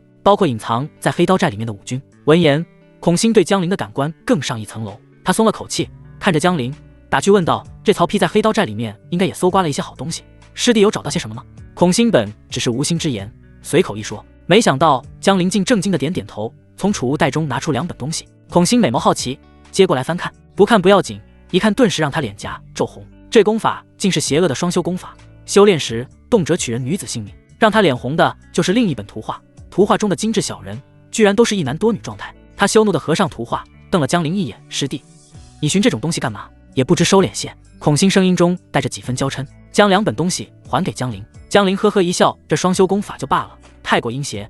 不过这本图画上的姿势倒是些好东西，等师姐有时间，咱们一起探讨下。说着，江陵扫了扫孔欣的酥胸和身段。面对江陵如此直白的话，孔欣白了他一眼，但嘴上并未拒绝。接下来就是返程了。江陵和孔欣带着那些女子，花了几天时间，以最快的速度来到周边城镇当中。到了城镇，这些女子的去留就是他们自己决定了。江陵和孔欣则是往缥缈圣地赶回。一路上，江陵还有些奇怪，他本以为苏瑶会来找他麻烦的，不是在他做任务的途中，就是在他返回缥缈圣地的时候。结果前面都快到缥缈圣地山门范围了，什么情况都没发生。正当苏林这样想着，一旁的孔欣却突然出手，灵力震荡间将2根暗箭打落。谁敢袭击缥缈圣地弟子？孔欣娇喝出声，同时他的灵念毫不犹豫扫了出去，同时将灵念扫出去的还有江灵。很快，苏瑶带着另外2名男弟子身形飞快地掠过来。苏瑶，你还真来了！见来人是苏瑶，孔欣并不意外，只是他担心江灵的安危，于是他搬出缥缈圣地的规矩，冷哼出声：苏瑶，不远处就是缥缈圣地，你敢无视圣地规矩？哼！孔欣，你个小贱人，要不是有江灵这小畜生帮你，你能在擂台赢我？苏瑶用怨恨的眼神盯着孔欣和江灵，特别是江灵，要不是他，孔欣就弄不到清文聚灵丹，自然就无法赢他苏瑶。这一次苏瑶邀请了2个帮手过来，就是为了废掉江灵，以泄心头之恨。至于圣地规矩，不好意思，这里还没到圣地，圣地规矩管不到这里来，你们2个给我动手，废了那个江灵。苏瑶没有继续废话的准备，抬手指着江灵，就对旁边2个帮手吩咐：是，苏瑶师姐。2个男弟子都是9重通迈境，苏瑶找他们之前许诺了一些好处，他们商量一下就同意前来了。没想到只是对付另一个通迈境，这不是手拿把掐吗？别说2对1，就是1对1单打独斗，他们也有自信很快就能废掉对方这小子。孔欣急忙挡在江灵身前，灵力涌动间就准备拦下这2个男弟子。然而苏瑶挥掌扑来，怒斥道：孔欣，你的对手是我，上次输给你，这次可不一定。苏瑶主要修炼的武学是凡阶高等的柔水掌，一掌一拳间夹带着淡淡的水汽，柔中带刚，极其擅长缠斗。孔欣的是凡阶高等的凝玉掌，武学催动时，他掌影凝实如白玉，主打一个浑厚。2人卯足全力，双掌相碰，灵力气浪四散，将下方山林的树叶震得纷飞落下。见孔欣被苏瑶缠下，一时脱不开身，2名9重通迈境的男弟子顿时放心下来。他们脚踏飞剑，御剑之术控制着冲向江灵，一人施展了凡阶高等武学烈风指，另一人施展的武学是崩山拳。小子，别怪我们，怪只怪你得罪了苏瑶师姐，和她废什么话？吃老子一拳！2人狰狞一笑，很快脸上的表情凝固，因为他们预料中江灵的抱头鼠窜并未发生，反而是双拳朝他们迎了上来。这小子怕不是得了失心疯，居然想正面硬扛他们2个9重通迈境。江灵眼神冷冽，一言未发。9重通迈境又如何？虽然他才4重通迈境，但他可是觉醒了初等雷灵体，肉身体质早就不可同日而语。见这2人都是使用的近身武学，江灵也不客气，雷鸣心经催动起来，他双拳同时施展出了崩雷拳，3个人的武学在空中相撞。江灵师弟，孔欣心中急切，喊出了声。苏瑶面容上带着得意，哼哼，孔欣急也没用，今天就让你看着他是怎么被我废掉。这时2道惨叫声传出，孔欣面容错愕，苏瑶则是满脸不可置信，因为惨叫之人并非江灵，而是他请来的那2个9重通迈境男弟子。空中飞剑上的江灵，雷光慢慢隐匿，气势勃发，和他对拼的那2个9重通迈境，这时已经跌到下方山林中，空中还弥漫着血雾。刚刚那一拳，江灵把他们的首都打爆了。很快，江灵操控着御剑之术下沉到山林中，一手提着一个，把他们抓了上来。他们体内的灵力被江灵暂时封禁。哼，和我交手还敢分心？真当我是泥捏的不成？孔欣抓住苏瑶惊愕的间隙，果断出手，一掌拍在苏瑶的胸脯上，将他打伤。苏瑶还想反击，但受伤的状态下更不是孔欣的对手，很快就被孔欣也抓了起来。来到山林地面上，看着被捆起来的3个人，孔欣拍了拍手，满意的看向江灵师弟，你这实力进步也太快了，这苏瑶特地带人来找复仇，结果都栽在我们手里了。师姐别急，这才哪到哪。江灵摇摇头，并不在意苏瑶，而是看向另一个方向，淡淡道：出来吧，别藏了。没错，在江灵的灵念感知中，这一次来找他麻烦的不止苏瑶，还有另一个人。他们刚刚交手的时候，这个人就在下方山林中一直躲藏着，隐匿手段极为了得。若不是刚刚江灵以一敌2废了2个9重通迈境，引起下方那人的惊讶，恐怕江灵都发现不了对方。躲藏在山林中的春雨并不清楚江灵是否真的发现自己，还以为是在诈他，他仍旧躲藏着没动。江灵看向孔欣，给了个方向。孔欣点点头，一道掌力挥出，春雨这才确定自己竟然真被发现了。他身形矫健，宛若母豹子一般从山林中窜出，如水的眸子看向江灵，满是好奇。孔欣的掌风撕裂空气，沿途劈断数根粗壮的大树，灌木丛轰然破碎。春雨的身形如豹子般陡然窜出，看向江灵这边。他身材颇为高挑，紧身的黑衣勾勒出他凹凸有致的身段，腰间2柄凡阶高等灵宝的短刀格外显眼。他2只手分别握在刀柄，刀身泛着莹润水光，水属性的灵力顺着刀身流转，双眸锁定江灵。元丹境后期的他，居然会被通脉境的江灵发现。被捆住的苏瑶见状，立马喜形于色，本以为要任人宰割了，没想到居然还有反转。除了他之外，还有其他人也要杀江灵。他眼神中满是期盼，盼着突如其来的春雨能够斩杀江灵2人，助他脱困。阁下是谁？为何暗中窥探？感受到春雨身上的灵力波动，孔心上前一步挡在江陵身前，他面色颇为凝重地盯着春雨。若不是江陵提醒，他根本没有察觉到山林中有人。这个人隐匿气息的本事极为了得。见江陵没有出声，春雨的嘴角勾起一抹讥讽冷笑，抽出腰间的双刀，在空中挽了个刀花，一层水汽随着他的动作飞溅开来。奉公子之命，江陵，拿命来！话音还未落下，春雨的身形便急速掠出，黑衣飘动间，他的2把流双刀交错劈出1道10字刀气，直逼江陵而去。先过我这关！孔心柳眉一蹙，身形也是陡然前冲，双掌凝满灵力，白玉般的掌影重叠起来，迎上刀光。他的攻击灵宝很特别，是一双薄到几乎看不见的手套，平常就被他戴在手上，只有对敌时才会催动。砰！掌影与刀光狠狠相撞，元丹境的灵力冲击波横扫开来，山林地面的落叶被震碎撕裂。孔心才元丹境中期，对碰后他不由自主后退了几步，饱满的胸脯微微起伏，他的气息有些微乱，鬓角有几缕发丝凌乱飘动，将他的脖颈和肌肤衬托得愈发白皙。反观对面春雨则是稳稳站立，他眼神轻蔑，淡漠道：区元丹境中期也敢阻我？江师弟，你先走，这里离圣地不远，只要能到圣地，我的危机自然可解。孔心头也不回的低语提醒江陵，他面色凝重的再次冲向春雨，一对玉掌精准拍向刀身，每一次碰撞都溅起火花与水雾。宁玉掌的浑厚灵力与水属性灵力相互抵消，声势渐盛。春雨脸色冷了下来，元丹境后期的灵力尽数爆发，流双刀劈出一道道，将孔心彻底笼罩其中，不知死活。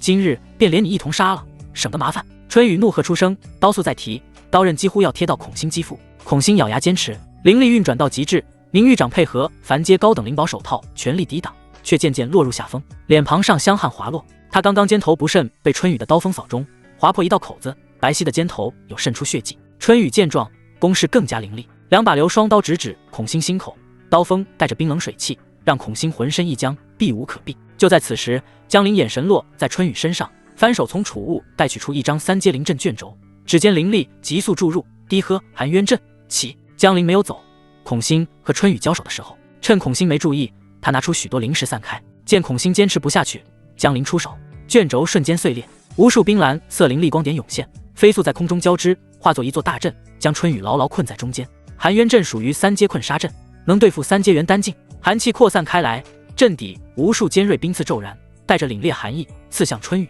然而春雨也反手从储物袋中拿出一物催动，这是一张3阶灵符，3阶水蛇符，可凝聚出一条水蛇，帮助杀敌。含冤阵已经形成，一层肉眼不可见的能量屏障将春雨锁在阵中，不破掉这层屏障，春雨走不出来。水蛇的身躯不停抽打着能量屏障，整座3阶困杀阵剧烈震战，无数冰屑纷飞，再加上春雨本人催动了他的覆水刀法，双重攻势下，含冤阵的裂纹开始出现。妈的，比灵符是吧？江陵丝毫不惧，上一个和他比拼灵符的张子双下场还历历在目。他果断翻手拿出2张威力最大的雷鞭符，2张雷鞭符掷出，在空中爆燃后形成2条粗壮无比的雷鞭，雷鞭带着噼里啪啦的炸响声，抽向被困在含冤阵中的春雨。春雨是水属性，被雷属性克制的死死的，同样被困在灵阵中的孔心却不受影响，因为在含冤阵成型的时候，他已取出了一张3阶防护灵符，化作一面浑厚的灵符盾护在自己身前，挡住含冤阵和雷鞭符的余威。雷鞭抽在春雨身上，顿时留下焦黑伤痕。孔心见状，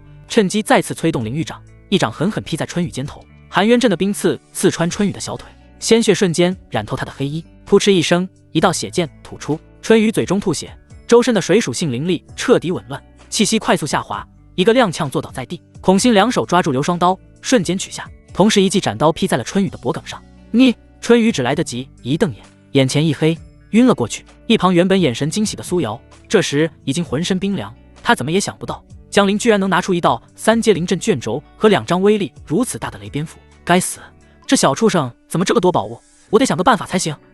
苏瑶眼珠转动，还想些办法，结果江陵蕴含灵力的一巴掌拍在他背心，狂暴的雷灵力尽速涌入他体内，他也眼前一黑，晕了过去。随手打晕苏瑶，江陵脸上尽是冷漠，看着确定被孔心擒拿住的春雨，他同样一脸杀意走了过去。既然对我下杀手了，那就别怪我上手段了。没记错的话，那武君所修炼的阴邪功法中有一种双修手段能强行奴役别人，只是这种手段如果失败，对被施展者伤害很大，正好用苏瑶和这突如其来的女杀手试水，有伤害也不要紧。随后他看向孔心，脸上有了些暖意。孔心师姐，伤势无大碍吧？说话间，他抬手将一颗能帮助元丹境恢复伤势的灵丹取出，不容置疑地塞进孔心嘴里，连手指都塞进去了，触碰到他柔软的小红舌。这一次孔欣帮了大忙。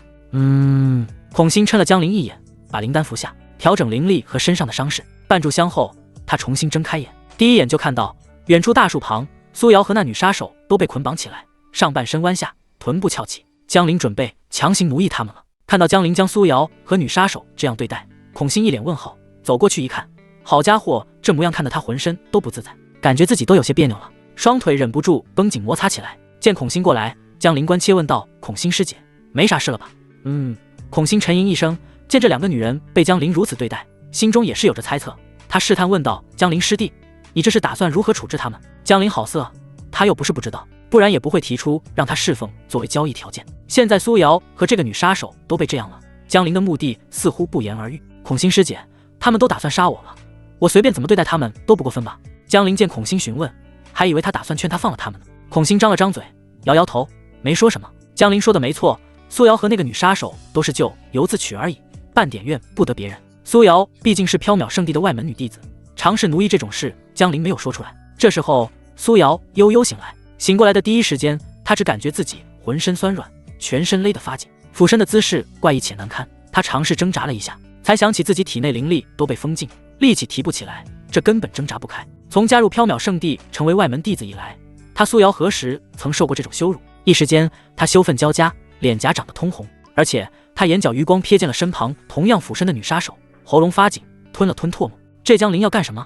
不过哪怕心中在愤怒，这时候也是人在屋檐下，不得不低头。苏瑶心中天人交战后，一咬牙，决定暂时服软。她看向孔欣，连忙喊道：“孔欣师妹，这一次是我认栽，只要能放过我，之后我保证不再找你们麻烦。”说完，她似乎察觉到自己这番话诚意不够，又连忙补充：“回去后我就对你们赔礼道歉，以后你们有事叫我，我保证帮忙。”看着一直以来跟自己作对的死对头，苏瑶居然主动认栽，孔欣只感觉心中一阵畅快。苏瑶，你也有今天。不过孔欣也知道，现在做主的并不是他，而是江灵师弟。他看着苏瑶，淡淡道：“苏瑶，早知今日何必当初？你带着两个人来杀江灵师弟，早就该想到可能会有这个后果。”说完，孔欣不理会面容错愕的苏瑶，他偏过头看向江灵，想了想后，轻声道：“江灵师弟，动作快点，我去前面等你。”说让江灵动作快点后，他想起了自己侍奉江灵所需要的时间，不由得俏脸一红。以江灵师弟那当面的强大，再加上除了苏瑶还有那个女杀手，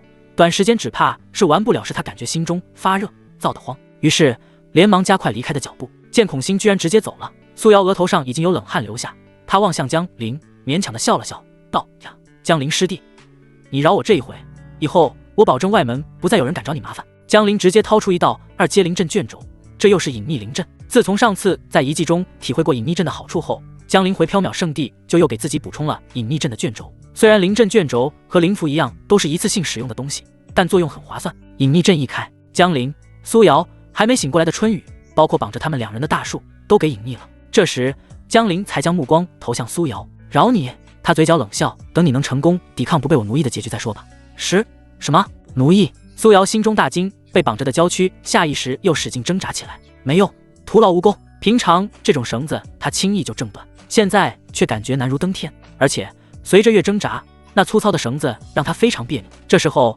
旁边的春雨忽然有些动静，江灵看过去，毫不客气的一巴掌抽在那圆满上，低哼道：“醒都醒了，还装什么装？”春雨被江灵这一巴掌给抽得一声闷哼，水灵灵的大眼睛这时候满是焦急，他居然被弄成这样。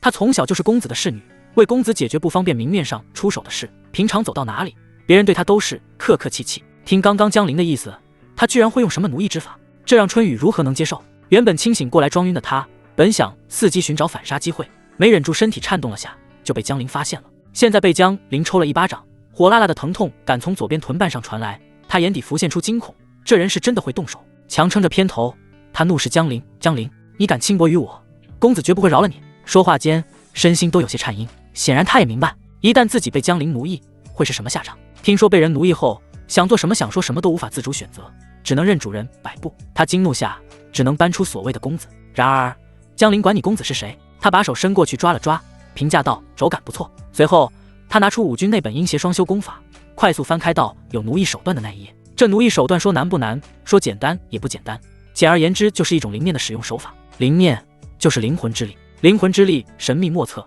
一旦修士的灵念被人动了手脚，就连生死都无法自己掌控。这灵念奴役之法，需以自身灵念为引，被奴役者不能用灵力和灵念抵抗。再配合阴邪双修功法中奴役之印的手法，能有50%的成功率。江灵的悟性是顶尖的，这种奴役之印手法，他只用了半炷香时间就运用自如。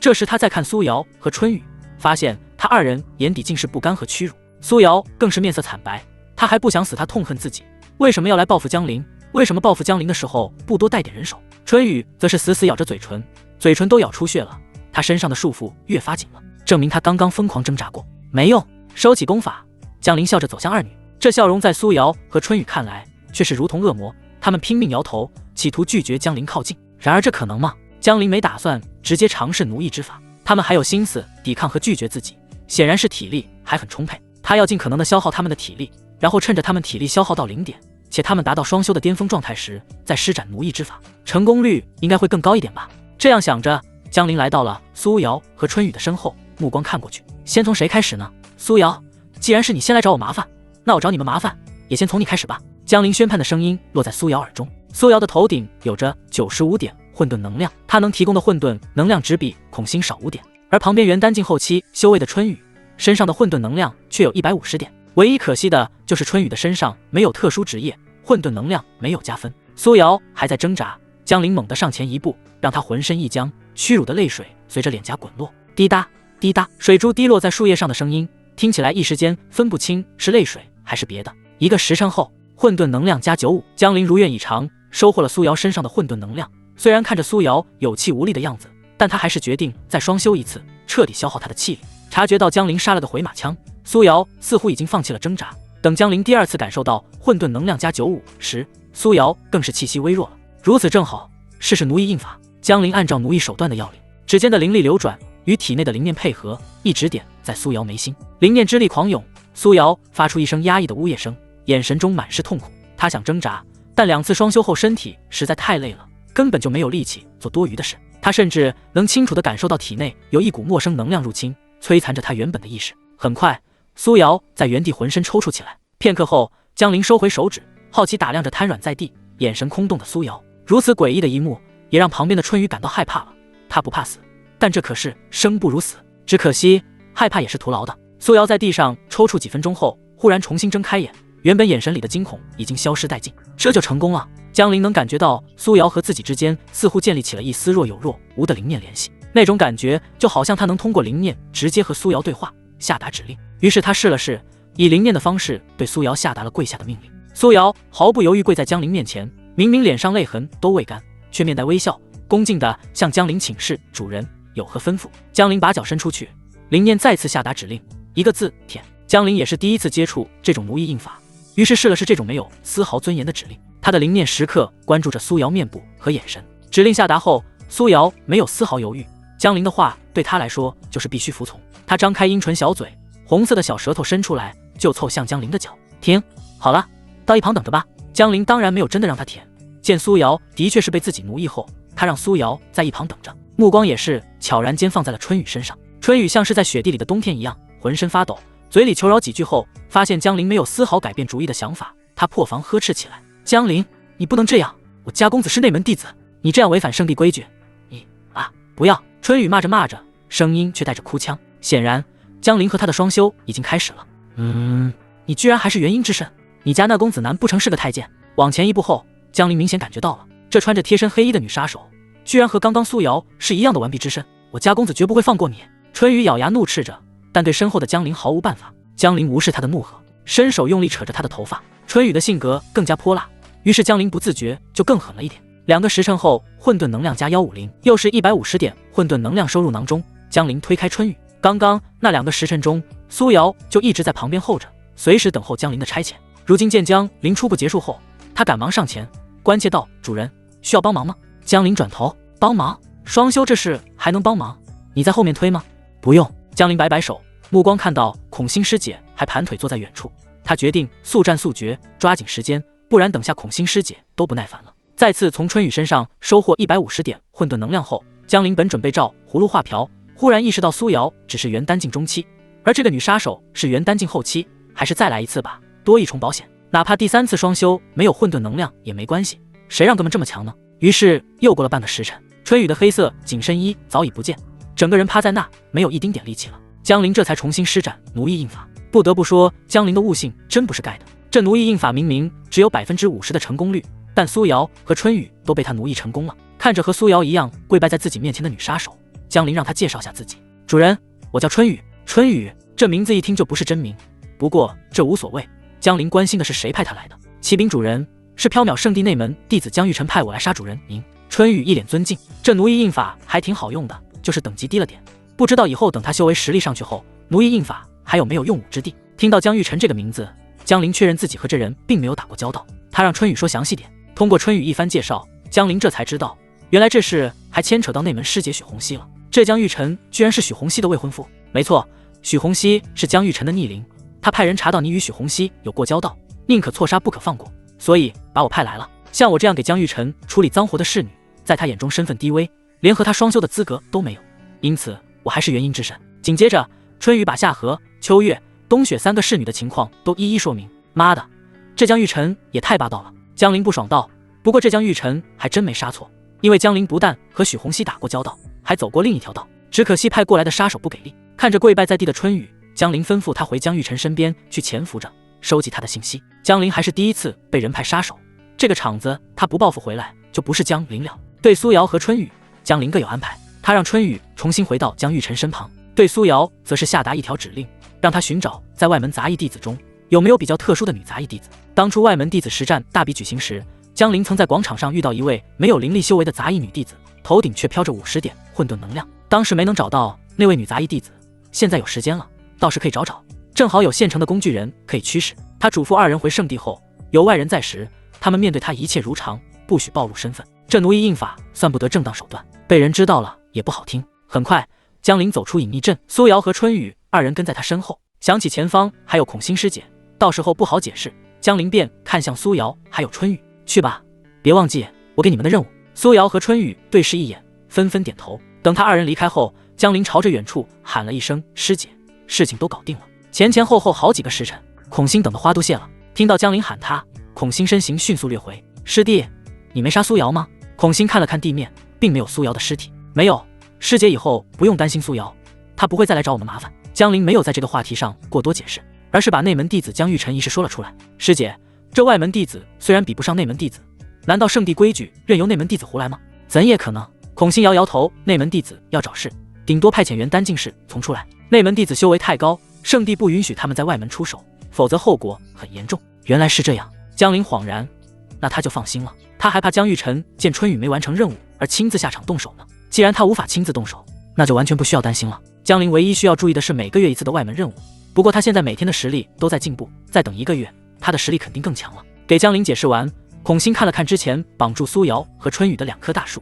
神情有些不淡定。刚刚江陵师弟应该是和他们2个双修了吧？那2棵大树底下那么多痕迹，他可要多注意一下，不能让江陵师弟的心思都被苏瑶那女人给吸引了。孔心还不知道，他的死对头苏瑶已经成了江陵的女奴，对江陵唯命是从。发生了苏瑶和春雨的插曲后，一路就在没有意外发生，江陵和孔心回到缥缈圣地，来到任务大殿交接了任务，获得了可怜的个位数灵值后，江陵也是又兑换了一些能用上的废灵丹。返回房间的路上，江陵在心里盘算着后续安排。暂时能为他提供混沌能量的女弟子已经有不少，春雨一次能为他提供150点，有3阶炼器师身份加持的宫青玉，虽然没有元丹境，和他双修一次也有120点混沌能量。孔心100点，苏瑶95点，唐瑜60点，姜薇35点，赵一书最少仅有20点。有了这些女弟子能提供的混沌能量，江陵到时候又能合成许多重要的修炼资源，接下来就只需要按部就班的修炼，伺机寻找报仇的机会。苏瑶回到外门后就开始找人，凡是外门杂役女弟子有特殊之处的，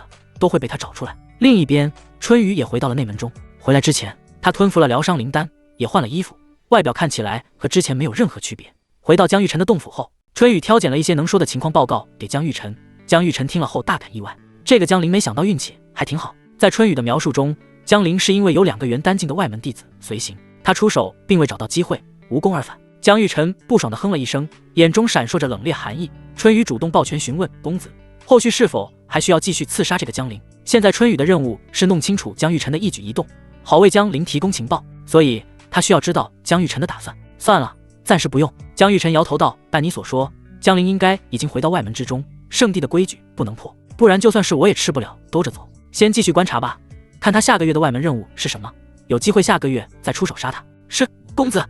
听到江玉晨这么说，春雨松了口气，这样一来，主人暂时是安全的。江玉晨手拿羽扇轻轻摇晃，他偏过头看向另一边，和习惯了一身黑衣的春雨不同，夏荷的打扮是一身小家碧玉的连衣裙，看上去人畜无害，实则手段也是凶狠。若是有谁因为她的打扮而小瞧，恐怕会付出相当惨痛的代价。夏荷，许红熙出关了吗？夏荷微微欠身回禀公子，红熙姑娘并未出关。夏荷一直不见她从洞府中离开，听到说许红熙还没出关，江玉晨脸上闪过一丝阴翳，他知道许红熙是在躲他。哼哼，许红熙就让你躲着吧，最后结果还不是一样？我江玉晨看上的就一定是我的。丝毫不知道自己已经被戴了绿帽子的江玉晨心中自语着，随后看向他的4位侍女。根据族中消息，接下来这段日子，各个地界的天才修士们恐怕都会加速崛起，大事恐怕要来了。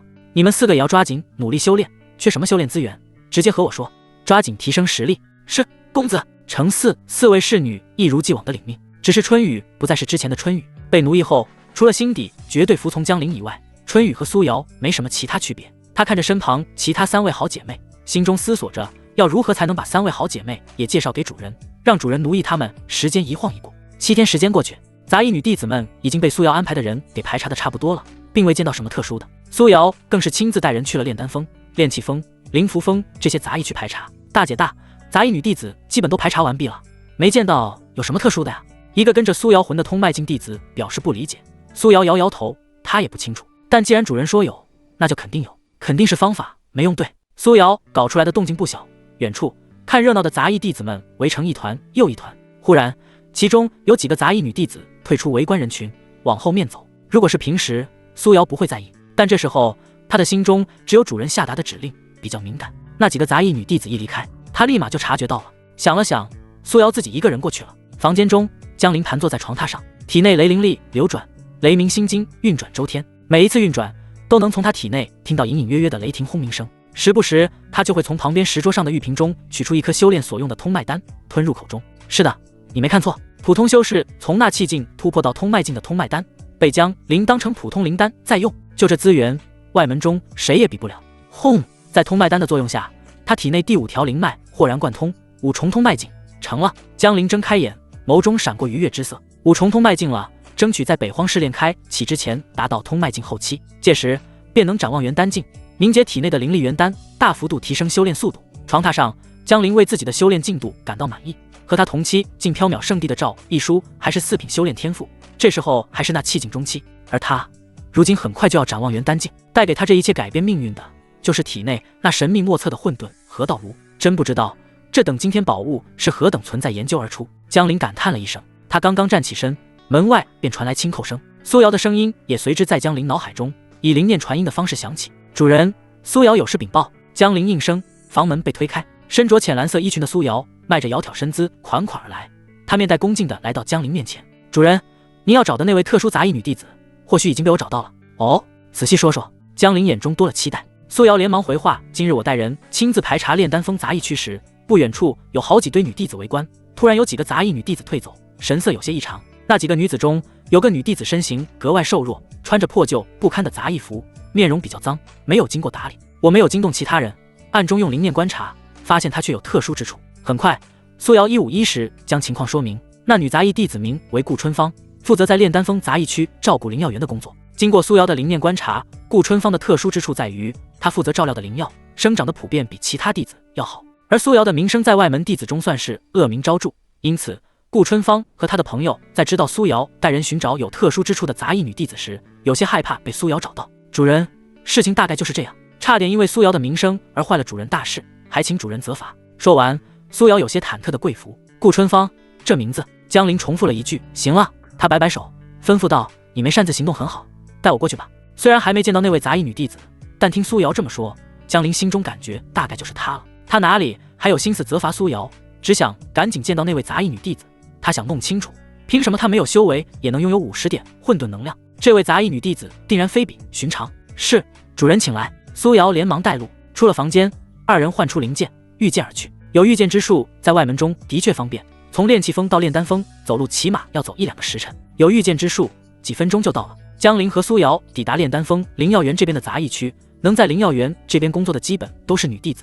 女弟子心思细腻些，适合照顾灵药。苏瑶抬手指向不远处的晒药场，主人，那顾春芳在那边晾晒草药，她身旁的2个女弟子是她朋友，之前就是他们3个人在人群中离开，被我发现异常，我才找了过来。江陵顺着苏瑶所指方向望去，目光落在场中那道瘦弱身影上。那女子约莫18、19岁，面容似乎是故意没有清洗，看上去有些脏乱。她眉眼间还带着几分怯懦，穿着比较宽松的杂役服，看不出身材。当然，这些不是江陵的目的，他的目的是这名叫顾春芳的少女头顶上那悬浮着的50点混沌能量。自己当初在广场上匆匆一瞥的那个女弟子，就是她。50点混沌能量当然不多，可在他灵念感之下，这名叫顾春芳的少女周身分明没有半点灵力波动，她的确没修为。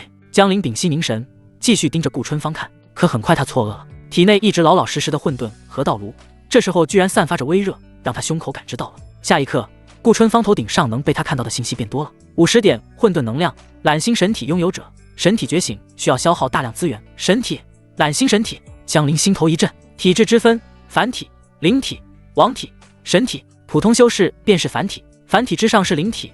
江陵服用雷元丹和雷灵果蜕变的就是雷灵体，灵体之上还有更强的王体。神体比王体还要更厉害，这种体质都是上天的宠儿，成功觉醒体质，修炼天赋便能得到开发。神体的修炼天赋绝对顶级，两者搭配潜力无穷。这样一个少女居然就藏在缥缈圣地的炼丹峰杂役区，什么叫惊险？这特么就是江陵决定了，无论动用任何办法，此女他必须收下。趁着她还没觉醒神体，还没被其他人发现，赶紧把她忽悠过来。觉醒神体后，这少女将来必定是他修行路上的强大助力。呼，江陵深呼吸，他压下心中激动，对苏瑶吩咐安排人去找他麻烦，但动静不用太大，点到为止，让我能合理的收下他。对江陵来说，能完成自己目标就行，上点手段又咋了？自己目的是好的。这顾春芳留在这炼丹峰灵药园的杂役区，猴年马月才能觉醒神体，或者说让他留在这杂役区，可能一辈子都无法觉醒神体。神体不觉醒那就是浪费。江陵这可是在帮他。苏瑶心领神会，他先行退下，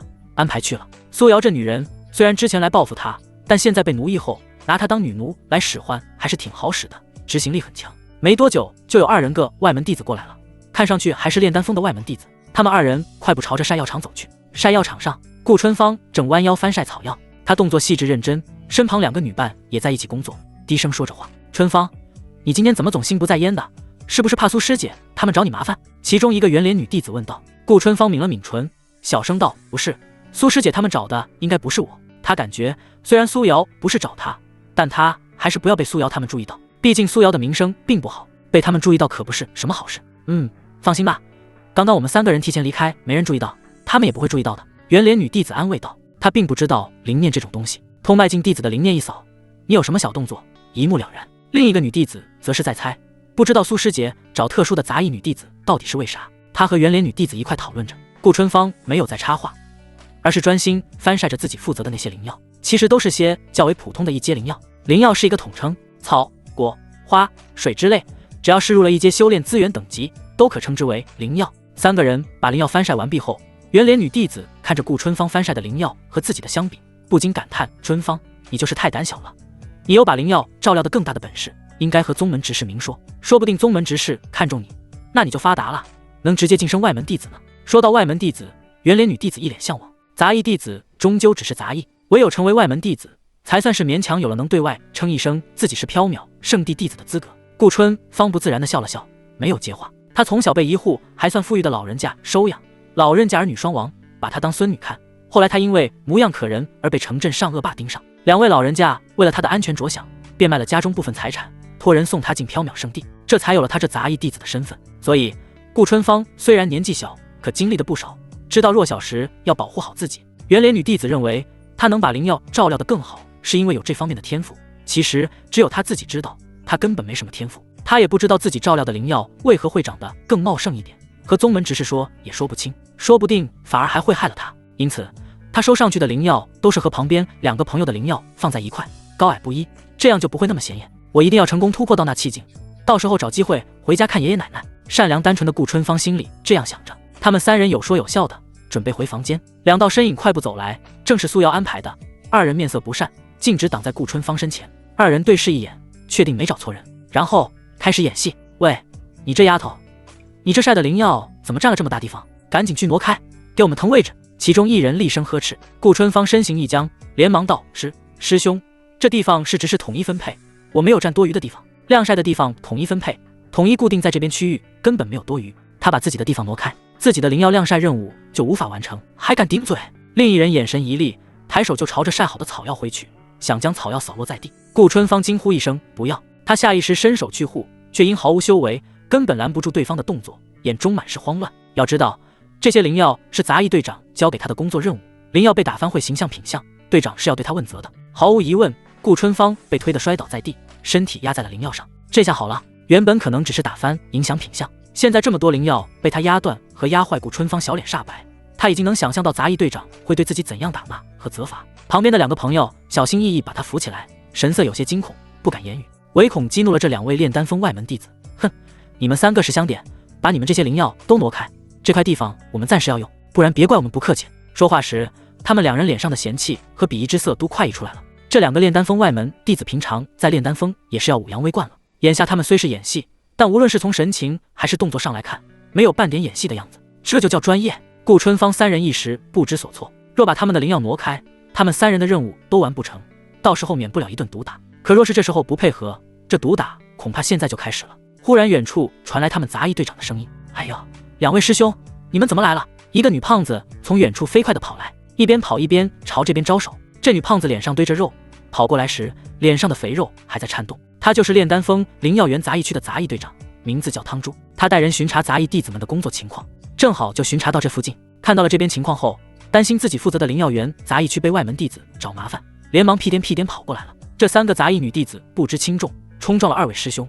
2位师兄不要生气。汤珠说完后，看向顾春芳3人的肥脸一沉，随意挑了个圆脸女弟子就准备一巴掌扇过去，同时厉声道：“还不赶紧给2位师兄跪下，磕头认错！”顾春芳3人心中委屈极了。看到这里，江林知道差不多了，该自己出场了。经过这样一铺垫，收下这位未觉醒的神体拥有者就比较合情合理了。发生什么事了？突如其来的声音让汤珠的动作停下，这声音虽然不大，却带着一股威压。那2名外门弟子动转头望去，见江林走过来，他们有些意外。没错，他们不知道江林会过来，苏瑶根本就没跟他们说过。江林既然要求要合理一点，那只有苏瑶一人知道这件事是故意为之的最好。所以在这2位外门弟子看来，江林出现在这纯粹是意外。虽然江林也是外门弟子，但实力可不弱，又与孔心师姐交好，他们不敢轻易得罪，连忙收敛神色，见过江师兄。江师兄，没发生什么，几个杂役女弟子不懂事，我正准备教训呢。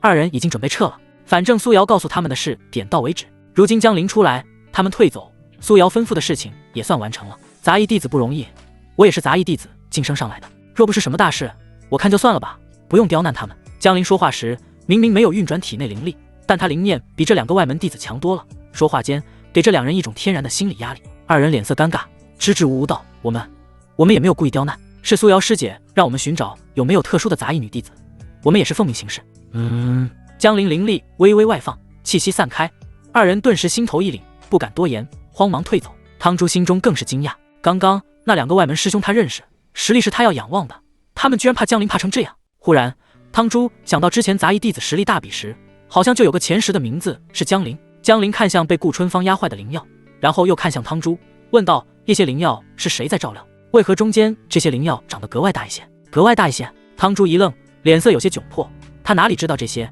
被江林一问，顿时说不出话来。倒是那个刚刚差点被汤珠扇巴掌的圆脸女弟子心中激动，顾春芳胆子太小了，这个江林师兄看起来还不错，若是知道顾春芳的特殊能力，说不定愿意给予照顾。于是他豁出去了，壮着胆子站出来，对江林抱拳：“江师兄，你说的那些灵药都是春芳照料的，他对照料灵药颇有心得。”听到圆脸女弟子说这件事，顾春芳小脸更白了，他真的不会什么心得啊？这不是骗人家吗？只是他根本来不及阻止这个圆脸女弟子。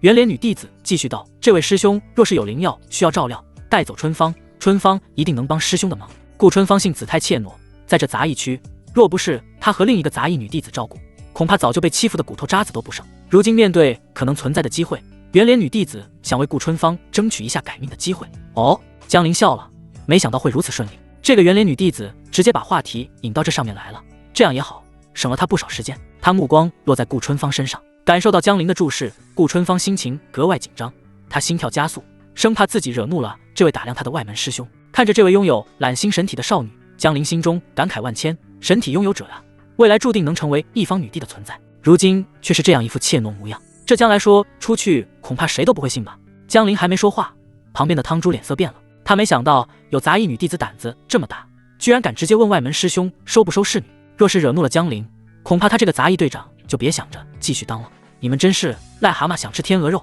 还想成为江陵师兄的侍女？你好了！江陵抬手，汤珠的声音戛然而止。不会吧？难道江陵真打算收侍女？汤珠瞪大眼睛，不敢置信。只见江陵望向顾春芳，轻声问道：“我照料灵药就算了，我看你还算乖巧，我还缺一侍女照料生活，你可愿意？”顾春芳一愣，心里满是诧异。她只是个普通杂役弟子，无修为无背景，竟能成为外门弟子的侍女。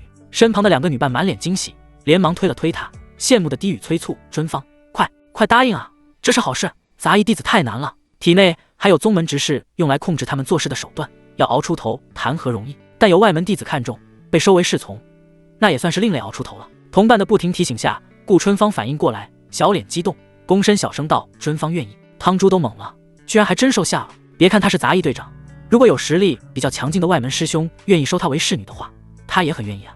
这个顾春芳简直是走狗屎运了。当然，虽然心里这么想，但实际上汤珠却第一时间笑着恭喜春芳，对吧？呵呵，我第一眼见你就觉得你未来运气不错，居然能得到江陵师兄的青睐，跟在江陵师兄身旁可要好好侍奉，知道吗？见顾春芳准备回这个见风使舵的女胖子，江陵没有兴趣再待在这。最重要的顾春芳已经忽悠过来了，其他的一切都不重要了。很快，江陵带着顾春芳回了自己的房间，让苏瑶弄了一身浅色连衣裙来，又让顾春芳去浴室收拾一下自己。浴室中的顾春芳一脸纠结，她感觉江陵师兄应该是马上要让她侍奉了，不然怎么一到房间就让她洗澡换衣服？不过顾春芳心里没什么抵触，首先就是江陵的颜值很高很帅，其次刚刚江陵算是救了他和他的两个同伴，他对这位江陵师兄的感官很不错。江陵在房间中思索着待会怎么对顾春芳，是直接告诉他体质，还是暂时让他当侍女，当成侍女正常对待。很快江陵就想好了，想要让顾春芳忠实他不背叛，体质的问题肯定还是要说一下，不过就看怎么个说法了。江陵这边才刚刚想好，顾春芳已经从浴室里清洗了身体走出来，她穿着一身米白色连衣裙，连衣裙刚过膝盖，露出一双白玉般的小腿。虽然她的身形看上去比较瘦弱，可胸前却鼓鼓的，妥妥的细枝节硕果。连衣裙的尺寸比较小，勒得她的胸部颤巍巍。随着她走过来，江陵甚至能看到那对一弹一弹的。毫无疑问，顾春芳之前是故意没有打扮自己，实际上也是个极漂亮的美人胚子。没等江陵开口，顾春芳便爬上床铺，忽闪的大眼睛紧张望着江陵。江陵哭笑不得，这妮子还挺主动。江陵师兄，我还是第一次。顾春芳声音都有些发颤。好了，其实我叫你过来也是有件事想求证一下，你可知道为什么你照料的灵药会比其他人的灵药长得更好？顾春芳一愣，随后他就明白，原来他并不清楚自己照料的灵药为何会比别人长得更大这件事。江陵师兄早就知道。对不起，江陵师兄，我和罗月不是有意要欺骗你。顾春芳坐在床上，有些慌乱地抹着眼泪。罗月就是那个壮着胆子推荐顾春芳，希望江陵能带走顾春芳的圆脸女弟子。江陵没说话了，他发现这个顾春芳特别爱哭，这距离他心目中的未来女帝差的可不止10万8千里，看来调教之路任重而道远呐。江陵心里这样想着。随后他说，顾春芳之所以照料灵药会这么特殊，可能是隐藏了什么特殊体质。特殊体质？顾春芳更加不明白了，他怎么可能有特殊体质呢？毕竟他可是连那气境都没法突破，想到这里，他感觉江陵师兄应该是误会了，他并没有什么特殊体质。他咬了咬嘴唇，还是把这个事说了出来。江陵师兄，要不我还是回灵药园杂役去吧。看着这妮子这么乖巧懂事，江陵啧啧感叹，这完全就是一只纯洁小白兔啊！多亏是遇到他了，若是让其他有歹毒心思的人知道他有揽星神体，只怕这会儿想的就不是怎么让他成为助理，而是想着怎么能把他的神体给夺过来吧。行了，你先在这待着吧，最好换个名字，你自己有什么想法吗？顾春芳这名字确实土了点，听到江陵知道他无法突破到一重那气境也不嫌弃，顾春芳心里感动极了。说到名字，他乖巧表示全凭公子做主。揽星。江陵想了想，给出了这个名字，以后你就叫顾揽星吧。揽星神体拥有者，取名为揽星，感觉还挺好听的。是，谢谢公子。顾揽星甜甜点头，他亮晶晶的双眼看着江陵，一下也不眨，红着小脸。公子需要揽星服侍你沐浴吗？江陵没啥不好意思，要将顾揽星和自己牢牢绑定，光是侍女关系肯定不行，因为不知道神体觉醒之前双修会不会有影响，所以江陵没准备这么快和他双修。要不是那奴役印法明确了说会影响被奴役之人的天赋上限，江陵说不定直接奴役了。但这并不妨碍现阶段江陵和顾揽星干点别的，培养感情。毕竟除了林间小道，还有很多别的办法能增加他和顾揽星之间的亲密关系。这一次沐浴算是江陵洗得最久的一次，在浴室里，他只会单纯的顾揽星各种花样式的帮他洗澡，一些方式实在是太让人害羞了。单纯善良的顾揽星脸红成猴子屁股一样，他以前哪里知道洗个澡还有这么多门道，他也是第一次知道，原来他的小舌头能做这么多事，能这么灵活。江陵也是第一次体会细枝节硕果是个什么样的手感。和之前的赵一书、姜薇、宫清玉他们都不同，顾揽星来缥缈圣地之前吃的还挺好，来了缥缈圣地之后基本就吃不饱了，因此他才会比较瘦弱。趁着刚刚沐浴的时候，江陵也是咨询了一下顾揽星的身世，以及他照料灵草时候的具体细节。和顾揽星说的一样，表面上看似乎他并没有什么特殊，和其他人照料灵药的方式一模一样，实则不然，他可是拥有揽星神体的体质。江陵猜测应该是他在照料那些灵药的时候，周天星辰之力默默影响了那些灵药，毕竟是神体，哪怕还没觉醒，和凡体也是有所区别的。他让顾揽星按部就班的修炼，具体更多的没有多说，他还得弄清楚神体觉醒会不会有异象发生，如果有的话，肯定要早做打算，不然一旦被圣地高层知道他一个外门弟子收了拥有神体的顾揽星为侍女，那恐怕顾揽星立马就会被带走。想培养一个未来神体助力，可不是两嘴一张这么简单。这晚，江陵抱着来圣地后第一次洗得香喷喷的顾揽星，五指划过他背部细腻的肌肤，躺在床上想了很多。既然要准备顾揽星修炼所需的资源，那肯定是越多越好。想来想去，最合适的唯有废灵石了。炼气峰杂役区中的废矿那边的废灵石要多少有多少，接下来就把目标放在那边。次日一早，江陵让苏瑶找炼丹峰的宗门执事要来了炼丹峰杂役弟子的解毒丹，给顾揽星的毒解了后，他便前往了杂役区的废矿场。负责这里的还是那位柳间执事，这位柳间执事挺好说话，他没有管江陵弄废灵石，也是对江陵结一个善缘。在废矿场这里，江陵再一次看到了当初和他一样的杂役矿工，当初他也是这些杂役矿工的一员，不同的是，现在他已经是通迈进修士圣地的外门弟子，这些人依旧还是杂役矿工。在废矿场里随便装点废灵石就是好几十块，反正这是默认给杂役弟子和资源不够的外门弟子修炼所用，根本就用不完。转眼1个月时间过去，江陵前后弄了将近3000块下品废灵石，估摸着应该够了，这才停止。混沌河道炉将下品废灵石变废为好事，最容易的10点混沌能量就能还原100块。3000块下品废灵石看着多，实际就只消耗了江陵300点混沌能量。他这个月又额外攒了2000多点混沌能量，加上之前的已经攒了4000多点，这么多混沌能量都是江陵每一次辛苦操劳的回报。2阶的灵丹、灵符类资源30点混沌能量能合成10份，到了3阶，合成的混沌能量消耗陡然提升，一份3阶资源就需要50点，一份4阶资源需要足足200点。因此别看4000多点混沌能量很多，真到了用起来，江陵还嫌少了，都不够合成100份3阶资源就没了。修炼室中，江陵把3000块下品废灵石从储物袋拿出，开始用混沌河道炉合成。一阵阵光芒在修炼室中闪烁，当最后一道光芒散去，也意味着3000块下品废灵石全部被江陵用河道炉成功合成3000块好的下品灵石。妈的，3000块应该够了吧？看着前方堆积如小山堆的下品灵石，这么多修炼资源拿出去，足以引起任何一个外门弟子为之疯狂。而现在，这只是顾揽星觉醒神体所需，希望这神体到时足够厉害吧。搞定资源问题后，江陵转身扎进外门藏书阁，翻阅各种资料。藏书阁记载了东域北部近年来发生过的无数大小事件，当然进来查阅是需要花灵值的。江陵需要弄清楚星辰类体质的修炼注意事项和觉醒之法，在藏书阁内查阅是最好的办法。数日后，江陵明白了揽星神体觉醒的办法，就2种条件：第一，足够多的灵气资源，这一点3000块下品灵石足矣。主要的是第2点，需要准备一份至少7阶的星辰类宝物，借助星辰类宝物引天地星辰之力入体，才能成功觉醒揽星神体。7阶宝物现在肯定是搞不到，只有一个地方可能有，那就是即将举办的北荒试炼之地北荒界。原本江陵还准备找有没有可能给顾揽星弄来一本星辰类功法，结果自然不必多说，缥缈圣地内肯定有，但不在外门。想来想去，当前最主要的任务还是北荒试炼，因为江玉晨的缘故，外门弟子每月需要完成的保底外门任务他没再去做，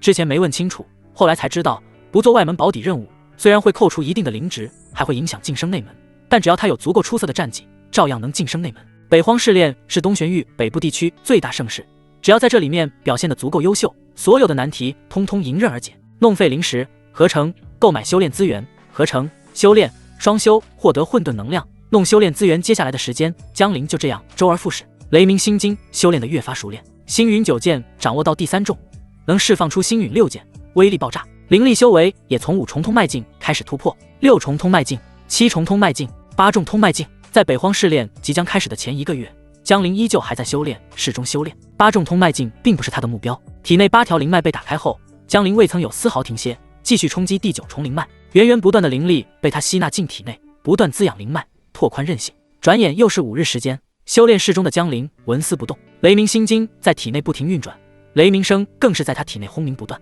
轰！雷鸣声响了不知多少下，终于他体内的第9条灵脉传来桎梏破碎的声响。灵力修为如愿以偿来到9重通脉境，体内9条灵脉被全部打通，也就是所谓的通脉境巅峰。江陵体内灵力暴涨，灵石强度更是大幅度增强，接下来只需要找到凝丹之宝，他便能一举突破，冲击元丹境。通过这段时间的疯狂修炼，江陵再次感觉到自己的修炼天赋不足。本源火种、7阶星辰类宝物，提升修炼天赋的宝物，看来这一次去北荒试炼中要做的是很多。江陵站起身来，感受着体内澎湃的灵力波动，他嘴角扬起笑容。回到住处，又让顾揽星好好侍奉他沐浴。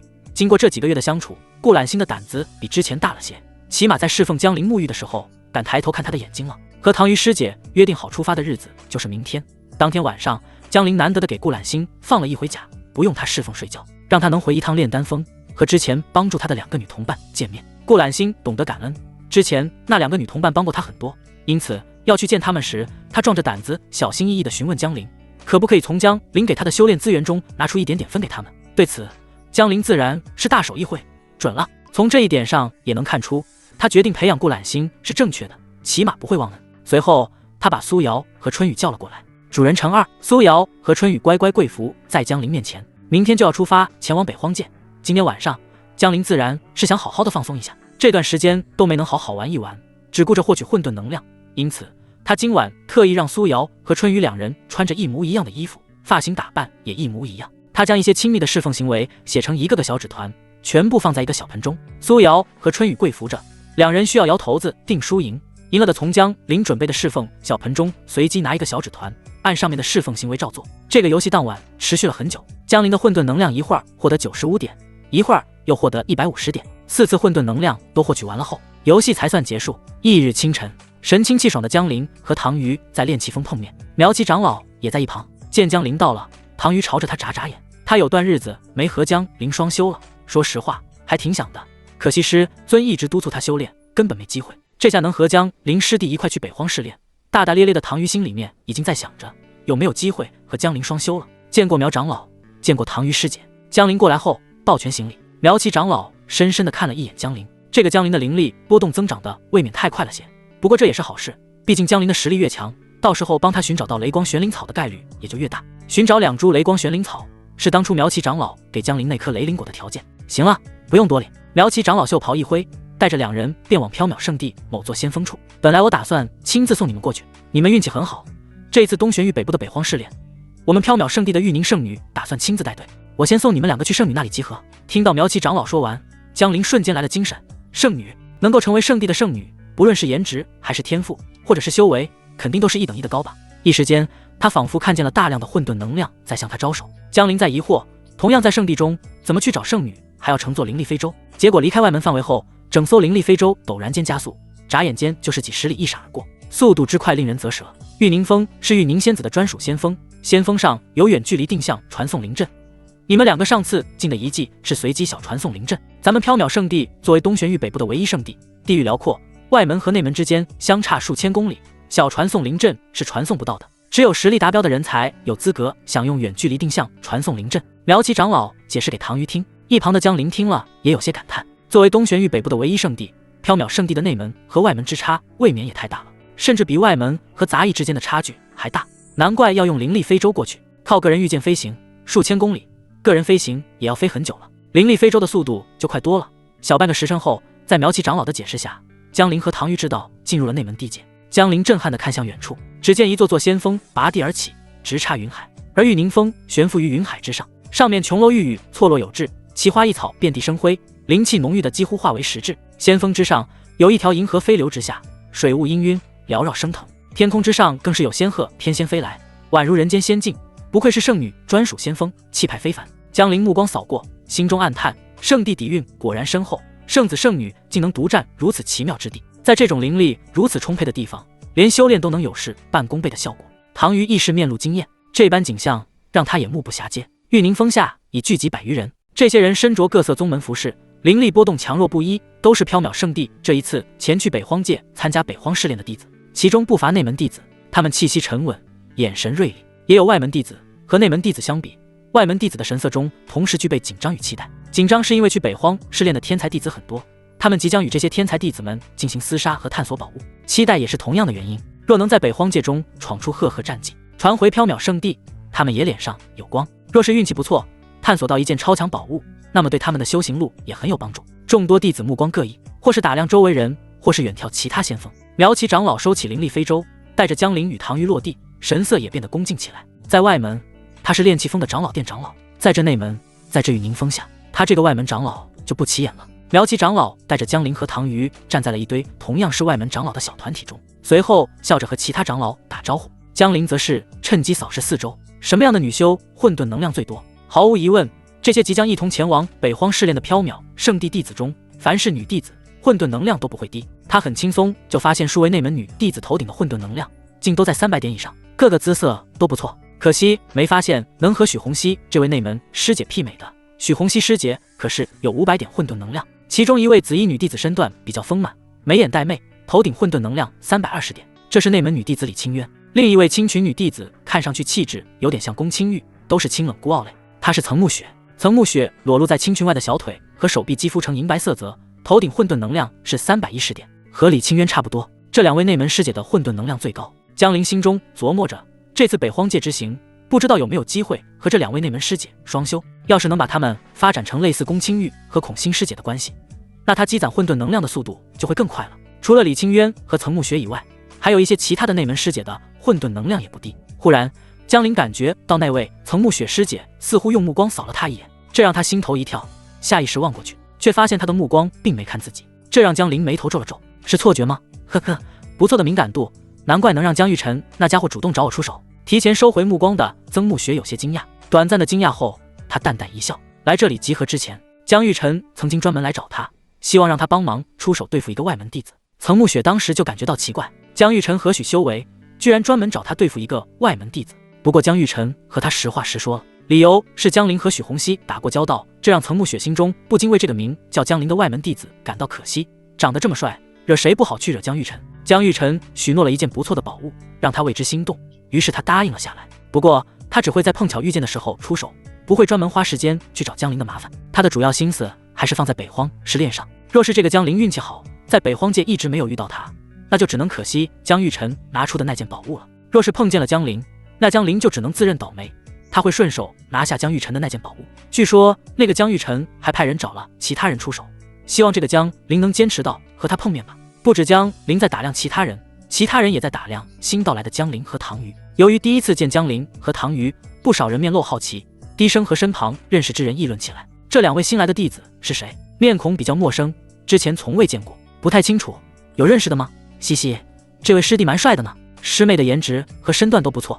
呵呵，不知道有道理了没？这2位师弟师妹倒是不认识，不过我知道那位带他们过来的长老是外门炼气峰的苗旗长老。众人一听是外门长老带过来的人，点头之后也是收回目光，没再关注。外门弟子而已，不值得他们过多关注，能看2眼就足够了。众人低声热议间，一道身影自玉宁峰巅缓步而下，他裙摆摇曳，有淡淡的星光流淌而下，吸引了所有人的目光。众人的低声热议戛然而止，一道目光全都投了过去。这是一位女子，她的长裙镶嵌着月牙金边，裙摆下端有漫天流云般的刺绣，如瀑的青丝被一根杨枝玉簪随意竖起，简约却不失华贵。她肌肤胜雪，眸似秋水，挺翘的琼鼻不大不小，容颜绝美。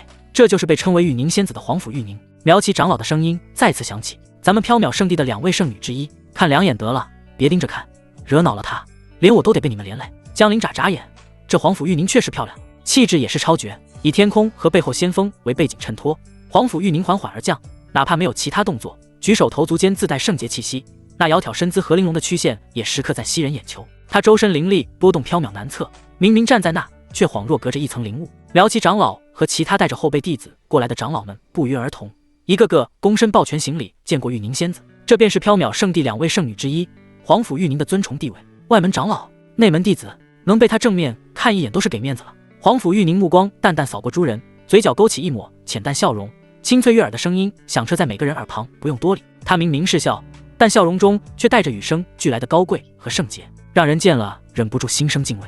江陵心中一片火热，他刚刚看了眼这位玉宁仙子头顶的混沌能量提示，那里悬浮着足足1000点混沌能量，1000点啊！他心头狂喜，这般数量的混沌能量，若是能与其双修，与其阴阳调和，会有多爽？江陵都不敢想。这时候，要去北荒界的弟子们一个个也开始尊敬行礼。江陵强行压下心中情绪，与身旁唐虞一同躬身行礼。弟子江陵、唐虞见过玉宁仙子。皇甫玉宁轻轻点头，诸位圣地弟子们，此次北荒界之行，由我亲自带队。皇甫玉宁素手轻抬，所有人瞬间鸦雀无声，都恭敬地看着他，不敢有丝毫异动。紧接着，皇甫玉宁声音继续响起，轻柔中带着圣女的威严。我只有一个要求，那就是你们要打出我缥缈圣地作为东玄域北部唯一圣地的威风，在保证你们自身安危的前提下，在里面不用怕得罪任何人。出来后，我为你们撑腰，若有战绩极为出众者，我可许诺一场大造化。大造化，圣女亲口许诺的大造化，这3个字一出，哪怕是那些内门弟子，一个个情绪都波动起来，互相望了望。被圣女认为是大造化的机缘，一定极为了得，就看最终花落谁家了。不得不说，皇甫玉宁调动弟子情绪的本事不弱，出场后寥寥几句话，就将这些内门弟子的情绪拿捏得死死的。同样想要大造化的还有江陵，修行路上的机缘就是靠抢，希望能在北荒界中早点突破至元丹境，好让我有机会争一争大造化。江陵心中自语着。东玄域北部3剑门山门之外，一位身着青衫的少女手持长剑，身姿挺拔，眼神锐利，浑身上下透着一股阴气。她正是3剑门年轻一代天才弟子的扛鼎之人林月霜。她身旁站着诸多3剑门弟子，皆是3剑门精锐，修为最低也是通脉境5重，最高已达气海境中期。3剑门带队负责人是一位中年男子，这男子气息沉稳，偶尔散发出来的灵力波动，远不是气海境能比。他神色严肃地叮嘱着面前众弟子：北荒试炼凶险无比，我得到消息，缥缈圣地此次由玉宁仙子带队，尔等在北荒界中，若是碰到缥缈圣地之人，需谨慎行事，不可贸然冲突。当然，若是机会实在难得，也可果断出手，具体抉择取决于你们自己。林月霜微微颔首，手中长剑清明，眼中闪过一丝战意。弟子明白，定不负宗门厚望。弟子明白，定不负宗门厚望。林月霜话音刚落，其他3剑门的众多弟子也是纷纷响应，一时间声势冲天。同一时间，飞燕宗内，一位容颜古灵精怪的蓝衣少女被众多飞燕宗内门弟子簇拥在中间。她是乌妹儿，一名与张子双眉宇间8分相似的少女也站在她身旁，她正是张子双的堂姐张冷玉。前方，飞燕宗带队负责人是一位气息偏向阴冷的长发老妪，他看着面前的飞燕宗弟子，淡淡道：缥缈圣地虽强，但我飞燕宗也绝非一羽之辈，秘境之中，宝物先到先得。老妪那沙哑的声音中透着一丝贪婪，遇到其他宗门弟子，宝物能抢则抢，一旦动手就不要手下留情。乌妹儿嘴角勾起一抹媚笑，眼神流转间带着狡猾气息。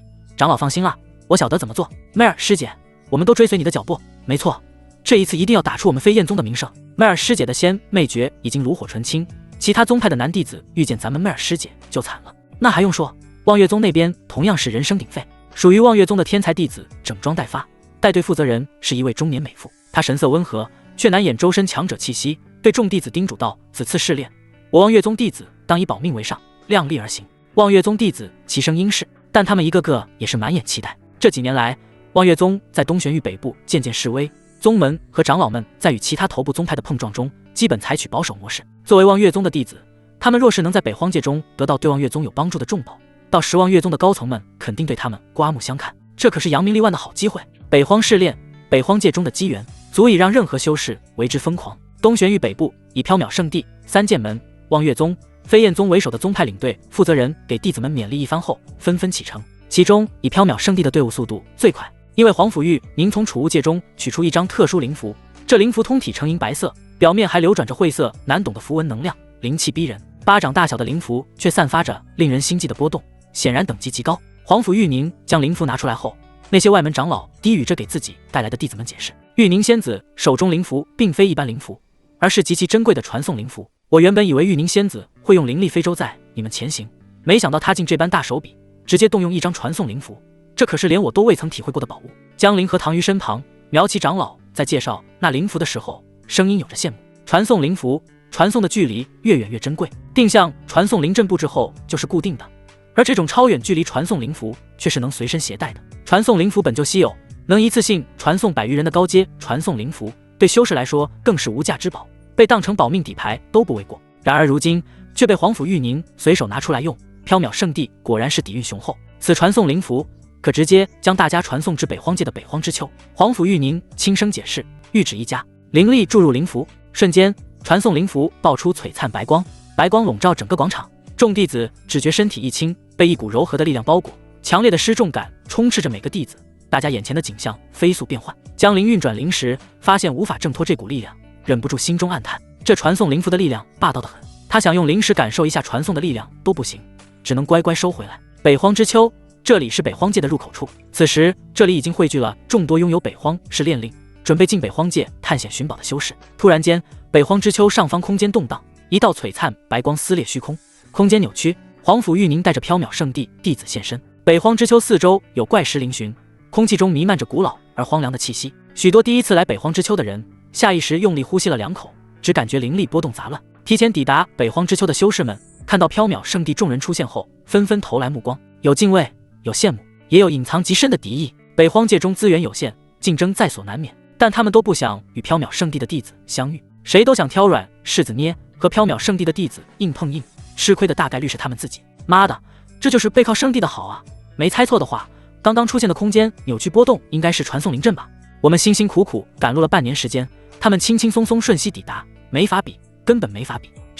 什么传送灵阵，那应该是超远距离传送灵符，必定像传送灵阵更珍贵的存在，只是赶个路而已，居然用掉这么珍贵，足够让我们当成保命底牌的宝物，太奢侈了。那位领队负责人就是传说中缥缈圣地的玉宁仙子吧？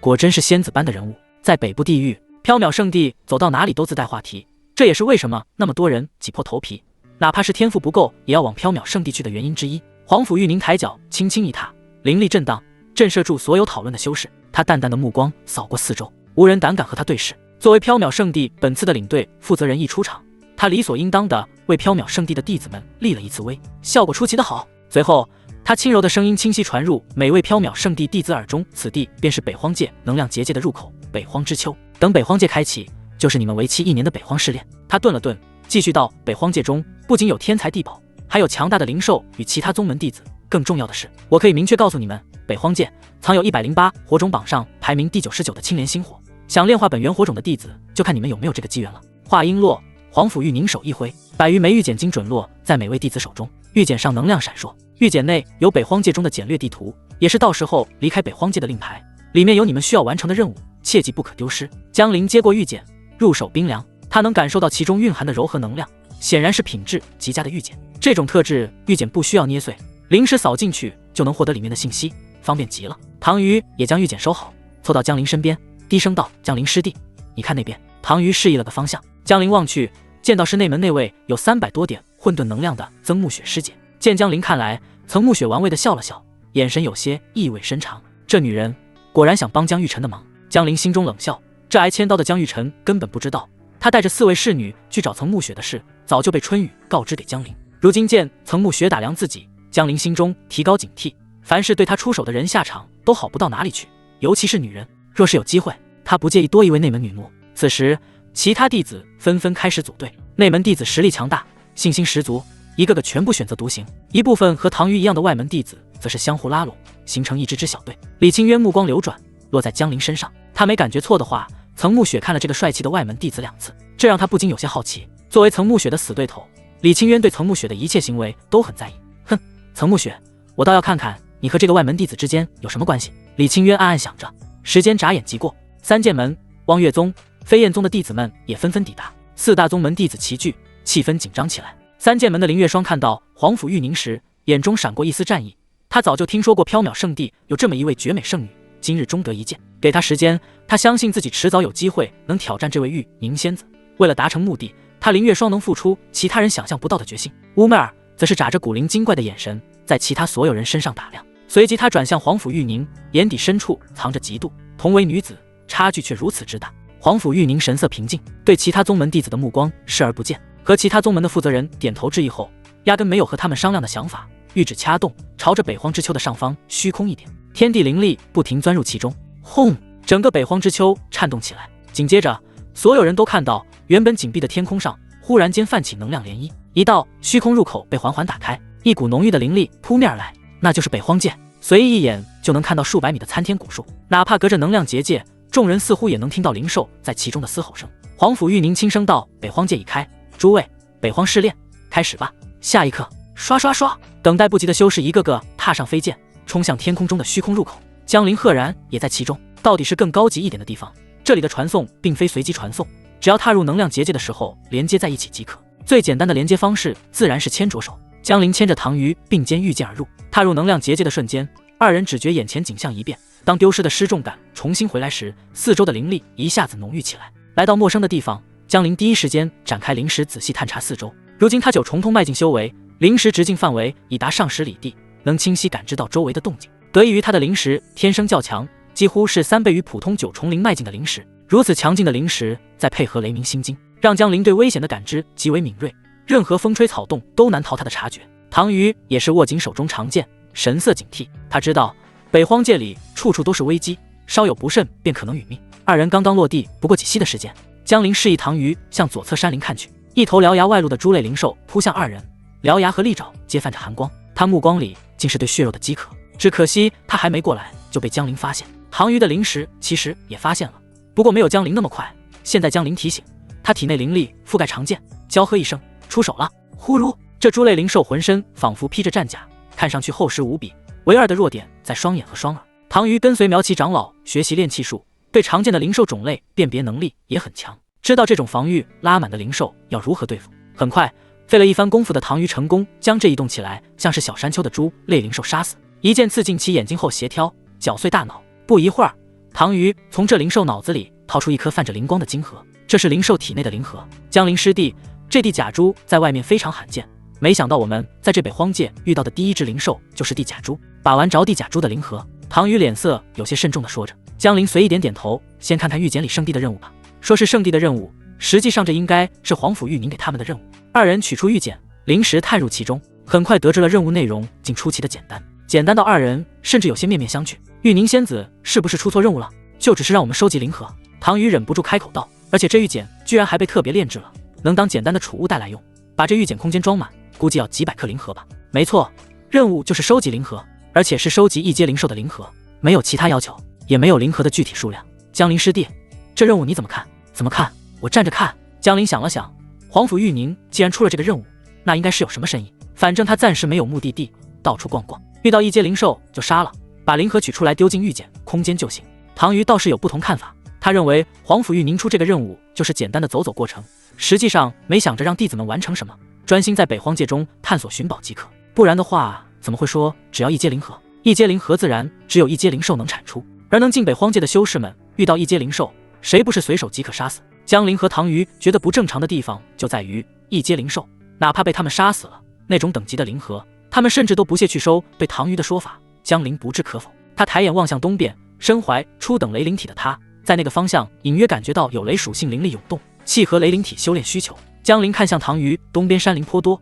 若是师姐没有其他建议，我们就先去东边，以师弟为主，我负责辅助略阵。唐鱼点点头，他深知江陵实力远超同阶，两人进来前就说好了行动方案。江陵也点了点头，脚步踏上灵剑，身形化作残影朝东边森林疾驰。唐鱼紧随其后，沿途不断有一阶中期、一阶后期的灵兽涌现，被江陵随意用雷属性灵力贯穿躯体，收割灵核。一阶的都丢在御简空间里，二阶的被他丢在自己的储物袋里。唐鱼则清理漏网之鱼，长剑挥洒间将没有死透的灵兽斩杀。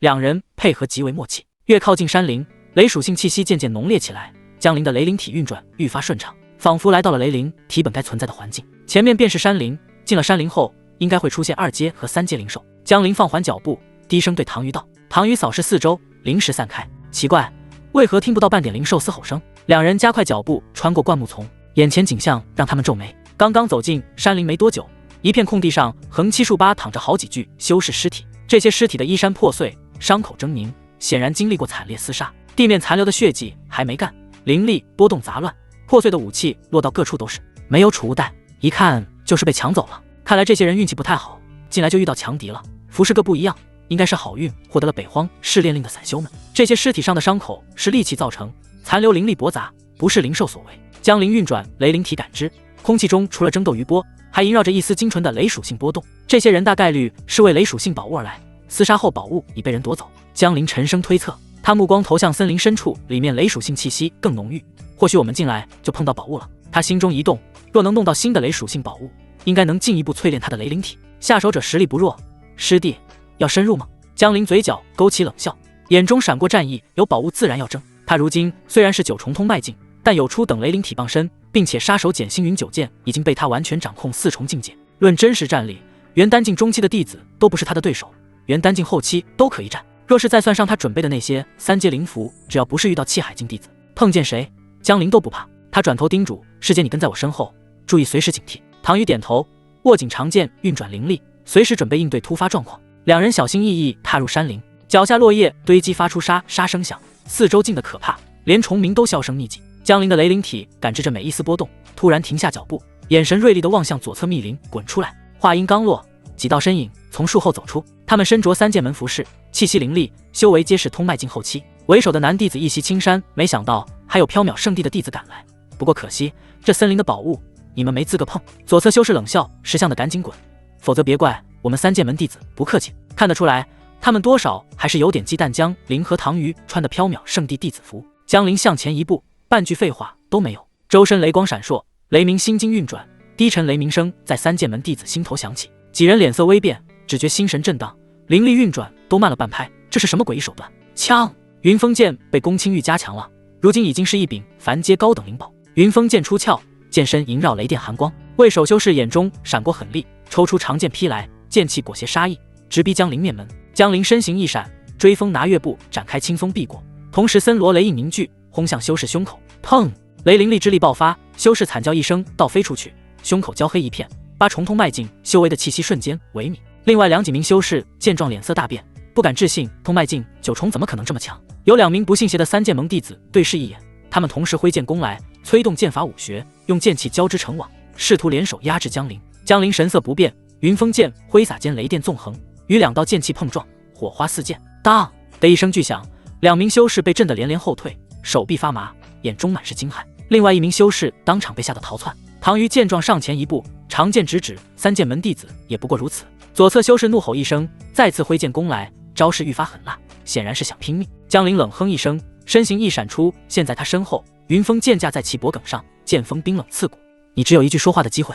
江陵冷声开口。然而面对他给的机会，这人并不领情，开口就准备放狠话。江陵没再犹豫，一剑抹了对方脖子。同伴的死亡让其他几人心中一乱，江陵快刀斩乱麻，很快解决了他们。从他们嘴里也知道了一个情报，这密林深处的确出现了雷属性宝物，这宝物江陵听过也用过，正是之前帮他觉醒雷灵体的雷灵果。现在3剑门的人正在密林深处和守护雷属性宝物的灵兽大战，他们几个在外围负责拦住其他人。在这几个3剑门的弟子身上，江陵收获了些灵盒以及他们储物袋中的宝物。正当他准备继续深入密林时，一道女弟子的娇笑声从远处传来。江陵师弟，你这急急忙忙的是准备去哪里？看见师姐了也不打声招呼，未免太没礼貌了吧。一位圣地外门女弟子走了出来，看见这人，唐瑜脸色一变。陶姨，哦，唐瑜师妹也在。陶姨面上泛着笑容，呵呵一笑，我的目标是江陵师弟，唐瑜师妹要是识相的话，倒是可以饶你一命。陶姨，为数不多的元丹境外门女弟子，孔欣和苏瑶都没有的北荒试炼令，被他找到了一个，还进入了北荒界。这个陶姨，江陵略有耳闻，是从女奴苏瑶那里听来的。他奴役苏瑶后，让苏瑶把外门弟子剩下的那些元丹境信息告诉他，其中苏瑶就提到过2个名字，分别是一男一女。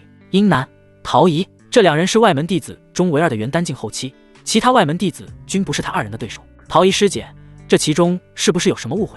我看大家不如……唐瑜还想说什么，陶姨直接打断。唐瑜师妹，我的话已经很清楚了，你不让开，就连你一块杀。说完，陶姨淡漠且火热的目光看向江陵，原因是什么江陵很清楚，陶姨也是江玉晨派人接触过的，和陶姨接触的人就是春雨。江陵自然早就知道陶姨想杀他。唐瑜师姐，你先离开，离远点。元丹境后期让江陵起了奴役的心思，不过有唐瑜在这，他不方便施展手段，想来想去也就只有提前支开唐瑜了。唐瑜自然不想就这么离开，想到储物袋中师尊交给他的保命灵符，他打算留下来和江陵合力，和陶姨拼一拼。江陵用灵念传音的方式说他自有脱身办法，不用浪费唐瑜的灵符，让唐瑜先找个地方藏起来再说，留在这反而会让他束手束脚。陶姨的目标始终是江陵，这一点他并未说谎。唐瑜的离开在他看来可有可无，因此他并未阻止，而是笑容满面地看着江陵，眼睛眯起来道：江陵师弟的桃花运倒是不错，不过可惜你的死因也正是桃花运。江玉晨从不介意别人知道许红熙被他视为痉挛，因此陶仪知道江玉成找他出手的原因是江陵和许红熙搭过话。我的桃花运多强，你很快就会知道。江陵略有深意地笑了笑，事到如今了，还在嘴硬吗？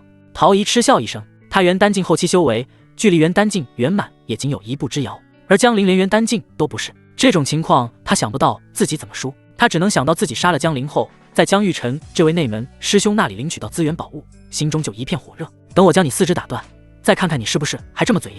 话音落下，陶仪一双大长腿陡然迈动，一出手就是压箱底的手段，凡阶高等身法武学夜飘身。身法催动时，陶仪每一步都像是踩在落叶上一样飘忽不定，刹那间便冲到江陵面前，五指成爪，狠狠抓向江陵的双眼。在他的手爪上出现了一丝不属于指甲的亮光，很显然这个陶仪的灵宝居然是无比贴合的一双手套。他以手套做灵宝，攻击极为刁钻。陶仪有身法，江陵的身法同样很强，凡阶高等的追风拿月身法不比夜飘身弱。陶仪好几次认为必杀的一招都轻松被江陵化解，渐渐的陶仪有些急了，这江陵是怎么回事？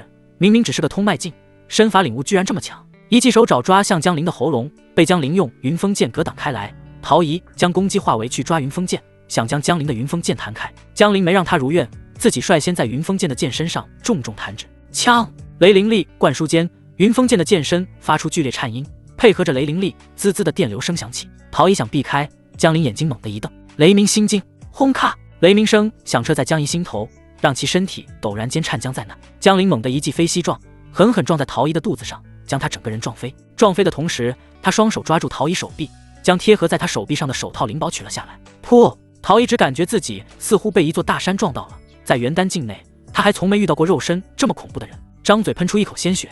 陶仪害得看向江陵，这怎么可能？你一个晋升外门没多久的弟子，怎么能锻炼出这么强的肉身体魄？江陵自然没工夫回答他的疑惑，看了看手上被扯下来的手套灵宝，这手套灵宝不错，凡阶高等。随手把手套灵宝放入储物袋，江陵慢慢走向还没爬起来的陶仪。通过刚刚的交手，陶仪心中确认自己不是江陵对手。见江陵步步紧逼，他下意识地往后面爬了爬。他连忙从储物袋中拿了2颗3阶灵丹吞入腹中，快速恢复伤势的同时，也在快速恢复体内灵力。江陵并不着急，他刚刚用灵石扫了扫周围，周围并没有其他人，倒是唐瑜师姐并没有走远，而是在离开4、5里地的地方停下，似乎放心不下他。江陵师弟，这次我认栽了。陶仪知道自己打不过，准备赔礼道歉。他深呼了口气，一边警惕江陵，一边提议：江陵师弟，我愿意赔偿你一个情报消息，作为交换，你放我这一回。陶仪师姐都成为外门弟子这么久了，怎还这般天真？江陵一边笑一边逼近，用一个情报交换，放过你这一回。江陵只能表示你想太多，把陶仪奴役了，他不但能得到一个元丹境后期的女奴，有什么情报他也能得到。见江陵完全没有停下的打算，陶仪心中一沉，难怪这小子居然惹得江玉成那位内门师兄派人对付，这么难缠。36计走为上，心中萌生退意的陶仪身形急退，从储物袋中取出2张流光溢彩的灵符，符纸之上铭刻着繁复纹路，正是3阶灵符，3阶级风符。助我脱身！灵符燃烧，一阵狂风骤然席卷周身，陶仪身形化作一道虚影，速度较施展夜飘身时还快了数倍，眼看直扑密林深处，眨眼便拉开数丈距离。另一张灵符凌空爆燃，一条火属性灵力凝聚的赤色火蛇盘旋而出，蛇身比水缸还粗壮，烈焰吞吐煎灼，烧得空气滋滋作响。蛇尾斜霸道之势轰向江陵，阻拦其追击。心中早有准备的江陵毫不意外，作为外门圣地的顶尖弟子，陶仪能进到北荒界来，肯定也是做足了准备。储物袋中有一些底牌再正常不过比谁灵符多，你特么算是找错人了。江陵眼中充斥着冷意，储物袋中同时飞出2张灵符，幽蓝与赤红光芒交织，3阶级雷符，3阶神力符，3阶级雷符碎裂成灰，猛烈的雷光瞬间裹住江陵身形，追风拿月步催动到极致，他身影化作一道淡蓝残影，赤色火蛇的蛇尾擦着他的肩头掠过，轰在后方的一排参天古树上，轰隆一声巨响，10数棵参天古树轰然断裂，火星四溅。极雷符叠加身法，江陵速度较陶仪的疾风符更胜一筹，转瞬便追至其身后。陶仪回头一瞥，差点魂飞天外，又惊又怒的他连忙双手催动灵力，拍出2道强劲掌风，结果却被江陵探手精准抓住手腕。江陵掌心迸发3倍神力，咔嚓声响中，陶仪腕骨险些断裂，经脉剧痛难忍，灵力运转瞬间受到影响。江陵顺势一脚踹在陶仪膝弯，将其按跪在地，右拳裹挟着雷灵力与3倍神力，狠狠砸在他后背。噗啊！陶仪喷出一大口鲜血，染红身前杂草，背部传来清晰的骨头碎裂声，他气息瞬间萎靡下来。随后他还挣扎着想要起身，却被江陵死死按住肩膀。雷属性灵力的狂暴在他体内灵脉中横冲无忌。江陵取出一张铭刻着锁链纹路的灵符，冷声道：“3阶锁灵符，给我封。”由于江陵本身还未凝聚元丹，再加上陶仪的实力远非当初的苏瑶可比，保险起见，江陵动用了另一张3阶灵符，反正就是灵符多。听到江陵拿出3阶锁灵符，陶仪的脸色巨变，失声尖叫：“别封我灵力！江陵，我错了，以后我就是你的人，你让我干什么就干什么。”然而听在江陵眼里却是相当无语，你们这些出手的人就不能换套说辞吗？每次都是这样，一点新鲜劲没有。说话归说话，手上动作不停，锁灵符贴在陶仪眉心，金光瞬间蔓延其全身，很快就将陶仪的元丹暂时封禁。江陵眼角余光瞥了瞥陶仪头顶，之前只顾着想奴役他去了，忘记看他的混沌能量有多少，现在再看他头顶悬浮着160点混沌能量，比春雨还要高了10点。他嘴角勾起一抹笑意，拖着毫无反抗之力的陶仪钻进一棵早就断裂的巨树树洞，洞内干燥整洁，正好适合用来双修。进入树洞后，江陵随手丢了个隐秘灵种的卷轴，既能隔绝外界探查，又能预警动静，避免双修时被人打扰。他转身看向满脸羞怒的陶仪，后者虽被封印，却依旧瞪着双眼，眼中满是不甘与屈辱。江陵师弟，你这是什么意思？要杀要剐随你便。显然陶仪猜到了江陵的打算。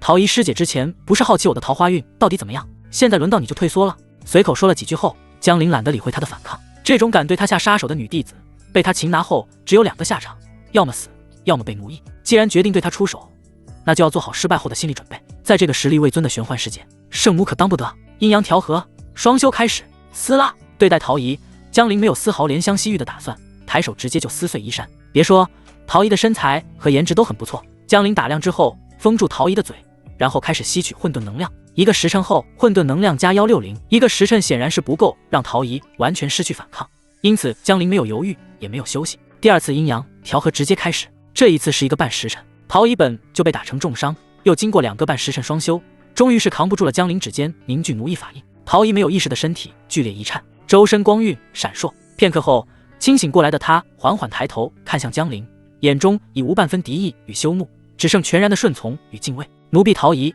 参见主人，今后愿为主人赴汤蹈火，在所不辞。他声音柔和，恭敬地低下头，姿态谦卑。江陵满意点头，试探了几下后，确定他和苏瑶、春雨一样，成功被他奴役。他解开陶仪的锁灵符，探手取出几颗3阶灵丹递给他，服下疗伤吧。陶仪恭敬接过灵丹，仰头服下。妈的，奴役你让我浪费了几个时辰，说不定都让我错过雷灵果了。等体内伤势控制恢复后，陶仪便连忙抬头，声音带着一丝虚弱却难掩急切：“主人，奴婢知晓的情报就是有关雷灵果，但并非单颗雷灵果，而是一整棵雷灵果树。被奴役之前，陶仪是想杀掉江陵，现在被奴役后，陶仪想做的一切都以江陵为主。”听到江陵吐槽关于雷灵果的事，他第一时间就将自己知道的情报说出：一整棵雷灵果树。这话如同惊雷炸响在江陵耳边，原本吐槽的脸上瞬间布满狂喜。他的初等雷灵体是通过服用雷元丹和雷灵果共同觉醒，若想继续让体质提升，最需雷属性天才地宝。一棵雷灵果树能结多少颗雷灵果？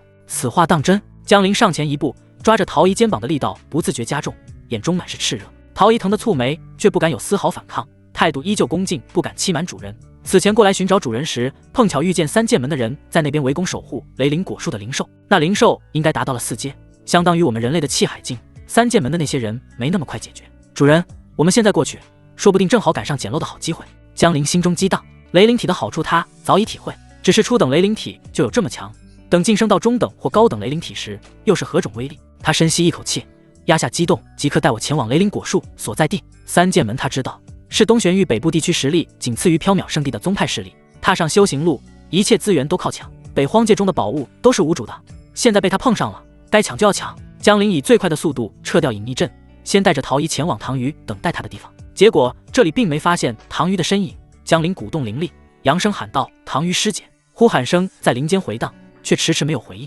江陵皱眉，灵石瞬间扩散开来，方圆数里范围内，除了草木虫鸣，再无其他人，只在地上看到一枚玉简。他弯腰拾起玉简，灵石探入其中，唐鱼的声音缓缓在石海中响起：“江陵师弟，这玉简流言是灵石制作，我修为虽然和你一样，但实力差你太多，继续和你一起组队恐会拖累你寻宝进程。现在正好遇到我在圣地相识的其他女弟子，我已决定与他们一块组队探险，望你诸事顺遂，注意安全。”灵石收回，江陵握着玉简，沉默片刻。唐鱼师姐的考虑的确有道理，虽然和唐鱼师姐是双修过的关系，但江陵的奴役手段还是不便暴露。轻叹一声，江陵将玉简收入储物袋。也罢，祝你一路平安。陶仪侍立在旁，低声道：“主人，雷灵果树那边，我们需尽快出发，以免夜长梦多。”江陵点头，压下心中杂念，带路。陶仪不再多言，展开夜飘身的身法武学，朝着密林深处疾驰，身形飘忽如夜。凡阶高等的夜飘身此刻竟显灵动，江陵紧随其后，追风拿月步催动到极致。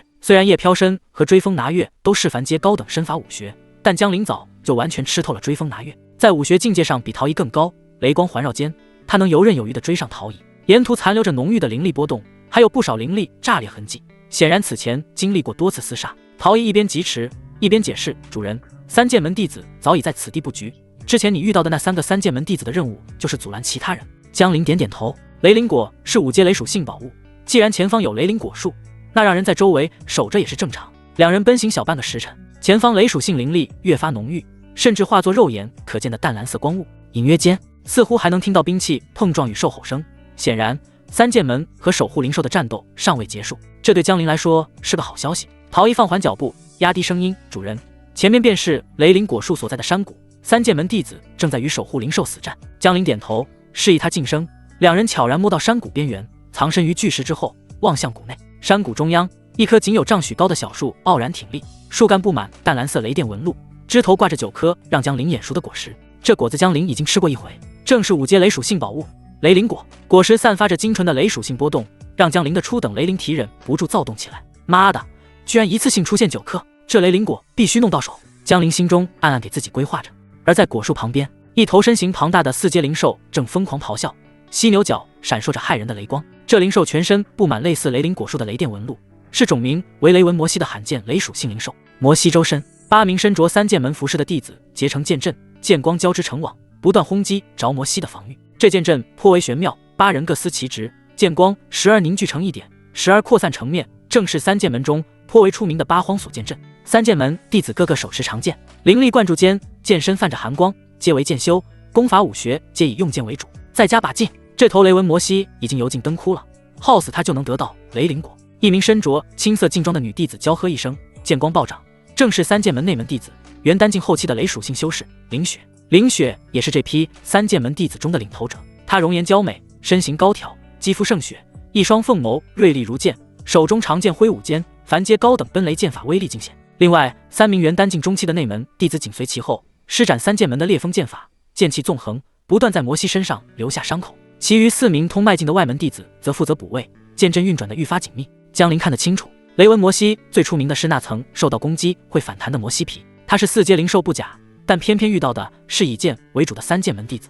这头雷纹摩西虽强，但已被剑阵消耗了数个时辰，此时他已经气息萎靡，身上伤口累累，摩西皮上的雷光暗淡，甚至已经做不出有效的反击了。终于凌雪抓住机会，长剑直指雷纹摩西的双眼要害，娇喝一声：“结束了！”奔雷剑。奔雷剑法催动到极致，剑光化作一道雷龙，狠狠刺入雷纹摩西双眼，剑刃上的雷属性灵力爆发。嗷哦！雷纹摩西发出一声凄厉的哀嚎，体内仅存的一些力量尽数向四周攻击，好几个三剑门弟子被攻击命中，口吐鲜血，八荒锁灵阵也被破了，但取得的成果也很斐然。雷纹摩西那庞大的身躯轰然到地，抽搐不止。凌雪喘着粗气，酥胸剧烈起伏，但脸上的喜色非常明显。他挥手示意，让三剑门弟子把雷纹摩西包围起来，生怕雷纹摩西再站起来。之前他们多次将雷纹摩西击倒，但这只生命力顽强的4阶灵兽也不是盖的，被击打后多次又站了起来，仿佛是打不死的小强，这一次却彻底没了气息。三剑门弟子们纷纷收剑，脸上露出狂喜之色，显然为这场胜利付出了不小的代价。凌雪擦拭着剑上的血迹，目光炽热地望向雷灵果树9颗雷灵果，如无意外，想必是足够我突破瓶颈了。凌雪的实力停留在元丹境已经比较久了，他的目标是追上三剑门当代年轻弟子中的扛鼎人物凌月霜。有这9颗雷灵果在，不出意外的话，他应该能突破至4阶，成为一名货真价实的气海境。就在此时，陶一的声音陡然响起，带着一丝戏谑：“可惜意外来了，这雷灵果你恐怕是无福消受。”江陵与陶一从巨石后走出，望向三剑门众人，三剑门弟子们脸色骤变，原本放松的心情再次紧绷，他们纷纷握紧长剑，警惕地盯着两人。凌雪眉头一蹙，眼中闪过一丝杀意。缥缈圣地的弟子，我是三剑门内门弟子凌雪，我先前似乎并未惹你们，本着井水不犯河水的原则，我希望你们就此退去。三剑门规矩森严，凡晋升元丹境者自动成为内门弟子，未达者皆为外门。凌雪正是三剑门的顶尖内门弟子，他不像之前那3个三剑门弟子，遇见江陵和陶仪，他并不希望双方起冲突，毕竟此刻他的状态不佳。江林笑道：“这话怕是不对吧？之前我路过外面时，无缘无故就被你们3个弟子拦路让我滚蛋，还企图下杀手。现在我把这话也还给你们，识相的留下雷灵果，滚蛋！”说到这里，江林的笑意化为冷意，说出的话中温度也降到冰点。否则，今日便让你们葬身于此。江林还没奴役其他宗派的女弟子过，更何况是3剑门的漂亮女剑修。他看着手持灵剑背于身后的林雪，心思微动，要不就从奴役着林雪开始。狂妄！林雪怒喝一声，雷属性灵力瞬间爆发，周身雷光弹跳。今日就让你们见识一下3剑门内门弟子的厉害。对方2人，己方8人，既然冲突已是注定，那林雪决定先下手为强。话音未落，林雪率先出手，长剑直指江林咽喉，奔雷剑法带着狂暴的雷灵力，招招狠厉，欲要对江林一击必杀。同时，其余3剑门弟子也纷纷动手。4名通脉境外门弟子掏出数张2阶剑系灵符，灵力催动间，数10道细小强横剑光射向陶仪。3名元丹境中期内门弟子则各自取出1张灵阵卷轴，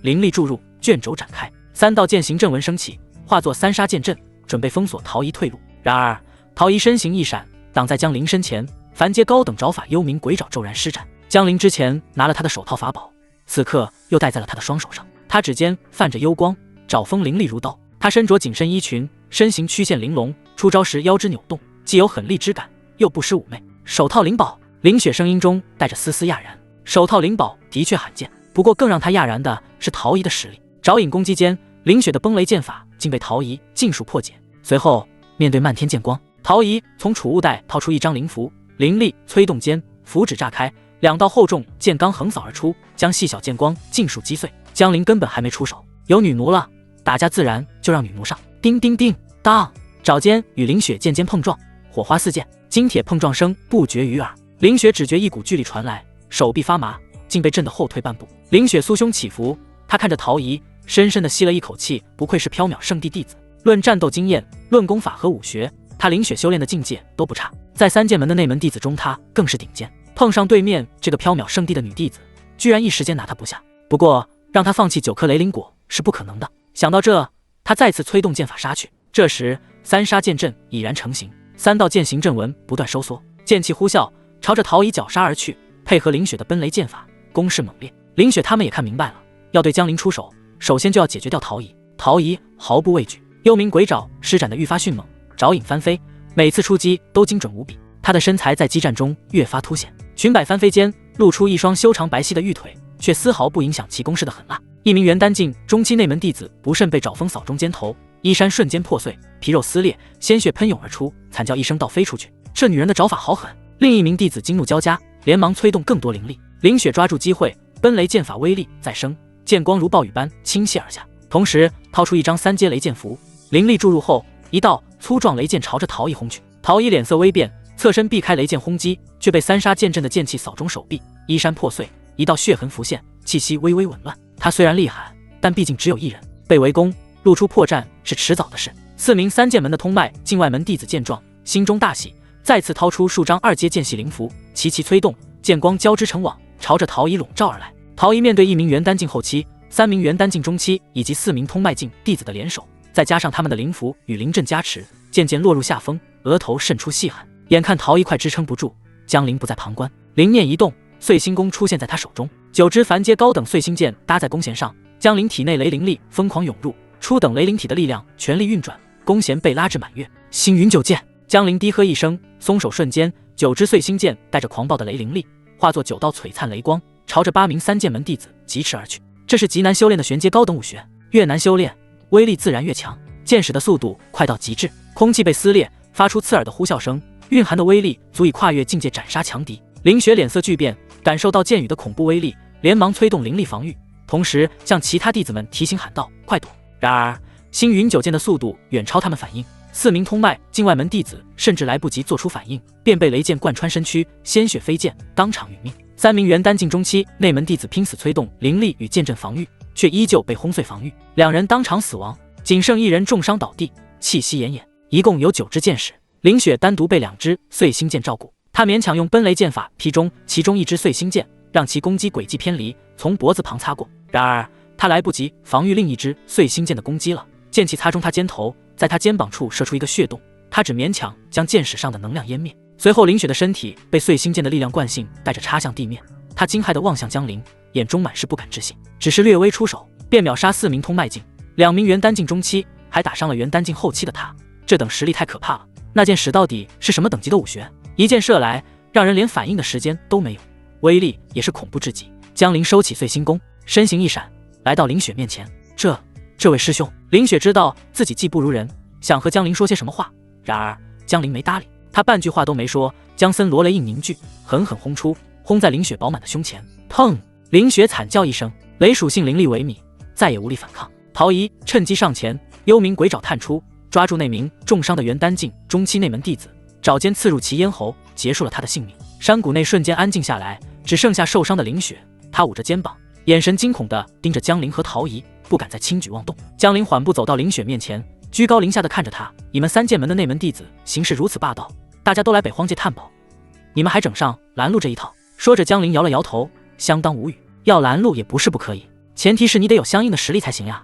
林雪咬牙切齿：“有本事杀了我，我3剑门的凌月双师姐不会放过你们。”江陵轻笑一声：“别装得自己这么委屈，刚刚不是还要杀我吗？一切都是你自己技不如人罢了，杀你太便宜你了。”他看着林雪绝美的容颜，这是他遇到的第一个和他同样是雷属性灵力的女修，自然要收入麾下。陶仪上前一步，抓住林雪衣领，冷声道：“乖乖臣服，否则有你好受。”江陵意外地看了看陶仪，这家伙还不错嘛，都懂得为他主动收人了。听到臣服2字，林雪眼中闪过一丝屈辱，却倔强道：“要杀要剐悉听尊便，想让我3剑门剑修臣服，做梦！”闻言，江陵懒得跟他废话，又是一张锁灵符燃烧，封了林雪的元丹和灵力后，江陵看了看周围，似乎没什么好地方，便直接拖着林雪往那雷灵树下走去。原本准备再次拿出一道隐秘阵卷轴，后来想了想，还是别浪费了。他看向陶仪，吩咐道：“你先调整一下状态，随后时刻用灵识探查周围，警惕任何人靠近和任何人的灵识探查。”是。陶仪跪地领命。他知道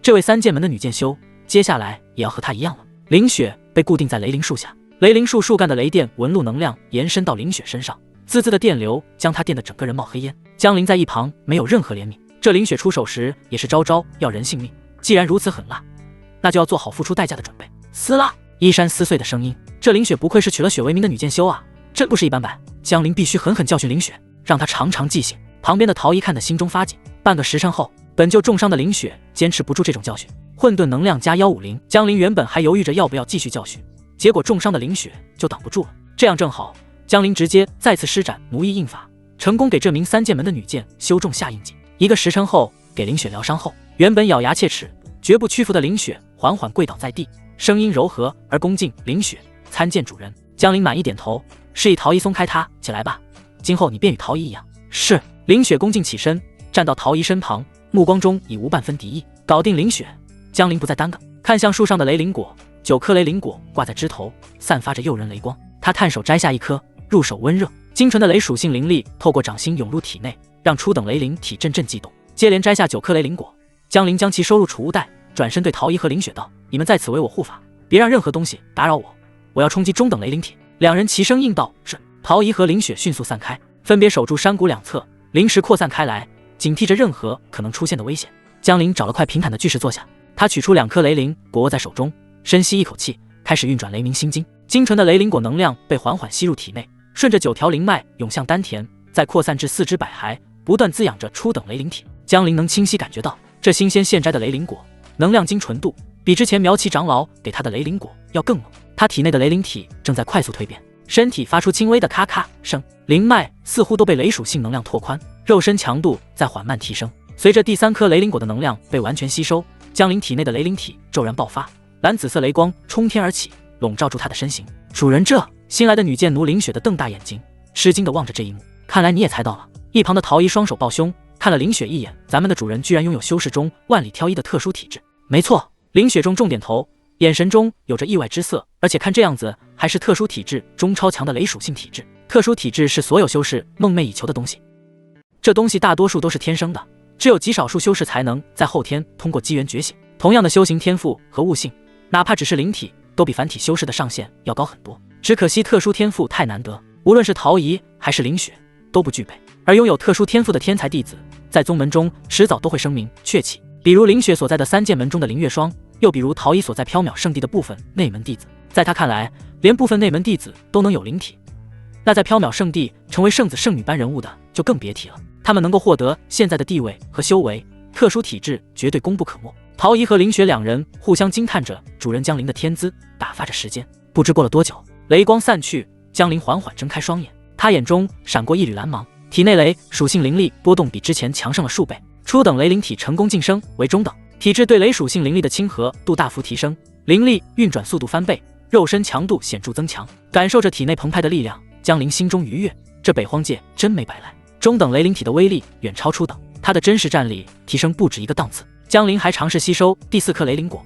却发现体质吸收雷灵果的能量已然饱和，想再突破到高等雷灵体，需要更强的雷属性宝物刺激才行。江灵轻叹一声，罢了，看来想突破高等雷灵体，只能寻找更高等阶的雷属性宝物了。雷灵体突破后，江灵把剩下的雷灵果用来突破元丹境，这一突破又是一个时辰。用掉2颗雷灵果后，江灵成功在丹田内凝聚了他的雷属性元丹，成功突破到元丹境初期。人家突破元丹境顶多就是用一份3阶宝物，而江灵用2种5阶宝物才突破，这其中有修炼天赋的原因，也有修为基础牢固的原因。他靠克灵丹提升实力，本应该境界有所虚浮，可他服用的灵丹都是通过混沌河道炉合成，由混沌能量填充的灵丹，根本不存在境界虚浮的问题。再加上又觉醒雷灵体，进一步巩固了根基和体质，因此他的修为稳固的不能再稳固了。一颗淡蓝色的圆珠漂浮在空中，圆珠上有一条若隐若现、不太明显的裂缝。江灵打量了一会儿，手指牵引，将其吞入腹中。这就是他的本命元丹，因为它是雷属性灵力，因此本命元丹的属性也是雷。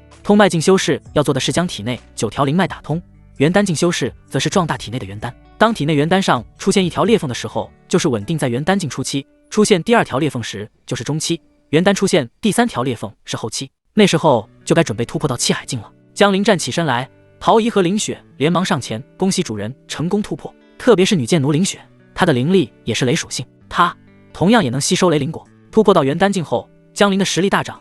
他看向单膝跪立的女剑奴林雪，淡淡问道：“以元丹境后期的修为巩固的如何？”林雪一愣，旋即心中暗喜，连忙道：“回禀主人，我在元丹境已停留半年之久，只要契机一来，随时都有可能突破至气海境。”江灵刚刚吸收了5个雷灵果，还有4个雷灵果剩余，看这样子，似乎是准备让他来吸收。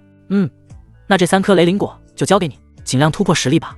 江灵拿出3颗雷灵果，虽然心中猜到，但当江灵真的拿出3颗雷灵果时，林雪依旧还是诧异无比。直到旁边的陶艺用手肘戳了戳他，才回过神来，连忙跪伏感谢主人赏赐。很快林雪盘腿而坐，开始突破。他说的话没错，在元丹境后期阶段，他的修为巩固完全没问题，差的只是足够多的雷属性灵力来刺激他。现在有3颗雷灵果在，这份刺激的能量已然足够。这份突破一直延续到夜幕降临。盘腿的林雪忽然站起身来，体内涌出远超元丹境的灵力波动。他成功了，成功突破到气海境。主人，我已成功突破。林雪声音激动，这次进北荒界突破气海境是他的终极目标，没想到现在就完成了。江灵点头，9颗雷灵果还剩下1颗，用掉的这8颗雷灵果倒是效果非凡。他目光望向山谷外，我们先离开此地，找个地方住下休息，明日一早继续探索北荒界。两人齐声应道：“谨遵主人吩咐。”3道身间走出山谷，朝着北荒界深处疾驰而去，留下满地狼藉的战场以及那棵失去果实的雷灵果树。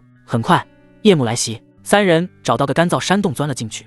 当晚林雪和陶怡同时伺候江灵，当然是先让林雪把今天第2次的双修机会用完。得益于在雷灵果树下的双修体验，江灵现在双修时时不时会激发雷灵体的能量，这时候林雪便会忍不住的乱颤，这种滋味甚至比当初用长鞭教训张子双时还要来得爽快。等林雪贡献了150点混沌能量后，一旁早就等待不及的陶怡连忙凑上来：“主人，到我了！”看到林雪的样子，他也很想体验。也不管是谁，江灵狠狠一巴掌抽过去，爽快的挥斥方遒道：“阿好！”这天北荒界晨雾未散尽，3道身影疾驰在密林间，正是江灵与陶怡、林雪。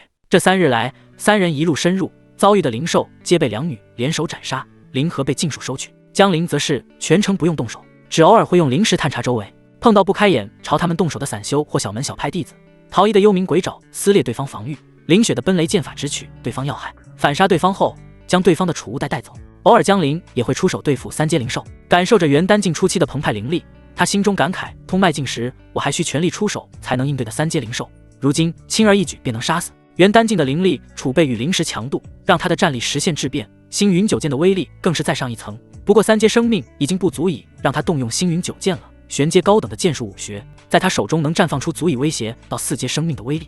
正午时分，前方森林忽然传来密集的兽吼，黑压压的灵兽群席卷而来，1阶、2阶为主，3阶灵兽穿插其中。这正是3人好不容易找到的灵兽群。动手！江林一声令下，陶仪与林雪身形同时窜出，林雪气海境初期的雷灵力爆发，奔雷剑法化作道雷光，所过之处1阶灵兽纷纷倒地，灵盒被随手收起。陶仪幽冥鬼爪泛着幽光，专挑2阶灵兽要害，爪风扫过，灵兽瞬间毙命，灵盒精准纳入储物袋。3头3阶灵兽朝着江林扑来，江林站在原地不动，气定神闲。冲过来的林雪剑锋一转，雷灵力凝聚成剑罡，硬生生将1头3阶灵兽劈成2半。陶仪侧身避开3阶灵兽利爪，反手一爪从另1头3阶灵兽下巴刺进去，抓碎其喉管，动作很辣利落。看着2位女奴干净利落的配合，江林心满意足的点点头。瞧瞧这多好，都不用自己动手。江林灵石笼罩全场，偶尔屈指弹出一道雷灵力，击飞靠近的漏网之鱼。对比通迈进时斩杀1头3阶灵兽需耗费心神，如今元丹境的他已能从容掌控战局。半个时辰后，灵兽群被彻底清理，地面铺满灵兽尸体，灵盒堆积如山。江林把1阶灵盒逐一收入黄甫玉您给的御检空间，2阶与3阶灵盒则放入储物袋，也不知道这些1阶灵和数量够不够塞满。江林自语道：这些1阶灵和足有360多颗。他感觉黄甫玉宁弄个这种奇怪的任务给缥缈圣地的弟子，恐怕另有乾坤。至于这个乾坤到底是什么，他还不知道。于是他决定用1阶灵盒把御检空间塞满再说。任务不是没有规定1阶灵盒的数量吗？他直接塞满总没问题吧？当第300颗1阶灵盒落入御检的刹那，御检猛地爆出一阵柔和金光，悬浮在半空。见状，江林不禁反喜，果然有古怪，看来他的推断果然没问题。柔和金光在空中散去，渐渐汇聚成一幅模糊地图，中央标注着本源火种4个大字。随后，这地图收缩回御检空间，江林临时探入御检，一段信息涌入，正是黄甫玉宁留下的玄机，竟需攒够300颗1阶灵盒才能触发。这谁能想到，1阶灵盒价值低微，能进入北荒界的修士基本不屑拾取。在北荒界中，比1阶灵盒珍贵的东西遍地都是，与其浪费那个时间去完成一个看似简单的任务，不如把时间花去寻找其他宝物。唯有真正重视任务者，才能获得这份简单任务下的玄机。江林挥手，让林雪和陶仪都凑上前来，用灵石查看御检中的地图。林雪眼中闪过惊讶，本源火种乃天地异宝，若能获得，主人实力必能再涨。陶仪也点头附和，主人，此等机缘不可错过。我们即刻按地图出发吗？江林收起御检，目光望向地图标注的方向，走。本源火种，我势在必得。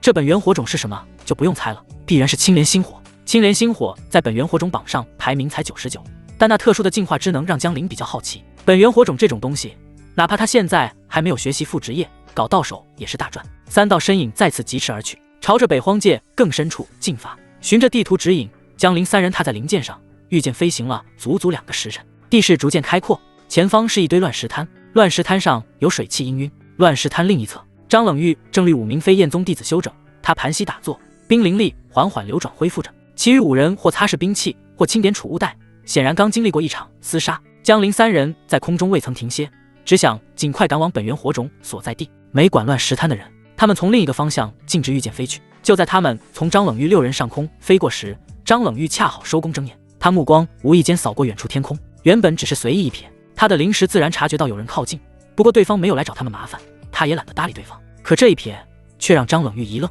他秀眉微蹙，心中一动，这张脸竟与堂妹张子双提及的那人一模一样。他堂妹张子双上次去一个遗迹探险回来后，张冷玉询问堂妹的收获如何，仔细询问下才知道堂妹居然在遗迹中受欺负了。尽管是堂妹想杀对方回马枪而被反制，可抛开事实不谈，对方欺负他堂妹就没错吗？这事让张冷玉记在心里了。他张冷玉东玄域北部天骄榜上有名者，哪怕对方是缥缈圣地的弟子又如何，他待到机会一定会帮堂妹找回场子。所以看到江林的面容符合堂妹描述的那样时，张冷玉想都没想，唤出灵剑踏上，身形一闪，挡在江林3人面前。淡蓝色裙摆飘动，冰寒气息弥漫开来。3位留步。他声音清冷，目光紧锁住江林，带着冰冷之意。虽然还未确认，但他感觉应该没错。江林眉头微挑，并未停下。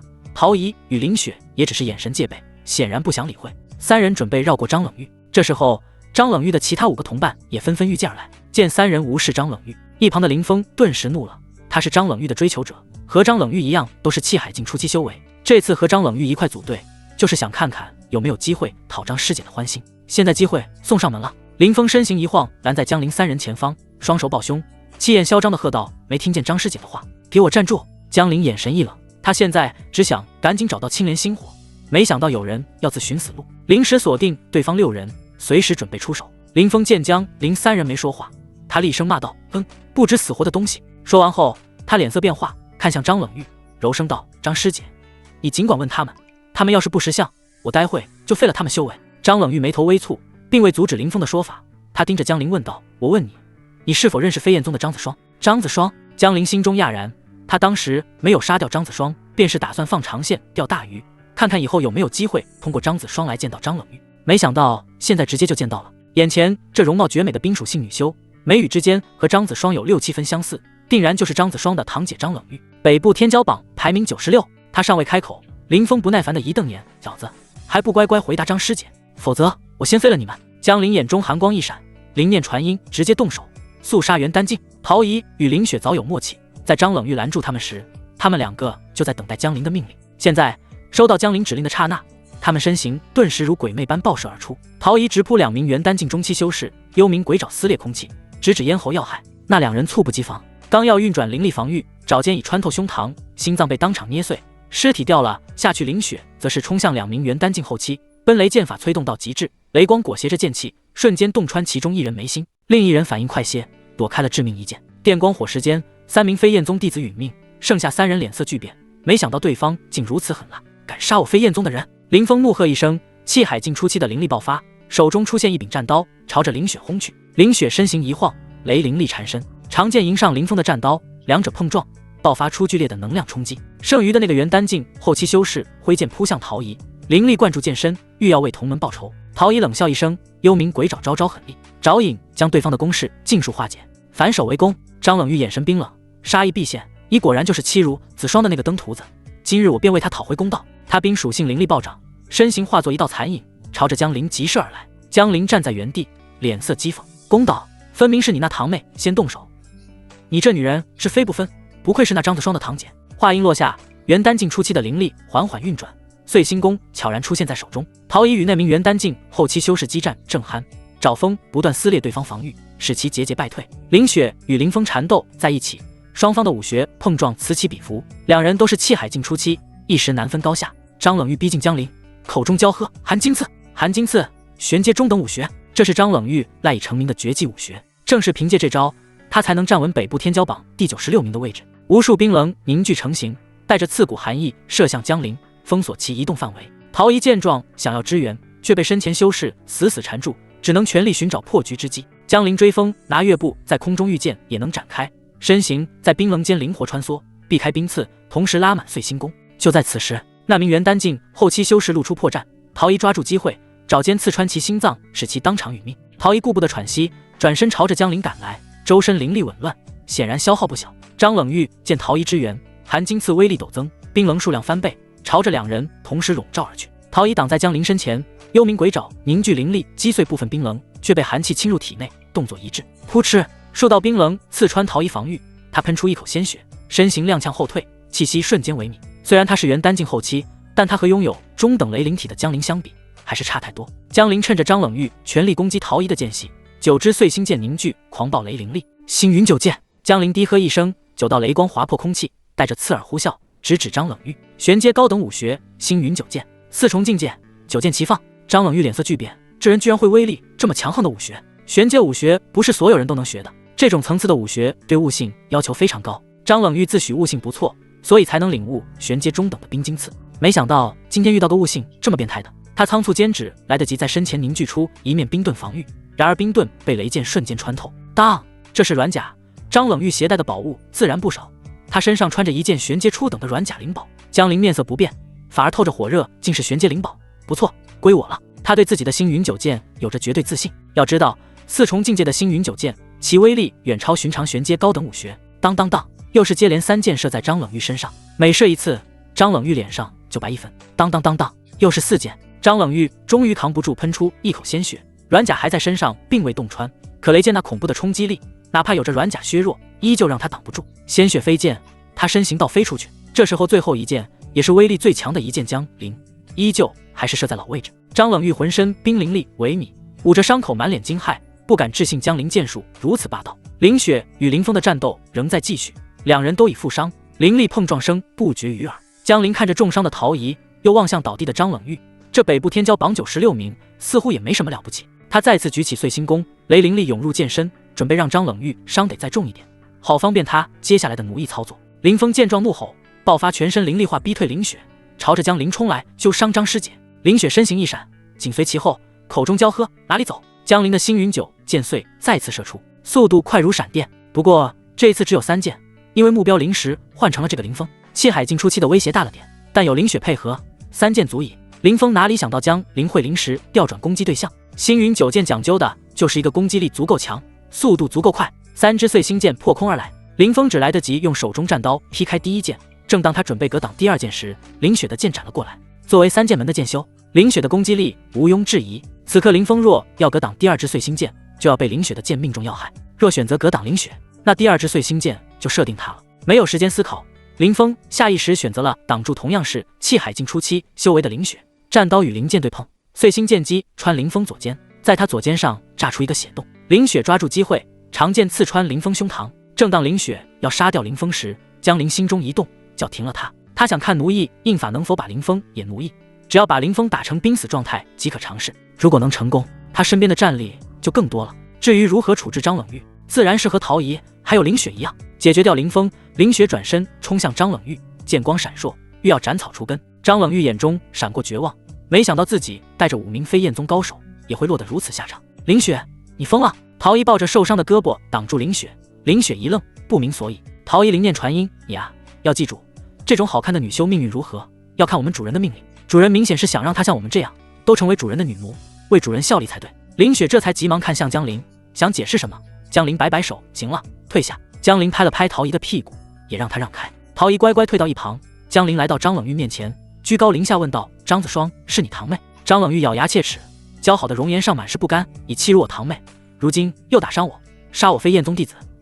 你这女人出门时不带脑子，就进北荒界了。江陵无语的轻笑一声：“你堂妹带人来杀我，我跟你堂妹不过是双修了2下而已，没杀她都是好的。倒是你，为了你堂妹，可曾想过如今把自己也搭进来了？当初没杀张子双是为了以后调张冷玉出来。”这话江陵自然没说。听到江陵的话，张冷玉望了望江陵，在他看来，堂妹张子双带人抢江陵的灵宝，是看得起江陵。只可惜江陵的实力太强了，难怪当初堂妹会翻车。现在当务之急是能让江陵饶他一回。想到这里，张冷玉心思快速转动，他看向江陵，提议道：“此次栽在你手里我认了，我可以用宝物交换，你放我离去，如何？”陶仪捂着伤口低声道：“主人，此女也太不知好歹了，咱们擒拿下她，她的宝物本就都是主人的，她还拿宝物说事。”林雪也点头附和。张冷玉心中一抽，深呼吸一口气，饱满的酥胸起伏着，补充道：“我刚刚没说清楚，我的意思是，你放我离去之后，作为交换，我到时让飞燕宗弟子送你一批宝物。”你，哼，你这如意算盘打得可真响。陶仪冷眼笑道：“主人放你离去，你到时候翻脸不认账怎么办？”“我当然不会不认。”张冷玉连忙道：“那谁知道你如何保证？”张冷玉一时语塞，他知道自己无法保证。江陵看了看陶仪和林雪，心想这奴役法印是真好用啊。在奴役这2女之前，他们的态度和张冷玉比起来好不到哪去，如今倒是尽心尽力为他着想。江陵沉吟片刻，看着张冷玉绝美容颜与她的冰属性灵力，心中已有决定。这般气海境初期的冰属性修士，比飞燕宗弟子中地位不低，还是北部天骄榜上排名第96的女天骄。若能将其收为女奴，到时候不论江陵是去飞燕宗，还是狩猎北部天骄榜上的其他女天骄，都是有用处的。而且冰属性灵力，她还没尝试过，双修起来应该会别有一番滋味吧。想到这里，江陵呵呵一笑，挥挥手，让大家都先回地面。回到地面，他让林雪把昏迷濒死的林峰给封了气海，让林峰暂时不能动用灵力。见自己的追求者林峰像只死狗一样被丢在一旁，张冷玉脸色略显苍白。他修炼天赋不错，进入飞燕宗后便被重视，如今更是北部天骄榜排名第96名的女天骄。无论如何，他也不想像林峰那样被人当成死狗对待。你还有什么别的条件，尽管提，只要我能答应，一定全力满足你。踏入修行路，没有谁真的不怕死，修为越强越怕死，这话不是空穴来风。对张冷玉来说，如今他拥有的一切都是不愿放弃的，若付出一定代价能留下性命，这代价他是愿意付的。早这么说不就好了？江陵呵呵一笑，我的要求很简单，你堂妹付出了什么代价，你今天也一样就行。对你们2姐妹一视同仁，谁也不吃亏，这没毛病吧？谁也不吃亏是不可能的。江陵心中还有未说完的话，以张冷玉是堂姐，你就吃点亏，多个女奴的身份算了。张冷玉整个人懵了，他原本以为江陵会提出要什么珍贵宝物，或者是别的什么要求，没想到江陵的要求居然是要自己和他双修。不可能！强烈的羞辱感让张冷玉满脸通红，圆鼓鼓的胸脯被气得不停起伏。他怒视着江林，这要求太过分了，我不可能同意。你换一个。江林脸上笑容不变，过分。他低头俯视着重伤的张冷玉，眼中冷意一闪而逝，抬手一巴掌甩在他脸上，啪！重一巴掌，让张冷玉那白皙嫩滑的面庞多了一个清晰无比的手掌印，也将张冷玉打醒了不少。你是真有意思，刚刚我都没准备搭理你，是你们自己凑过来，和你那堂妹一样。你们先带人找我麻烦，若是我技不如人，恐怕就被你们轻易打杀，化为这北荒界土地的养分肥料。又想活命，又不想付出代价。看着江林眯起的眸子，捂着脸的张冷玉心中一颤，他意识到眼前的这个男人和飞燕宗那些男弟子不一样，自己不同意，这人什么都做得出来。不同意就算了，这北荒界里的土地肥料不缺你一份。揉了揉手腕，刚刚那一巴掌江林可没留情，抽起来手感还不错。别，我同意。张冷玉颤着声音同意了。听不到。江林目不斜视，大点声，我说我同意了。行，脱了吧。见张冷玉同意了，江林也不再废话，直接让他宽衣。尤其是他身上穿着的那件玄阶初等灵宝软甲，要不是他穿着这玩意，江林都用不到星云九剑的九剑齐出。在这里，张冷玉看向陶怡和林雪，小声抗议道：“能不能让他们离远点？我这还是初次与人双修。”江林看着张冷玉，没有说话。沉默半晌后，张冷玉知道这事没商量，随后无奈中默默把手放在腰带上，腰带扯开，长裙滑落，他穿在里面的软甲也显现出来。作为玄阶初等灵宝，穿在他身上的软甲能将他凹凸有致的身形完美体现出来。继续，软甲脱下来给我。玄阶初等灵宝，江林穿在身上也能让自己的防御力大大提升。张冷玉咬着牙，手上动作继续。很快，贴身穿着的软甲被他脱下来，他侧身面对江林，一条玉腿下意识抬起遮挡江林视线，一只手抱着胸前，另一只手将软甲交给江林。给，很好。江林满意的打量着张冷玉，不愧是修炼兵属性灵力的，看着就是不一样。江林若有其事地点评一番，随后丢出一张锁灵符，自己给自己贴上吧。虽然张冷玉是重伤状态，但该谨慎的地方还是要谨慎。江林可不想阴沟里翻船。事到如今，张冷玉只好照做，江林说什么他就乖乖做什么。等他体内灵力锁住，江林又让林雪上前将他气海暂时封住。张冷玉心中也没怀疑，他以为江林是怕自己在双修的途中愤然出手。这该死的江林做这种事居然都这么谨慎，难怪堂妹当初也败给他了。张冷玉心中默默想着，实则不然，将林封住张冷玉的灵力和气海是为了奴役他做准备。见张冷玉还在心中想着什么，江林懒得搭理，直接伸手一抓。张冷玉柳眉微蹙，江林这一抓可半点没留情。他低头一看，都被江林抓出红印了。你轻点好吗？轻点。江林掐住他脖子，强行将他背过身去，让他双手撑地。撑好。陶怡和林雪二人就在不远处警戒。江林和张冷玉开始双修后，他俩就自觉地担任起警戒任务。很快就传来张冷玉的痛哼声。听到这声音，陶怡和林雪二人不自觉地吞了吞口水，显然是想到了什么。1个半时辰后，混沌能量加260，这张冷玉能提供的混沌能量倒是不少，居然足足260点。江林估计和他登上了北部天骄榜有关。同样是气海境初期的林雪，还有女剑修的身份加持，现在能提供的能量点是240点，比张冷玉要少20。可以了吧？张冷玉面色涨红，让人分不清是害羞还是愤怒。急什么？江林不满哼道：“这才哪到哪？你堂妹当初比你还厉害。”什么？张冷玉再次懵逼，他咬牙切齿地望着江林，没想到这人这么无耻，欺负了他堂妹，现在又欺负他不说，还拿来对比。他很想再放点狠话，但想到自己如今的姿态，抿了抿嘴，把话放在了心里。见状，江林感觉初见成效。又是1个时辰后，2次修炼一共用了2个半时辰。再看张冷玉，明明灵力和气海都暂时被封掉，他居然依旧还有些精神，这让江林第一次感觉到自己被挑衅。他皱着眉头再次靠近。别，饶了我。张冷玉的眼神闪过一丝惊恐，只可惜他的拒绝无效。又是半个时辰后，看着张冷玉成功被自己收拾的说不出话，江林这才心满意足，启动奴役印法。这来自黑刀寨的意外收获对他的帮助挺大。经过对苏瑶、春雨、陶怡、林雪等人的实验，江林对奴役印法有了新的领悟。不过张冷玉毕竟是气海境初期，在奴役他时关键时刻差点失败。江林连忙加大灵念的输出，张冷玉猛地吐出口鲜血后，浑身软趴趴的倒了下去，差点失败了。江林松了口气，从储物袋里拿了件衣服，随手丢在张冷玉身上，盖住他那令人血脉喷张的酮体。他感觉这奴役印法，气海境就到头了，比气海境更强的这东西估计就得失败了。到时候如果还想奴役新的女奴，得重新找新的奴役手段。不过暂时在北荒界里面也够用。半个时辰的时间，江林让陶怡和林雪恢复灵力，休养伤势，也让张冷玉恢复一下伤势。趁着这个时间，他将目光投向还没醒过来的林峰，这还是第一次尝试奴役男的，不知能否成功。试试吧。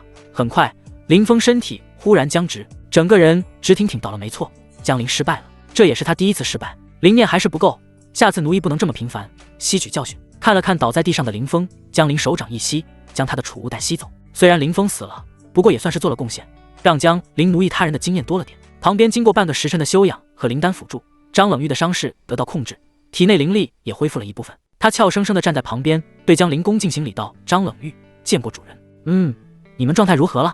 江林的中等雷灵体速度很快，陶仪三人一一回话。陶仪的伤势好转不少，林雪没受什么伤，主要是恢复灵力，灵力恢复的差不多了。不过张冷玉的伤势还需要多恢复一下。江林点点头，示意半个时辰后再走。随后将飞燕宗其他弟子的储物袋都拿过来清点收获，里面有不少下品灵石与2阶、3阶灵符，少数灵阵卷轴，还有各式各样的吃喝之物。凡阶灵宝就不说了，唯有张冷玉一人拥有玄阶初等灵宝。现在那件软甲穿在了江林身上，玄阶初等灵宝软甲能根据穿戴人的身形自动调节，方便得很。总而言之，收获颇为丰厚。等张冷玉的状态恢复得更好一些，原本的3人队伍变成4人，在江林的带领下再次出发，循着本源火种地图疾驰而去。北荒界东部，4道身影在空中御剑穿行而过，前方是连绵的山脉，山脉中一座座拔地而起的山峰，秀丽壮观。林雪御剑在最前方探查情况，陶仪和张冷玉一左一右陪着江林御剑。忽然，前方的林雪返回来禀报：“主人，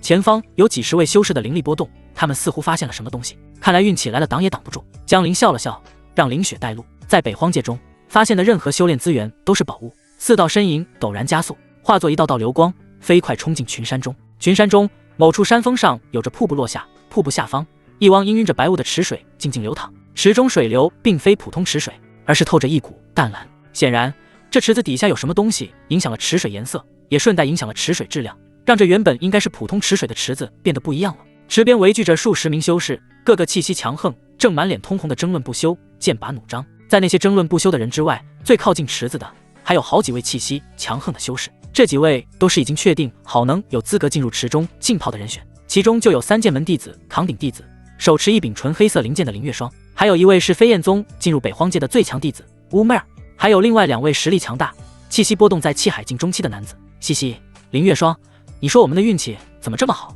北荒界这么大，我们2个居然这么快就碰面了。乌妹儿慵懒地倚靠在水池旁的一块石头上，说话间她伸了伸懒腰，妖娆的身姿让人一览无余。一旁的2个男子面色有些涨红，眼神想看又不敢看，最后只能撇头望向另一边。对于乌妹儿的搭话，林月霜只是静静抱着自己那柄纯黑色灵剑，没有搭理。见林月霜并未搭理自己，乌妹儿也不气馁，继续笑嘻嘻道：“林月霜，你怎么不搭理我？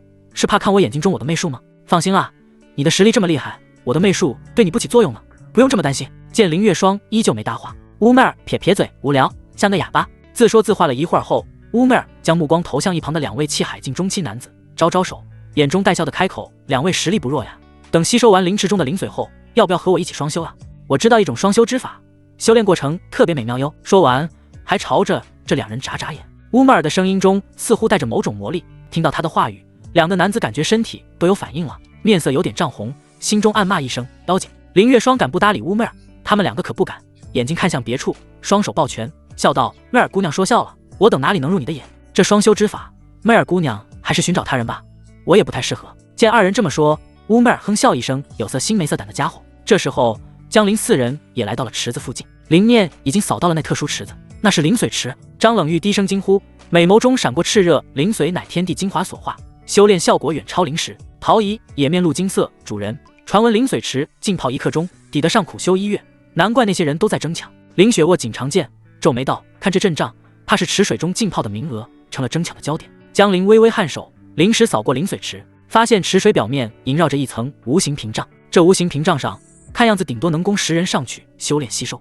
多1人就会影响在灵髓池中修炼的吸收效果。此时人群中，一名身着紫袍的修士高声喝道：“名额已定，除开已经决定好的4位之外，剩下的6个位置归我们了，其他人速速退去。”紫袍修士身后5名修士昂首挺胸，皆是气海境初期修为，6人中4位男的，2位女的，看这样子是准备共进退了。6位气海境初期共进退，其他几十位修士虽心有不甘，却也无可奈何，毕竟实力不济，贸然出手只会自讨苦吃。这时江林和3位女奴抵达灵髓池上空，在这关键时刻，一道道目光落在他们身上。那些没能抢到位置的男修士似乎找到了情绪宣泄口，一个个都开口调笑：哪来的小子，带着3个如此绝色的女修，这北荒界的女修让你占尽了。说话之人是个尖嘴猴腮的修士，眼神在陶仪3人身上流连，满是贪婪。他心中打定主意，既然灵水池没能吸收，那就掳2个绝色女修去玩玩。这话一出，周围修士的目光齐刷刷投来，都落在3女身上。陶仪秀眉一蹙，林雪也剑眉倒竖，雷灵力隐隐波动，张冷玉周身的气息冰寒刺骨。江林脸上看不出情绪，淡淡开口：这灵水池还剩下6个位置，我们要了。你们要了？紫袍修士一愣，目光扫过江林4人，他被气笑了：小子，我看你是活得不耐烦了。紫袍修士的怒喝还在灵水池上空回荡，江林眼中寒光骤闪，已然没了废话的兴致，身形未动，碎星弓握在他手中，雷灵力如潮水般涌入弓身，弓弦震颤间，9支碎星剑已然上弦，当真是找死。紫袍修士见他还敢主动出手，当下也是暴怒，怒喝着催动灵力，气海尽初期的威压席卷而出，手中长刀劈出一道璀璨刀芒。江林毫不犹豫催动雷鸣心经，无形雷鸣在紫袍修士耳边炸响，趁其身形一致的刹那，他松手放剑，星云9剑，9剑连珠，9道雷霆流光撕裂空气，剑尖缠绕着狂暴雷灵力，如流星赶月，直射紫袍修士。9支碎星剑封锁了他所有闪避路径。紫袍修士从雷霆炸响中回过神来时，已是脸色巨变，仓促间他只来得及将长刀舞成密不透风的防御，挡下前6剑，后续威力最强的3剑接踵而至，他却是无法挡住了。剑劲穿透刀芒，噗噗噗3声闷响，尽数射穿他的气海与要害。紫袍修士双眼圆睁，身体轰然到地。挡？拿什么挡？他可不是张冷玉。张冷玉出自飞燕宗，身上还穿着玄阶初等灵宝软甲这种好东西，哪怕是张冷玉面对江林的9剑连珠，也只能含恨落败，更别提这种散修了。紫袍修士气息断绝，至死都没料到一个小小元丹境修士能有如此实力。突如其来的绝杀让全场修士都僵在原地，方才的嘲讽与贪婪瞬间凝固成惊骇，这看起来像是小白脸的家伙，居然猛得如此，一塌糊涂。动手！得到江林灵念传音的陶仪冷喝一声，指尖弹出一张4阶雷暴符，灵符于空中炸开，一条条狂暴雷蛇朝着剩下5名修士席卷而去。4阶雷暴符是江林准备的，放在陶仪那里已被不时之需。林雪亦不含糊，4阶冰剑符掷出，寒气弥漫间，地面瞬间凝结成冰，试图限制5人行动。张冷玉玉手一扬，一张古朴卷轴展开，这是一道灵阵卷轴，4阶冰极乱舞阵。冰极乱舞阵凝聚成型，冰属性灵力光纹交织成网，将5人笼罩其中。主人，这是我之前的底牌，你之前和我交手时，我太小觑，你们没来得及用，今日正好让他们尝尝滋味。他用灵念对江林传音说道。冰灵力注入阵中，光网瞬间收紧。5名气海境初期修士反应极快，虽被灵阵困住，却并未慌乱。烈山掌！一名壮汉修士怒吼着拍出双掌，灵力凝聚成掌影，这是他掌握的最强武学，威力达到玄阶初等，掌影狠狠砸在阵网上。另一名青山修士甩出4阶狂刃符，数10道刀刃般的密集刀光斩向灵阵能量，同时喝道：赶紧联手破阵！这3个女人也不好惹。缠丝化于手，一名女修双手结印，体内灵力化作无数丝线，这丝线锋利无比，连周围巨石都被割裂，试图缠绕住林雪的冰剑符凝聚出来的冰剑攻击。还剩下另外2人也分别使出自己的看家本领，不断冲击着冰极乱舞阵和陶仪、林雪的灵符攻击。灵阵之内阵战不休，4阶灵阵虽强，但架不住5名气海境初期联手轰击，已然出现裂痕。林雪冲进了冰极乱舞阵，剑身上雷灵力流转，每一剑都带着雷霆破空声。他娇喝一声，长剑刺穿锋刃，直逼青山修士咽喉，逼得他仓促回防。张冷玉冰灵力催动到极致，灵阵阵内寒气骤生，冻结着5人的灵力运转。寒金刺，冰冷的灵力汇聚，一根冰刺陡然间自那名女修脚下升起，2人瞬间缠斗在一起，招式往来间灵力爆响。陶仪就没有冲进去了，他这元丹境后期的修为稍微有点不够看。5人虽都是气海境初期，且身怀玄阶武学，但林雪与张冷玉出身大宗门，功法武学更为精妙，同时他们都身为江林的女奴，彼此之间配合默契，再加上冰极乱舞阵的牵制，一时间5人被他们死死压制。灵力碰撞的轰鸣声响彻群山，江林目光扫过战局，见5人被牵制，再次抓起碎星弓，碎星弓拉满，星云9剑再次运行。他锁定一名正全力轰击灵阵的壮汉修士，此人防御较弱，且正处于就力刚劲心力未生之际。又是这剑术！有修士惊呼，上次9剑射杀紫袍修士的场景还历历在目。壮汉修士察觉致命危机，脸色煞白，急忙转身想要催动灵力防御，但江林的剑速太快，星云9剑再次破空而出，这一次虽未全力催动，却依旧势不可挡。噗噗噗，数剑穿透他的灵力防御，射入体内。壮汉修士惨叫一声，气海破碎。剩下4名修士见状，脸色骤变，心中萌生退意。他们本是临时组队，如今折损2人，再打下去必死无疑。灵水池虽然珍贵无比，但为了争夺灵水池的位置，丢了自己的性命，那就太不值当了。其中2名修士对视一眼，都从对方眼中看到了狠戾，趁着激战的混乱，突然调转攻击方向。毒影刺，这人修炼的灵力属性竟是罕见的毒属性，身前凝聚出带着幽绿毒光的毒刺，狠狠刺入身旁女修同伴的胸脯。另一人则施展玄阶初等的烈焰拳，一拳砸在另一人后脑，兄弟对不住了。2道惨叫声几乎同时响起，剩下的2名修士瞬间倒在血泊中，鲜血溅在冰极乱舞阵的能量网上，被寒气冻结成血柱。做完这一切，那2名被刺同伴的修士转身，脸上堆起谄媚的笑容，对着江陵拱手弯腰。既然4位实力这么强，那灵水池的位置何该你们拥有？不错，加上我们2位，正好是6个位置，就此罢手可好？他们深知是识物者为俊杰，江陵的剑术武学太过吓人，与其硬拼，不如主动退让。江陵看着2人示弱的模样，眼中没有丝毫波澜，指尖跳动的雷灵力被收回，淡淡开口：“可以，早这样不就好了？” 2人如蒙大赦，连忙陪笑。周围围观的修士看得心惊胆战，望着江陵的眼神满是敬畏，再也不敢有半分挑衅之意。这哪来的猛人？太强了！一个人带着3个绝色女子，哪是什么简单角色？嘿嘿，那4个死了的气海境也是倒霉，这下是铁板了。好像是缥缈圣地的人。缥缈圣地最强的不是李清渊和曾暮雪吗？这猛的一塌糊涂的哥们从哪冒出来的？以前从没听说过啊。可能得到什么机缘一飞冲天了，这很正常。你们的关注点都在哪里？我不羡慕他这么强，我只羡慕能有3位绝美女修陪他一块组队啊。嘘，你小子不要命了？没见人家这么猛，当心祸从口出啊！溜了溜了，这灵水池没我什么事，我还是赶紧去其他地方找找吧。江陵收起碎星弓，无视了周围的低语议论，他目光扫过灵水池的无形屏障，那里如今空着大半。他缓步走向池边，陶怡、林雪、张冷玉3人紧随其后，3人气息沉稳。方才的激战并未让他们消耗过多灵力。张冷玉瞥了一眼地上的尸体，冰寒的眸子中没有丝毫波动。对他而言，这些人本就是拦路石。林雪警惕地扫视着四周，防止有修士暗中偷袭。灵水池的诱惑太大。陶怡走到江陵身边，灵念传音道：“主人，这灵水池的灵髓极为精纯，对您修炼大有裨益。”江陵微微颔首，他临时探入灵水池，感受着其中浓郁的能量，嘴角的笑意越发浓郁。如今他踏入元丹境初期，想要突破修为境界，动不动就是按半年、1年来算。如今有这灵水池在，应该能大大缩短时间，最好是一步迈入元丹境中期。灵水池边那4位早已定下名额的强者，目光也落在了江陵4人身上。林月霜依旧抱着那柄黑色灵剑，清冷的眸子中闪过一丝讶异。看江陵的服饰，应该是缥缈圣地的弟子无疑，他之前也没听说过这等猛人。江陵看向林月霜头顶，380点混沌能量，近400点混沌能量，这是江陵目前看到过除许红熙外混沌能量最高的女修了。不过实力太强，他手里的奴役印法若是不更新，这种就不要想了。而且江陵虽然收了几个女奴，但他也还是有着自己的底线，不来招惹他的女修，他不会主动下手收为女奴。成为他女奴的苏瑶、春雨、陶怡、林雪，包括最新的张冷玉，有一个算一个，都是先来惹他的。林雪和张冷玉被他奴役后，他也是让他们介绍了宗门进来的强大弟子情况。这个林月霜他知道是3剑门进来的女弟子中的扛鼎人物，不管是谁，希望别来招惹我。江陵心中自语。那2位气海境中期的男子脸色有些凝重，他们能看出江陵的修为只是元丹境中期还是后期看不出来，但这表现出来的战力真是恐怖如斯。一旁的乌妹儿舔了舔红唇，眼中闪过一丝玩味，看着江陵的目光就像是看到了什么有趣的猎物。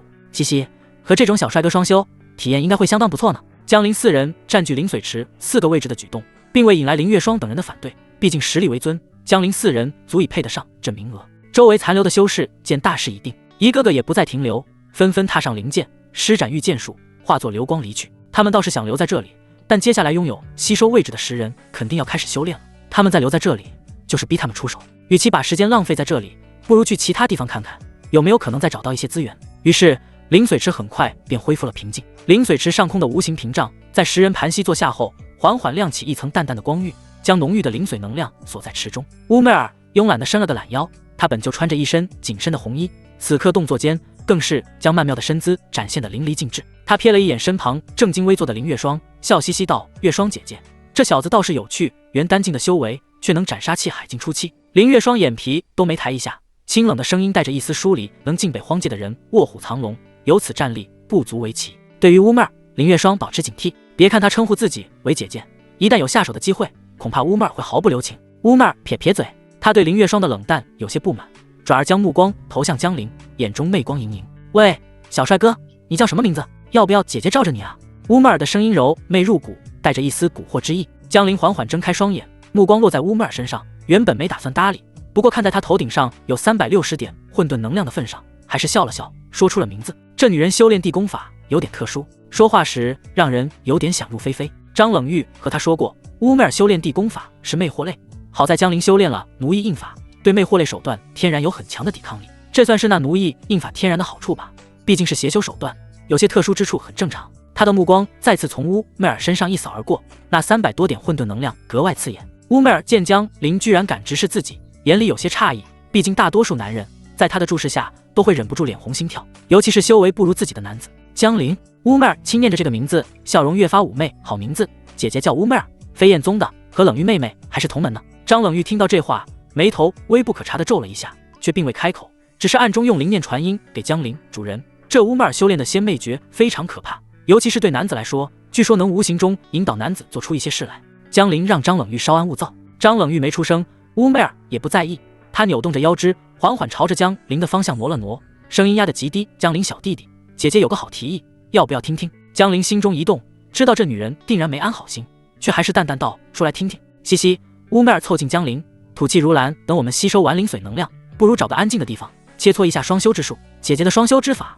可是能让你修为大增哦。”乌妹儿依旧在尝试引诱江陵，她想知道江陵一个元丹境是凭什么能对她的声音免疫。在她的魅音前，若是换做其他男人，恐怕早已心神摇曳。可江陵心中却毫无波澜，他看着乌妹儿眼中的狡黠，直接答应下来：“好啊，既然自己无惧这乌妹儿最厉害的手段，那能有机会靠近，他也不介意。若真能与之双修，300多点混沌能量不拿白不拿。”这个回答不仅让乌妹儿愣住了，就连旁边那2位气海境中期的男子也忍不住瞪大了眼睛。他们可是听说过乌妹儿的仙魅诀诡谲无比，灵念秘术更是防不胜防。她嘴里的双修可不是真的与男子双修，而是单方面吸食男子修为。因此这2个男子之前被乌妹儿邀请时才会毫不犹豫地拒绝。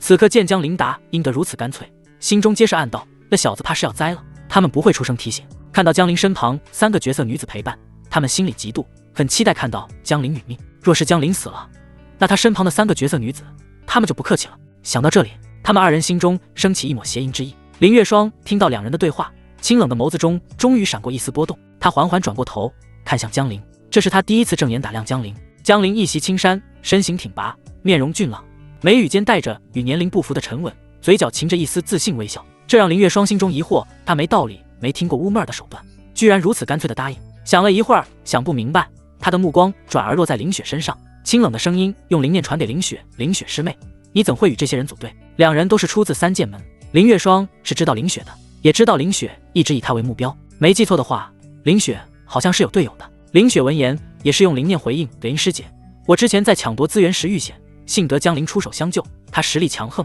为人仗义，故而结伴同行。”林月霜微微颔首，他知道林雪性子高傲，不会轻易与人组队，除非以他为主。但现在看来，他和江陵组队，包括其他2位女子，明显都是以江陵为主。虽然这其中透着一抹古怪，不过他也没打算深究，他和林雪关系还没那么深罢了。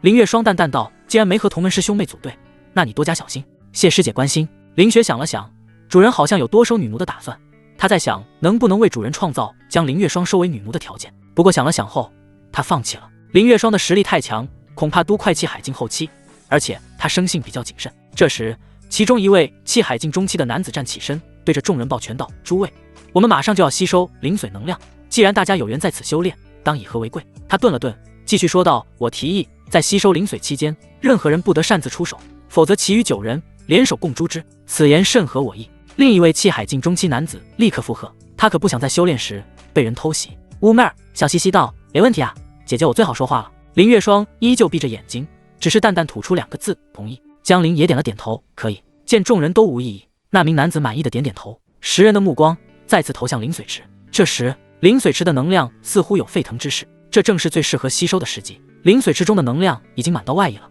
，10人毫不犹豫跳入吸收位置。江陵运转雷鸣心经，灵髓能量化作一道道精纯的灵力，不断冲刷着他的血肉，滋养着他的元丹。他能清晰地感觉到自己的元丹正在以肉眼可见的速度变得凝实，元丹上的第1道裂纹也在快速清晰。等裂纹清晰到和真的一样，便能着手准备列出第2道纹路。元丹境修炼，元丹上出现第1道稳定裂纹便是初期，第2道是中期，后期是3道裂纹。到了后期的元丹境，原丹上3道裂纹会让原丹看起来像是随时会破碎的圆珠。那时候江陵就得着手准备突破气海境了。陶仪3人的收获也不小。陶仪在灵髓能量滋养下，周身灵力不断凝实，体内原丹的第3道裂纹彻底巩固，向着破碎边缘迈进。林雪的雷属性灵力在不断提升，张冷玉的冰灵力也变得更加精纯。林月霜周身的灵力泛着月华之光，灵力凝聚成一轮小小的圆月，将它笼罩其中，看上去宛如月宫仙子。乌麦尔的红衣变得愈发鲜艳，她周身缠着淡淡的粉色能量，这是仙魅诀运转时的独有异象，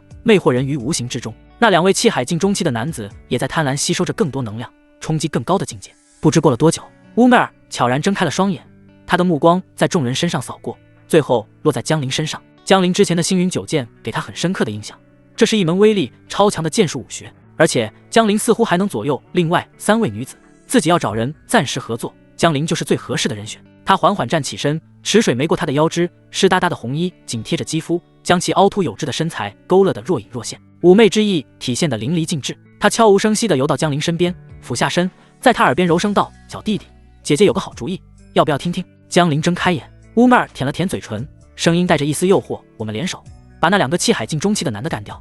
这灵髓池的灵髓之力，我们能吸收的能将就更多了，怎么样？”他心中暗自盘算，江陵的剑术威力无穷，自己的灵念秘术防不胜防，联手定能轻松解决那2个男子。到时候他再找机会解决江陵。这江陵能以元丹境修为抵抗他的魅音，绝对有古怪，很可能在北荒界获得了什么好东西。江陵心中冷笑，这女人果然没安好心。不过若能借此机会将这最麻烦的女人解决，倒也省心。这乌梅尔恐怕还不知道，张冷玉已经将他的为人和性格一五一十告诉了江陵。这乌梅尔的灵力属性是风，虽然平常到处找男子邀请双修，可他的真正目的是盯上了那些男子的灵念。他地功法非常特殊，似乎能吞噬其他人的灵念，凡是乌梅尔靠近的男子基本上都会莫名其妙的出事。现在乌梅尔表示对江陵有兴趣，那么意思就不言而喻了。至于乌梅尔说的要对付的那2个男子，江陵之前也注意到那2个气海境中期的男子再看向陶仪3人的眼神有着一闪而逝的贪婪与阴邪。这3人虽是他的女奴，但也不容他人染指，因此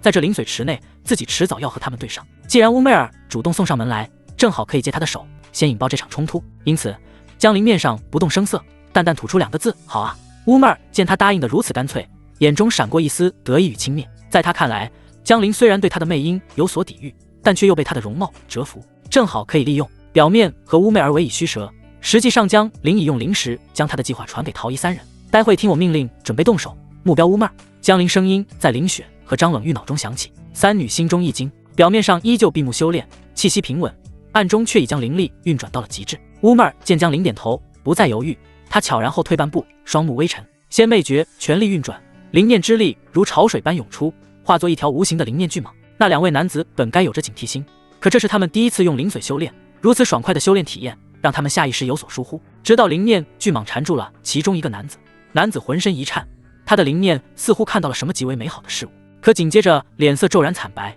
想要开口呼救，却发现自己连动一根手指都做不到，因为乌梅尔的灵念巨蟒已经将他完全缠住。他嘴角勾起一抹残忍的笑意，五指紧握，灵力和灵念同时催动，那道灵念巨蟒猛地收紧，一口朝男子吞了过去。噗！男子口中喷出一口黑血，眼中充满了难以置信的惊恐，身体软软地倒在池水中，他的灵念竟在以惊人的速度消失着，很快就气绝身亡。几乎在乌梅尔动手的同一瞬间，江陵眼中寒光爆射，动手！一声暴喝，江陵猛地站起身，碎星弓瞬间出现在手中，他没有射向另一个男子，而是将冰冷的箭头对准了乌梅尔。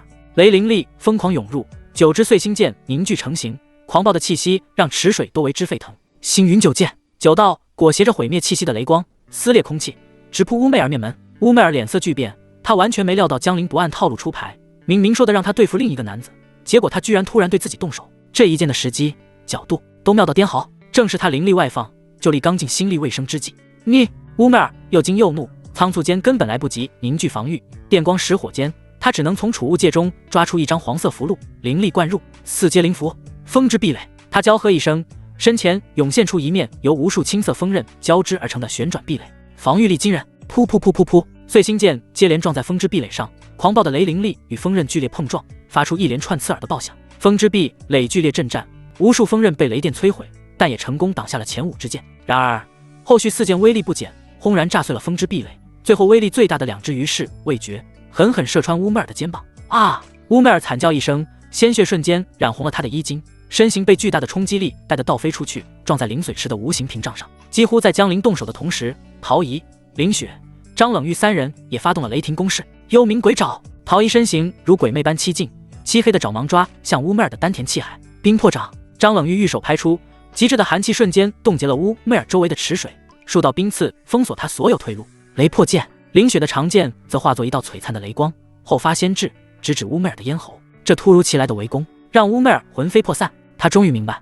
自己从头到尾都被江陵给耍了。江陵，你个卑鄙小人！乌妹儿眼中充满怨毒与不敢置信，她破口大骂的同时，疯狂催动体内灵力，青色的风灵力环绕周身，化作一道狂风，将陶仪的鬼爪震开，同时身形猛地一旋，险之又险地避开了林雪的剑锋。但张冷玉的冰刺已然近身，狠狠刺入他的双腿，将他牢牢定在原地。出尔反尔，江陵缓缓放下碎星弓。乌妹儿，你搞错了，我们之前的约定是，任何人不得擅自出手，否则其余9人联手共诛之。是你先动手杀了他，违约在先，我们不过是在履行约定而已。他指了指那具已经沉入水底的尸体，语气平淡，却让乌妹儿气得浑身发抖。好一个牙尖嘴利的小子，他竟然将约定扭曲成了对自己有利的武器。乌妹儿心中又恨又悔，而就在这时，另外2道强大的气息也锁定了他。乌妹儿，你竟敢违背约定，找死！那名幸存的气海境中期男子在短暂的惊愕后立刻反应过来，他虽觊觎陶仪3人，但此刻乌妹儿这个主动破坏规矩的人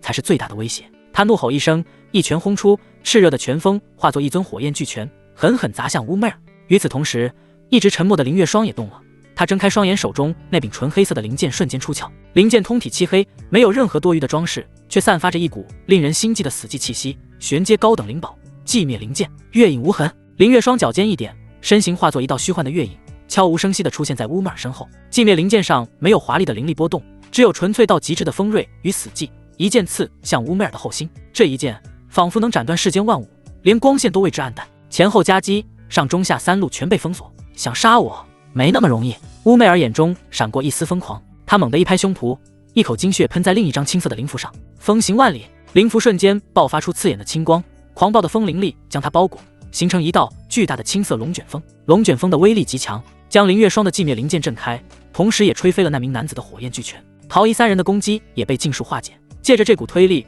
乌妹儿的身形化作一道青红，以一种不可思议的速度撞向灵髓池的无形屏障。轰！一声巨响，那道由灵髓之力形成的屏障竟被他硬生生撞出了一个缺口。乌妹儿的身影一闪而逝，逃入了谷口的密林之中。想跑！江陵眼神一凝，正欲追击，却被林月霜的声音拦住。不必追了，风行万里符速度极快，追不上的。与此同时，张冷玉的声音也从灵念中传给江陵，主人不必担心，乌妹儿此人睚眦必报，我敢肯定他根本没有走远，一定就在远处躲藏着，就等我们离开灵髓池后给予致命一击，到时候我们只需要提前准备，请君入瓮即可。虽然这一批弟子中乌妹儿是飞燕宗最强的，但能踏上北部天骄榜排名第96的张冷玉，此前也不是泛泛之辈。他知道很多其他人不知道的秘辛，其中就包括对乌妹儿的了解。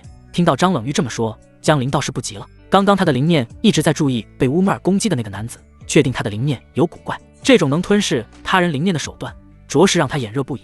一旁的林月双收起寂灭灵剑，目光复杂地看着江陵，他心里猜到了真实情况，恐怕江陵和乌妹儿之间确实有过某种约定，只是江陵这个心机深沉的家伙嘴上答应，却在关键时刻反戈一击。但这一切都只是他的猜测，从表面上看，江陵的所作所为完全是在履行共同击杀违约者的约定，没有任何毛病。林月双深深看了江陵一眼，清冷道：我要继续修炼了。刚刚林月双根本没怎么处理，仅仅随手一击就让乌妹儿面临生死之局，没谁会怀疑他的实力。不发生这种事，灵髓池中的气氛变了。那名幸存的气海境中期男子看着池水中的血迹，又看了看神情自若的江陵和手持黑剑、气息冰冷的林月霜，他突然发现这灵髓池里的水实在是太深了，保命要紧。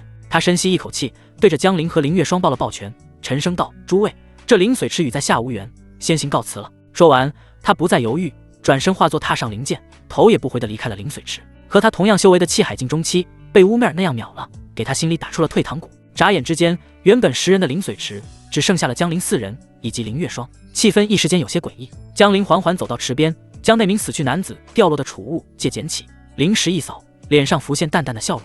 收获不错。他将储物戒收好，然后重新盘膝坐下，仿佛刚才的一切都未曾发生。陶仪3人也默默坐下，再次修炼起来。林月霜最终没有离开，灵髓之力对他冲击气海境后期至关重要。另一边，逃走的乌妹儿确实如张冷玉所说，根本没有离远。吃了这么大的亏，他如何甘心？原本他想留着江陵晚点再吃，现在他必须等江陵出来，一点一点吃掉他的灵念，让他在绝望中痛苦死去才解恨。乌妹儿逃走后，灵水池边再次恢复了平静。江陵盘膝而坐，将外界的纷扰尽数排除。他闭上双眼，心神沉入体内，开始全力吸收灵水池中的精纯能量。此刻，在他的丹田之中，那颗雷属性的元丹正缓缓旋转。元丹表面，第一道贯穿元丹的巨大裂纹，此刻正被源源不断涌入的灵水之力冲刷滋养。裂纹边缘那曾经不稳定的狂暴雷霆之力，正逐渐变得温和内敛。江陵能清晰地感觉到，随着第一道裂纹的稳定，他对雷灵力的掌控力变得愈发得心应手，每一次灵力流转都比以往更加顺畅迅猛。在将第一道裂纹彻底稳固之后，涌入的灵水之力并未停歇，而是如百川归海般继续冲击着元丹的其他部位。咔嚓一声轻微的脆响，在江陵的丹田深处响起。只见元丹之上，与第一道裂纹成对角的位置，第二道细微的裂痕正缓缓地被撑开。这道新的裂纹比第一道更加深邃，其中蕴含的雷霆之力也更加狂暴。江陵心中不禁反喜，这是突破的前兆。他立刻引导着磅礴的灵水之力，疯狂灌入那道新的裂纹之中，试图将其迅速稳定下来。时间在这种枯燥而又充满期待的修炼中悄然流逝，一转眼便是2个月过去。这2个月里，灵水池的平静也曾数次被打破。不知是那个逃走的气海境中期男子泄露了消息，还是灵水池的能量波动太过惊人，期间有不少修士寻到了此地。他们看到灵水池中的江陵等人，皆是露出了贪婪的目光。然而这些不知死活的家伙，无一例外都成了江陵等人的剑下亡魂。而且别忘了，灵水池中还有个手持玄阶高等灵宝的灵月霜在，因此来犯者皆是被轻松解决，连一声惨叫都未曾传出太远。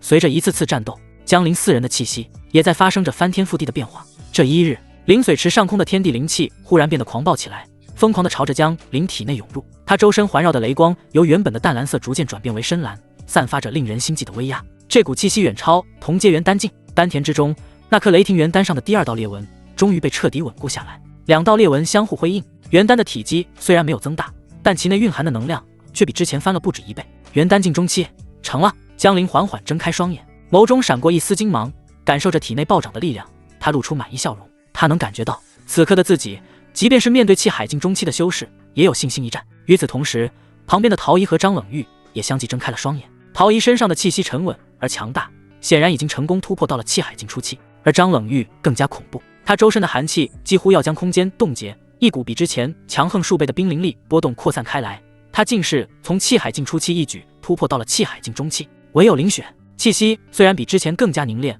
但并未突破，只是将气海境初期的修为打磨得更精纯扎实。4人实力大涨，彼此对视一眼，都从对方眼中看到了欣喜与自信。江陵目光扫过，却发现灵水池边只剩下他们4人。林月霜不知何时已经悄然离开了。对于他的离去，江陵并未在意。那个女人实力强大，还有玄阶高等灵宝在手，太过危险，自己与她不过是萍水相逢。走了也好，主人，接下来我们该怎么办？陶仪恭敬地问道。江陵看向灵水池外，笑道：那乌梅尔不知道还在不在，该去请他出来了。不过在此之前，我们先做点别的事情。陶仪冰雪聪明，明白了江陵的意思，他脸颊微红，躬身道：主人，奴婢去周围警戒。说完，他便转身化作一道黑影，悄无声息地消失在谷口的密林中。灵水池边只剩下江陵、林雪和张冷玉3人。林雪和张冷玉皆是俏脸一红，垂下了琴手，不敢与江陵对视。江陵的意思很简单，在灵水池中耽误这么久时间，接下来该努力双修了。作为主人的女奴，这是他们应尽的义务。只是在这光天化日之下，江陵看着他们娇羞的模样，没有怜香惜玉的想法，只是对着2人招了招手。林雪和张冷玉身体一颤，咬了咬牙，迈着略显僵硬的步伐走到了江陵面前，盈盈跪倒在地。江陵伸出手，轻轻抬起张冷玉的下巴，感受着指尖冰凉滑腻的触感。你们2个谁先来？主人，我先来吧。张冷玉不敢反抗，任由江陵的手在他身上摆布，脸颊红得快要滴出血来。你倒是有点反差。江陵看着张冷玉当初在雷灵果树下的雷电双修体验，让他还有点回味。这女人一开始可不是这样，虽然自己奴役了她，可她还是保持着原本的性格和样子，只是无法反抗她的意念了。也就是说，这位北部天骄榜第96名的女天骄，真实面目就是如此。那就从你先来吧。是，主人。江陵满意的点点头，目光落在了灵水池清澈见底的池子上。就在这底下吧。还没体验过水池下的双修，他话音未落，一股强大的灵力便包裹住张冷玉，带着他直接沉入了灵水池底。林雪则被留在了岸边，他看着沉入水底的2人，心中五味杂陈，既有羡慕，也有一丝紧张。灵水池底，虽然灵髓能量已经没了，但这里的灵力能量依旧比外面要浓。江林压着张冷玉在池底下一边运转功法，一边阴阳调和，张冷玉也运转功法，两人身上同时散发出淡淡的光芒。张冷玉体内精纯的冰灵力如找到了宣泄口的洪水，疯狂地涌入江林体内，在江林体内溜一圈，再反哺给张冷玉，淬炼他的血肉与丹田。而且江林是中等雷灵体，反哺过来的能量带着雷灵力的麻痹，这个过程对张冷玉来说既是极致的痛苦，也是极致的享受。他能感觉到自己的冰灵力在混沌能量的滋养下变得愈发纯粹强大，甚至隐隐有了一丝本源的气息。但同时，那种灵魂与身体被完全掌控的感觉也让他感到无比的卑微与渺小。他就像是一件物品，任由主人随意使用打磨。江林缓缓睁开双眼，混沌能量加300，张冷玉的境界突破，能提供的混沌能量也更多了点。主人，结束了吗？张冷玉在灵念传音中断续续地问着。结束。江林抓着他背过去，双手扣在身后。还早着呢，1个时辰后，混沌能量加300，2次双修结束。江林将张冷玉推开，目光被池底的一幕吸引了。在他们刚才双修的正下方位置，原本平整的池底似乎从深处隐隐透出一抹微弱的青色光芒，这光芒非常暗淡，若不是两人刚刚在这里进行了一场能量剧烈的双修，恐怕根本无法察觉。江林心中一动，难道是自己和张冷玉的双修无意中触动了什么？他立刻放出灵石，小心翼翼地朝着那光芒的源头探去。灵石穿透厚厚的岩石层，很快便在地下数丈深处的缝隙中发现了一个被岩石包裹的空旷地方。空间不大，只有1丈见方，而光芒的源头正是空间中央的一枚灵核大小的珠子。那是一枚通体青色的圆珠，表面布满了细密的古老纹路，散发着荒芜之气，好像是比之前灵髓池中的灵髓之力更高级的能量。周围的岩石都被这股能量滋养得如同玉石一般温润。江林瞬间明白了，这灵髓池中的灵髓之力根本不是天然形成的，而是由这枚珠子源源不断的涌出。这是什么宝贝？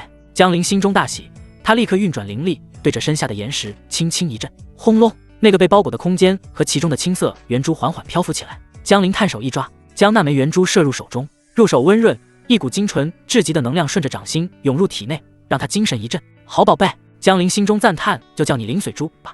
他把玩着灵髓珠，忽然灵机一动，他从储物戒中取出一枚之前斩杀妖兽得到的3阶火属性灵核，尝试着将其按在灵髓珠上。嗡！灵髓珠突然发出一道清明，表面的青色纹路瞬间亮起，一股强大的吸力从珠子上传来，那枚3阶灵核中的火灵力竟被疯狂地抽取出来。只见灵核以肉眼可见的速度变得暗淡干瘪，最后化作一撮飞灰，而灵髓珠内部亮起一抹微弱红光，红光与青色光芒交织，最终转化为一缕比之前更加精纯的灵髓之力，从珠子表面溢散而出。什么？江林彻底震惊了，这灵髓珠竟然能吸收灵核的力量，将其转化为新的灵髓。如果真是这样，那岂不是说只要有足够的灵核，他就能拥有一个永不枯竭的灵髓池？这个发现让江林的呼吸都变得急促起来，这简直是逆天的至宝，得抽空好好研究一下。哦，不对，先离开这，以免夜长梦多。江林将灵髓珠小心翼翼地收入储物戒，带着张冷玉冲出池面。已经做好接位准备的林雪正准备上前，却见江林摆摆手，先不双修了。林雪一愣，旋即恭敬点头，是。走吧，去会会我们的老朋友，然后找到本源火种，最后找个没有任何人打扰的地方，用灵核尝试研究一下灵髓珠。江林带着张冷玉冲出水面，林雪连忙上前恭敬地上干净毛巾，先不双修了。江林摆了摆手，目光望向谷口方向。林雪微怔，随即恭敬应道，是主人。陶姨，回来吧。江林对着密林中喊道。黑影一闪，陶姨现身躬身行礼，主人。去周围探查，看看乌妹儿是否还在。江林淡淡吩咐。三女领命，陶姨化作黑影掠入密林，林雪与张冷玉分项搜查。很快三女陆续返回，齐声汇报道，主人，方圆10里未寻到乌妹儿踪迹。江林沉吟道，北荒界机缘转瞬即逝，他多半是按捺不住，先去别处寻宝了。以他睚眦必报的性子，定会通知飞燕宗同门，日后再寻机会报复。无妨，一个跳梁小丑罢了。江林收起灵髓珠，走吧，先去把本源火种找了。四人唤出灵剑，脚尖一点，4柄灵剑冲天而起，朝着黄甫玉您给的地图标记的方位疾驰而去。御剑飞行速度极快，下方山峦河流飞速倒退，风声在耳畔呼啸。4人一路无话，全力赶路。途中不时有3阶灵兽冲出山林拦路，皆被三女默契配合解决。偶尔会路过4阶灵兽的地盘，陶一幽冥爪撕裂防御，林雪雷破剑直击要害，张冷玉冰破掌冻结行动。他们轻松将4阶灵兽解决，灵核尽数被江林收入储物戒。赶路途中，江林没忘记苗齐长老所托，正思索雷光玄灵草的踪迹时，一变突生，下方山林中爆发出灵力杀意，3道黑衣男子冲天而起，3人身形都是有些消瘦，眼神阴鸷，周身灵力波动，赫然都是元丹境后期修为。这3人都是运气不错的散修，弄到了进北荒界的北荒试炼令。不过他们也知道自己的实力，面对那些大宗门的弟子不够看，因此3人意见达成一致，就找个地方躲起来打伏击。江林等人已经把身上代表宗门的服饰换掉了。这3人探查到的是江林，感觉江林周身的灵力波动是元丹境，想也没想就冲了出来。冲出来之后，才发现江林身旁还有3位，灵力波动比他们都要强横。不过已经冲出来了，杀意都释放出来了，没有回头路，只能全力出手，看能否拿下江林。江林眼中闪过冷意，面对劈来的刀光，连碎星功都未曾祭出，屈指一弹，一道凝练到极致的深蓝色雷光破空而出，后发先至，瞬间洞穿黑衣修士眉心。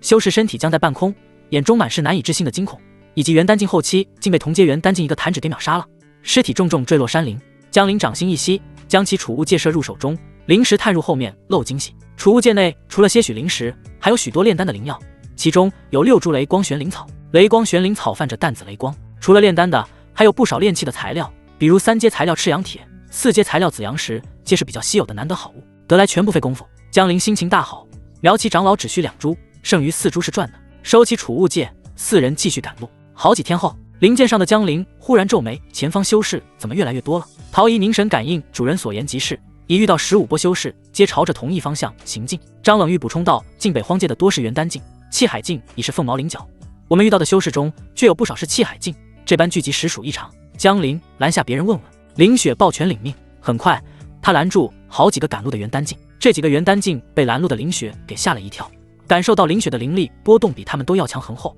他们毫不犹豫掉头就跑。林雪皱着眉头，一道雷光剑气劈出，将几人拦下。老实回答问题，否则后果自负。林雪的眸子泛着冷光，语气冰冷。几人老实下来，生怕自己被剑气杀了，连忙抱拳，这位师姐有何指教？林雪冷哼收剑，江林等人踏着灵剑掠来。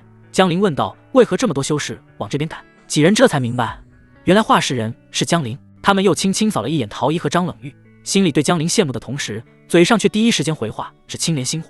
几个男子哆嗦着解释，火属性修士都感应到体内火灵力异动，方向就是这样。大家都在说本源火种要出来了，有实力的人都过来想整顿这份机缘，我们这种没实力的也想过来看看热闹。江林皱了皱眉，灵髓池耽误的2个月时间，北荒界里的变故居然这么大。道谢一声，江林4人再次御剑升空，只给这几个元丹境留下背影。几个元丹境看着江林带着3个绝色女子离开，早就羡慕极了。喂，你们刚看到没？那个拿剑拦下我们的女子太飒了，那个一身黑衣的才漂亮。你们几个蠢货，难道没看到张冷玉吗？那可是北部天骄榜榜上有名的。什么？张冷玉？他怎么跟在那男的后面？谁知道呢？妈的，羡慕死了！我就只能跟你们几个男的在一块组队。操，你什么意思？远处林雪看向江林，提醒道，主人，这么多弟子聚集，争夺怕是会异常激烈。无妨。江林自信一笑，晋北荒界的气海境本就稀少，张冷玉是气海境中期，还有你们2个气海境初期帮忙，再加上我的星云9剑，足以应对。陶仪与林雪虽为气海境初期，但实战经验丰富，配合默契，战力远超同阶。又是几天过去，江林4人不断深入，空气中的火灵力越发浓郁，灼热的气息扑面而来，周围植物渐趋枯黄。又飞行了半日，眼前景象豁然开朗，一片巨大的火焰盆地出现在视野中。盆地中央是一座通体由火焰晶石构成的火山，山顶涌出炽热气流，将天空染成一片绚丽的火烧云。盆地四周已聚集上百人影，大多是元丹境后期，气海境不超过20人，皆是各大势力的顶尖天骄。江林4人的到来立刻引起注意，元丹境的江林被绝大多数人无视了，唯有当初那个同在灵髓池吸收过灵髓的气海境中期男子瞳孔皱缩，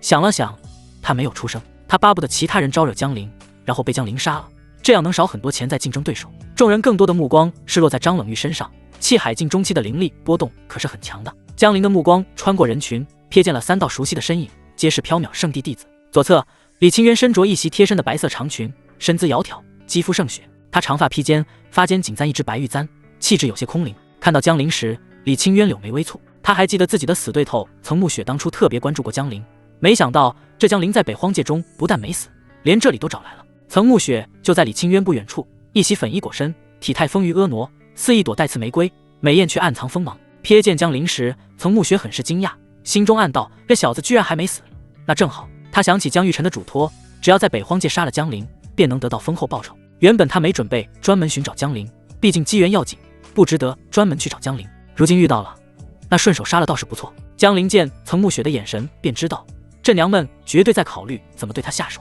妈的，总有刁民想害朕，有机会这层暮雪绝对不能放过。江陵看向最东边，林月霜依旧抱着他那柄纯黑色的玄阶高等灵宝，一个人单独站在一块巨石上，身姿挺拔如青松，面容冷艳。这个三剑门的扛鼎人物是个厉害角色，他那柄寂灭灵剑让江陵眼馋不已。林月霜也看到江陵了，不过他眸色平静无波，仿佛只是看到了一个无关紧要的陌生人。迟早有机会让你尝尝我的厉害。江陵心里吐槽着。李清渊与岑暮雪之间气氛微妙，两人目光交汇时皆带着浓浓的不对付。这两人在缥缈圣地便是死对头，如今在此地相遇，更是暗流涌动。目光扫过人群，江陵在飞燕宗的队伍中又发现了一个熟悉的身影——乌媚儿。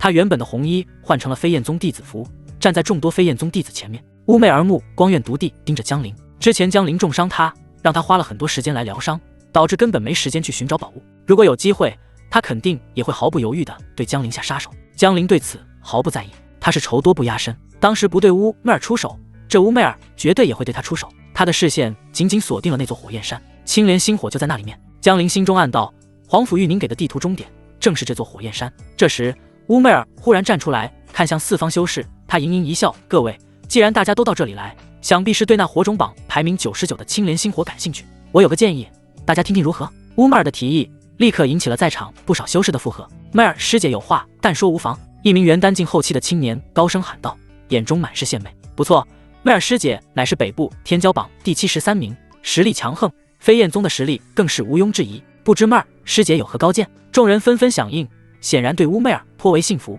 乌媚儿脸上露出一抹得意的笑容，她目光扫过全场，最后特意瞥了一眼江陵，清了清嗓子，她嘻嘻笑道，这青莲星火乃是本源火种，灵性极高，还拥有净化之能，在本源火种中也是极为特殊。若是一次性进去太多人，不仅难以收服火种，反而可能引发火焰山坍塌，让所有人陷入危险。他顿了顿，抛出了自己的核心提议，所以我建议各大势力推选代表，组成一支不超过10人的小队进入火焰山，不知各位意下如何？此言一出，全场顿时安静了下来。这个提议听起来还是合情合理的。要知道本源火种可不是谁都有资格收服的，一不小心就会被本源火种烧成灰烬。在座各位能有资格收服的，一定是实力最靠前的，选出10人进去探查没问题。但问题是，这里这么多人，不可能让其他所有人都白跑一趟吧？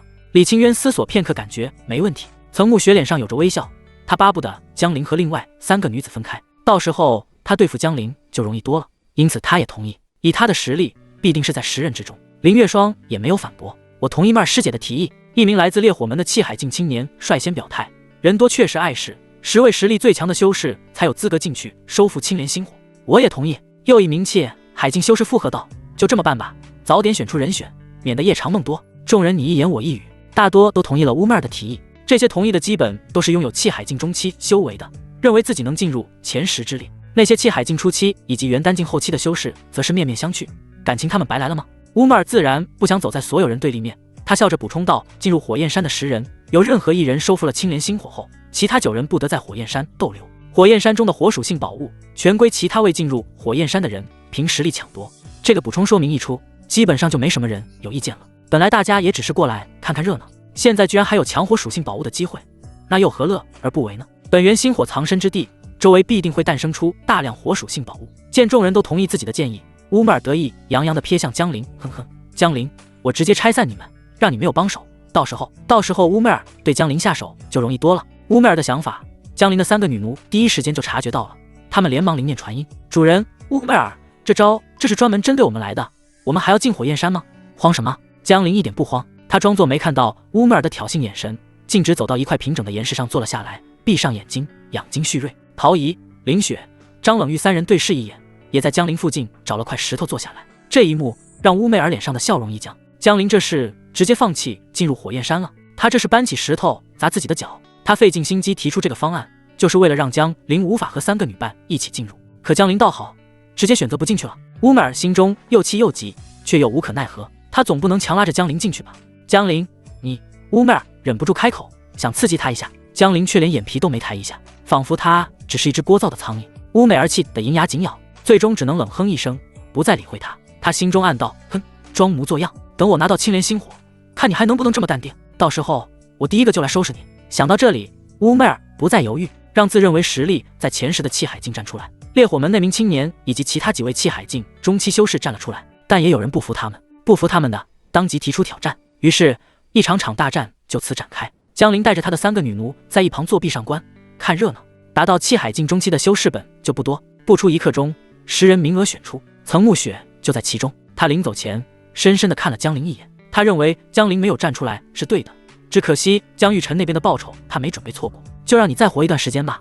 岑沐雪心中邪王打算着，李清渊和林月霜也在里面。对李清渊来说，谁获得青莲星火都行，一定不能是岑沐雪。10人离开之前，乌妹儿似乎是想到了什么，缓缓转过身来，各位，在我们获得青莲星火之前，其他人最好不要进来凑热闹，不然的话可能会受到我们10人的围攻哦。乌妹儿并没有说服其他人和自己统一意见，但他知道其他人一定不会反驳，毕竟他这么说也是变相的为其他人创造收服青莲星火更有利的条件。果然，他说完后，其他9人并未出声，都默认了乌妹儿的话，谁都不想在他们进入火焰山后又有其他修士进来凑热闹，扰乱环境。随着这10人御剑从火山口一头扎进去，火焰山内的火灵力波动越发剧烈，甚至能听到里面传来阵阵能量碰撞的轰鸣声。盆地4周的其他修士也都屏住了呼吸，紧张地关注着火山的动静。这时江陵睁开了眼，他之所以选择在此等候，并非怕了乌妹儿，而是另有更深层的原因。皇府玉宁赠予的地图上不仅标记了青莲星火的位置，还隐晦地记载了收服此物的关键，需要一件名为万载冰金莲的水冰2种属性的灵药作为引导，方能激发皇府玉宁留在地图中的隐藏力量。若无皇府玉宁的力量辅助，强行收服那青莲星火只会被其反噬，甚至可能导致火种自爆，同归于尽。江陵料定那乌妹儿等人进去了，也只会是白忙活一场，甚至因此身受重伤。他有的是时间，可以耐心等待，而且他还有更重要的事情要做。江陵站起身，从储物戒中取出一块布，铺在身前的地面上，然后将一堆瓶瓶罐罐和一些闪烁着灵光的矿石材料一股脑地倒了出来。这一幕让周围的修士都看呆了，这家伙是想干什么？在这种地方摆摊？江陵没有理会众人诧异的目光，只是清了清嗓子，对着周围朗声道：“本人在此开个灵石交易摊，只交易3阶、4阶灵兽灵盒，3阶以下的不要。”他一边说，一边将那些材料和灵药摆好，浓郁的药香和灵材气息瞬间弥漫开来。嘶！周围顿时响起一片倒吸凉气的声音。3阶炼丹材料赤阳铁，4阶炼器材料紫灵玉，还有4株完整的雷光玄灵草。这么多雷光玄灵草，那可是炼制雷光淬体丹的主要，极为稀有。还有紫灵玉，那是炼制玄阶初等灵宝时能增加灵宝韧性的宝物。所有人都被江陵拿出的东西惊呆了，眼中充满了炙热的贪婪。这家伙到底是个什么样的怪物？一个元丹境修士，就算身旁有3位气海境女修，可储物界里竟然有这么多宝贝。江陵对此视而不见，或者说他根本就是在钓鱼执法，故意的。只听他继续道：兑换比例，1份普通3阶材料或灵药，兑换3颗3阶灵核。像雷光玄灵草这样同阶中特别稀有的，则兑换5颗同阶灵核。他之所以这么做，自然是为了灵髓珠。在赶路的这些日子里，他已经摸清了灵髓珠的初步用法。这颗珠子确实能吸收灵核的力量，并将其转化为精纯的灵髓能量，供他吸收修炼。而且灵核的品阶越高，转化出的灵髓能量就越精纯、越磅礴。江陵现在最缺的就是时间和资源，有了灵髓珠，他便可以通过大量的灵核来快速提升自己的修为。这北荒剑简直就是他的提款机。就在江陵话音刚落之际，一道阴冷的声音突然响起：“小子，你抢了我同伴的东西，还没找你算账，没想到你竟还敢公然摆出来交易。”只见一名身材高大的汉子从人群中走出，他身着兽皮，浑身肌肉虬结，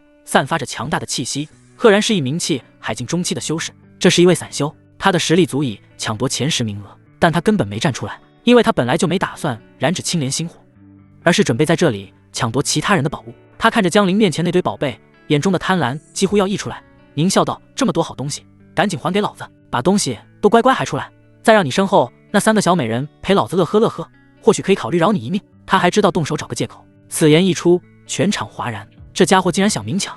不但如此，还看上了江陵身旁的3个女伴。众人虽然心中不耻这大汉的做法，但却没人站出来说话，都抱着看好戏的心态。不过却是有人认出了这大汉，他是在东玄域北部极为出名的一个散修，名为李超。江陵闻言抬起头，有人上钩了，那就可以立威了。他看着那名汉子，呵呵一笑：“还给你。”没错，李超一副吃定江陵的样子，那就看你有没有这个命拿了。江陵的声音平淡，却带着一股令人心悸的寒意。找死！李超勃然大怒，他没想到江陵一个元丹境散修也敢如此和自己说话。江陵和身旁的3个女奴都穿着散修衣服，显然是让他误会了。他不再废话，手掌一翻，3张刻画着火焰纹路的黄色灵符出现在手中。小子，既然你找死，那就成全你，尝尝老子的爆炎符！汉子一声大喝，灵力灌入灵符中，3张4阶灵符瞬间燃烧起来，化作3团巨大的火球，带着焚毁一切的气势朝着江陵轰去。气海境中期催动的4阶灵符，威力非同小可。周围的修士皆是脸色一变，纷纷后退，生怕被波及。然而江陵却依旧站在原地，纹丝不动。动手！他只是淡淡的吐出2个字。话音未落，他身旁的3道身影便动了。陶一玉手一扬，按照冥符，一张漆黑如墨的灵符飞出后燃烧，化作一只巨大的黑色爪子，带着森然的暗气抓向那3团火球。死雷符！凌雪紧随其后，一张淡紫色的灵符燃烧，化作一道粗壮的雷霆，噼啪作响，迎向火球。张冷玉则是用出一张冰晶灵符，冰晶灵符燃烧，寒气弥漫，化作一面巨大的冰墙，挡在众人身前。3张同样是4阶的灵符同时燃烧。江陵刚刚已经有过嘱咐，就是要拿这个朝他们出手的人立威，所以用威力强大的灵符是最快的方法。那名气海境中期的李超脸色巨变，他没想到江陵的这3个女伴居然也如此毫不犹豫地使用4阶灵符，而且他们的配合默契到了极点，暗爪撕裂，雷霆咆哮，冰墙阻隔。暗爪冥符与紫雷符正面与李超的3团火球碰撞在一起，轰隆！随着一声震耳欲聋的巨响，狂暴的能量冲击波席卷开来，将周围的地面都震出一道道宽达丈许的裂缝。在周围众人的注视下，李超的3团火球竟在陶怡和凌雪的灵符攻击下节节败退，最终被彻底吞噬消融。怎么可能？李超目瞪口呆，脸上写满了难以置信。要知道，都是同等级灵符，但制作出灵符的制作者能影响到灵符的威力。眼下他的3张4阶爆炎符比不过对方的2张4阶灵符，这代表着什么？不言而喻。他不信邪，再次从储物戒中掏出2张爆炎符，然而根本没用。陶怡和凌雪的4阶灵符不在少数，不是说他们本来就有这么多4阶灵符，而是这段日子他们缴获的宝物中4阶灵符虽然少，但积少成多。连续催动5张4阶灵符，李超的脸色完全一点一点难看起来。他看着依旧气定神闲的陶怡3人，心中生出了退意。妈的，撤了算了！李超转身就要撤，想走，晚了。江陵冰冷的声音响起，他一直没有出手，就是在等这个机会。只见他手掌一翻，一张闪烁着七彩光芒的灵符出现在手中，这是他手中威力最强的灵符之一——七彩困龙符。灵符准备了，就是拿来用的。江陵没有丝毫犹豫，灵力灌入，将其燃烧。嗡！灵符燃烧，化作一道七彩光幕，光幕瞬间展开，化作一座无形牢笼，将气海境中期的李超笼罩在内，死死地困在其中。李超疯狂地攻击着光幕，却只能留下一道能量涟漪，根本无法将其打破。给我破！李超祭出自己的灵剑，催动自己的剑法武学，全力斩在光幕上。当！灵剑被弹飞，光幕纹丝不动。李超彻底绝望了，这他妈绝不是4阶灵符。江陵缓步走到光幕前，什么都没说。李超脸上闪过憋屈的表情，最后只能舔着脸求江陵高抬贵手。早知如此，何必当初？江陵摇头轻叹，乖乖被我立威吧。一道凝练的雷光穿透光幕，李超完全被束缚住，根本无法反抗，眼睁睁看着那雷光朝自己眉心窜来。不！扑哧一声，雷光洞穿眉心。李超张了张嘴，还想说些什么，奈何身体只能软软的跪在地上，脑袋一垂。喂，搞错了吧？这就死了？李超那家伙可是气海境中期的强者，在北荒界里面绝对是最顶层那一批了，没想到这么容易就陨落在这了。妈的，惹不起这些人啊！4阶灵符可是我的保命底牌，这些人说用就用。4阶灵符，我看不止吧？刚刚困住李超的那灵符看着不像4阶，这就更可怕了。李超的惨状让这些人一个个噤若寒蝉般低声和身旁人议论2句就闭嘴了。确认李超死亡，江陵随手一挥，光幕散去，他一抓将李超的储物戒收了过来，然后对着周围依旧处于震惊中的修士道：“还有谁想试试吗？”他的声音不大，却像一道惊雷，在每个人的耳边炸响，无人应答。所有人都下意识地后退了一步，不敢与他对视。连其海境中期都被如此轻松镇杀，他们这些元丹境上去岂不是送死？看到无人再敢上前，江陵满意的点点头，重新坐回摊位后道：“好了，现在有灵盒的可以过来交易了。”这一次再也没有人敢有任何贪念。一个胆子较大的修士从储物戒中取出3颗3阶灵盒，小心翼翼地走到江陵面前道：“这位师兄，我想用3颗3阶灵盒换一份赤阳铁。”江陵看了他一眼，随手将一份赤阳铁扔了过去，同时收过灵盒。可以，赤阳铁是3阶材料。拿到赤阳铁后，那名修士脸上浮现喜色，也确认了江陵是真的想和大家交易。他朝江陵笑了笑，然后深吸一口气，鼓足灵力向周围喊道：“各位，这位师兄是真的和大家交易，别怕。那李超抢东西死了是罪有应得，都过来兑换吧。好东西有很多。”有了他的喊话，有了第一个就有第二个。大家见江陵是真的交易东西，一个个也都过来了。很快，江陵的摊位前便排起了长龙，大家都拿出自己辛苦得来的灵盒，换取那些梦寐以求的材料和灵药。江陵则是来者不拒，一手交灵盒，一手交货，生意做得不亦乐乎。他储物戒中的灵盒数量以肉眼可见的速度疯狂增长着。盆地四周的其他修士见状，也都纷纷效仿起来。既然打不过江陵，那不如也开个房室，看看能不能淘到什么宝贝。一时间，原本紧张肃杀的火焰盆地，竟然变得像个热闹的集市一般。而江陵无疑是这个集市中最令人敬畏的存在。还有一些人也准备像江陵一样兑换灵核，不过他们想了想，还是不去触江陵的眉头，产生不必要的矛盾就不好了。当交易完成后，江陵手上多了上千颗3阶灵核，数百颗4阶灵核，甚至还有少部分5阶灵核。这些灵核都是将来能帮助江陵快速修炼的能量来源，这让江陵心情好极了。就在他将摊位收起时，异变突生，轰隆！惊天动地的巨响从火焰山深处传来，整座火焰山剧烈摇晃，仿佛随时都会崩塌。火山口处，火灵力狂暴到了极致，甚至形成了一道道肉眼可见的火焰龙卷风。怎么回事？盆地四周的修士们脸色巨变，纷纷抬头望向火山口。只见火山口光芒一闪，几道狼狈的身影慌忙冲出。这些人正是之前进入火焰山的乌梅尔等人，只是原本的10人小队，此刻只剩下了8个，他们个个灰头土脸，衣衫褴褛，身上带着明显的烧伤痕迹，气息萎靡，经历了一场大战。快跑啊，都快跑！烈火门那名青年最先反应过来，他连滚带爬的从地上起来，脸上满是惊恐，对着周围的人大声嘶吼：怎么了？发生什么事了？青莲星火呢？你们拿到了吗？众人纷纷询问。拿到个屁！青年气急败坏的吼道：那本源星火醒了，不知道什么原因，他被彻底激怒了，他现在完全失控，正在火焰山内大肆破坏，用不了多久他就会冲出来，到时候还在这里的所有人都得被烧成灰烬。青年的话如同一颗重磅炸弹，在人群中轰然引爆。什么？被你们激怒了？操，这叫什么事？众人脸上的血色瞬间褪尽，心中充满了无尽愤怒。他们这一次来不仅没得到任何好处，反而可能要把命留在这里。一时间，众人看向乌梅尔等人的目光充满不满，若非乌梅尔等人的提议，他们也不会留在这里等死。不过当他们看到自己手中刚刚换来的材料和灵药时，心中又涌起一丝庆幸，还好有江陵弄出来的这个交易，让他们也算是有了一点收获。妈的，快跑！不知是谁喊了一声，众人如梦初醒，顾不上其他，纷纷唤出灵剑，头也不回地朝着盆地外御剑而去。眨眼之间，原本热闹非凡的盆地便变得空空荡荡。李清渊和林月霜身形也有些狼狈，是在那火焰山中没讨到好处，二人也迅速离去。曾暮雪也在离开，他瞥了江陵一眼，他没想到江陵的运气这么好，竟然在这种时候还能安然无恙。这时候浪费时间找江陵出手是不明智的，搞不好就会被本源星火追上。他咬了咬牙，最终御剑飞行消失在天际。江陵看着惊慌失措的众人，心中也是有些好笑。他本想等那10人两败俱伤，自己再坐收渔翁之利，没想到事情竟然会发展到这一步。这时火焰山内部的火焰喷天而起，刹那间盆地中的温度迅速上升，一重又一重的热浪扑面而来，让人感觉炽热无比。主人，我们也快走吧，林雪担忧地说道。被彻底激怒的本源星火可不是他们现在能抗衡的。别急，江陵一点也不急，别忘了他有皇甫玉宁的后手在呢，只要拿出万载冰晶莲，即可激活皇甫玉宁留在御简地图中的后手。江陵把万载冰晶莲从储物袋中拿了出来，这正是他这些天的收获之一。万载冰晶莲的气息出现后，御简地图里突然爆射出一阵柔和光华，光华将他整个人笼罩，紧接着一股难以言喻的清凉之感从御简中涌入他的4肢百骸，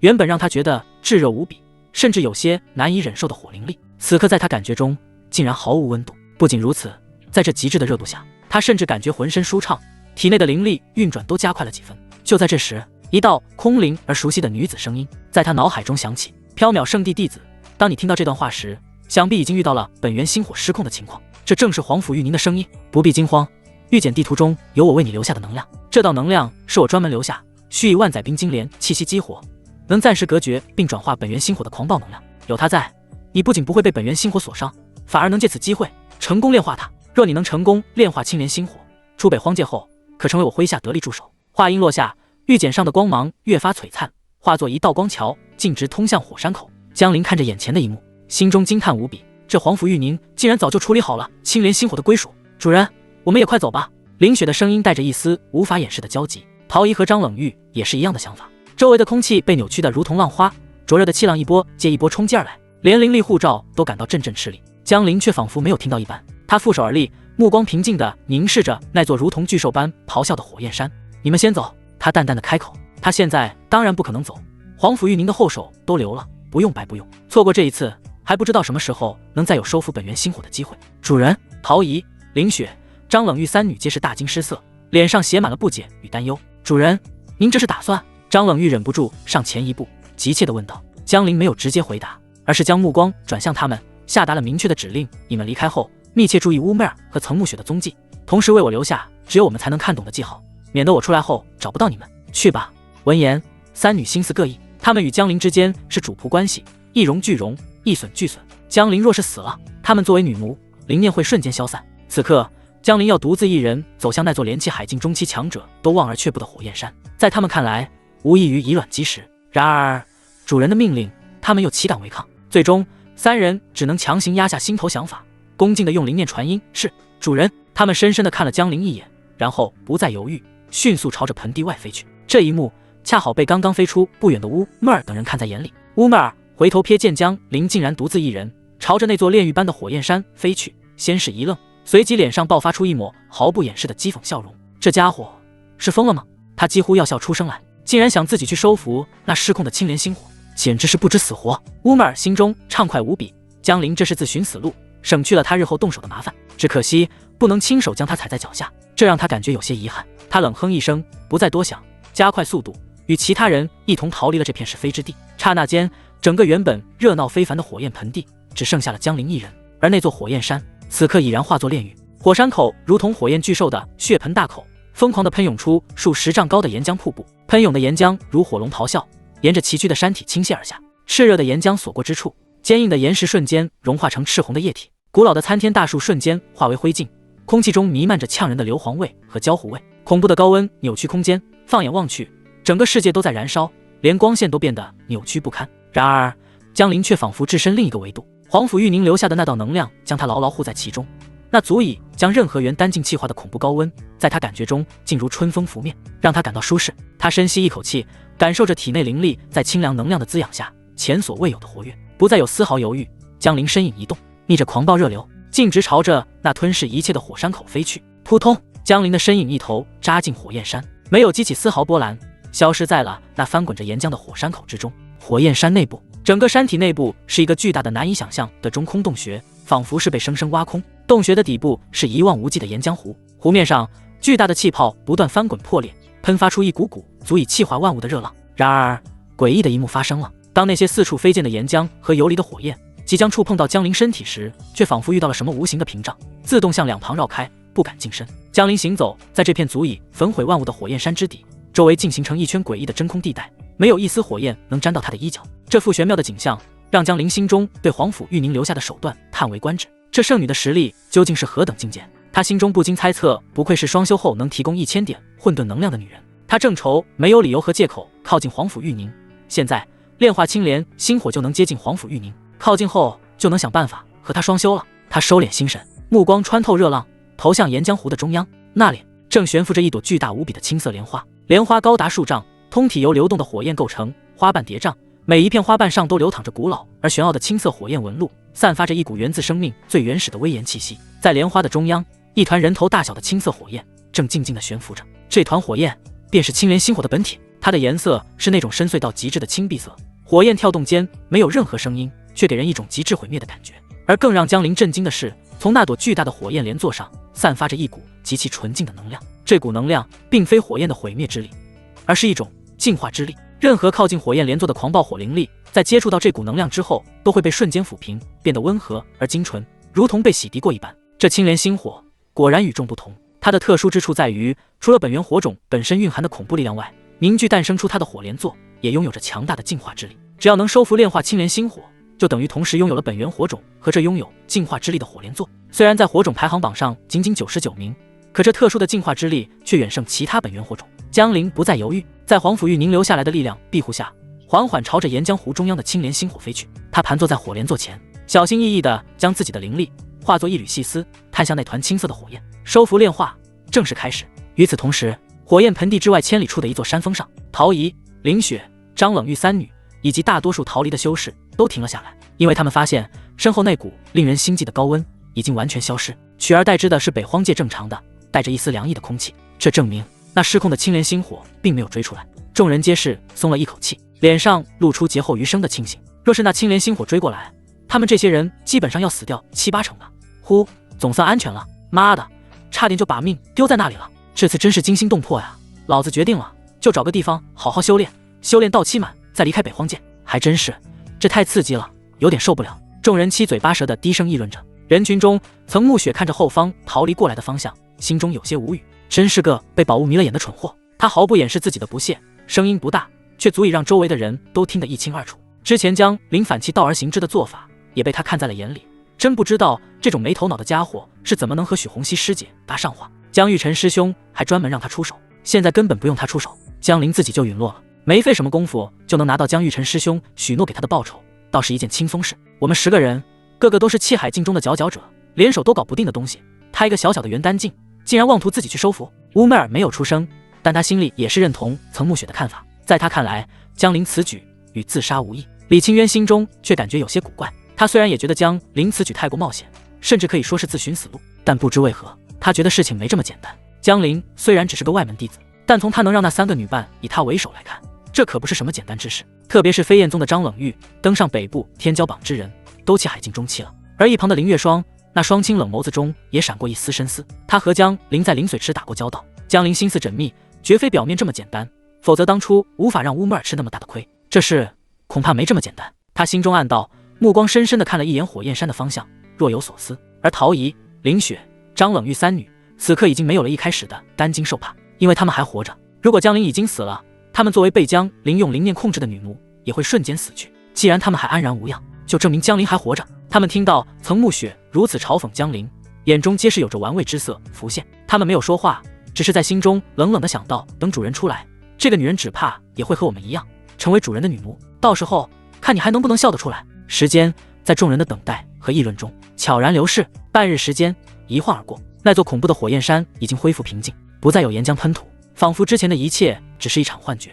乌梅尔、曾暮雪等人壮着胆子又重新靠近火焰山，其他胆大的修士们见状也默默跟在后面。看来那青莲星火并没有冲出火山，那个江林应该死在里面了。可惜了，我用灵盒在他手上换了一些要用到的材料和灵药，他算是帮了我的忙，可惜他太贪心了。众人议论纷纷，基本认定了江林的死讯。曾暮雪和乌妹儿2女就更是如此。有气势乌妹儿，他忽然看向陶怡、林雪、张冷玉3人。既然江林死了，那他当时受重伤的这笔账，就算在这3人身上。哪怕张冷玉和他同样来自飞燕宗，他也要找回场子。然而就在此时，一变突声，轰一声比之前任何一次都要沉闷，却更加威严的巨响从火焰山深处传来。紧接着，一道通天彻地的青色光柱从火山口冲天而起，贯穿云霄。光柱之中蕴含着极其纯粹霸道的火焰气息，还有一股纯粹的净化之力。这2股截然不同的力量，此刻却完美的融合在一起，形成了一股难以言喻的恐怖威压，席卷整个天地。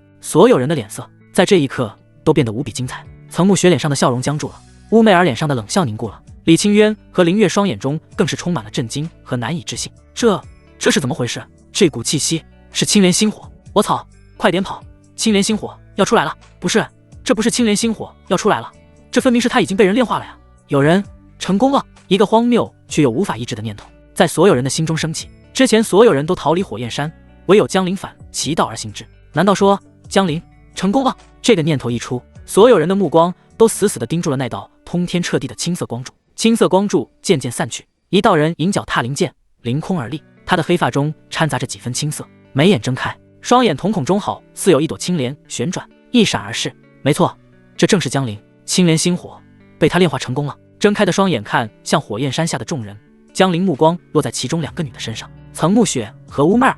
看到江林望过来，他俩脸色一变。当江林的目光落在曾暮雪与乌妹儿身上时，2女只觉心头猛地一沉，因为他们在那目光中感觉到了压力。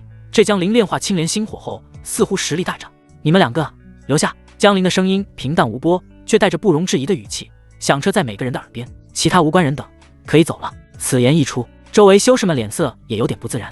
他们本已在心中盘算着，既然青莲星火没了，那他们可以冲进火焰山寻找宝物了。可江林这话却让他们明白，火焰山中的宝物和他们无缘了。在能成功炼化青莲星火的江林面前，他们没有敢炸毛的。众人面面相觑，最终只能咬着牙离去。既然这里的宝物无缘，他们还是去其他地方再找吧。小命要紧。李清渊与林月霜却没有离开，而是径直冲向了火焰山。江林瞥了他们一眼，并未阻止。火焰山内的重宝早已被他在炼化青莲星火时顺手搜刮一空，现在进去不过是白费力气罢了。他让其他人离开，是让他们不要白费功夫。既然这2个女人不听劝，那就让他们去白费功夫好了。陶怡、林雪、张冷玉3女则是静静地站在一旁，他们没有离开，感受着江林那比之前强大很多的气息。他们的眼中不仅没有恐惧，反而充满了兴奋与期待。江陵越强，他们自然也就越安全。曾沐雪见李清渊先他一步离开去火焰山寻宝，有些急了。他想了想，暂时还是不宜和江陵发生冲突，于是他脸上露出笑容，看向江陵，轻笑道：“恭喜江陵师弟成功炼化青莲星火，我也去火焰山里面找找宝物。”他说完就准备离开。曾师姐，何必走这么快？你当真不知道我让你留下的理由？江陵声音响起，如同一条无形的锁链，将他牢牢定在原地，动弹不得。江玉晨，不是让你来杀我吗？江陵的声音不大，却如同一道惊雷，在曾沐雪耳边炸响。你居然知道？曾沐雪皱起眉头，这件事极为隐秘，只有他和江玉晨那边知晓，江陵怎么可能知道的一清二楚？一旁的乌妹儿反应过来，他感受到了江陵身上那毫不掩饰的凛冽杀心。曾沐雪，你缥缈圣地的这位师弟，可没你想的那么好糊弄。乌妹儿冷哼道：“我们还是联手一起上吧。”他知道，今天若是不拼死一搏，以江陵在炼化青莲星火之前就能将他重伤的实力来看，今天若是不拉上曾沐雪这个帮手，自己恐怕就凶多吉少了。对于乌妹儿的邀请，曾沐雪倒是没有摆谱的拒绝。他眯起眼睛看着江陵，再次笑道：“不愧是能让江玉晨师兄都亲自下场的人。江陵师弟，看来咱们之间的冲突是不可避免的了。”陶怡三女眼中寒光一闪，便要上前将这两个女人拦下，哪怕只拦下一个也好。不必。江陵抬手阻止了他们，他想亲自试一试炼化了青莲星火后的自己实力究竟达到了什么地步。曾沐雪深吸一口气，与乌妹儿对视一眼，眼中闪过一抹狠色，同时出手乱金雨。曾沐雪一声娇喝，体内金属性灵力疯狂涌动，化作无数柄金色的长矛，带着尖锐刺耳的破空声，铺天盖地般刺向江陵。这是他压箱底的底牌之一，玄阶中等武学，威力强大。与此同时，乌妹儿则是双手结印，双眸变得深邃而诡异。灵念秘术，灵幻扰心，一股无形的灵念波动如潮水般涌向江陵，试图侵入他的灵念，干扰他的心神，让他陷入幻境。他的近身实力平平，灵念攻击才是他的杀招。然而面对两人的联手攻击，江陵却只是淡淡一笑，甚至连眼皮都未曾抬一下。他在炼化青莲星火的过程中，不仅灵力暴涨，灵念更是在那极致的火焰与净化之力中得到了淬炼与升华，早已今非昔比。乌妹儿的灵念干扰，在他看来就如同微风拂面，毫无作用。甚至在炼化青莲星火的过程中，江陵凭借那惊人的悟性，结合青莲星火的特性，自创顿悟了一招灵念秘术。江陵不闪不避，任由那些金色长矛刺到身前。青莲护体，他心念一动，体表浮现出一层由青色火焰构成的莲花虚影，将他牢牢护住。叮叮当当，无数金色长矛刺在莲花虚影上，只能留下一道道火星，根本无法伤其分毫，便被那股青莲火焰和净化之力消融于无形。曾沐雪脸色一变，他没想到自己的全力一击竟然如此轻易就被挡住了。就在这时，乌妹儿眼中闪过一抹狂喜，她感觉自己的灵念似乎找到了一丝缝隙，侵入了江陵的灵念边缘。就是现在，她抓住这稍纵即逝的机会，将全部灵念凝聚成一条狰狞的无形巨蟒，携着吞噬一切的凶威，狠狠地扑向江陵。灵念秘术吞魂蟒。然而她注定要失望了，因为江陵的破绽是故意放出的，就是为了引他全力出手。米粒之珠也放光华，他同样发动了自己的灵念秘术青莲焚心，一股同样无形却带着极端炙热与净化之力的灵念从江陵的眉心涌出，化作一朵旋转的青色火焰莲花，迎向那灵念巨蟒。噗！没有惊天动地的巨响，只有一声仿佛来自灵魂深处的闷响。乌妹儿凝聚全部灵念形成的灵念巨蟒，在接触到江陵那带着青莲星火的灵念时，如同冰雪遇到烈阳，瞬间被焚烧净化，最后化为虚无。啊！灵念遭到毁灭性的反噬，乌妹儿发出一声凄厉至极的惨叫，七窍中竟渗出缕缕鲜血，整个人痛苦地倒在地上，身体不断抽搐，痛不欲生。一招，仅仅一招，乌妹儿便彻底失去了战斗力。曾沐雪看到这一幕，瞳孔骤然紧缩。现在轮到你了。江陵的目光转向曾沐雪，体内的雷属性灵力与青莲星火融合，咔嚓，紫色的雷电中夹杂着青色火焰，两种截然不同的力量完美的交织在一起，形成了一种前所未有的雷火双属性灵力，其威力比之前暴涨了数倍不止。雷火莲花，江陵弹指一点，那团雷火灵力便化作一朵巨大莲花，带着恐怖至极的气息朝曾沐雪轰去。这是江陵用中等雷灵体和青莲星火融合后时展出的杀招，威力无穷。按照江陵自己估计，如今雷火莲花的威力估计达到了玄阶高等武学，等他以后体质更上一层楼后，这道自创武学的威力也能继续加强。曾沐雪眼中骇然失色，他燃烧体内灵力，试图抵挡这必杀一击，同时还伸手丢出几张灵符燃烧。然而在绝对的力量差距面前，任何抵抗都显得徒劳而可笑。砰！雷火莲花轰然炸裂，恐怖的能量将曾沐雪的防御击溃，他如遭重击，喷出一口鲜血，倒飞出去，重重地摔在地上，气息萎靡到了极点。胜负已分，江陵缓步走到两人面前，居高临下的看着他们。岑沐雪和乌妹儿躺在地上，脸上满是惊恐与绝望。这该死的江林怎么这么强？可恶！都怪江玉晨这傻逼东西，害老娘落得这副地步。他们知道自己的命运将完全由眼前这个男人掌控。江林看着他们，眼中思索着，他准备动用自己刚刚领悟的手段，将这2个女人变成自己人，再利用皇甫玉宁留下来的能量，将青莲心火收服炼化成功后，火莲座那庞大的净化之力，让江林的悟性得到进一步增强。在那一刹那，江林便顿悟了，他心念一动，一缕精纯至极的青莲心火之力从他指尖缓缓溢出，散发着令人心悸的波动。这股力量将在他们的丹田和心脏处分别种下一道青莲火印，从此他们将成为他的火奴。一旦印记种下，他们的生死便由他一念之间决定，并且绝对无法背叛。这和他之前的奴役印法有些相似，可成功率却大大增加，就算不成，也不至于要人性命。江林的指尖缓缓指向了地上的乌妹儿，他决定从这个飞燕宗会媚术的女人开始。一缕精纯的青莲心火从江林的指尖窜出，围绕在乌妹儿身旁转圈，火苗上明明是炙热气息，却让乌妹儿如坠冰窟。他知道，只要江林愿意，心念一动，他就只能在这北荒界香消玉殒。可她是飞燕宗的天之娇女，进入北荒界前风光无限，根本没想过自己会落得现在这个下场。一想到自己会死亡，他心中的骄傲迅速被恐惧吞噬。他费尽千辛万苦才有今天的修为，还不想死。最终他闭上了双眼，身体微微颤抖，放弃抵抗。江林见状却是没有半点怜悯。张冷玉都和他说过这乌妹儿的生平，经常以妖人双修为由吞噬他人灵念。之前邀请江林双修，目的不言而喻。乌妹儿看上江林的灵念了，这种恶女就该由我来狠狠收拾。江林心中如是说道。这样想着，江林的指尖点在乌妹儿眉心，青莲火苗刹那间窜进乌妹儿体内，青色的火苗侵入她体内，分别在她的丹田气海和心脏处烙印下了一朵栩栩如生的青莲印记。瞬息间，青莲印记就和乌妹儿整个人密切相连，连灵念中都掺杂了青莲奴印成。乌妹儿浑身一颤，感觉自己与江林之间建立了一种无法斩断的联系，她的生死，她的一切，从此都将由这个男人掌控。起来吧，江林淡淡开口，一股无形的力量将乌妹儿托起。她低着头，长发遮住了脸上的表情，声音沙哑地应了一声是。这声是充满了憋屈与无奈。江林满意点点头，目光转向岑沐雪。岑沐雪的脸色同样难看，她看着乌妹儿的下场，再看江林的目光望向自己，睁大眼睛，她不可置信呀，江林师弟，你该不会也想用这种方法控制我吧？我可是缥缈圣地内门弟子，北部天骄榜上排名前70。岑沐雪声音虽然大，但不难听出她心里也有点慌。江林的胆子这么大吗？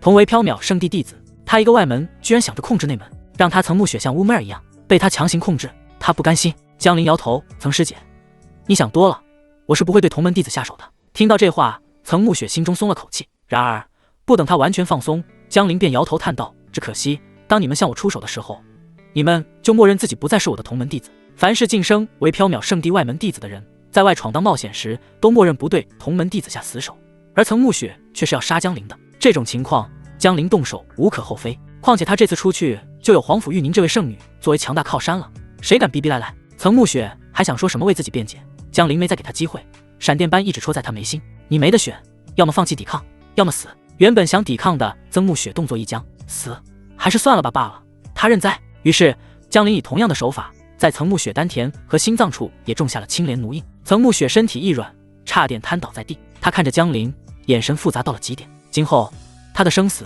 也不再由自己掌握了，从今天起，你们几个就是我的火奴。江林看着眼前5个形态各异的女子，我知道你们心中不服，但你们要记住，你们的下场都是咎由自取。这倒是，他们若是对江林没有杀心，也不会被江林强行控制。陶仪三女恭敬地低下了头，是主人。而乌妹儿和岑沐雪2个憋屈女对视一眼，尽管心里不愿意回应，但还是被迫弯下了腰。是火奴和被奴隶印法控制的女奴还是有点不一样的，他们还是他们，不会像女奴那样对江林毕恭毕敬，但江林的命令他们却抵抗不了。成功搞定这2个女人，江林看向他们头顶的混沌能量，心想折腾这么久，现在也到了收割混沌能量的时候。乌妹儿，你过来。乌妹儿还不再适应，她有些别扭，心里不愿回应，但又不得不回应。什么？江林一把将她揽入怀中，不顾她身体的僵硬和眼中惊慌，径直走向一旁，屈指一弹，雷火灵力窜出，在火焰山的山体下额外烧出一个山洞。你之前不是邀请我双修吗？现在就给你这个机会。江林呵呵一笑，对其他4女吩咐道，你们都在外等候警戒。是。山洞中，此刻的乌妹儿看起来楚楚可怜，对江林来说，她就像一只完全没有危险的小白兔。撕拉啊！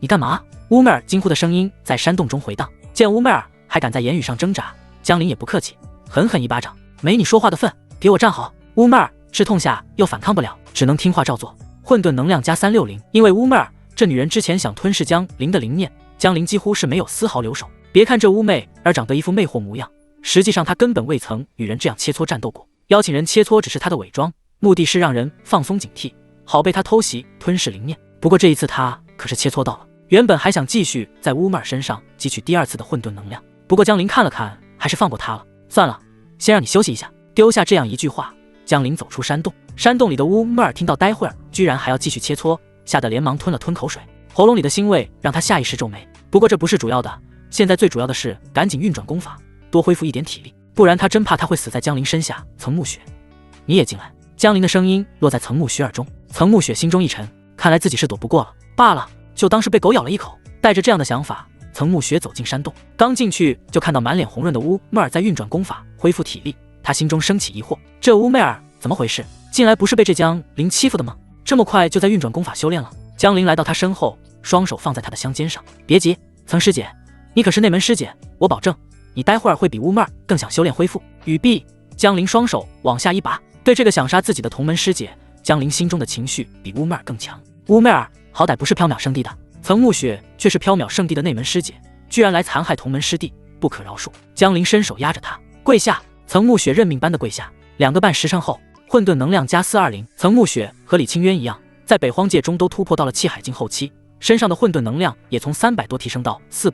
江灵看向乌妹儿，在乌妹儿的紧张眼神中，江灵再次走向她。山洞中的阴阳调和维持了许久，最后乌妹儿和曾暮雪都为江灵提供了2次混沌能量，才让江灵罢休。江灵再次走出山洞，已经到了晚上。夜晚，北荒界的天空一片漆黑如墨。乌妹儿和曾暮雪也相继走出山洞，前者紧紧地咬着嘴唇，泪水在眼眶里打转，后者的状态比乌妹儿还要差，她整个人仿佛被抽空了所有力气，眼神呆滞，面无血色。她再也不是那个缥缈圣地的内门曾师姐，在刚刚的山洞中，她被重点照顾。江灵的心情则是越发舒畅，有炼化青莲心火时对体质的进一步淬炼，她在阴阳调和时更加得心应手。她伸了个懒腰，开始盘点这次火焰山之行的收获。最大的收获无疑是青莲心火，不仅让她的实力暴涨，还让他领悟自创了新的武学和青莲奴印之法。第2大收获则是他此行的真正目标，7阶星辰类宝物星辰火灵花。这是一株10多公分高，仅有拳头大小花朵的星辰类灵药，是他在火山最顶处找到的，吸收了不知多少岁月的星辰之力，只要将它带出去，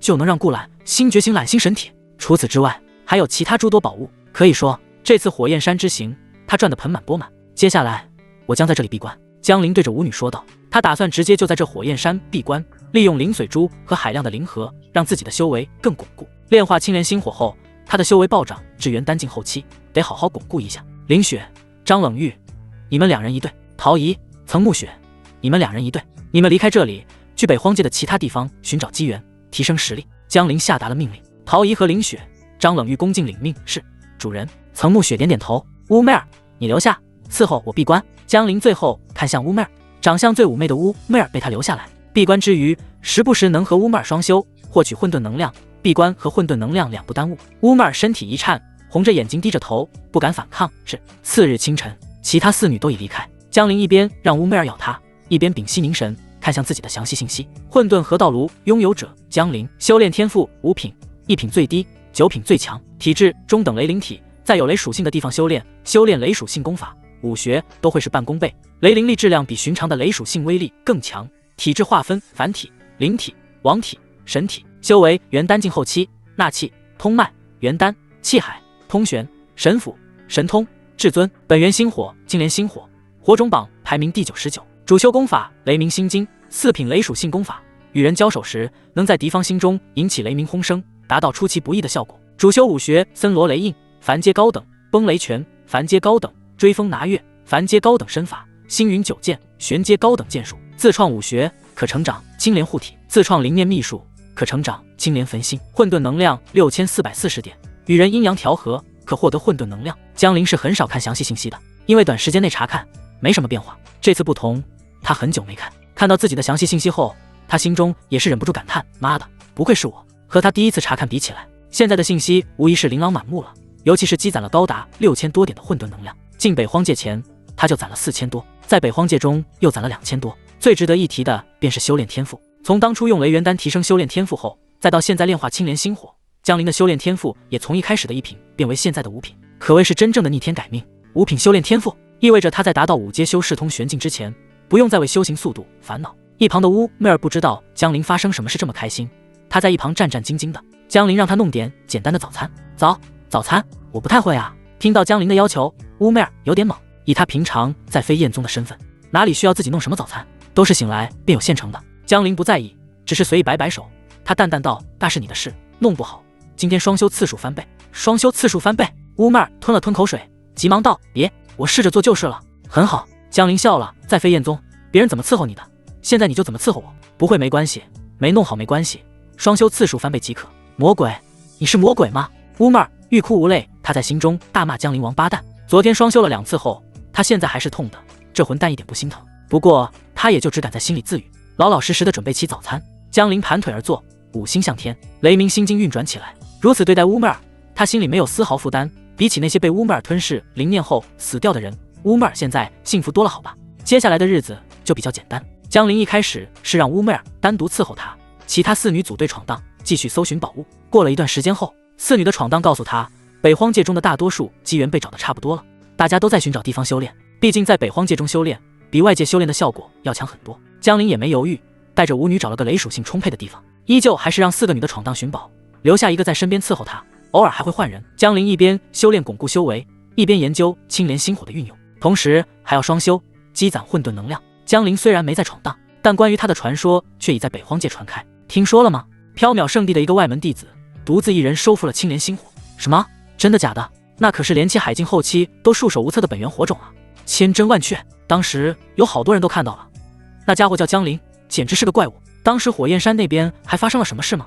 我撤得早，没凑到那个热闹。嗨，别提了，当初所有人都不想惹麻烦上身，早早都撤退了。妈的，本源心火呀，我就这么与骑士之交臂了。哎，行了，别在这唉声叹气了，至少咱们命保住了，还找到了一些机缘宝物。说得对，留得青山在，不怕没柴烧。有命在，宝物以后也有机会。一时间，江陵的名字传遍北荒界，让北荒界所有修士都知道了他。众人对他又敬又怕，也有不少人嫉妒他的好运，想看看有没有人愿意联合起来抢夺他的宝物。但江陵也和大多数修士一样，自从火焰山事件后再也没有露面。渐渐的，众人也就歇了心思，大家都抓紧时间修炼，不想浪费了待在北荒界的时间。时间一晃，大半年过去，众人进入北荒界的1年时间已经到了尾声。北荒界外，北荒之丘，这是打开北荒界通道的地方。此刻这里早已是人满为患，以缥缈圣地、飞燕宗、望月宗为首的东玄域北部诸多势力的负责人都在这里翘首以盼。他们盼望着自己的宗门弟子能在北荒界中找到诸多机缘，实力大涨，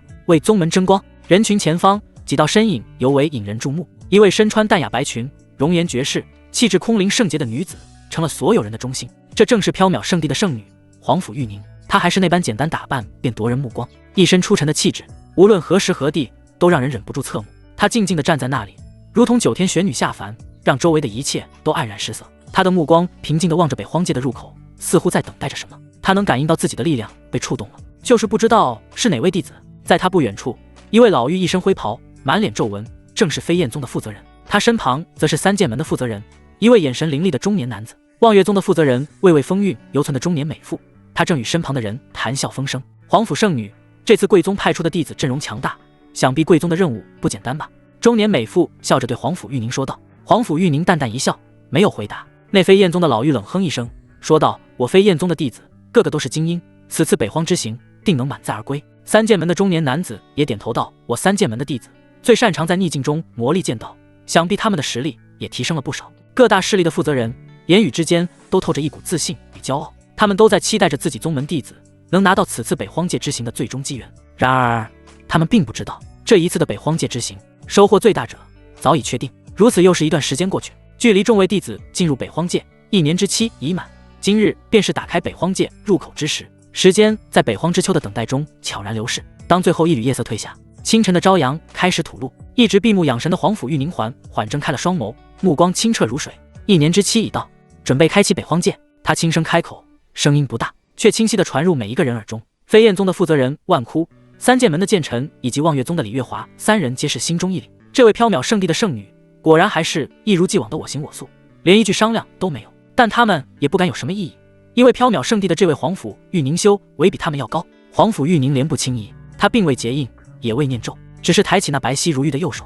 随着他的动作，空气中的天地灵气开始疯狂向他汇聚，化作点点霞光缠绕在他指尖，姿态优雅至极。开！一个轻柔的字眼从他口中吐出，刹那间，他指尖的霞光猛然暴涨，化作一道绚烂光柱，冲天而起，直刺云霄。光柱在空中炸开，化作一片巨大光幕，光幕如水波般荡漾，最终形成高达数十丈的空间门户。北荒界，开！所有人屏住呼吸，目光盯着那扇空间门户，期待着自家弟子的身影出现。很快，一道流光从门户中急射而出。北荒界存活下来的修士们脚踏灵剑，带着疲惫、激动以及一丝劫后余生的庆幸，飞了出来。出来了，是我们宗门的弟子，快看，王师弟也出来了，他的气息比进去时强了不少。太好了，都活着！北荒之丘上响起此起彼伏的欢呼声，弟子们纷纷飞向自家宗门的阵营，与负责人会合。飞燕宗的万枯第一时间找到了自家的弟子，他那双浑浊的老眼中金光一闪，急切地问道：“妹儿呢？他回来了吗？青莲星火可有消息？”三剑门的剑臣也向为首的林月霜问道：“月霜，此行可有收获？那青莲星火是否有被你炼化？”望月宗的李月华也向自家弟子询问青莲星火的消息。所有人的焦点都集中在了那传说中的本源火种青莲星火上。就在这时，空间门户中飞出了几道身影，为首的是一个身穿缥缈圣地外门弟子服饰的青年，他面容俊朗，黑发中夹杂着几缕青色。在他身旁是两位容貌绝美的女子，同样身着缥缈圣地的服饰。三人正是江陵、陶颐和、岑沐雪，而乌媚儿、林雪和张冷玉则早已按照江陵的吩咐混在其他弟子中，各自回到了自己的宗门阵营，并未与江陵同行。他们身份比较敏感，江陵没打算让其他人知道他们被自己控制。江陵等人的出现立刻吸引了所有宗门负责人的目光，在所有出来的修士中，只有江陵身上隐约散发着一丝若有若无的炙热气息，虽然极其微弱，但怎能瞒过这些最少是通玄境强者的感知？